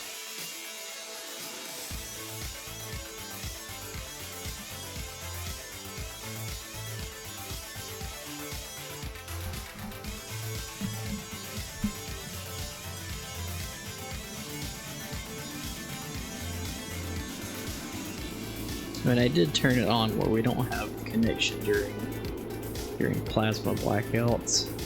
Just make it a little more realistic. There's actually a bunch of different settings, and I think I may have messed something up when I was setting the settings up, because I usually just go with like normal, but this time I did custom because we wanted like where all of the launch sites weren't unlocked, and 2 or 3 other different variations that I changed that I usually don't change. So I don't know if I maybe messed with something with the arrow.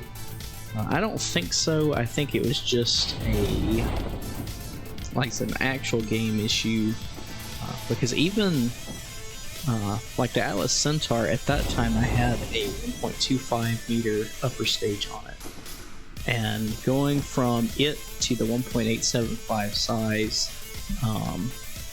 like I had it auto strutted and I had actual struts on it, but it would still just wobble back and forth.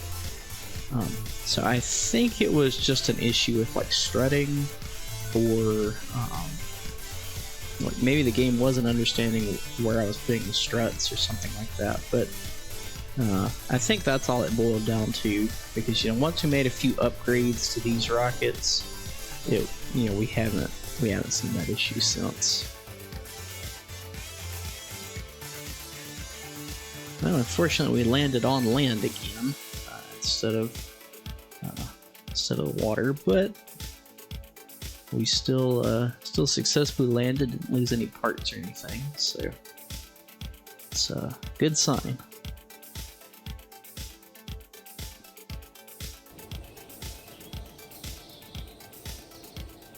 KSP is taking a while. I think after this I might go get something to drink and go ahead and restart KSP. But in the meantime, let's update the log.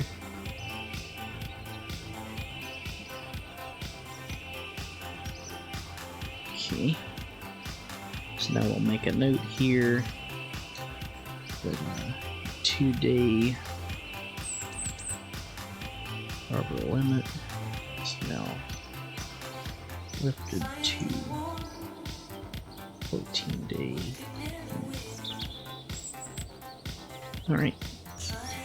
So now that that's updated, I think, let's see, let's go ahead and drop down a quick save. And then I will swap us over.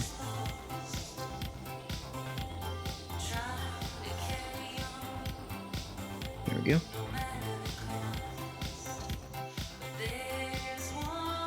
So yeah, let me restart KSP and go get something to drink, and we will be right back.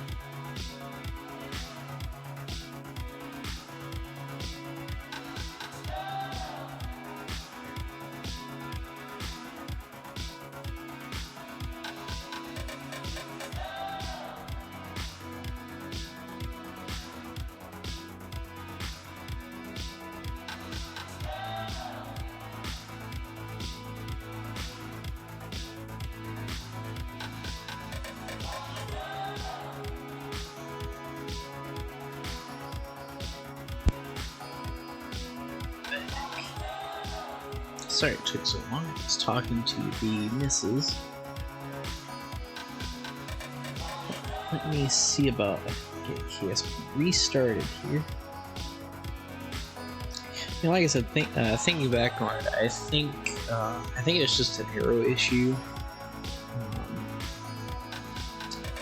And I guess I just built the upper stage a little differently than I normally do.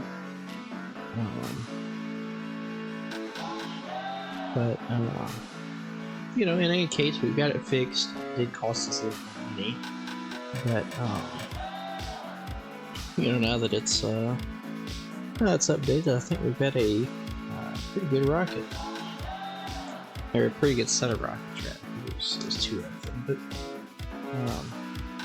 yeah, I think it's pretty good.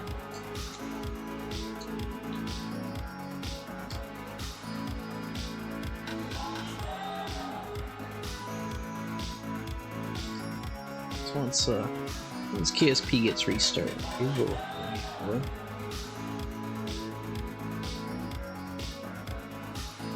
I think we might put another satellite up just to help with our communications arrays, and then after that we'll go for sending a crew up to the space station. And then I guess after that, what we might do, because technically we do have that new space station task. So what we might do is like send that up on its own, you know, without any crew in it, and then end up just docking it to the first space station and kind of, you know, go from there.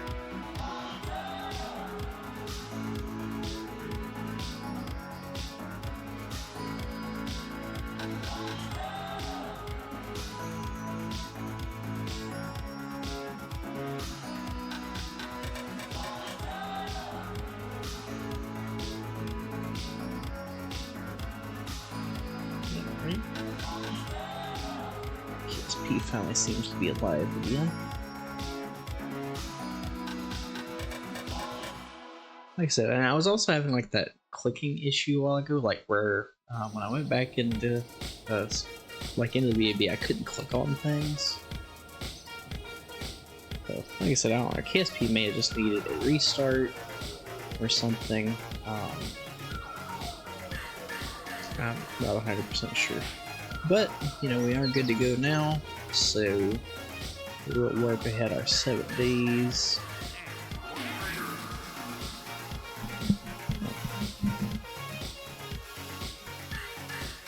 Check our contracts here.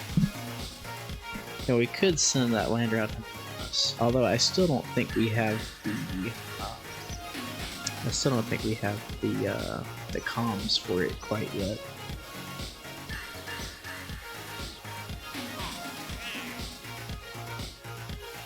Space around Memphis. Okay, so what we might do,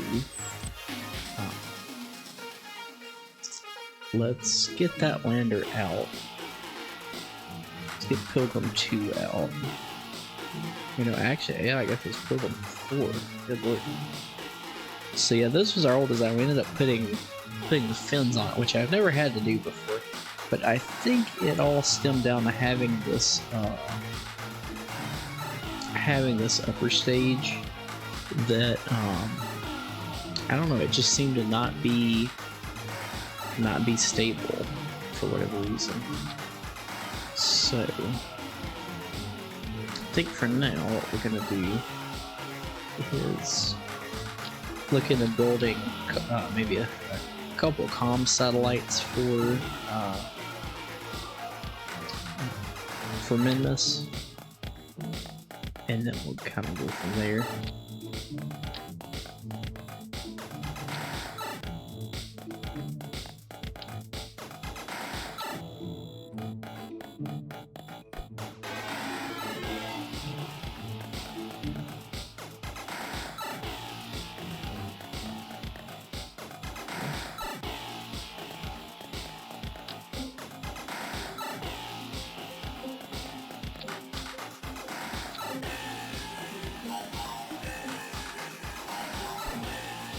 So it's gonna be similar to our comsats here on Urban, but not exact copies. They are gonna be a bit smaller.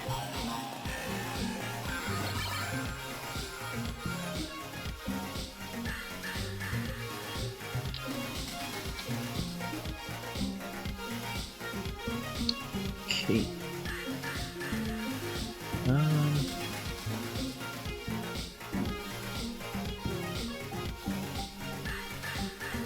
I'm trying to think of a good name for this because we called the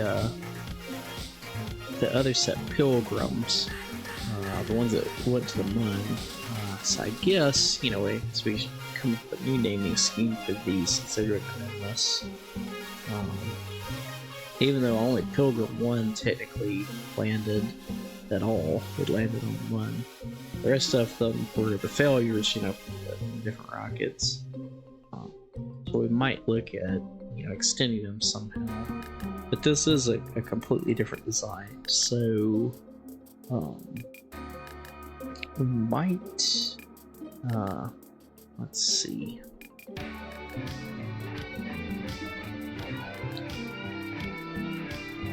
I'm trying to think of a good name for this, because it's going to be like a multi-phase mission here. So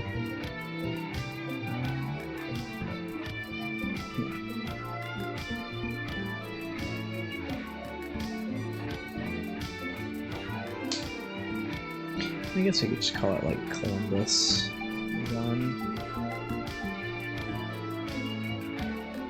So this will be our relay satellite. In fact,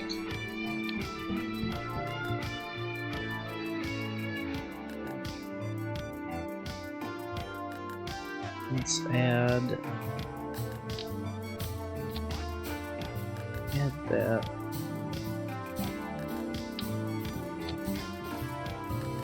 So we'll add 2 that we could put around Minmus. Just kind of move that out a little bit. That looks clipping in. Hi, Sam. Cat Samantha's here to tell everybody to get back to work. Yes, ma'am. So I guess, truthfully, this can be... Well, I was going to say this could be a mission on its own. I guess it could. I'd like to go ahead and build a basic lander, though. Because, once you get out to...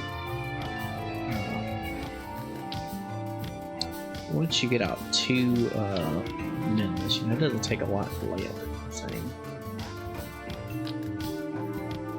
Need that many. And we'll go with 6, just to make sure.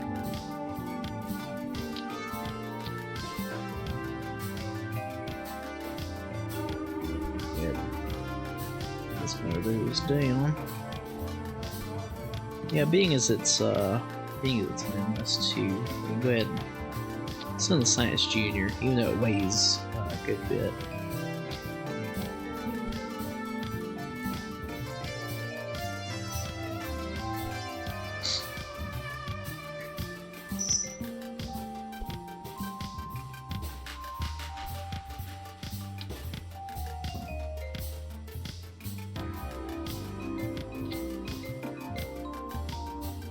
That on there, add 2 of these, 2 of those, and 2 of those.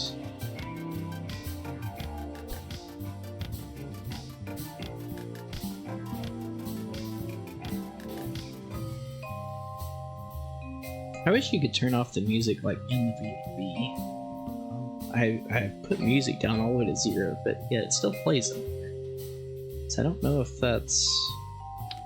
I don't know what's going on with that. Whether that's supposed to do that or not. I would think not.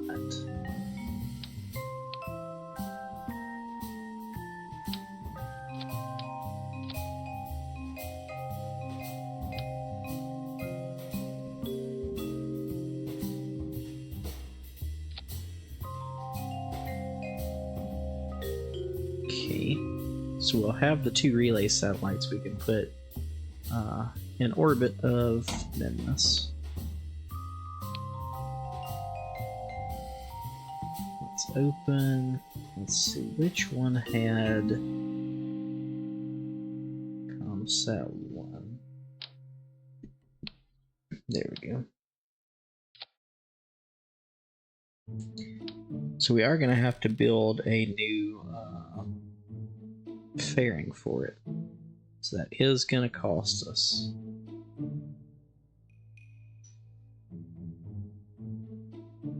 So let's save this and go out and take that money out. Should be 10,000 for a new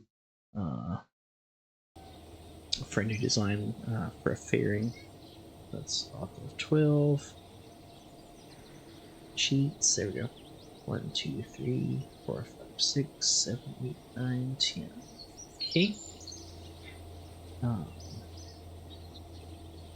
So now let's add that in the mission log. Actually, let's grab a better one.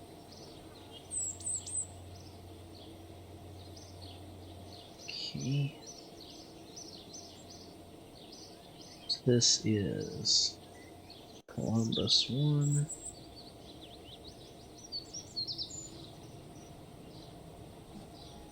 Hello, Sam. Come here.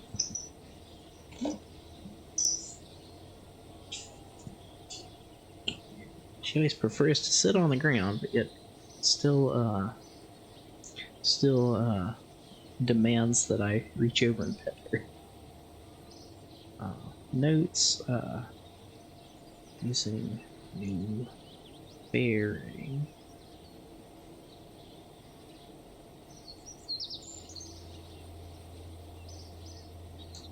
Let me see.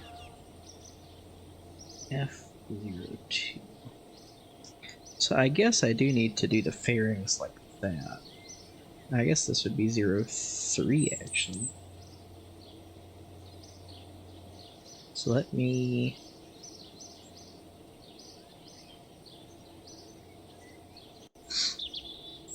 Yeah, so that one would be 02.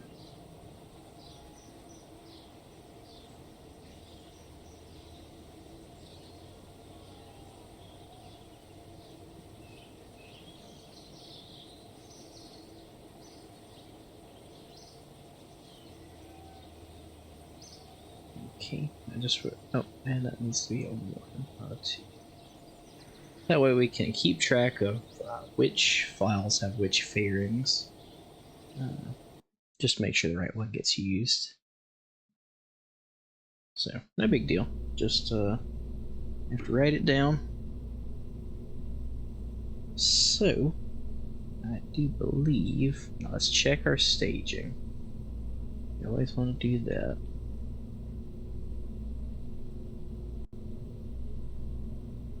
We got second stage.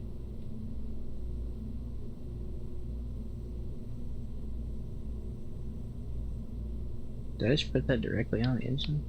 That was dumb. Okay. There we go.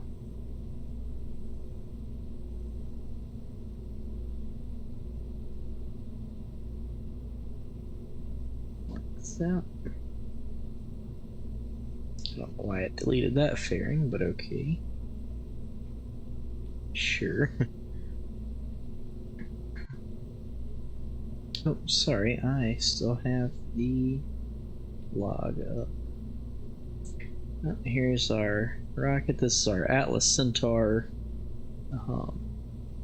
Unfortunately, we still have these big Vernier engines on it, but we haven't unlocked the smaller ones that look better just yet. So, soon, but just not right now.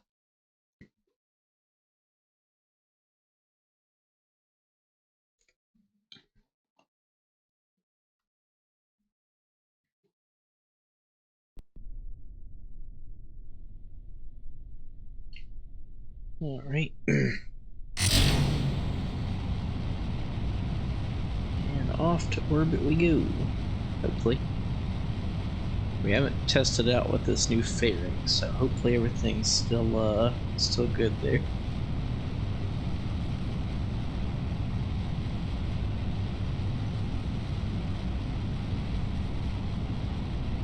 Throttle down a little bit.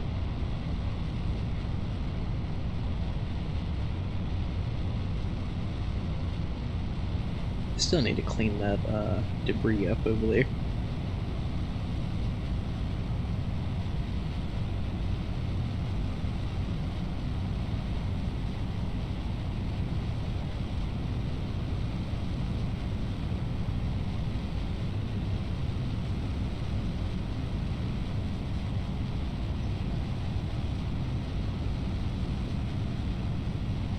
Like I said, I'm still a little hesitant to go ahead and tip it way over. We were using 2 Reliance and a swivel. Now we have 3 swivels and the verniers here, but I still I saw this thing flip one too many times earlier today. So hopefully by next time we play, we'll be back to having a more normal trajectory.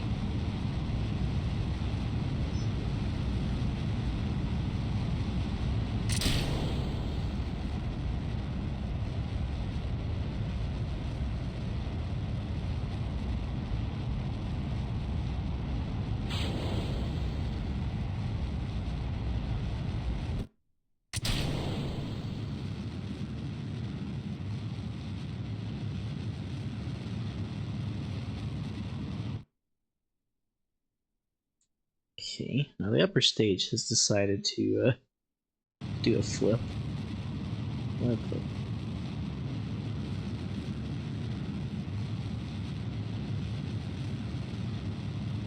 Yeah, she's quite a bit more weighed down than normal. Normally we have like 4,700 meters a second left in this Centaur upper stage. We've only got about 2,400 this time.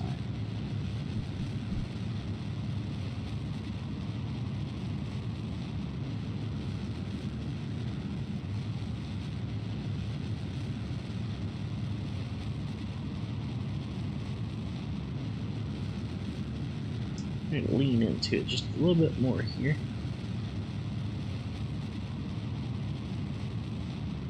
The Centaur upper stage is definitely putting in its work on this mission.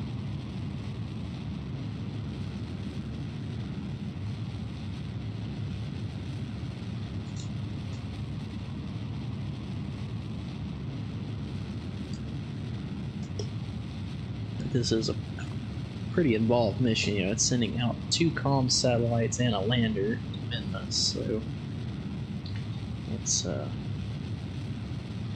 a good bit to do.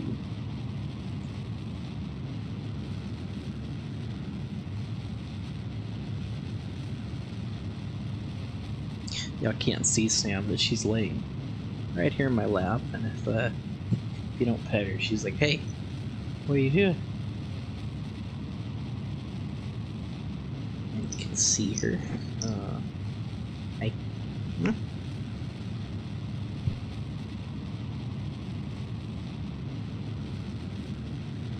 Spoiled kitty.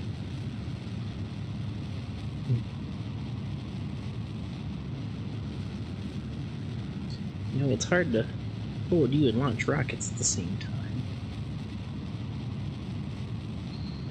She cares nothing for her personal space. She says, "What is that?"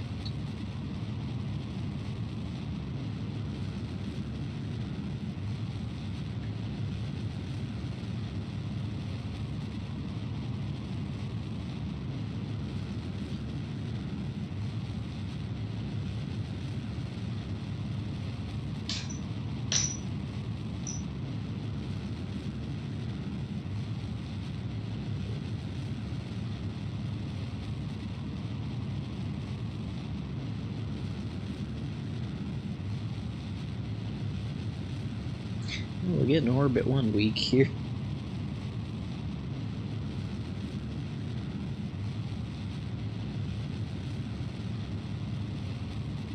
That's one thing I will say about this upper stage is that it's got longevity to it.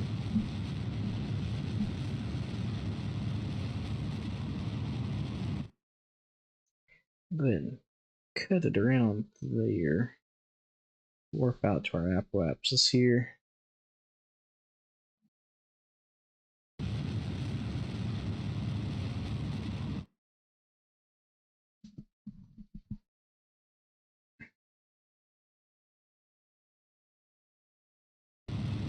Still got 1,000 meters a second left near about, so not too bad, I'd say.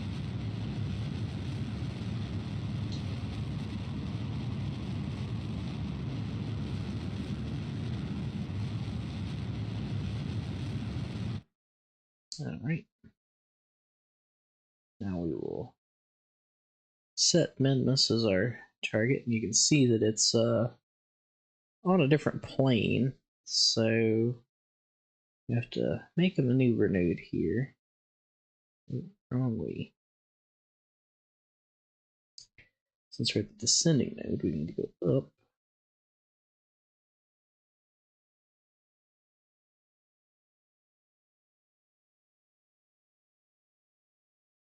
Point 2 that ought to be. That ought to be good. Let's warp around up there.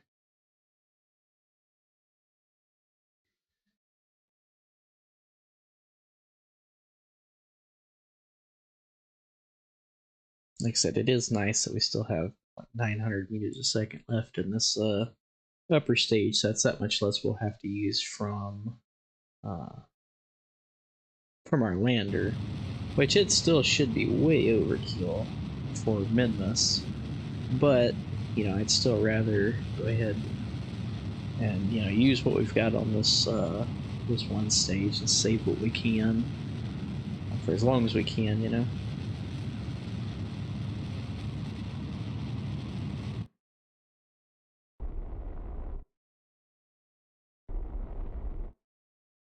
All right. Now we can look into adding a maneuver.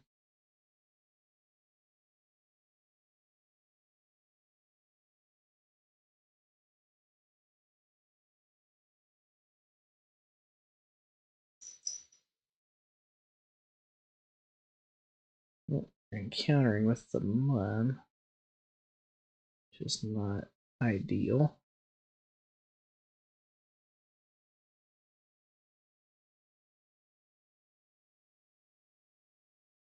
Let's try that. Well, I don't know. We might wait a while here. Let's give it a few days.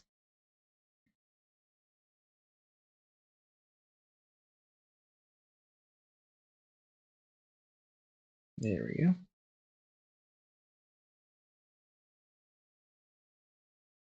It's much better.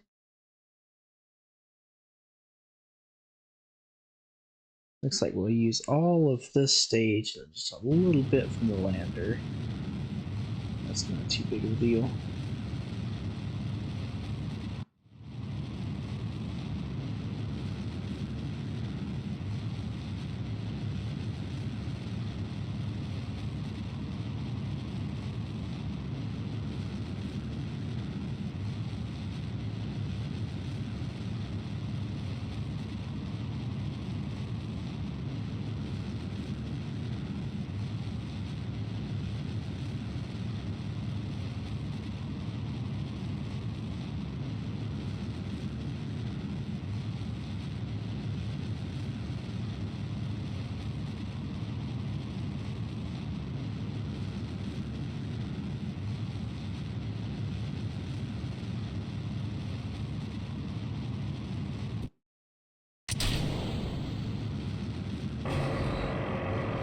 I guess if we extend those, just make sure they're out of the way there.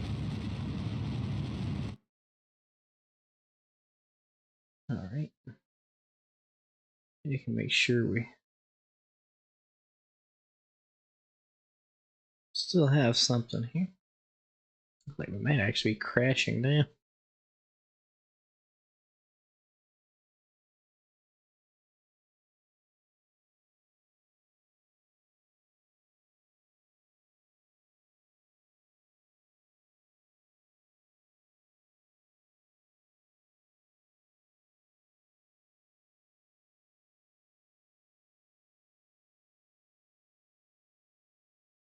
Looks like we're actually coming in the wrong way. Interesting. Well, no matter.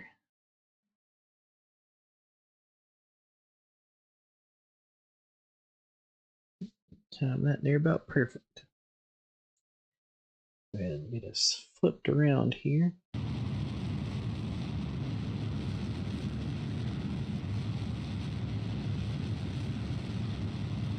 Looks like we're actually coming in below it. Interesting. So we'll kind of be in a polar orbit here. So that'll actually work out pretty good for our comms arrays. Thinking of, I think we can go ahead and let's see, extend. Go ahead and extend all of these just that way, like that lower one, you know, make sure it's are out of the way of the lower one.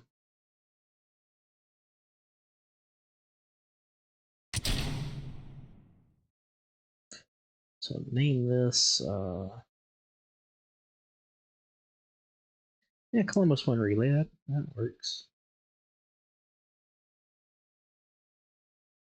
Okay.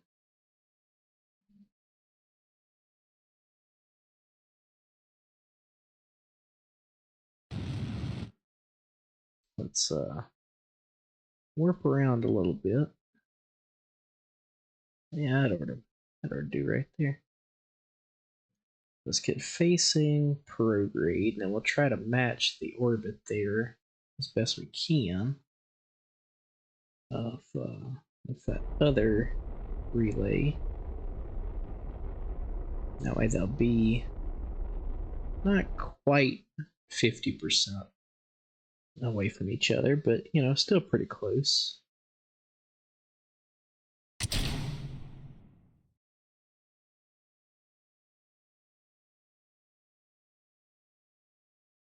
Okay. So now we can go ahead and point ourselves retrograde. Oh, wrong craft. No wonder it turned so easy.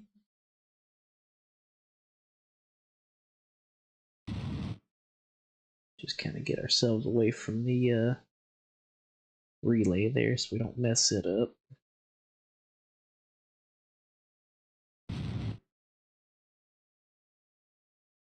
Go ahead and warp around the periapsis here.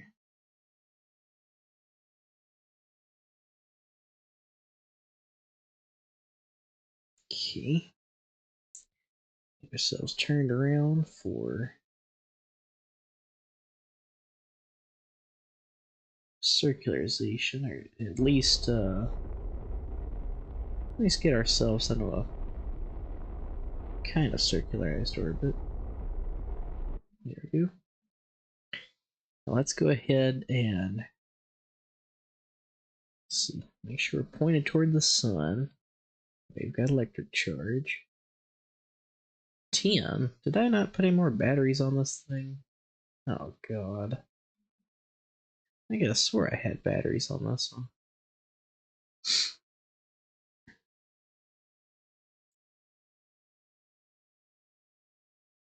Oh, come on.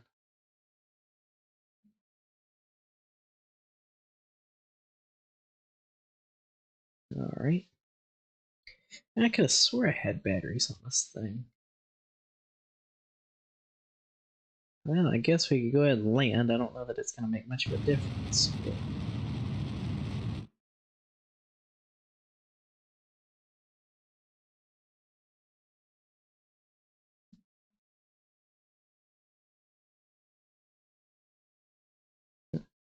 I could have swore I put batteries on that one. Oh well. That's part of mission mode. You gotta take that into account.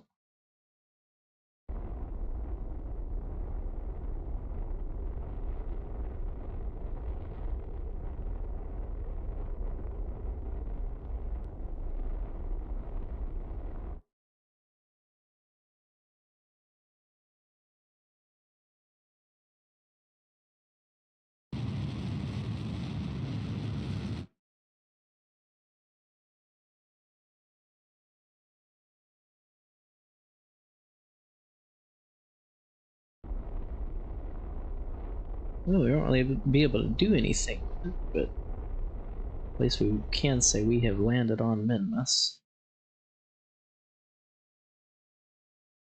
Hopefully, if I don't crash this here.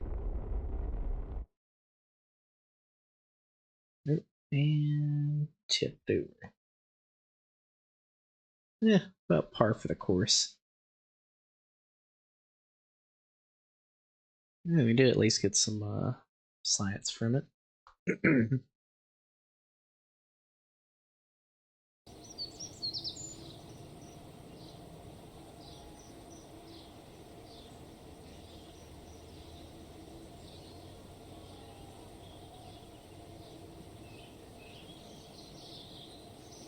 Alright. Mission logs. Partial success. Oh. Batteries on lander. Let's go ahead and go into Columbus 1 and add some batteries to it. Gotta remember. Oh, let's go ahead and rename it Columbus 2. And then make sure we got batteries on.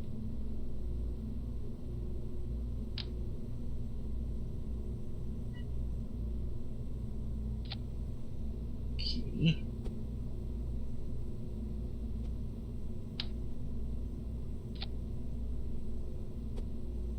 Now I'll see if you have enough batteries. Okay, save that. And now let's go back out. We'll warp our 7 days that we're supposed to let the KSC kind of reset and everything. And then we'll run basically the same mission, just you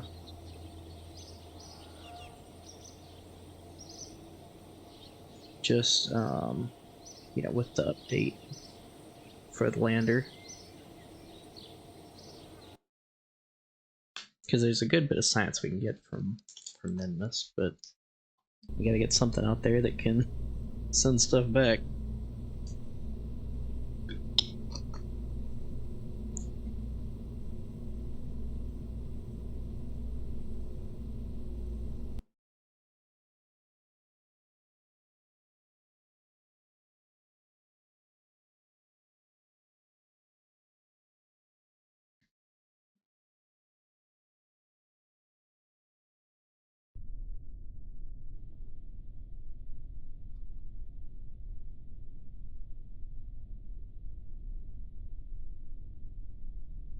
Alright.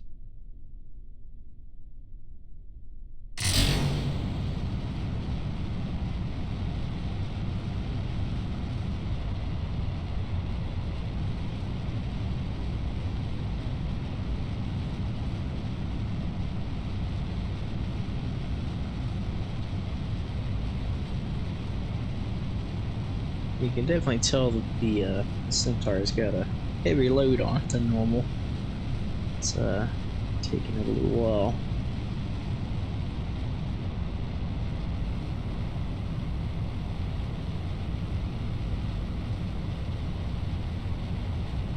And yeah, we can actually go ahead and kind of test out our design here. Kind of.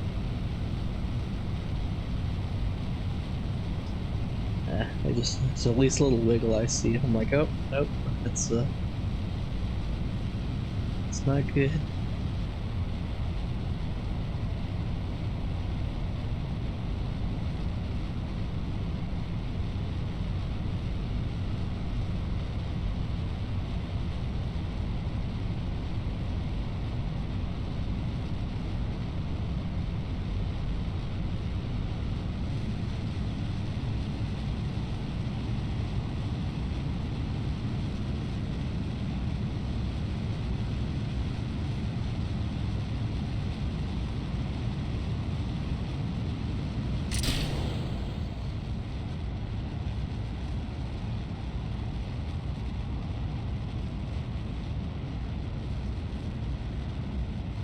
$35. We'll try to get rid of the fairing.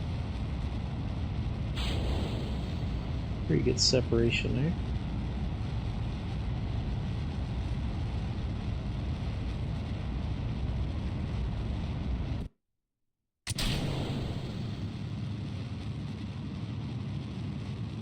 I guess it's just the gimbal on this thing's not very big because it tried flipping over like it did last time.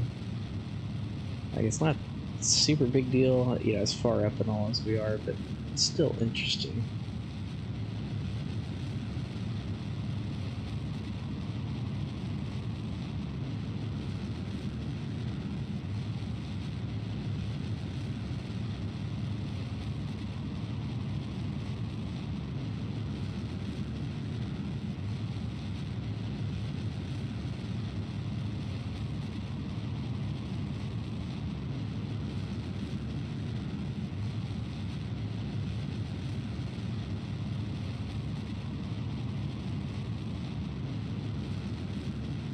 So we'll just go ahead and use physics warp here. So we will be here a while. Then come out of warp just to kind of nose us over a bit more. Right back to it.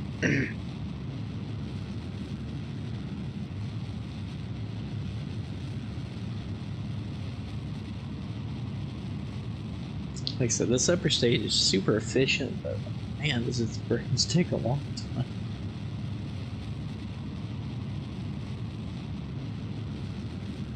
Like normally, you know, you just cut here and go up to apoapsis and then go from there, but its thrust to weight's so low that like you can kind of do that, but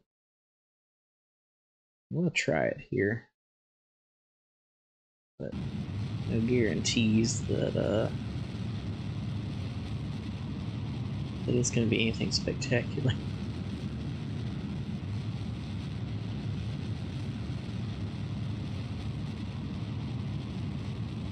Try to circularize here if we can.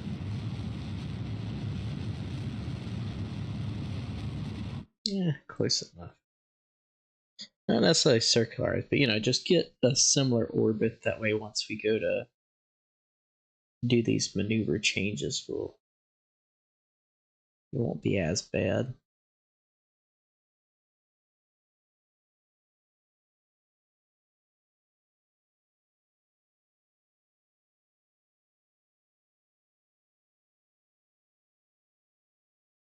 Okay.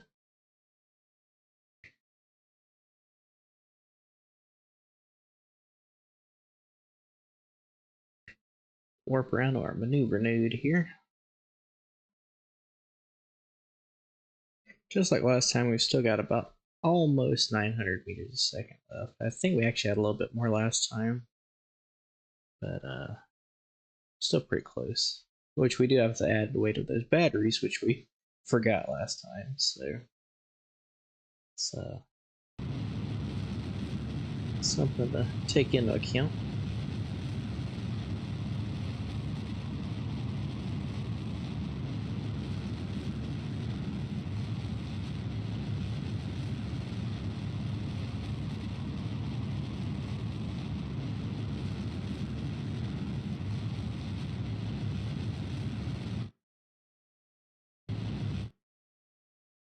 Alright. Now, let's find them in that side.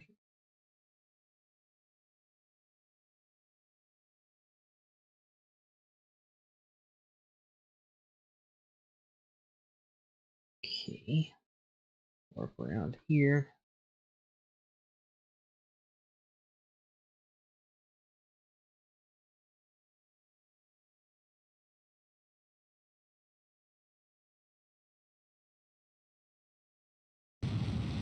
That's a little early, but we can go ahead and start our burn.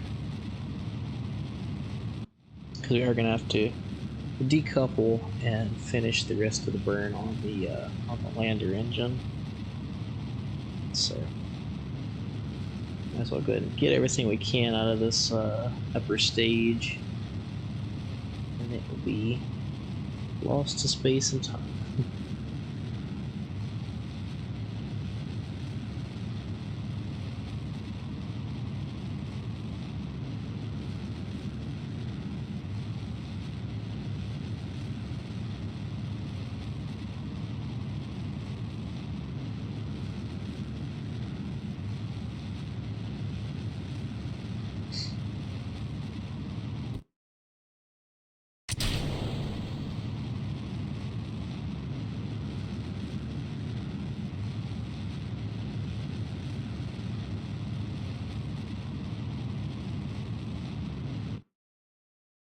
Alright. Go ahead and warp out there.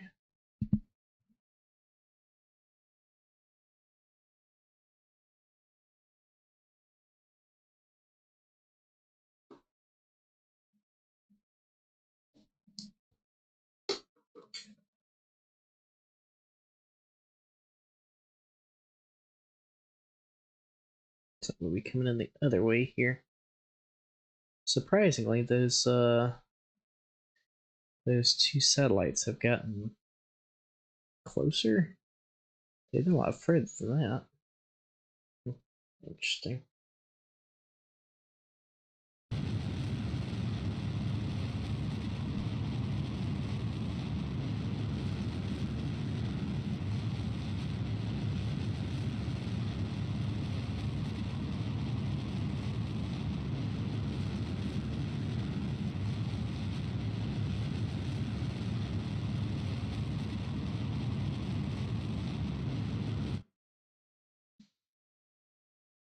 All right.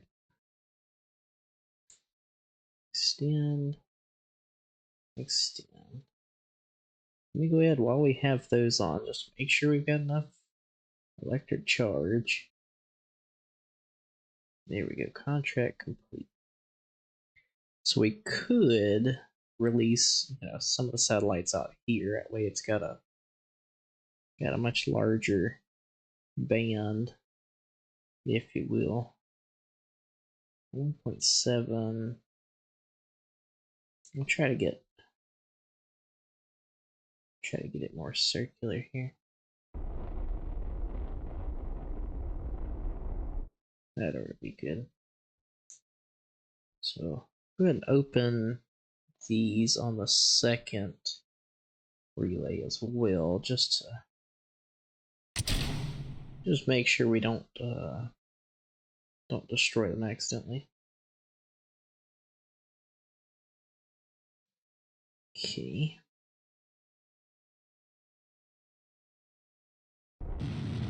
Oop, that's not what I meant to do. I meant to just barely tap it. Now we're probably, being flung off in space. Okay.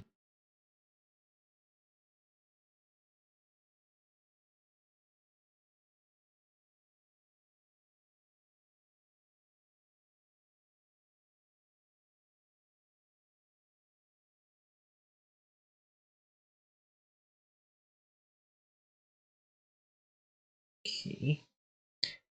Now we'll point prograde and just try to line this up as best we can here.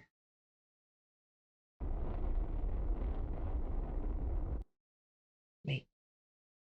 We're super close there. It's like you're almost about to go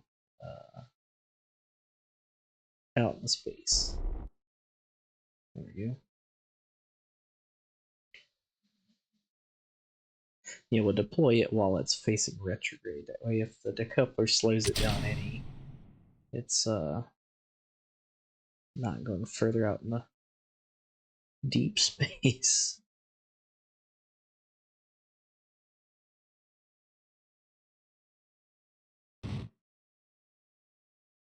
Just do that number there. That way we can get around. And we're going straight down. Lovely.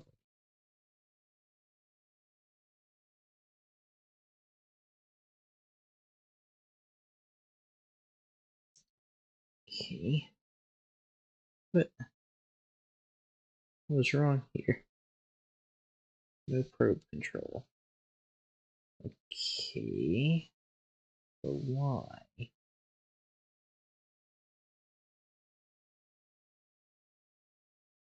What's going on here?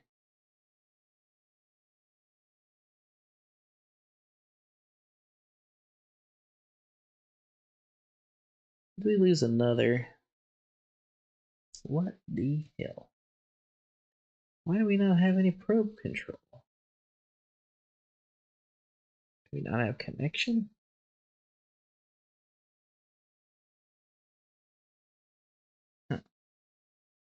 So because I didn't put the antenna out, I thought I had. 12.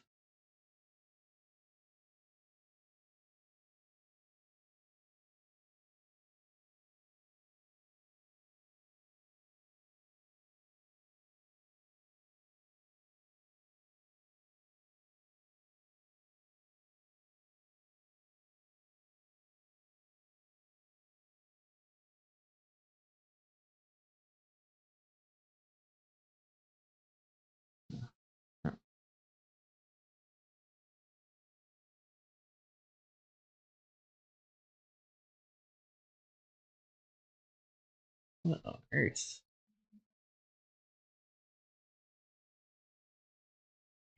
Yeah, I guess because I didn't put the antenna out. But why did it let me control it for just a few minutes there? That's weird.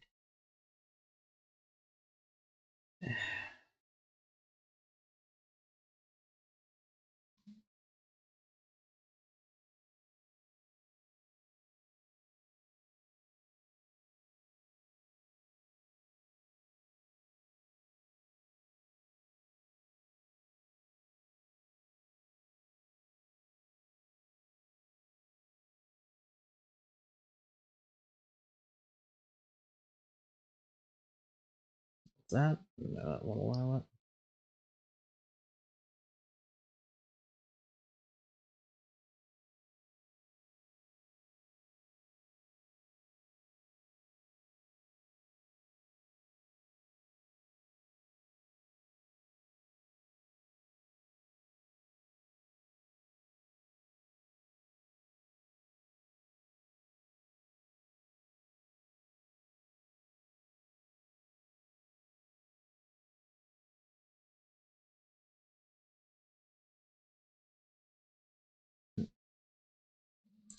Yeah, I guess because I didn't put the antenna out. I don't know why we had control when it was by the other one, but now we don't all of a sudden. I guess we'll just warp it into the planet.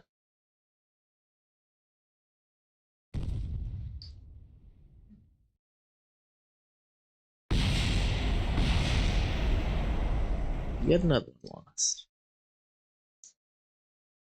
Seems like every mission we've ran today, there's been some sort of issue. And like in my other playthroughs, I've never had issues like this. I guess I'm just getting in too much mercury. But I did turn on that that thing where you like have to have comms or whatever. So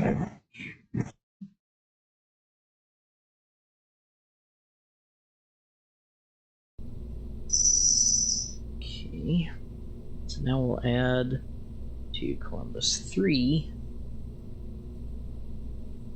And some comms. Some of these that are just always on.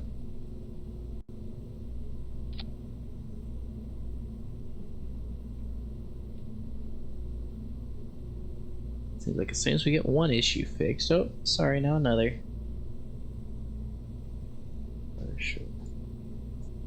Failure.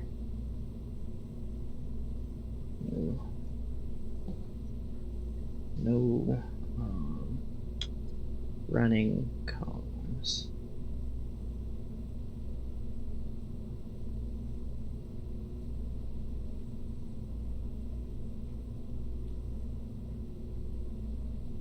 Alright, well, I do not want to run another one.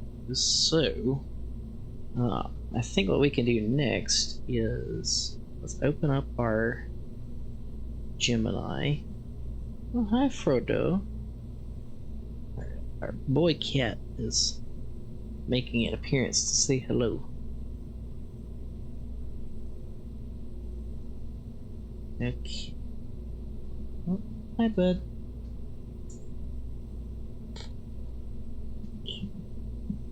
Here we go. Say hi.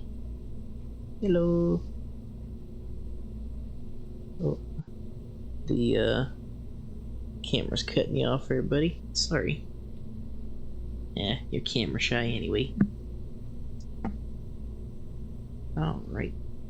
So actually, for now, let's just disable We'll disable those thrusters just because we have the ones on the back of the stage, so they should be good. Okay.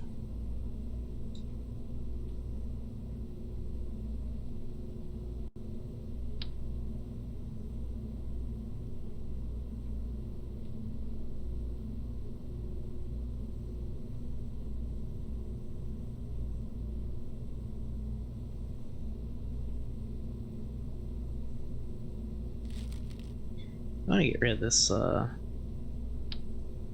I want to get rid of those.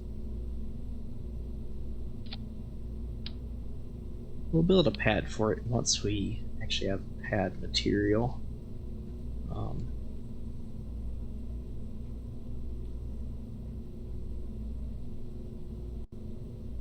Let's see.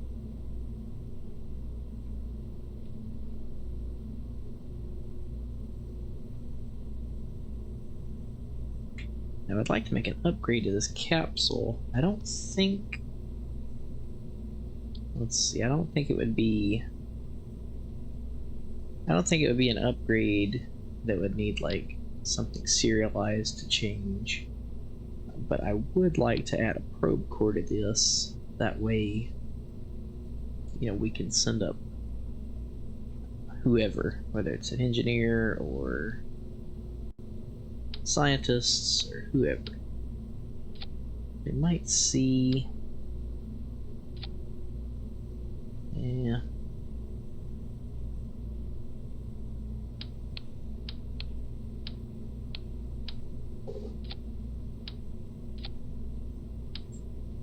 So if we do it like this, I'm gonna go ahead and put that back in like it was.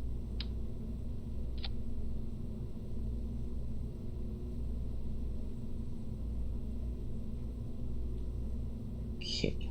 So that way, you know, now that we have probe control, we can send up whoever. So, although we are going to be sending a pilot and then a scientist, so I think this will actually be an all-female crew. So let's go to the last Gemini, copy that.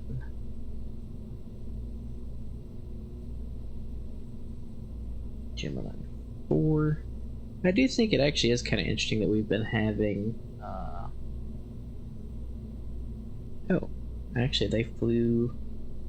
Both of them flew the last Gemini mission. So it will need to be Jeb and Bob. Interesting.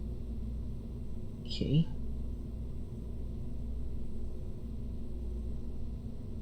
Jeb and Bob. Did I forget to put the landing date on that one? Oh, guess I did. 94.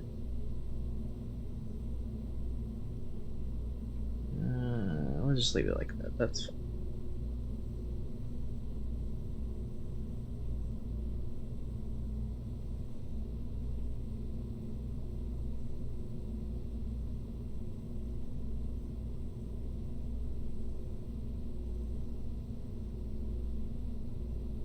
First, and mission to space station.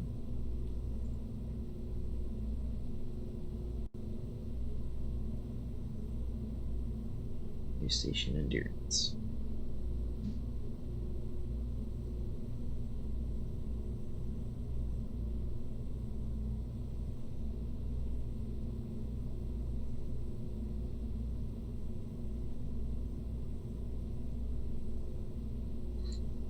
I guess I forgot to change that for all of the Gemini.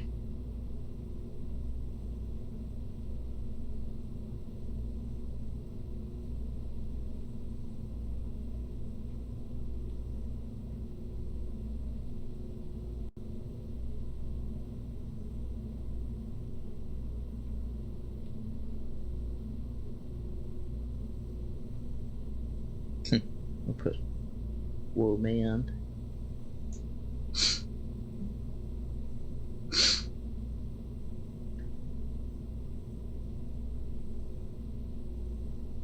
Six over to crew launch. Gemini has been updated. Be flown remotely.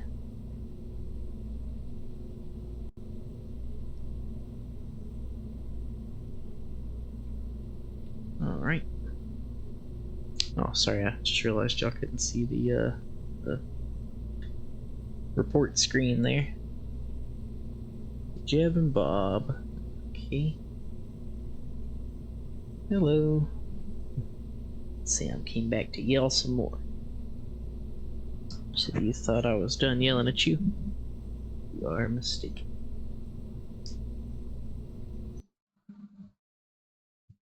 Such a yelly little kitty.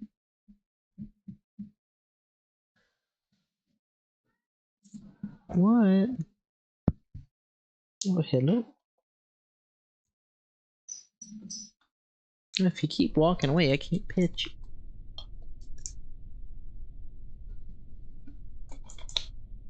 His clamps are a little further up than I would like. Let's go in here. Sammy, stop it. Let's go in here and try to find, there we go. Set as target. We're gonna wait until it comes around, until it's about 25, or it's about 45 degrees from here, like right as it comes over the horizon. So, year 1, day 347.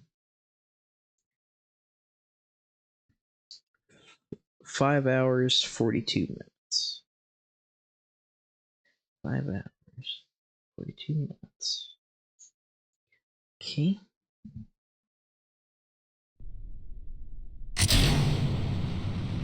And off we go.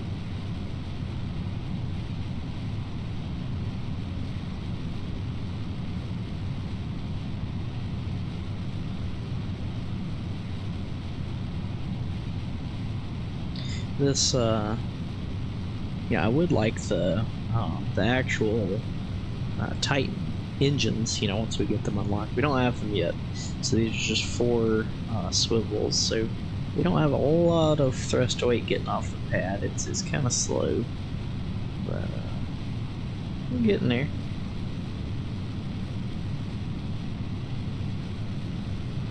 And like I said, I normally go ahead and start pitching down range now, but being as I've had those issues before, you know, I'm still just a little nervous about it.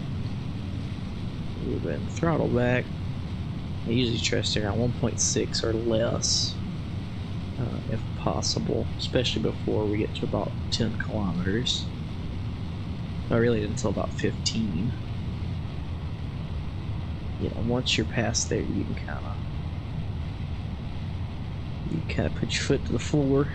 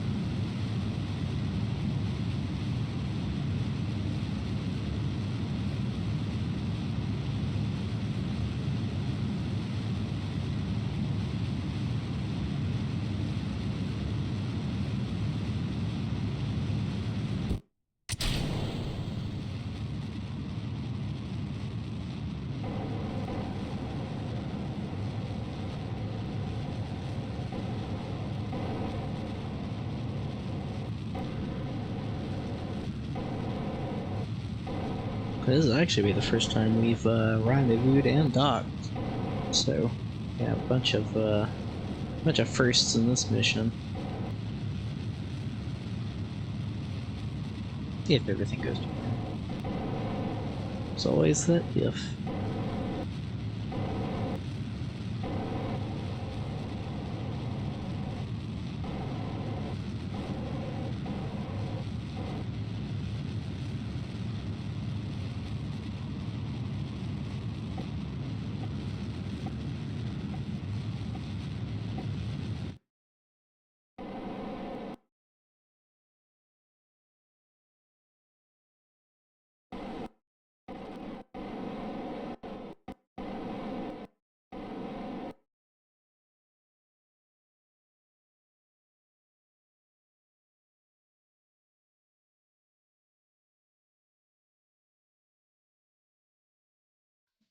Warp around our apoapsis and let it burn out here. We're now in orbit. Now let's see if we can get a connection here.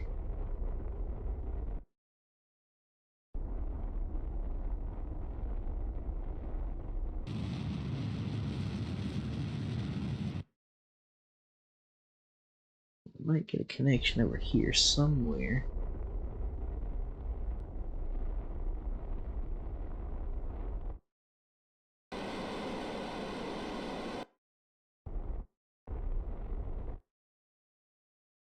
That's 17 kilometers, looks like about as close as we're gonna get, for right now anyway. So let's warp around there, and we'll go ahead and kill our velocity toward our target once we're ready. Plenty of electric charge, and we don't have solar panels on the Gemini capsule. Just they didn't in real life, so I just didn't put it on here. We could, for the future, we could.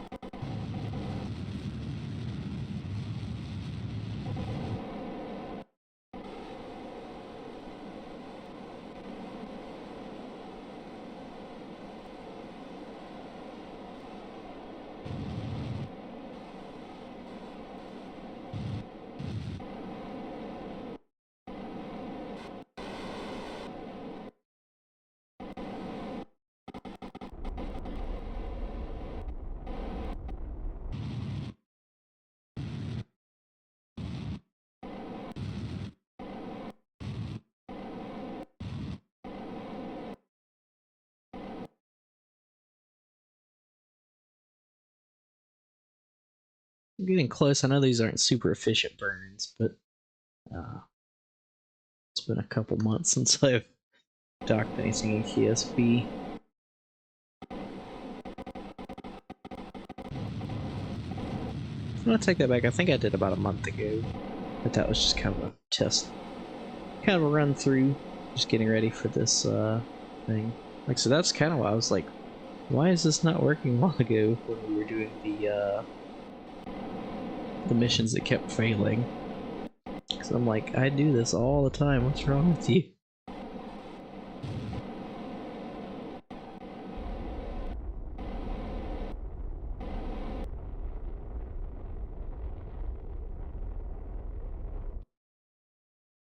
Oh, nice. Well, look at there. Let's screenshot that. We ran out of fuel. We're 0.1 kilometers from so we're definitely gonna have to use our RCS. Not a big deal, but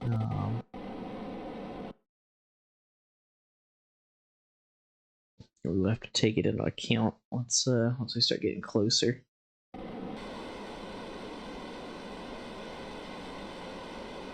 In fact, we can go ahead and turn these on. Try to help out.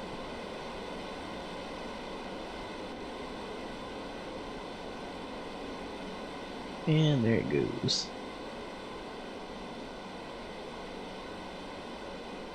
We really overshot it.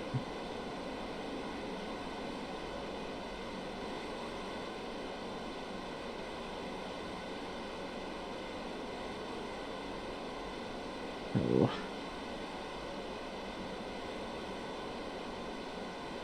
I think we're ever gonna make it back to it. Really looking like I don't want to. Oh, actually, we got plenty. It'll just take us from now on.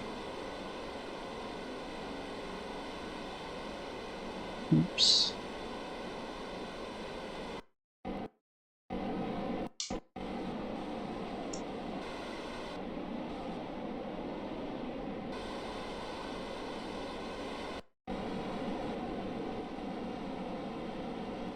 We'll come in a good bit slower this time. That way we're not yeeting ourselves past where we're supposed to go.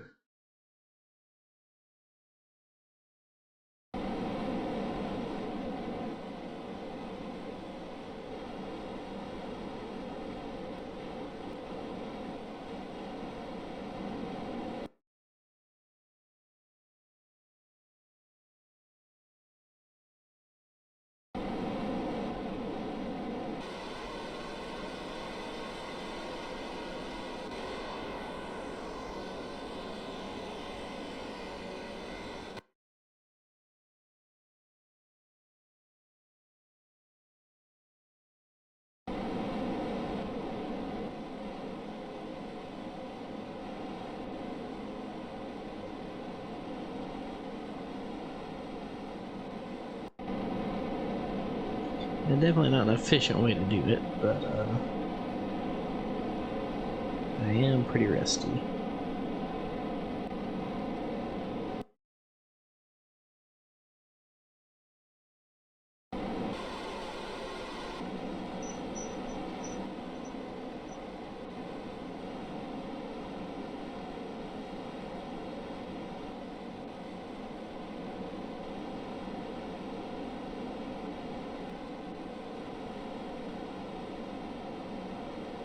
Good thing we got a butt ton of RCS on here.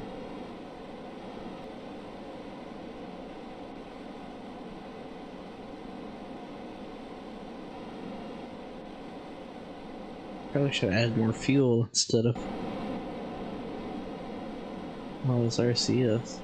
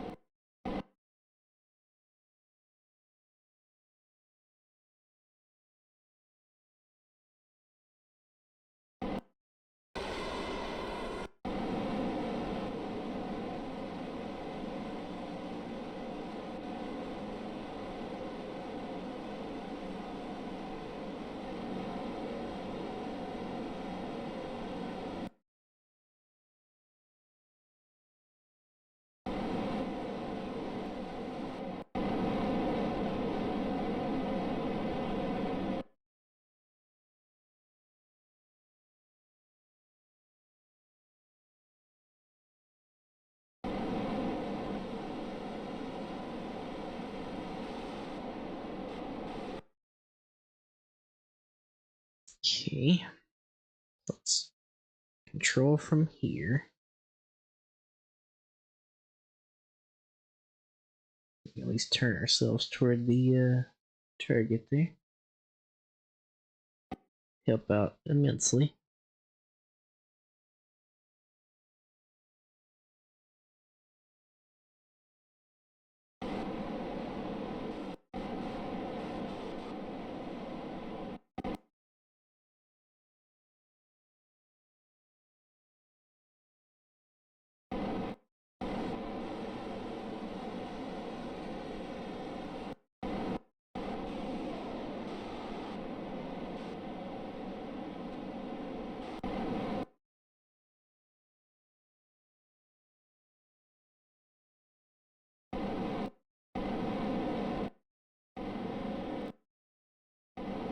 Burnt way too much RCS to get here.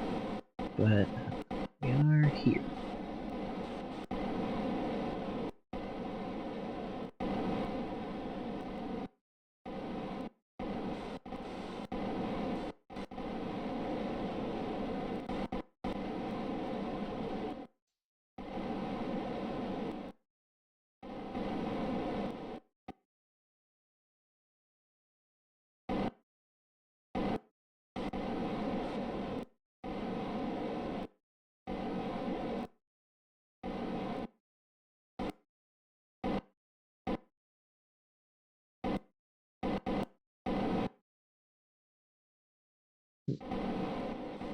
And docked.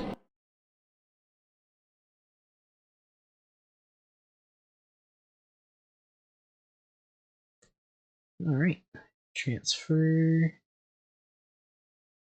And transfer.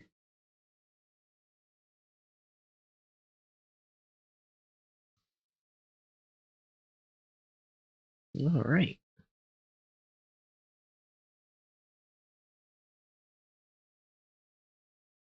Can we? No, we can't transfer fuel. Right? Lovely.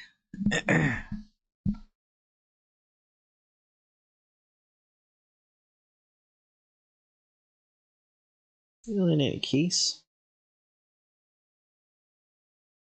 we now have Kerbals on space station.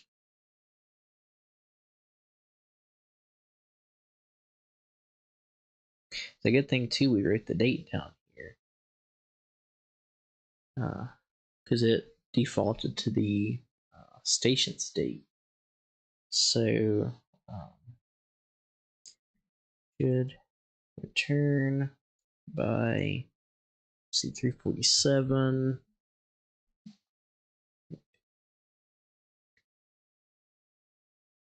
$361.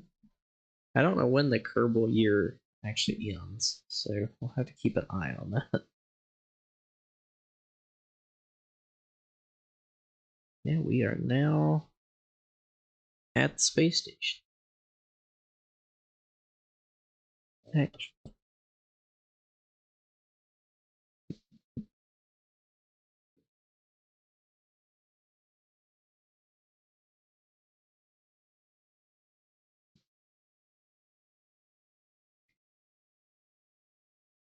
All right. So zoom out just a little bit. That's a pretty cool shot. All right, I'm gonna step out for just a moment. I'll be back very quickly.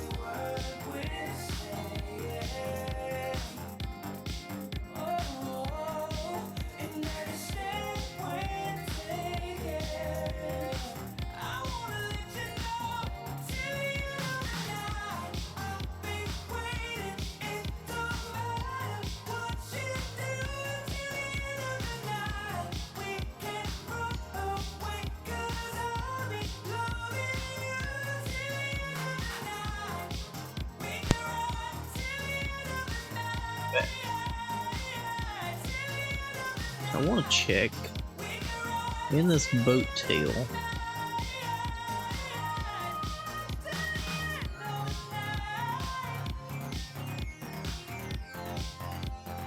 We have these,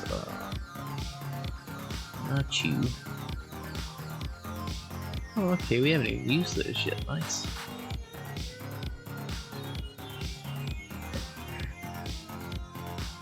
So actually,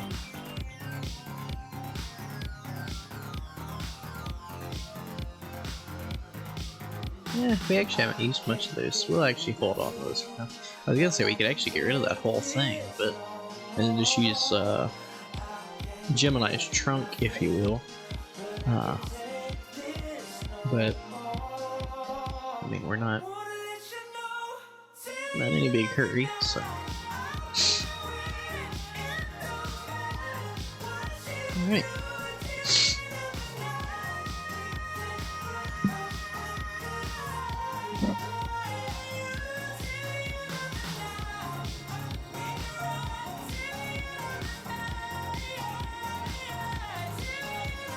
Yeah, so fast forward just a little bit.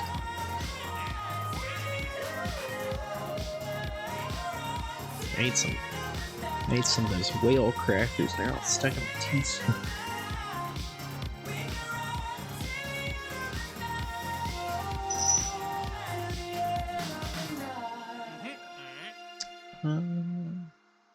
I'd like to do some of those because I mean they're pretty much free Kerbals, but don't really have that capability right now. We had a hard enough time just getting the space station.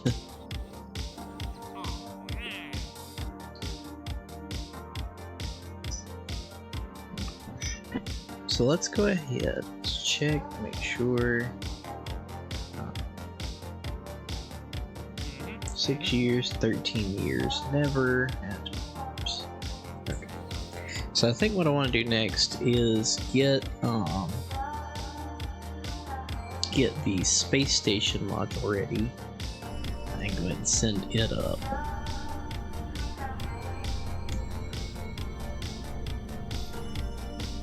It was, what do we call it? Space station appearance.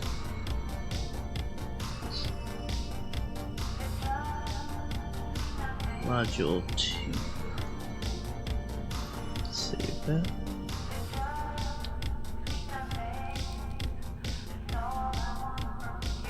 Okay. I do want to add some RCS to it, so we didn't do that last time.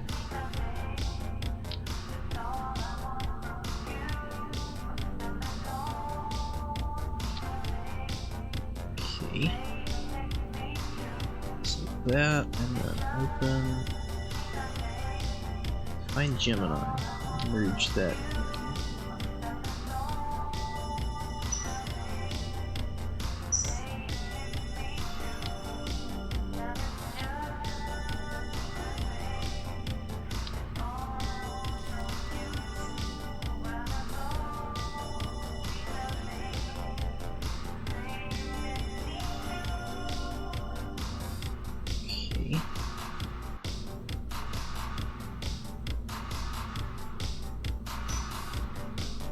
It was a whole lot of margin, but I guess technically we can't put this thing into space and deorbit it because, like, it doesn't have to be manned for for the parameters of the mission, I would like to send this up to endurance, and add on to it, but I don't know if that's 100% possible. Let's make sure nobody's on this thing, so that would not be good. But I do think I'll change where those are. For little changes like that, that's not really a big deal. We can just change those. But no, if it's, like a fundamental change to rocket, like you're changing engines or something like that, you obviously gotta pull back and say, all right, this is a big enough change that we need to look at it.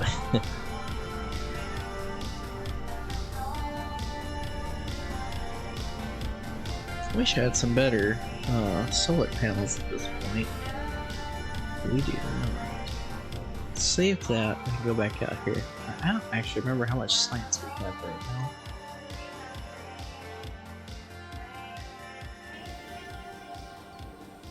$32.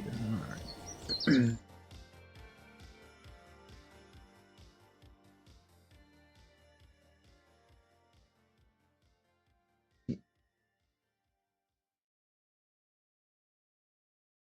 Interesting.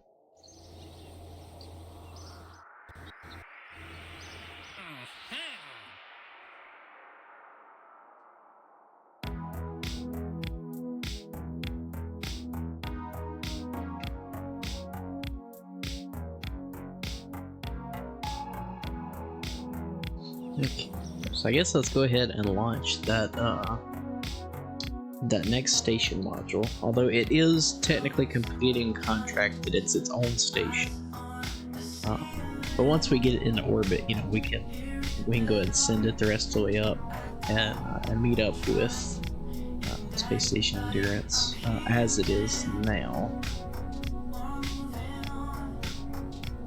So actually, let's. We do need to warp our 7 days. That's something we don't need to forget.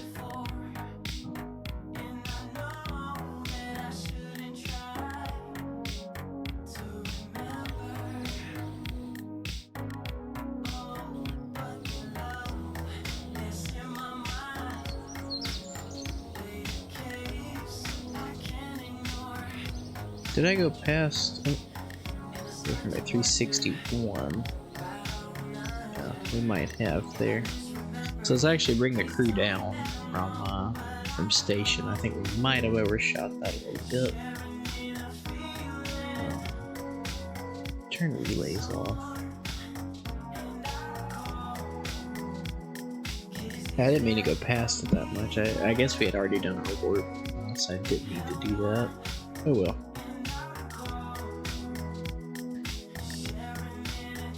And the 14 days, I guess it could be we could extend it because they were on a space station. They weren't just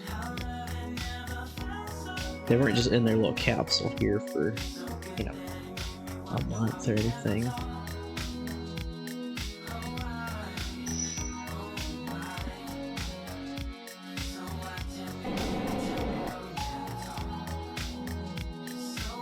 Oh, and it resets it, so I don't know.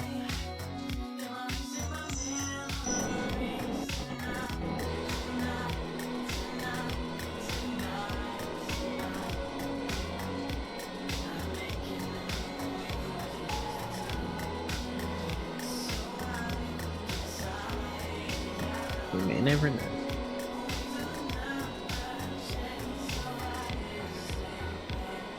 And I guess if we break that, we can always, well, we can explain it in the mission report, since they were at the space station. It's, not as bad, but then also, we can say, might have, like, penalties or something like that. They might take a few extra weeks off before they do another mission or, something along those lines.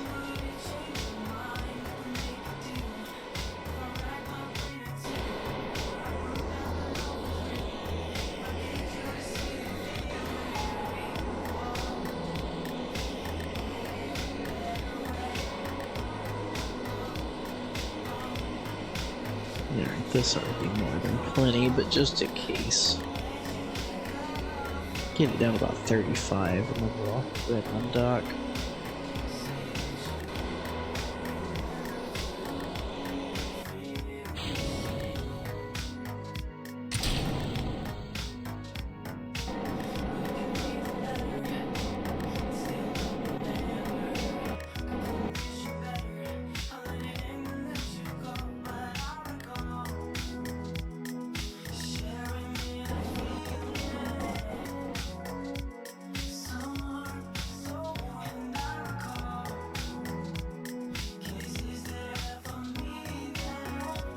Alright.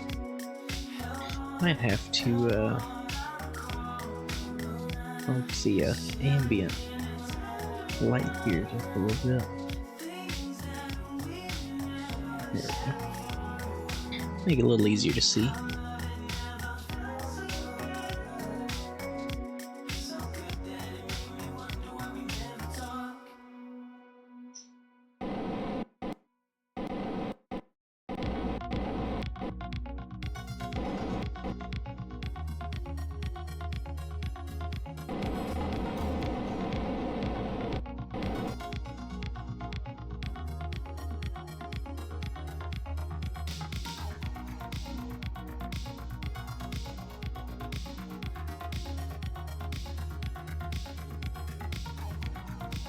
Pretty cool shot.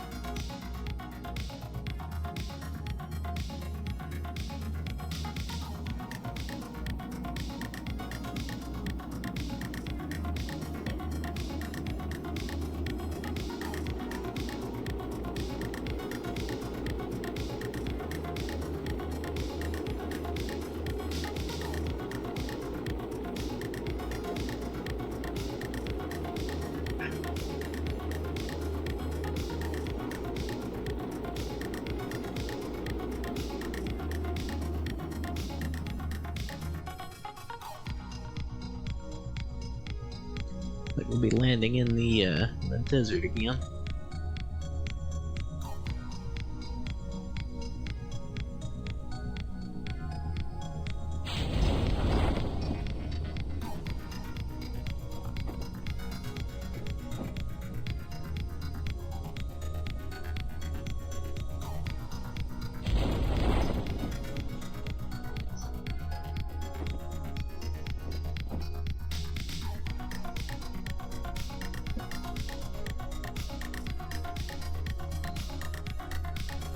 That's a pretty cool shot.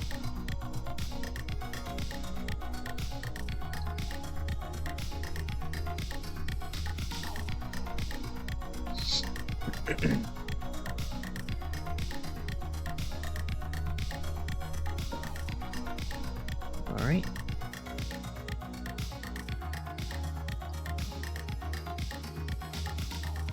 Let's check the time as soon as we can. We can write down when they landed.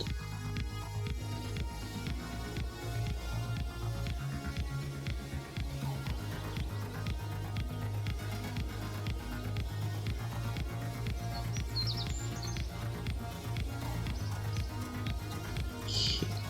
367, 454.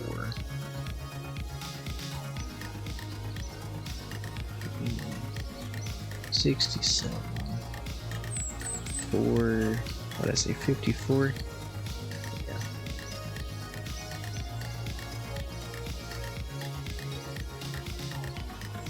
Okay.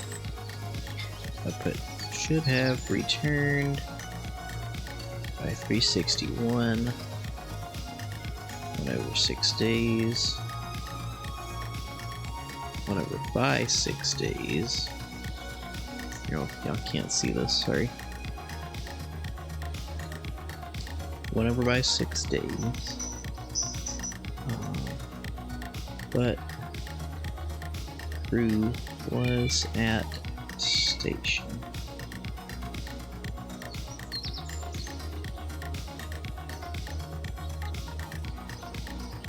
Sam, why are you yelling? Yes, you.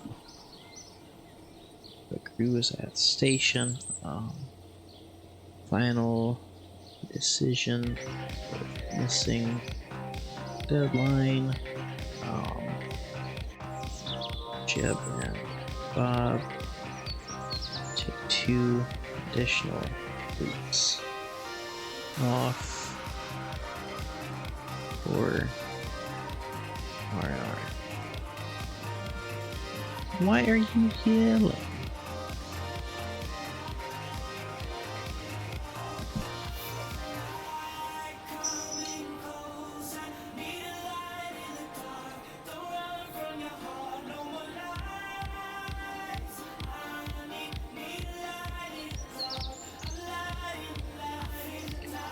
Okay.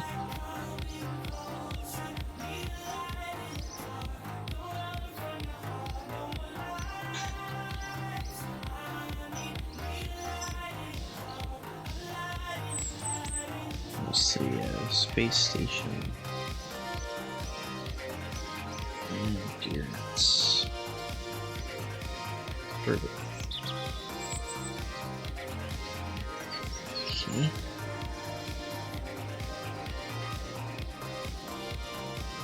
Alright, so toggle that off. We had warp a few days ahead.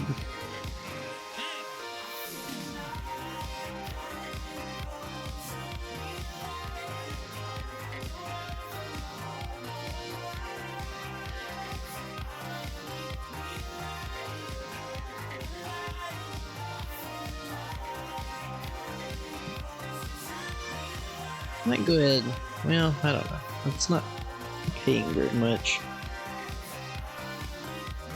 I think we'll skip that one for now. I was gonna say we could take that and just send her up to the station with whoever else we send, but I think it's too much of a hassle.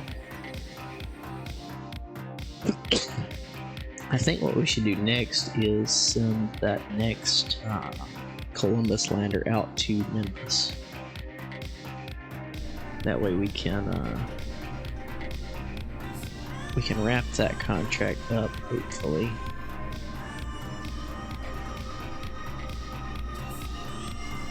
Add that to the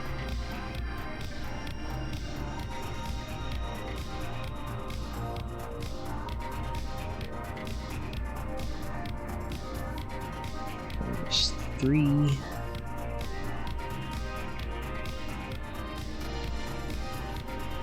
All right.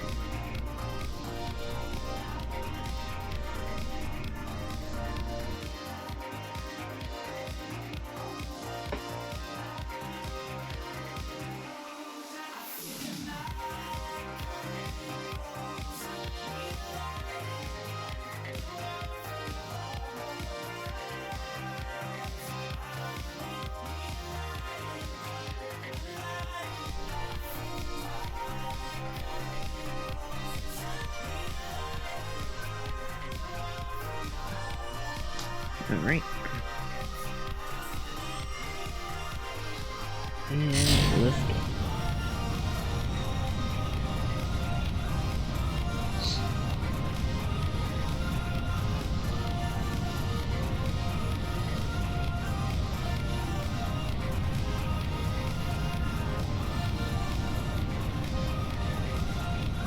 I still need to clean that debris up out there.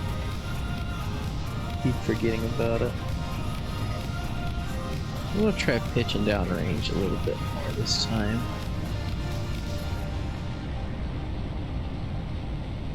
Why not? We've already had to do a bunch of these missions with little success. Well, why change anything? Now these have actually been going decent. You know, we've had a few failures, but that is mostly with me adding on, you know, making the difficulty higher, just to add some realism and everything. So, you know, it's realistic. You know, things fail. Space flights, you know, a million things can go right, but if one thing goes wrong, you know, it's down the drain. So.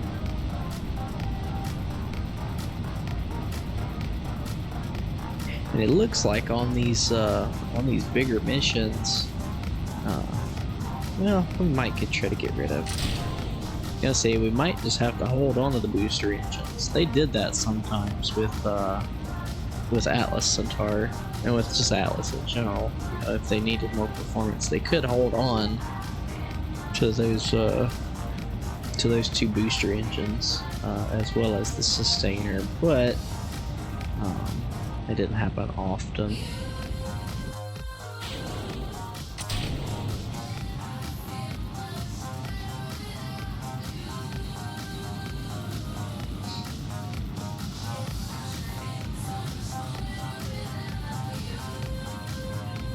Now, Centaur can do its thing.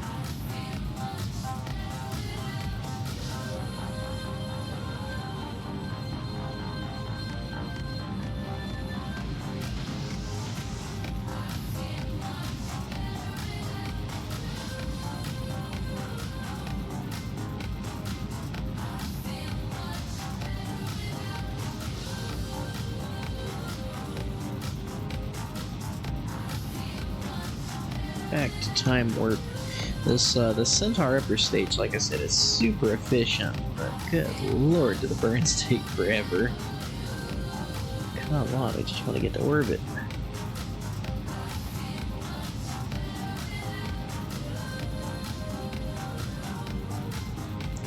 Forgot I gotta do physics warp.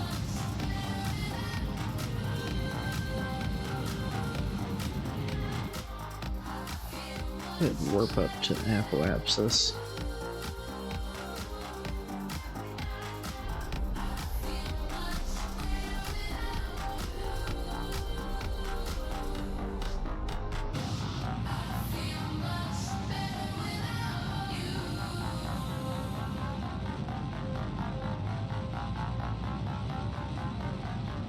Should we rotate it? We can see our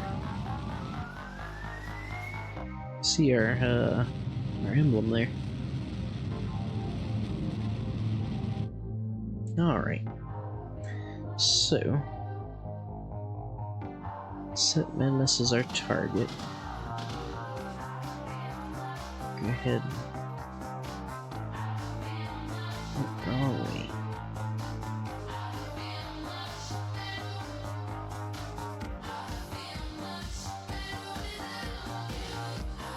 Yeah, that'll do. Warp around there, and then we can do that burn.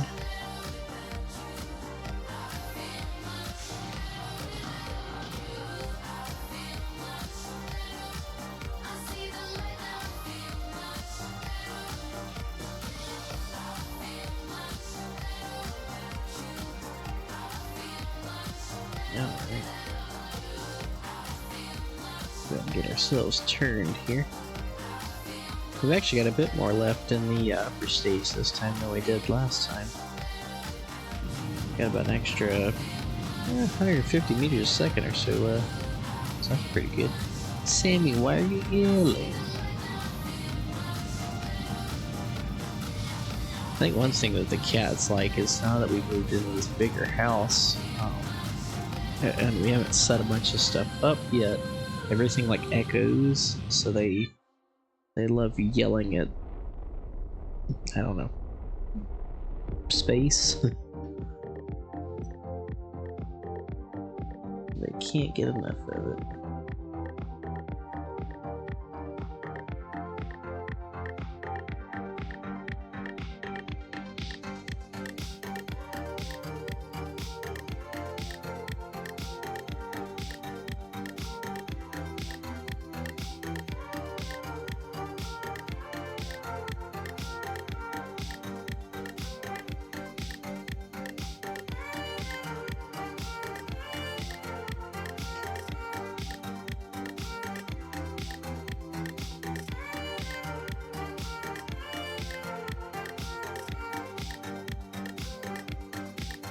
We actually nearly have enough just left in this Centaur upper stage we'll barely have to use the least little bit from the lander.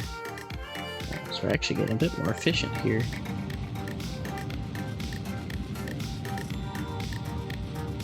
Now we get ready for the minute and a half long burn.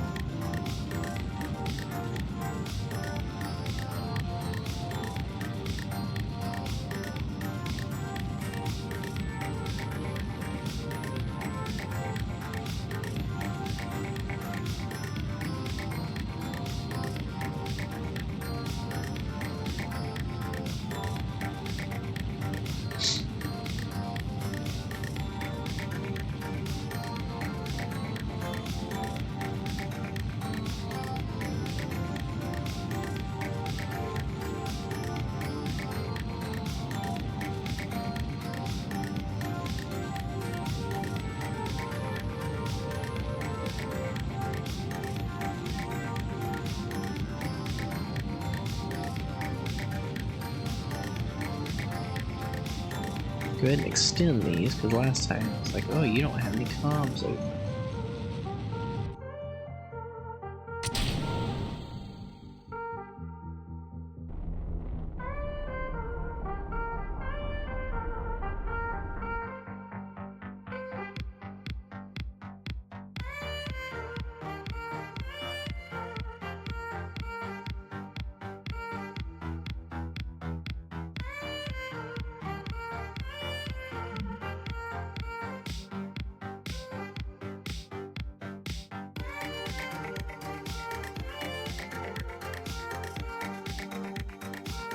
Ooh. We're pretty close on this one.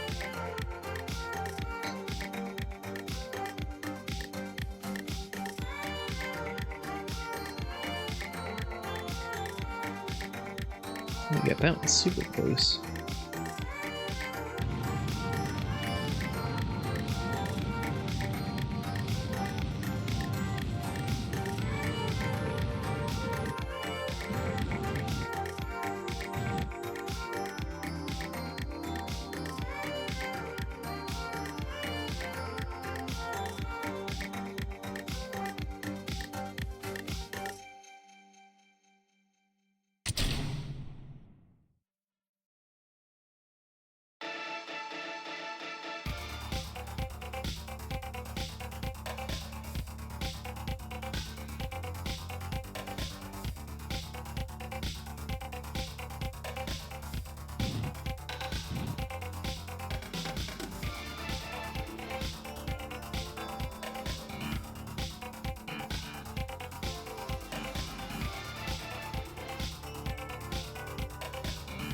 I can't actually see where those are going because I turned relays off on the tracking station. Oops.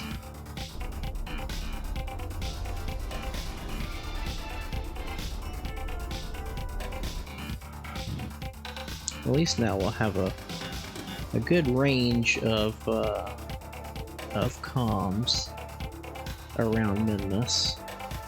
In fact, we'll have more than we do around Kerbin, or around Mud. I mean, I guess, and technically Kerbin as well.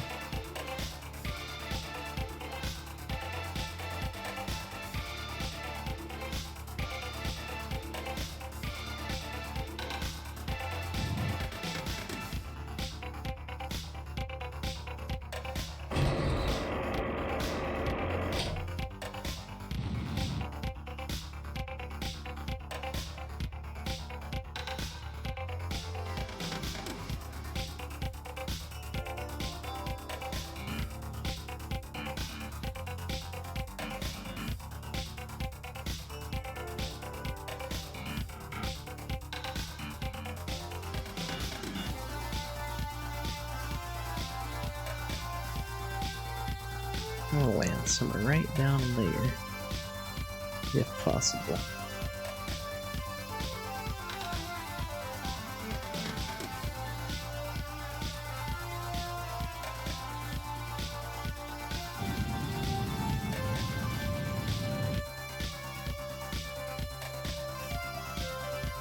I swear, if we lose connection all of a sudden here.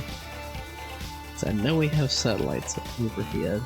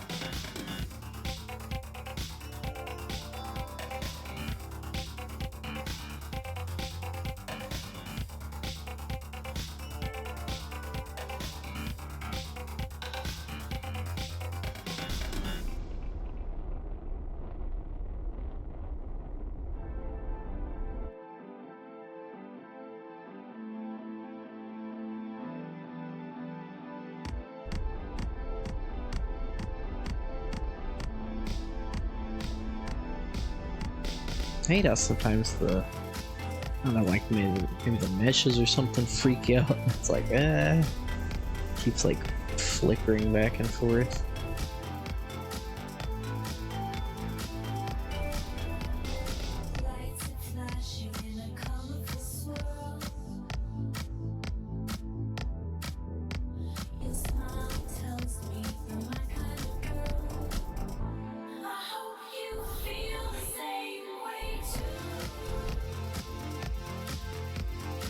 Alright, we actually got something down this time that we can use.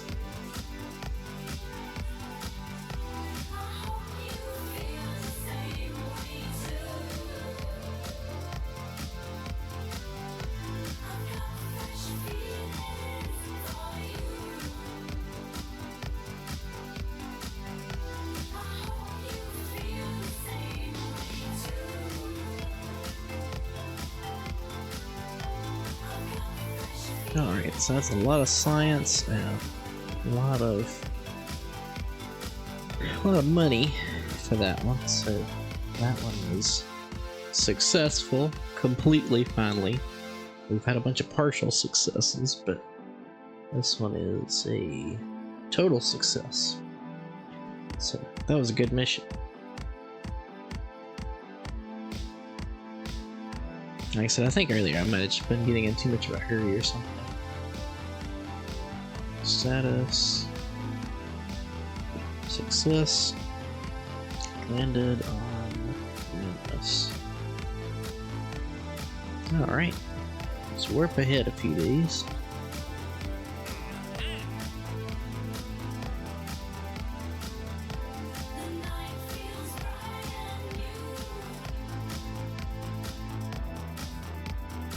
See, I would like to take these, but I just don't think they're set up for it quite yet.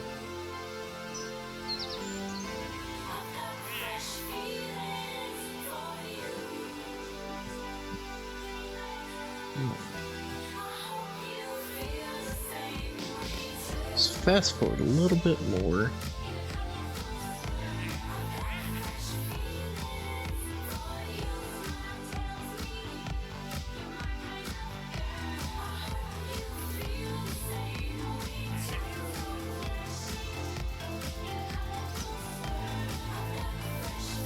I would like to see, because I do know we have some 2.5 meter fuel tanks unlocked at this point.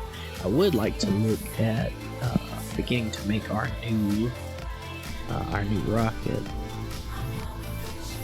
That won't be anything we roll out anytime soon, but is that okay?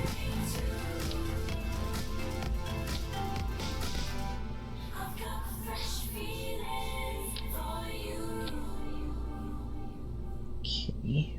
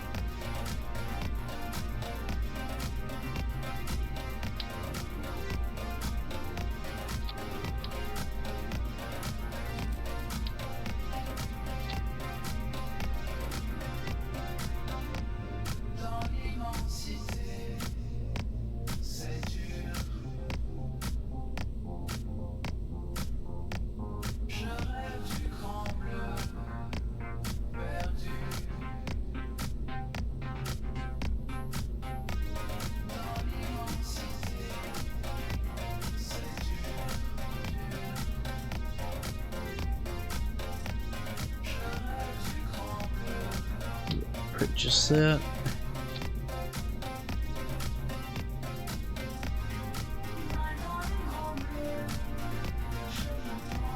Hi, Sam.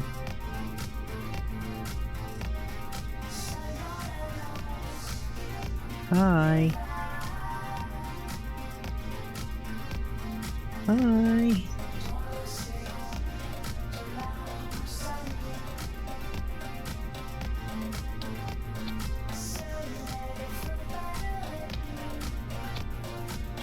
Let's see, we're at right there, 1.09. That's not great.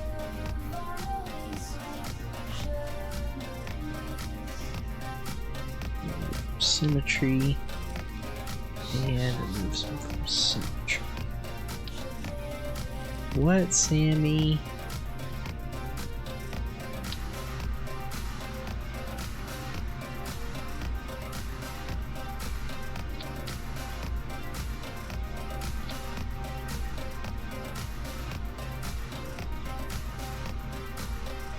It doesn't really get us anywhere further, really.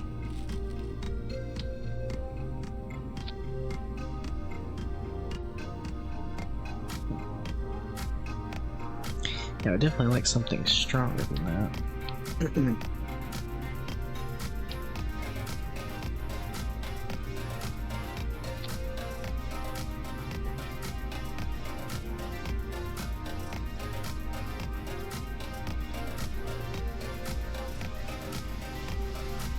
That gets us 1.26, which is still not great because you still have to have an upper stage and all that good stuff.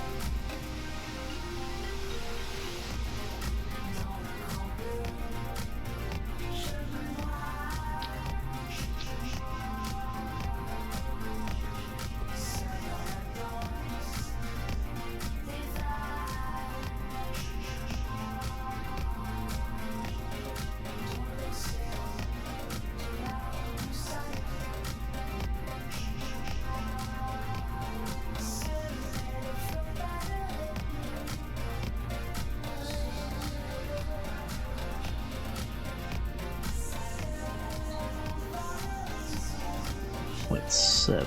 Huh. Only the side tanks just had a lot of fuel, or a lot of weight, rather.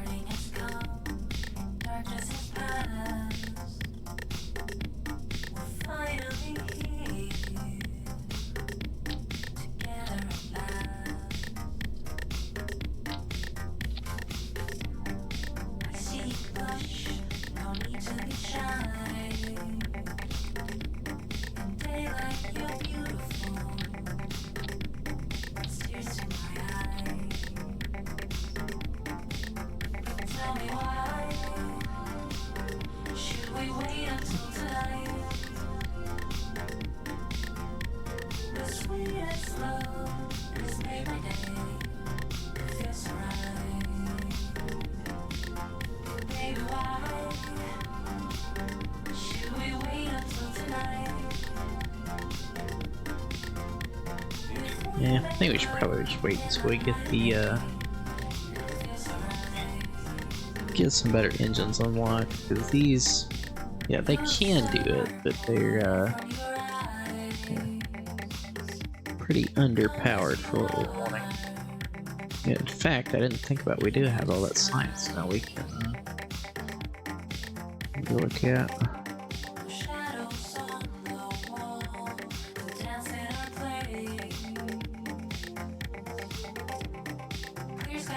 So we can either get space exploration, landing, Arrow will definitely wait on that. I'm kind of thinking propulsion system, just so we can get the the Twitch engine sooner. Yeah, we'll go ahead and purchase those. What else did I buy?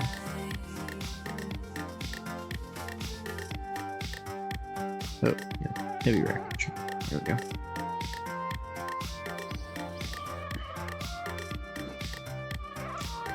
So we can actually upgrade Titan now that we have its correct engines. Although we will have to make sure that thrust to weight is correct.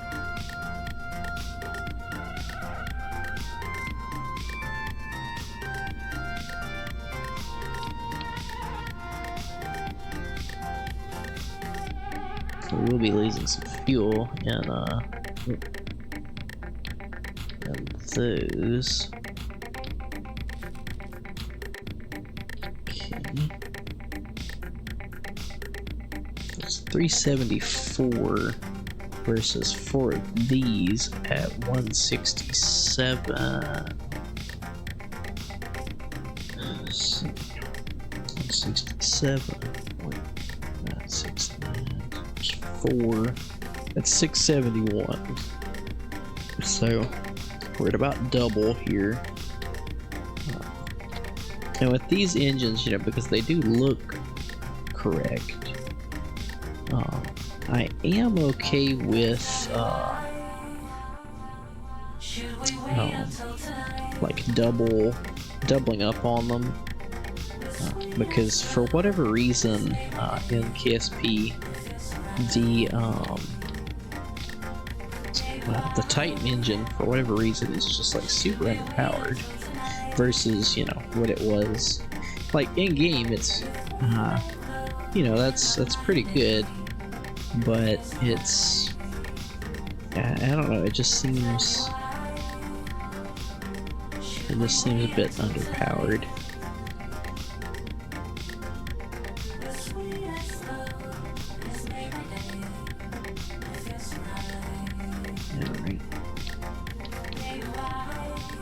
And then fuel, let's see, we're losing 4 of these and 4 of these, so that's let's see, 45 times 4, it's 180, 360 times 4 plus 180. So we did 1620 fuel, but we did add basically one of these. 1620. That's 90. So we still need about 1500 liquid fuel. Damn, we're actually losing a lot.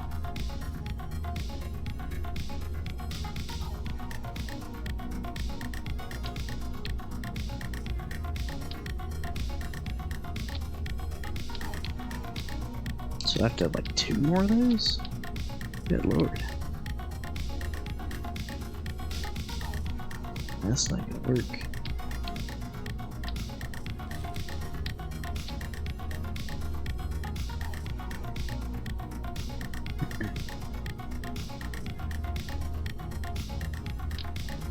guess we do have these tanks. We could make runners out of them.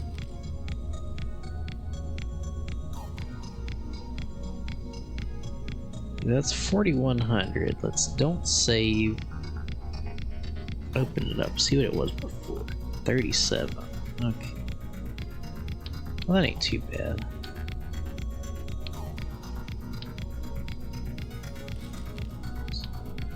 Ditch those. Ditch that.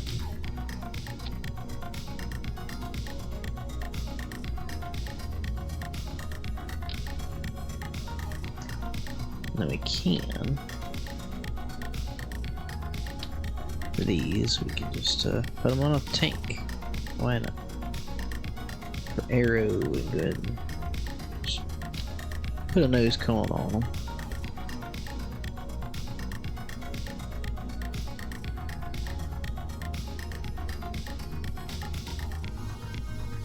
And then we can just the least little. There we go. Can't even tell there's a difference.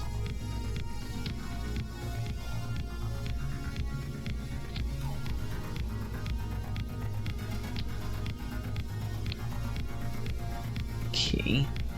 And that swivel upper stage.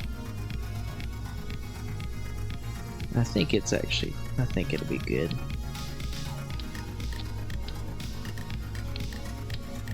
Maybe stretch the upper tank by 1 also.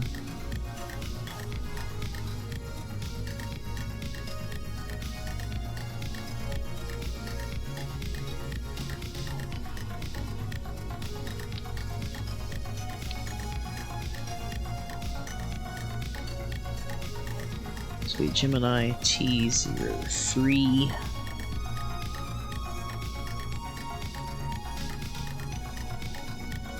Okay, let's make a note of that. Let's see, last time we made a change like that.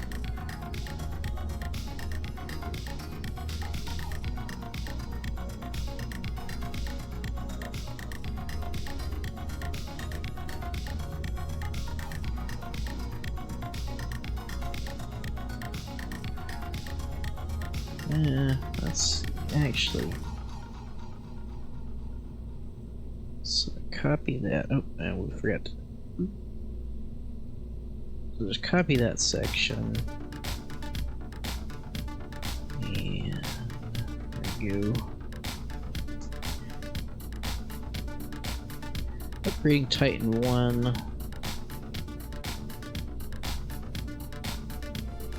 Lower stage with the correct engines.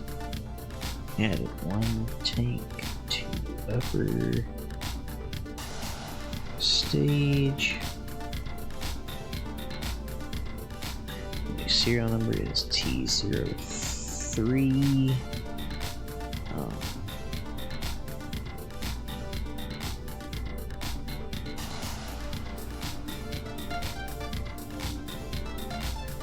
25,000 Kerbuck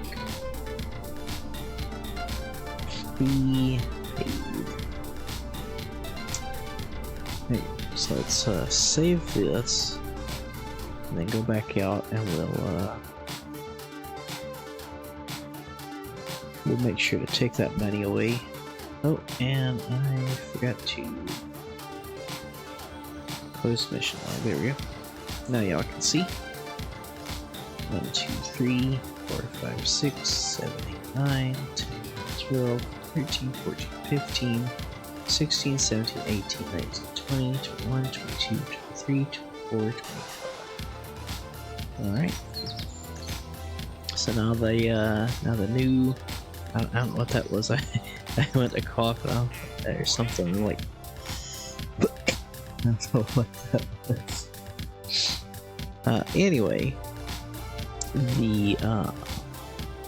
The new version of Titan 1 missile is now paid for, so we can use it. In fact, we need to go in and update.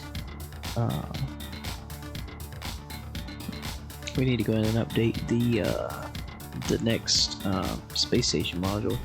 That way, it'll have the correct version of Gemini on it. Module 2. There we go. Let's scrap that. Lock that. Save. Open. Gemini merge.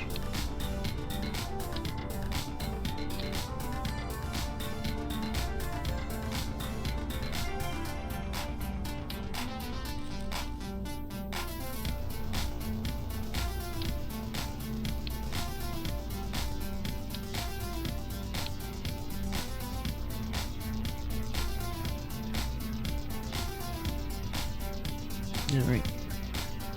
So let's go ahead and launch this. Let's make sure nobody's on it. And add it to this thing here. Let's go find the old one. Wow, we launched it a while ago.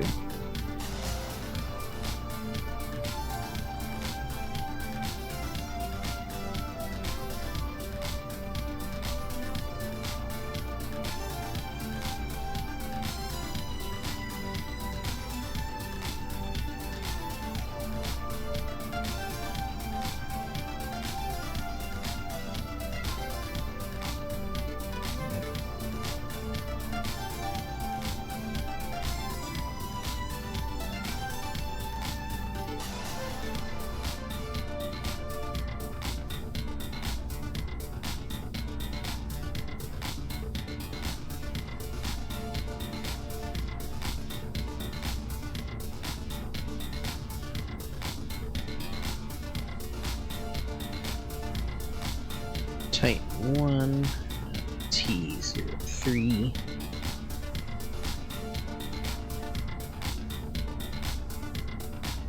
Okay.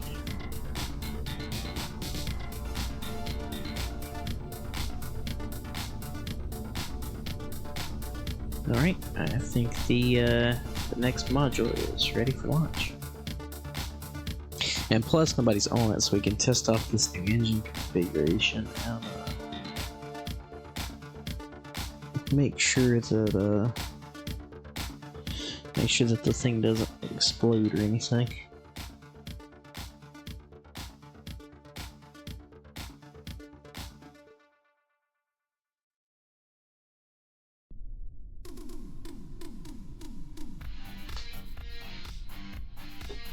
Actually, I don't think it would be a bad idea if we ran the engines first and then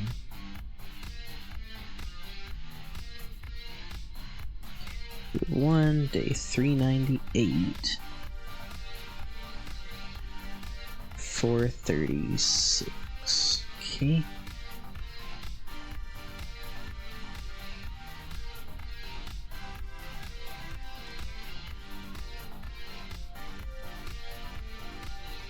I should have done 435.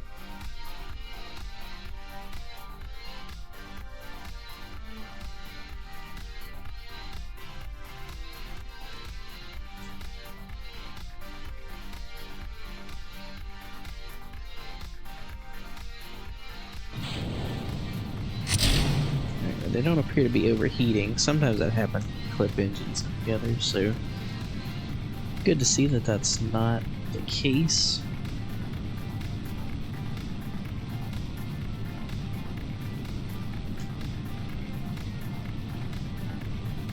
Actually, go ahead and throttle down. We've actually got a bit of surplus this time.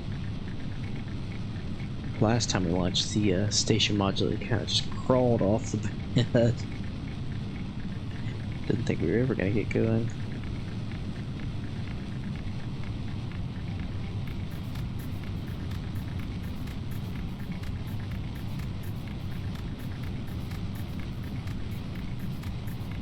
I forgot to auto strut any of these. Oh no, I did. Oh, nice. But this thing still is pretty wobbly because it's super long.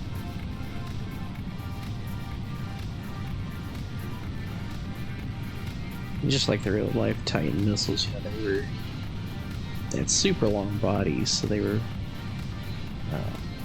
really a feat of engineering, you know, being as tall as they were, you know, with 1950s and 60s technology, and still being able to withstand, you know, launching a nuclear ICBM, you know, halfway around the world. You know, it's pretty amazing.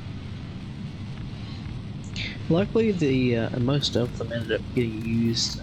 Well, most of them, a good many of them ended up getting used for peaceful missions. You know, for sending astronauts to space.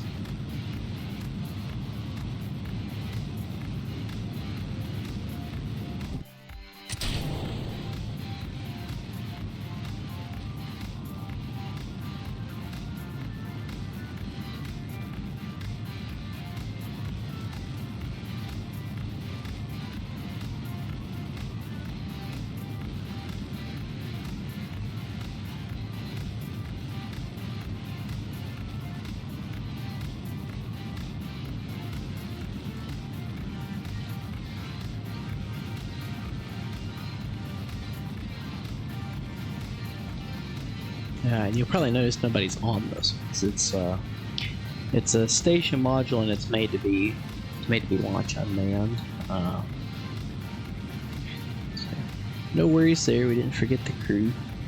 I have done that in the past, but not this time.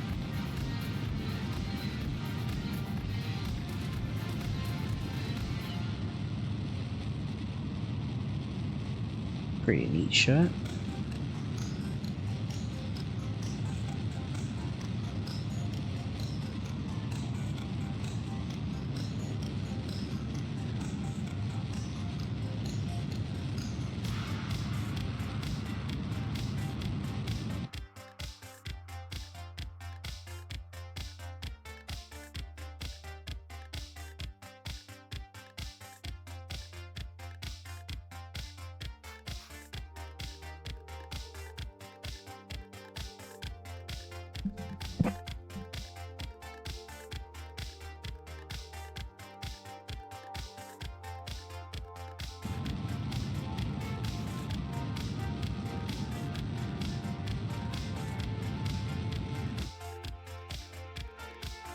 Nice. We still have about 144 meters a second left. So if we get the chance, we might can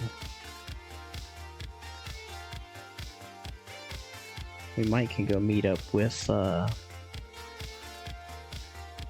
station.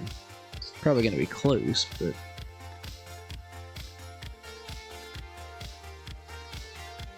we do complete that contract, so that's big. Let's go ahead and drop a quick save. You know, we haven't done that in a while, just in case something were to happen. Now let's see. It is probably going to be pretty hard to get to from here.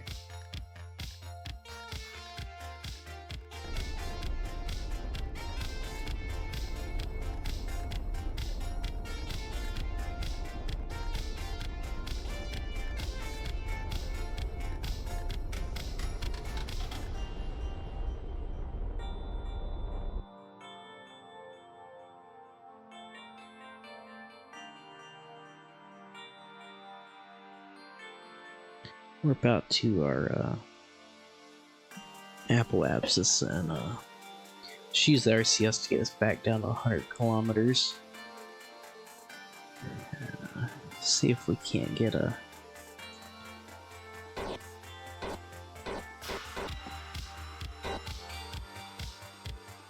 an encounter here sooner rather than later.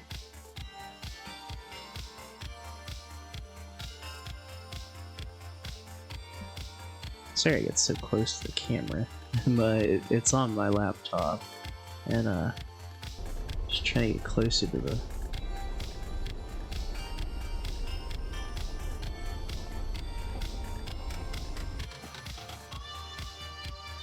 I guess we could warp around a little bit here. So we're getting further and further away, but we'll catch it when it comes around.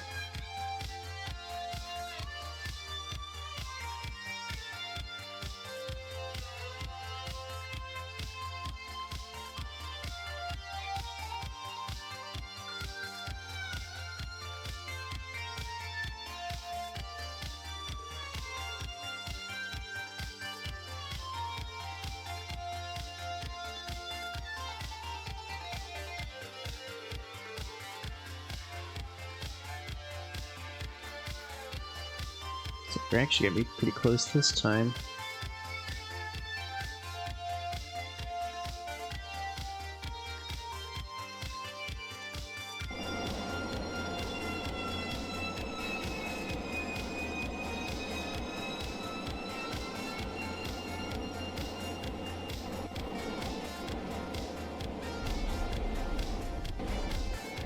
Nope,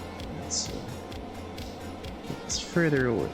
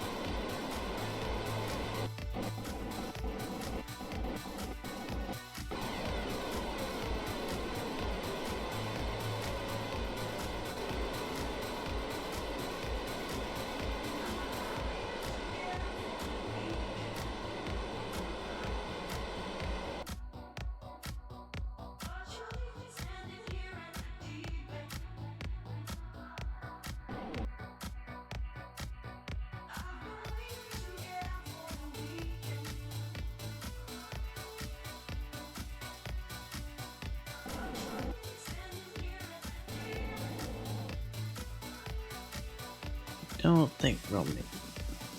We got plenty of monoprop, but you know we don't really have a lot of thrusts, so it's gonna take us quite a while if we're lucky.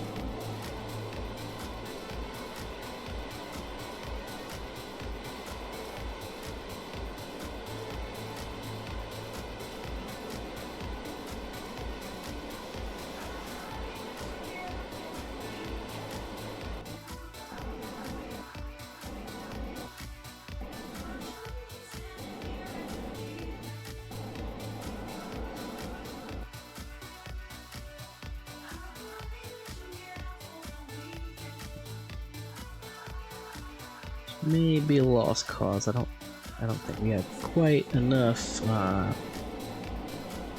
margin to make it to the space station. Which, you know, we knew that going in that it might not have enough.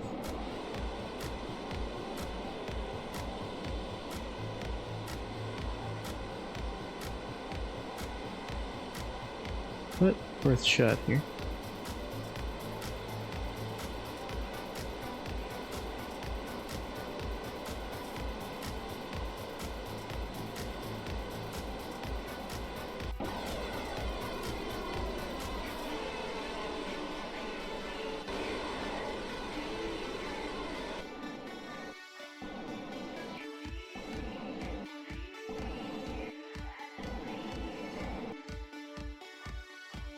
This might be shot.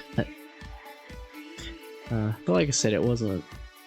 This was just kind of a cool bonus, if you will,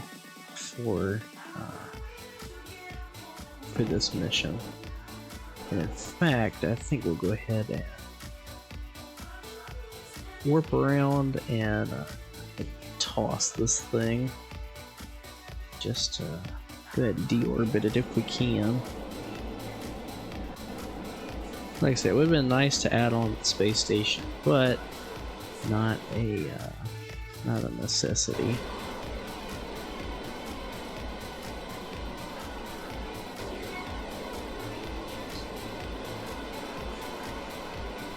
So just have to remember that for next time we send something up. But we're gonna need a lot more power.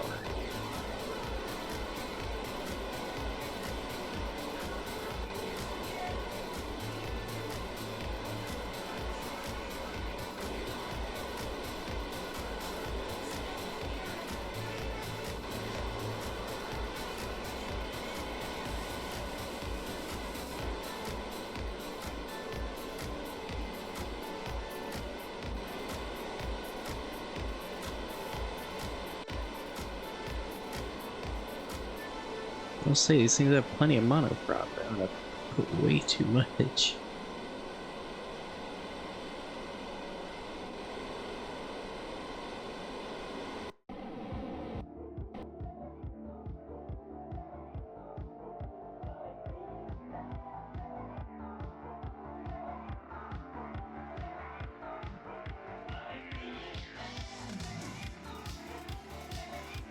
Yeah, watch this re-enter.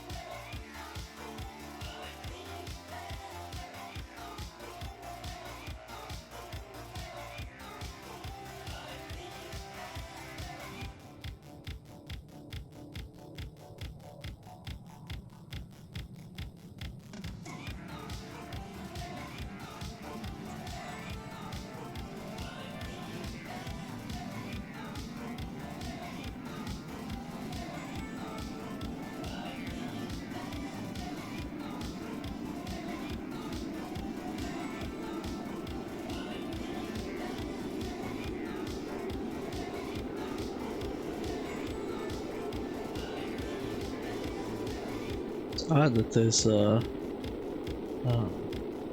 those radiator panels are held on as long as they did. Thought it was gonna use them like wings, just fly back.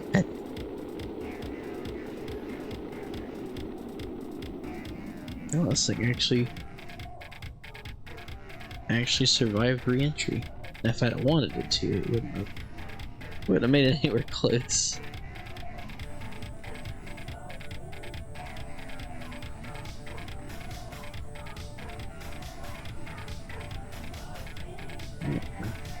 Well, this will become a ICBM for the desert out here. Right, look out.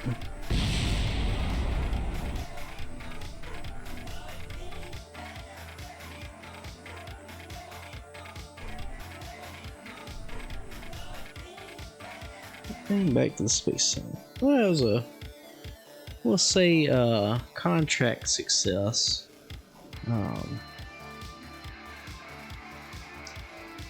Contract success. Not enough fuel to reach endurance.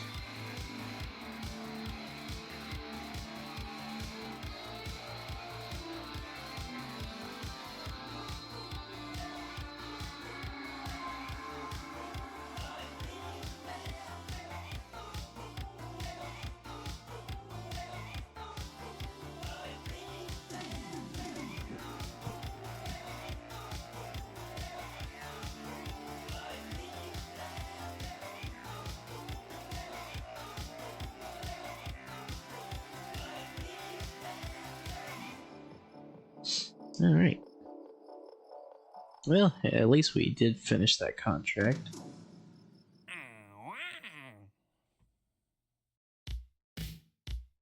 Okay. Wants us to add fuel and stuff to it. I don't phase.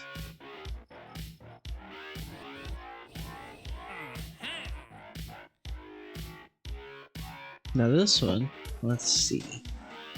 Be in command, at least 11 Kerbals. Yeah, we can take that one. That's pretty good.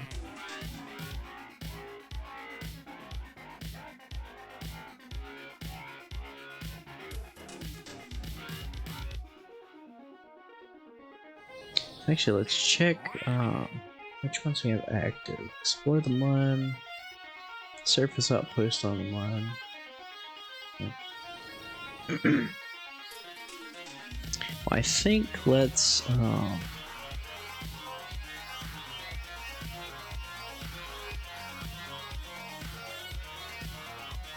take the Columbus spacecrafts. Let's say Columbus 3 here, because it'll be most up to date. And let's name this why am I blanking on his name?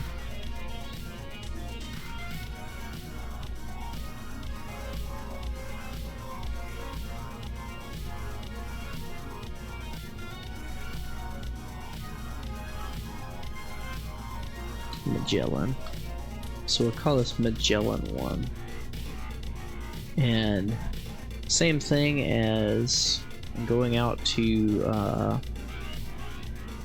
Minmus, except this one will just go to the Mun.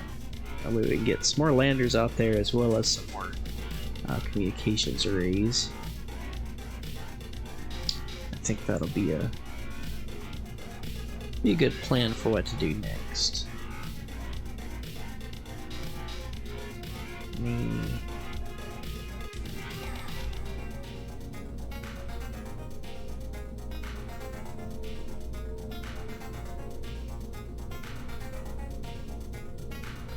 So let me Columbus 3, what are you gonna name it? Magellan 1. Notes. Just put copy of Columbus 3. Destination Mun.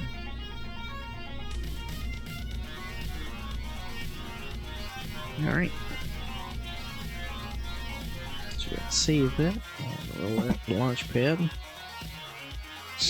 Should have a much easier time getting mine versus Minmus. It's in the same sphere, not sphere. It's in the same orbital plane as Kerbin, so it's a lot easier to reach.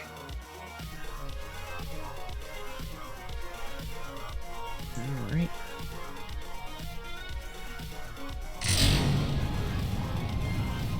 And off we go.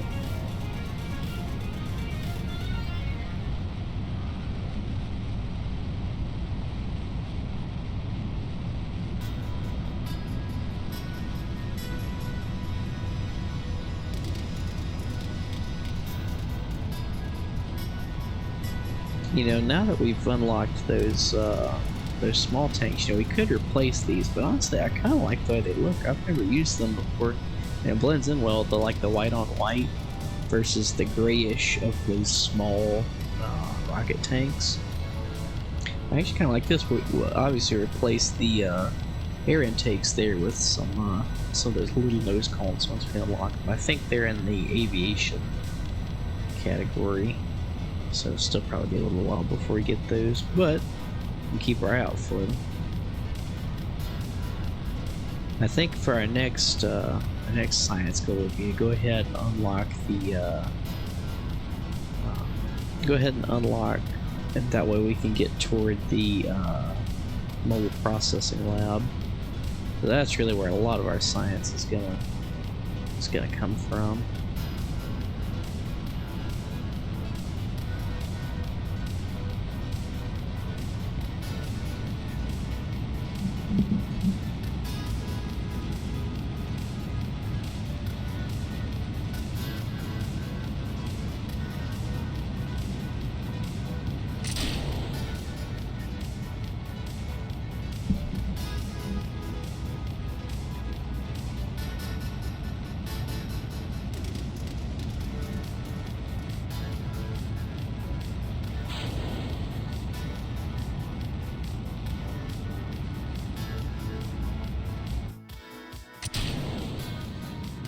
and we get that centaur flip like last time. Not like last time, but like a couple times before. No big deal though. And now we just wait on this burn for the rest of eternity.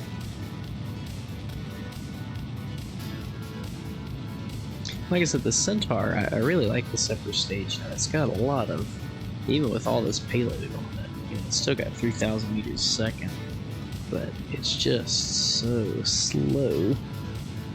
Like, the thrust weight's just way too low for what it should be. So on future ones, you know, we could look at, you know, there is the option for dual engine centaur.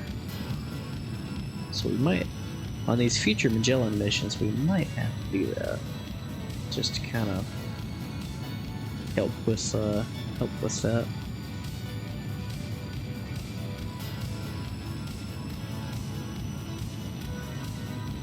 If that scrunches down the comm sets up there when you time warp like that.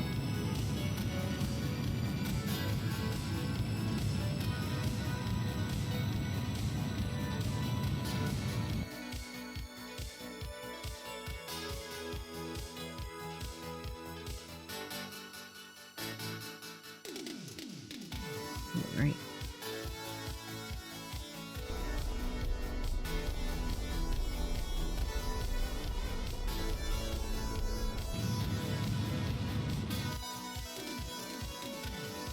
Good. Target the mun.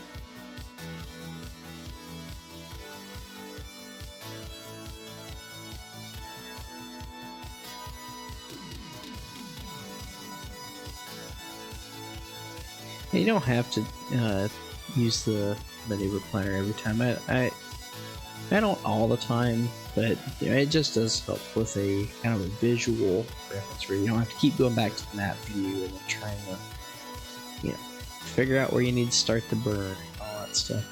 It's a lot easier to just set that kind of go with it.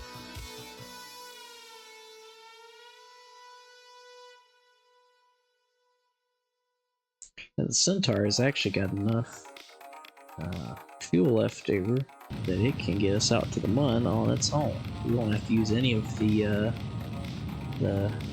lander's fuel, at least not for getting out there. Now for circularization we have to, but that's no big deal.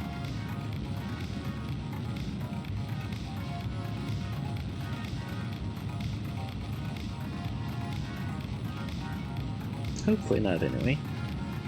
I guess I should have added a little. Well, we can't add on to these stages, but I guess I could have stretched the lander here, because it does have that Science Junior on it, and those are pretty heavy. So while this is perfect and actually a bit overkill for Minmus, I guess it is maybe a little underserved for Mun. But if we find that to be true, you know, we can always note it and change it in the next one.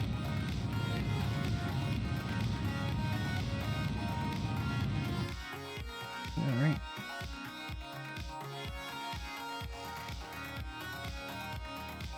We're about there. I've still got about 150 meters a second in the Centaur here, so we'll definitely put it to good use.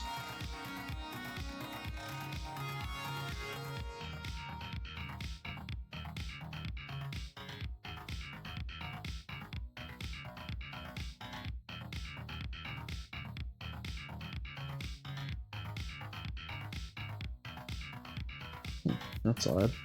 Didn't really do anything, but okay. Sure, I guess.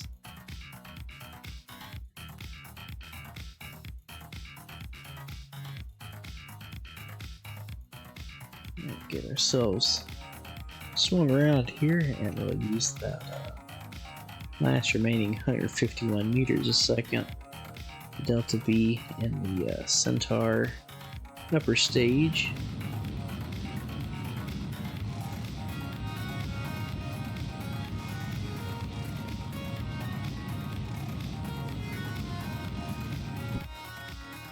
Got us a good ways there. Finish on the back of the Lander's engine. We can go ahead. Let's extend that. Extend that.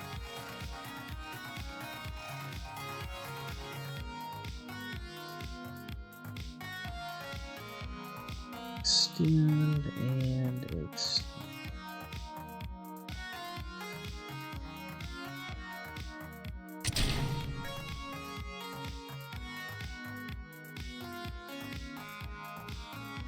Okay.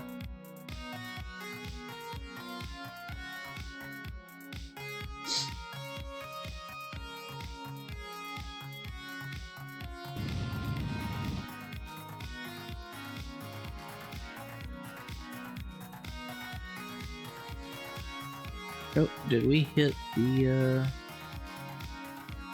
it looks like we did. Oops. Well, luckily I think it only lost one. The, one of those things there. Oops. Didn't mean to do that. At least the other one down here. Well, I hate we hit that one. Should have done a maneuver to miss it. Oh well.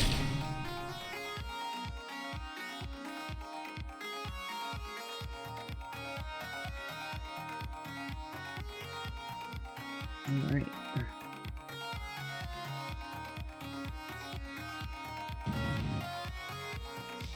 Move away from it there.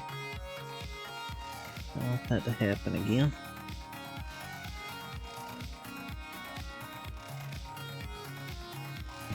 Go ahead and get ourselves set up for good landing here, hopefully.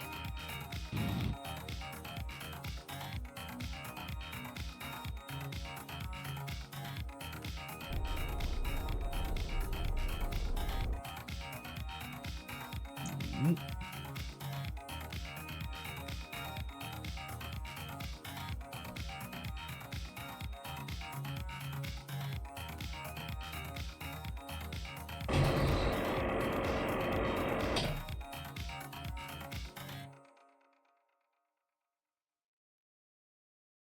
No, we did break off the high gain on here. That's not great. I didn't notice that before.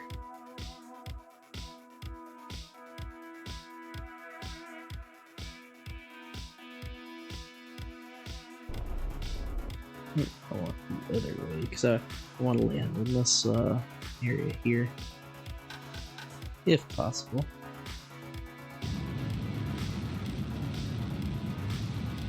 There we go.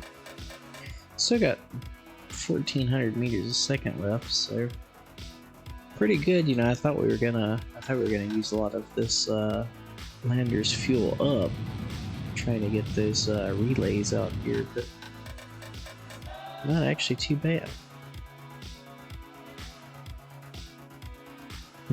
Periapsis of 151 meters. It's definitely cutting her close.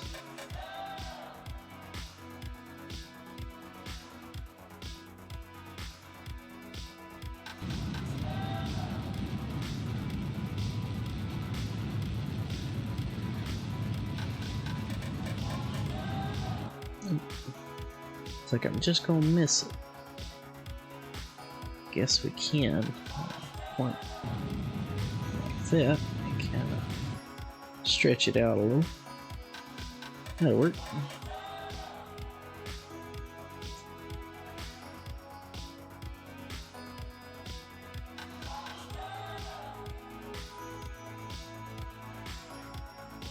Alright.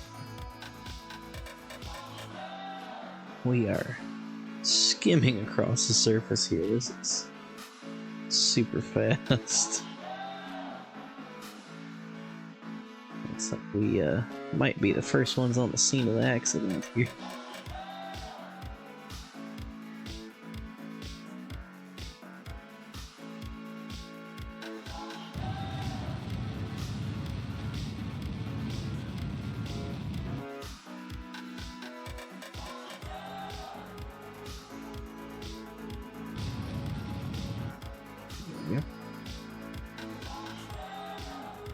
let it continue to carry us a good ways there.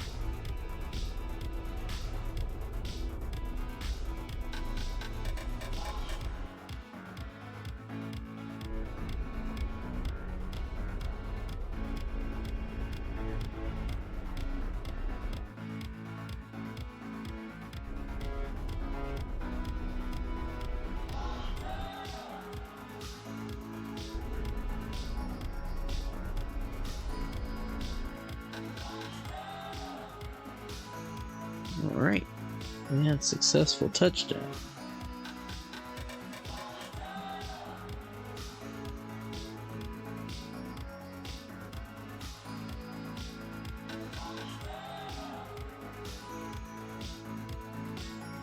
Good. Transmit every bit we can here.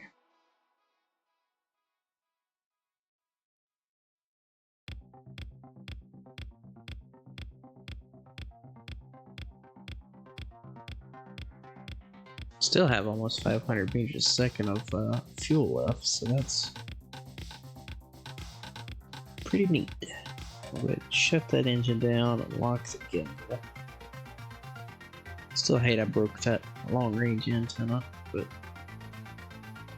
no worries. So, that was a success.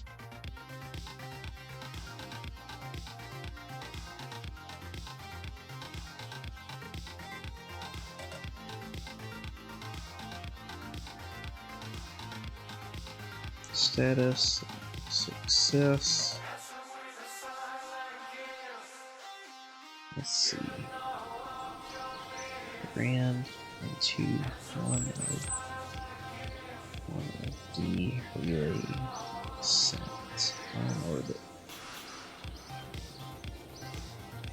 Just a note for next time, we'll make sure to keep an eye out for it in case it happens again. See, I want to go ahead and get this one, even if we're not necessarily using any of this yet, because I want us to be in line to go ahead and unlock the mobile processing lab. Let's see, how much money is it? Ooh, yeah, nearly $500,000 to upgrade the R&D facility, which we don't have the science yet anyway, so it's not too big of a deal. But yeah, so that was a successful mission.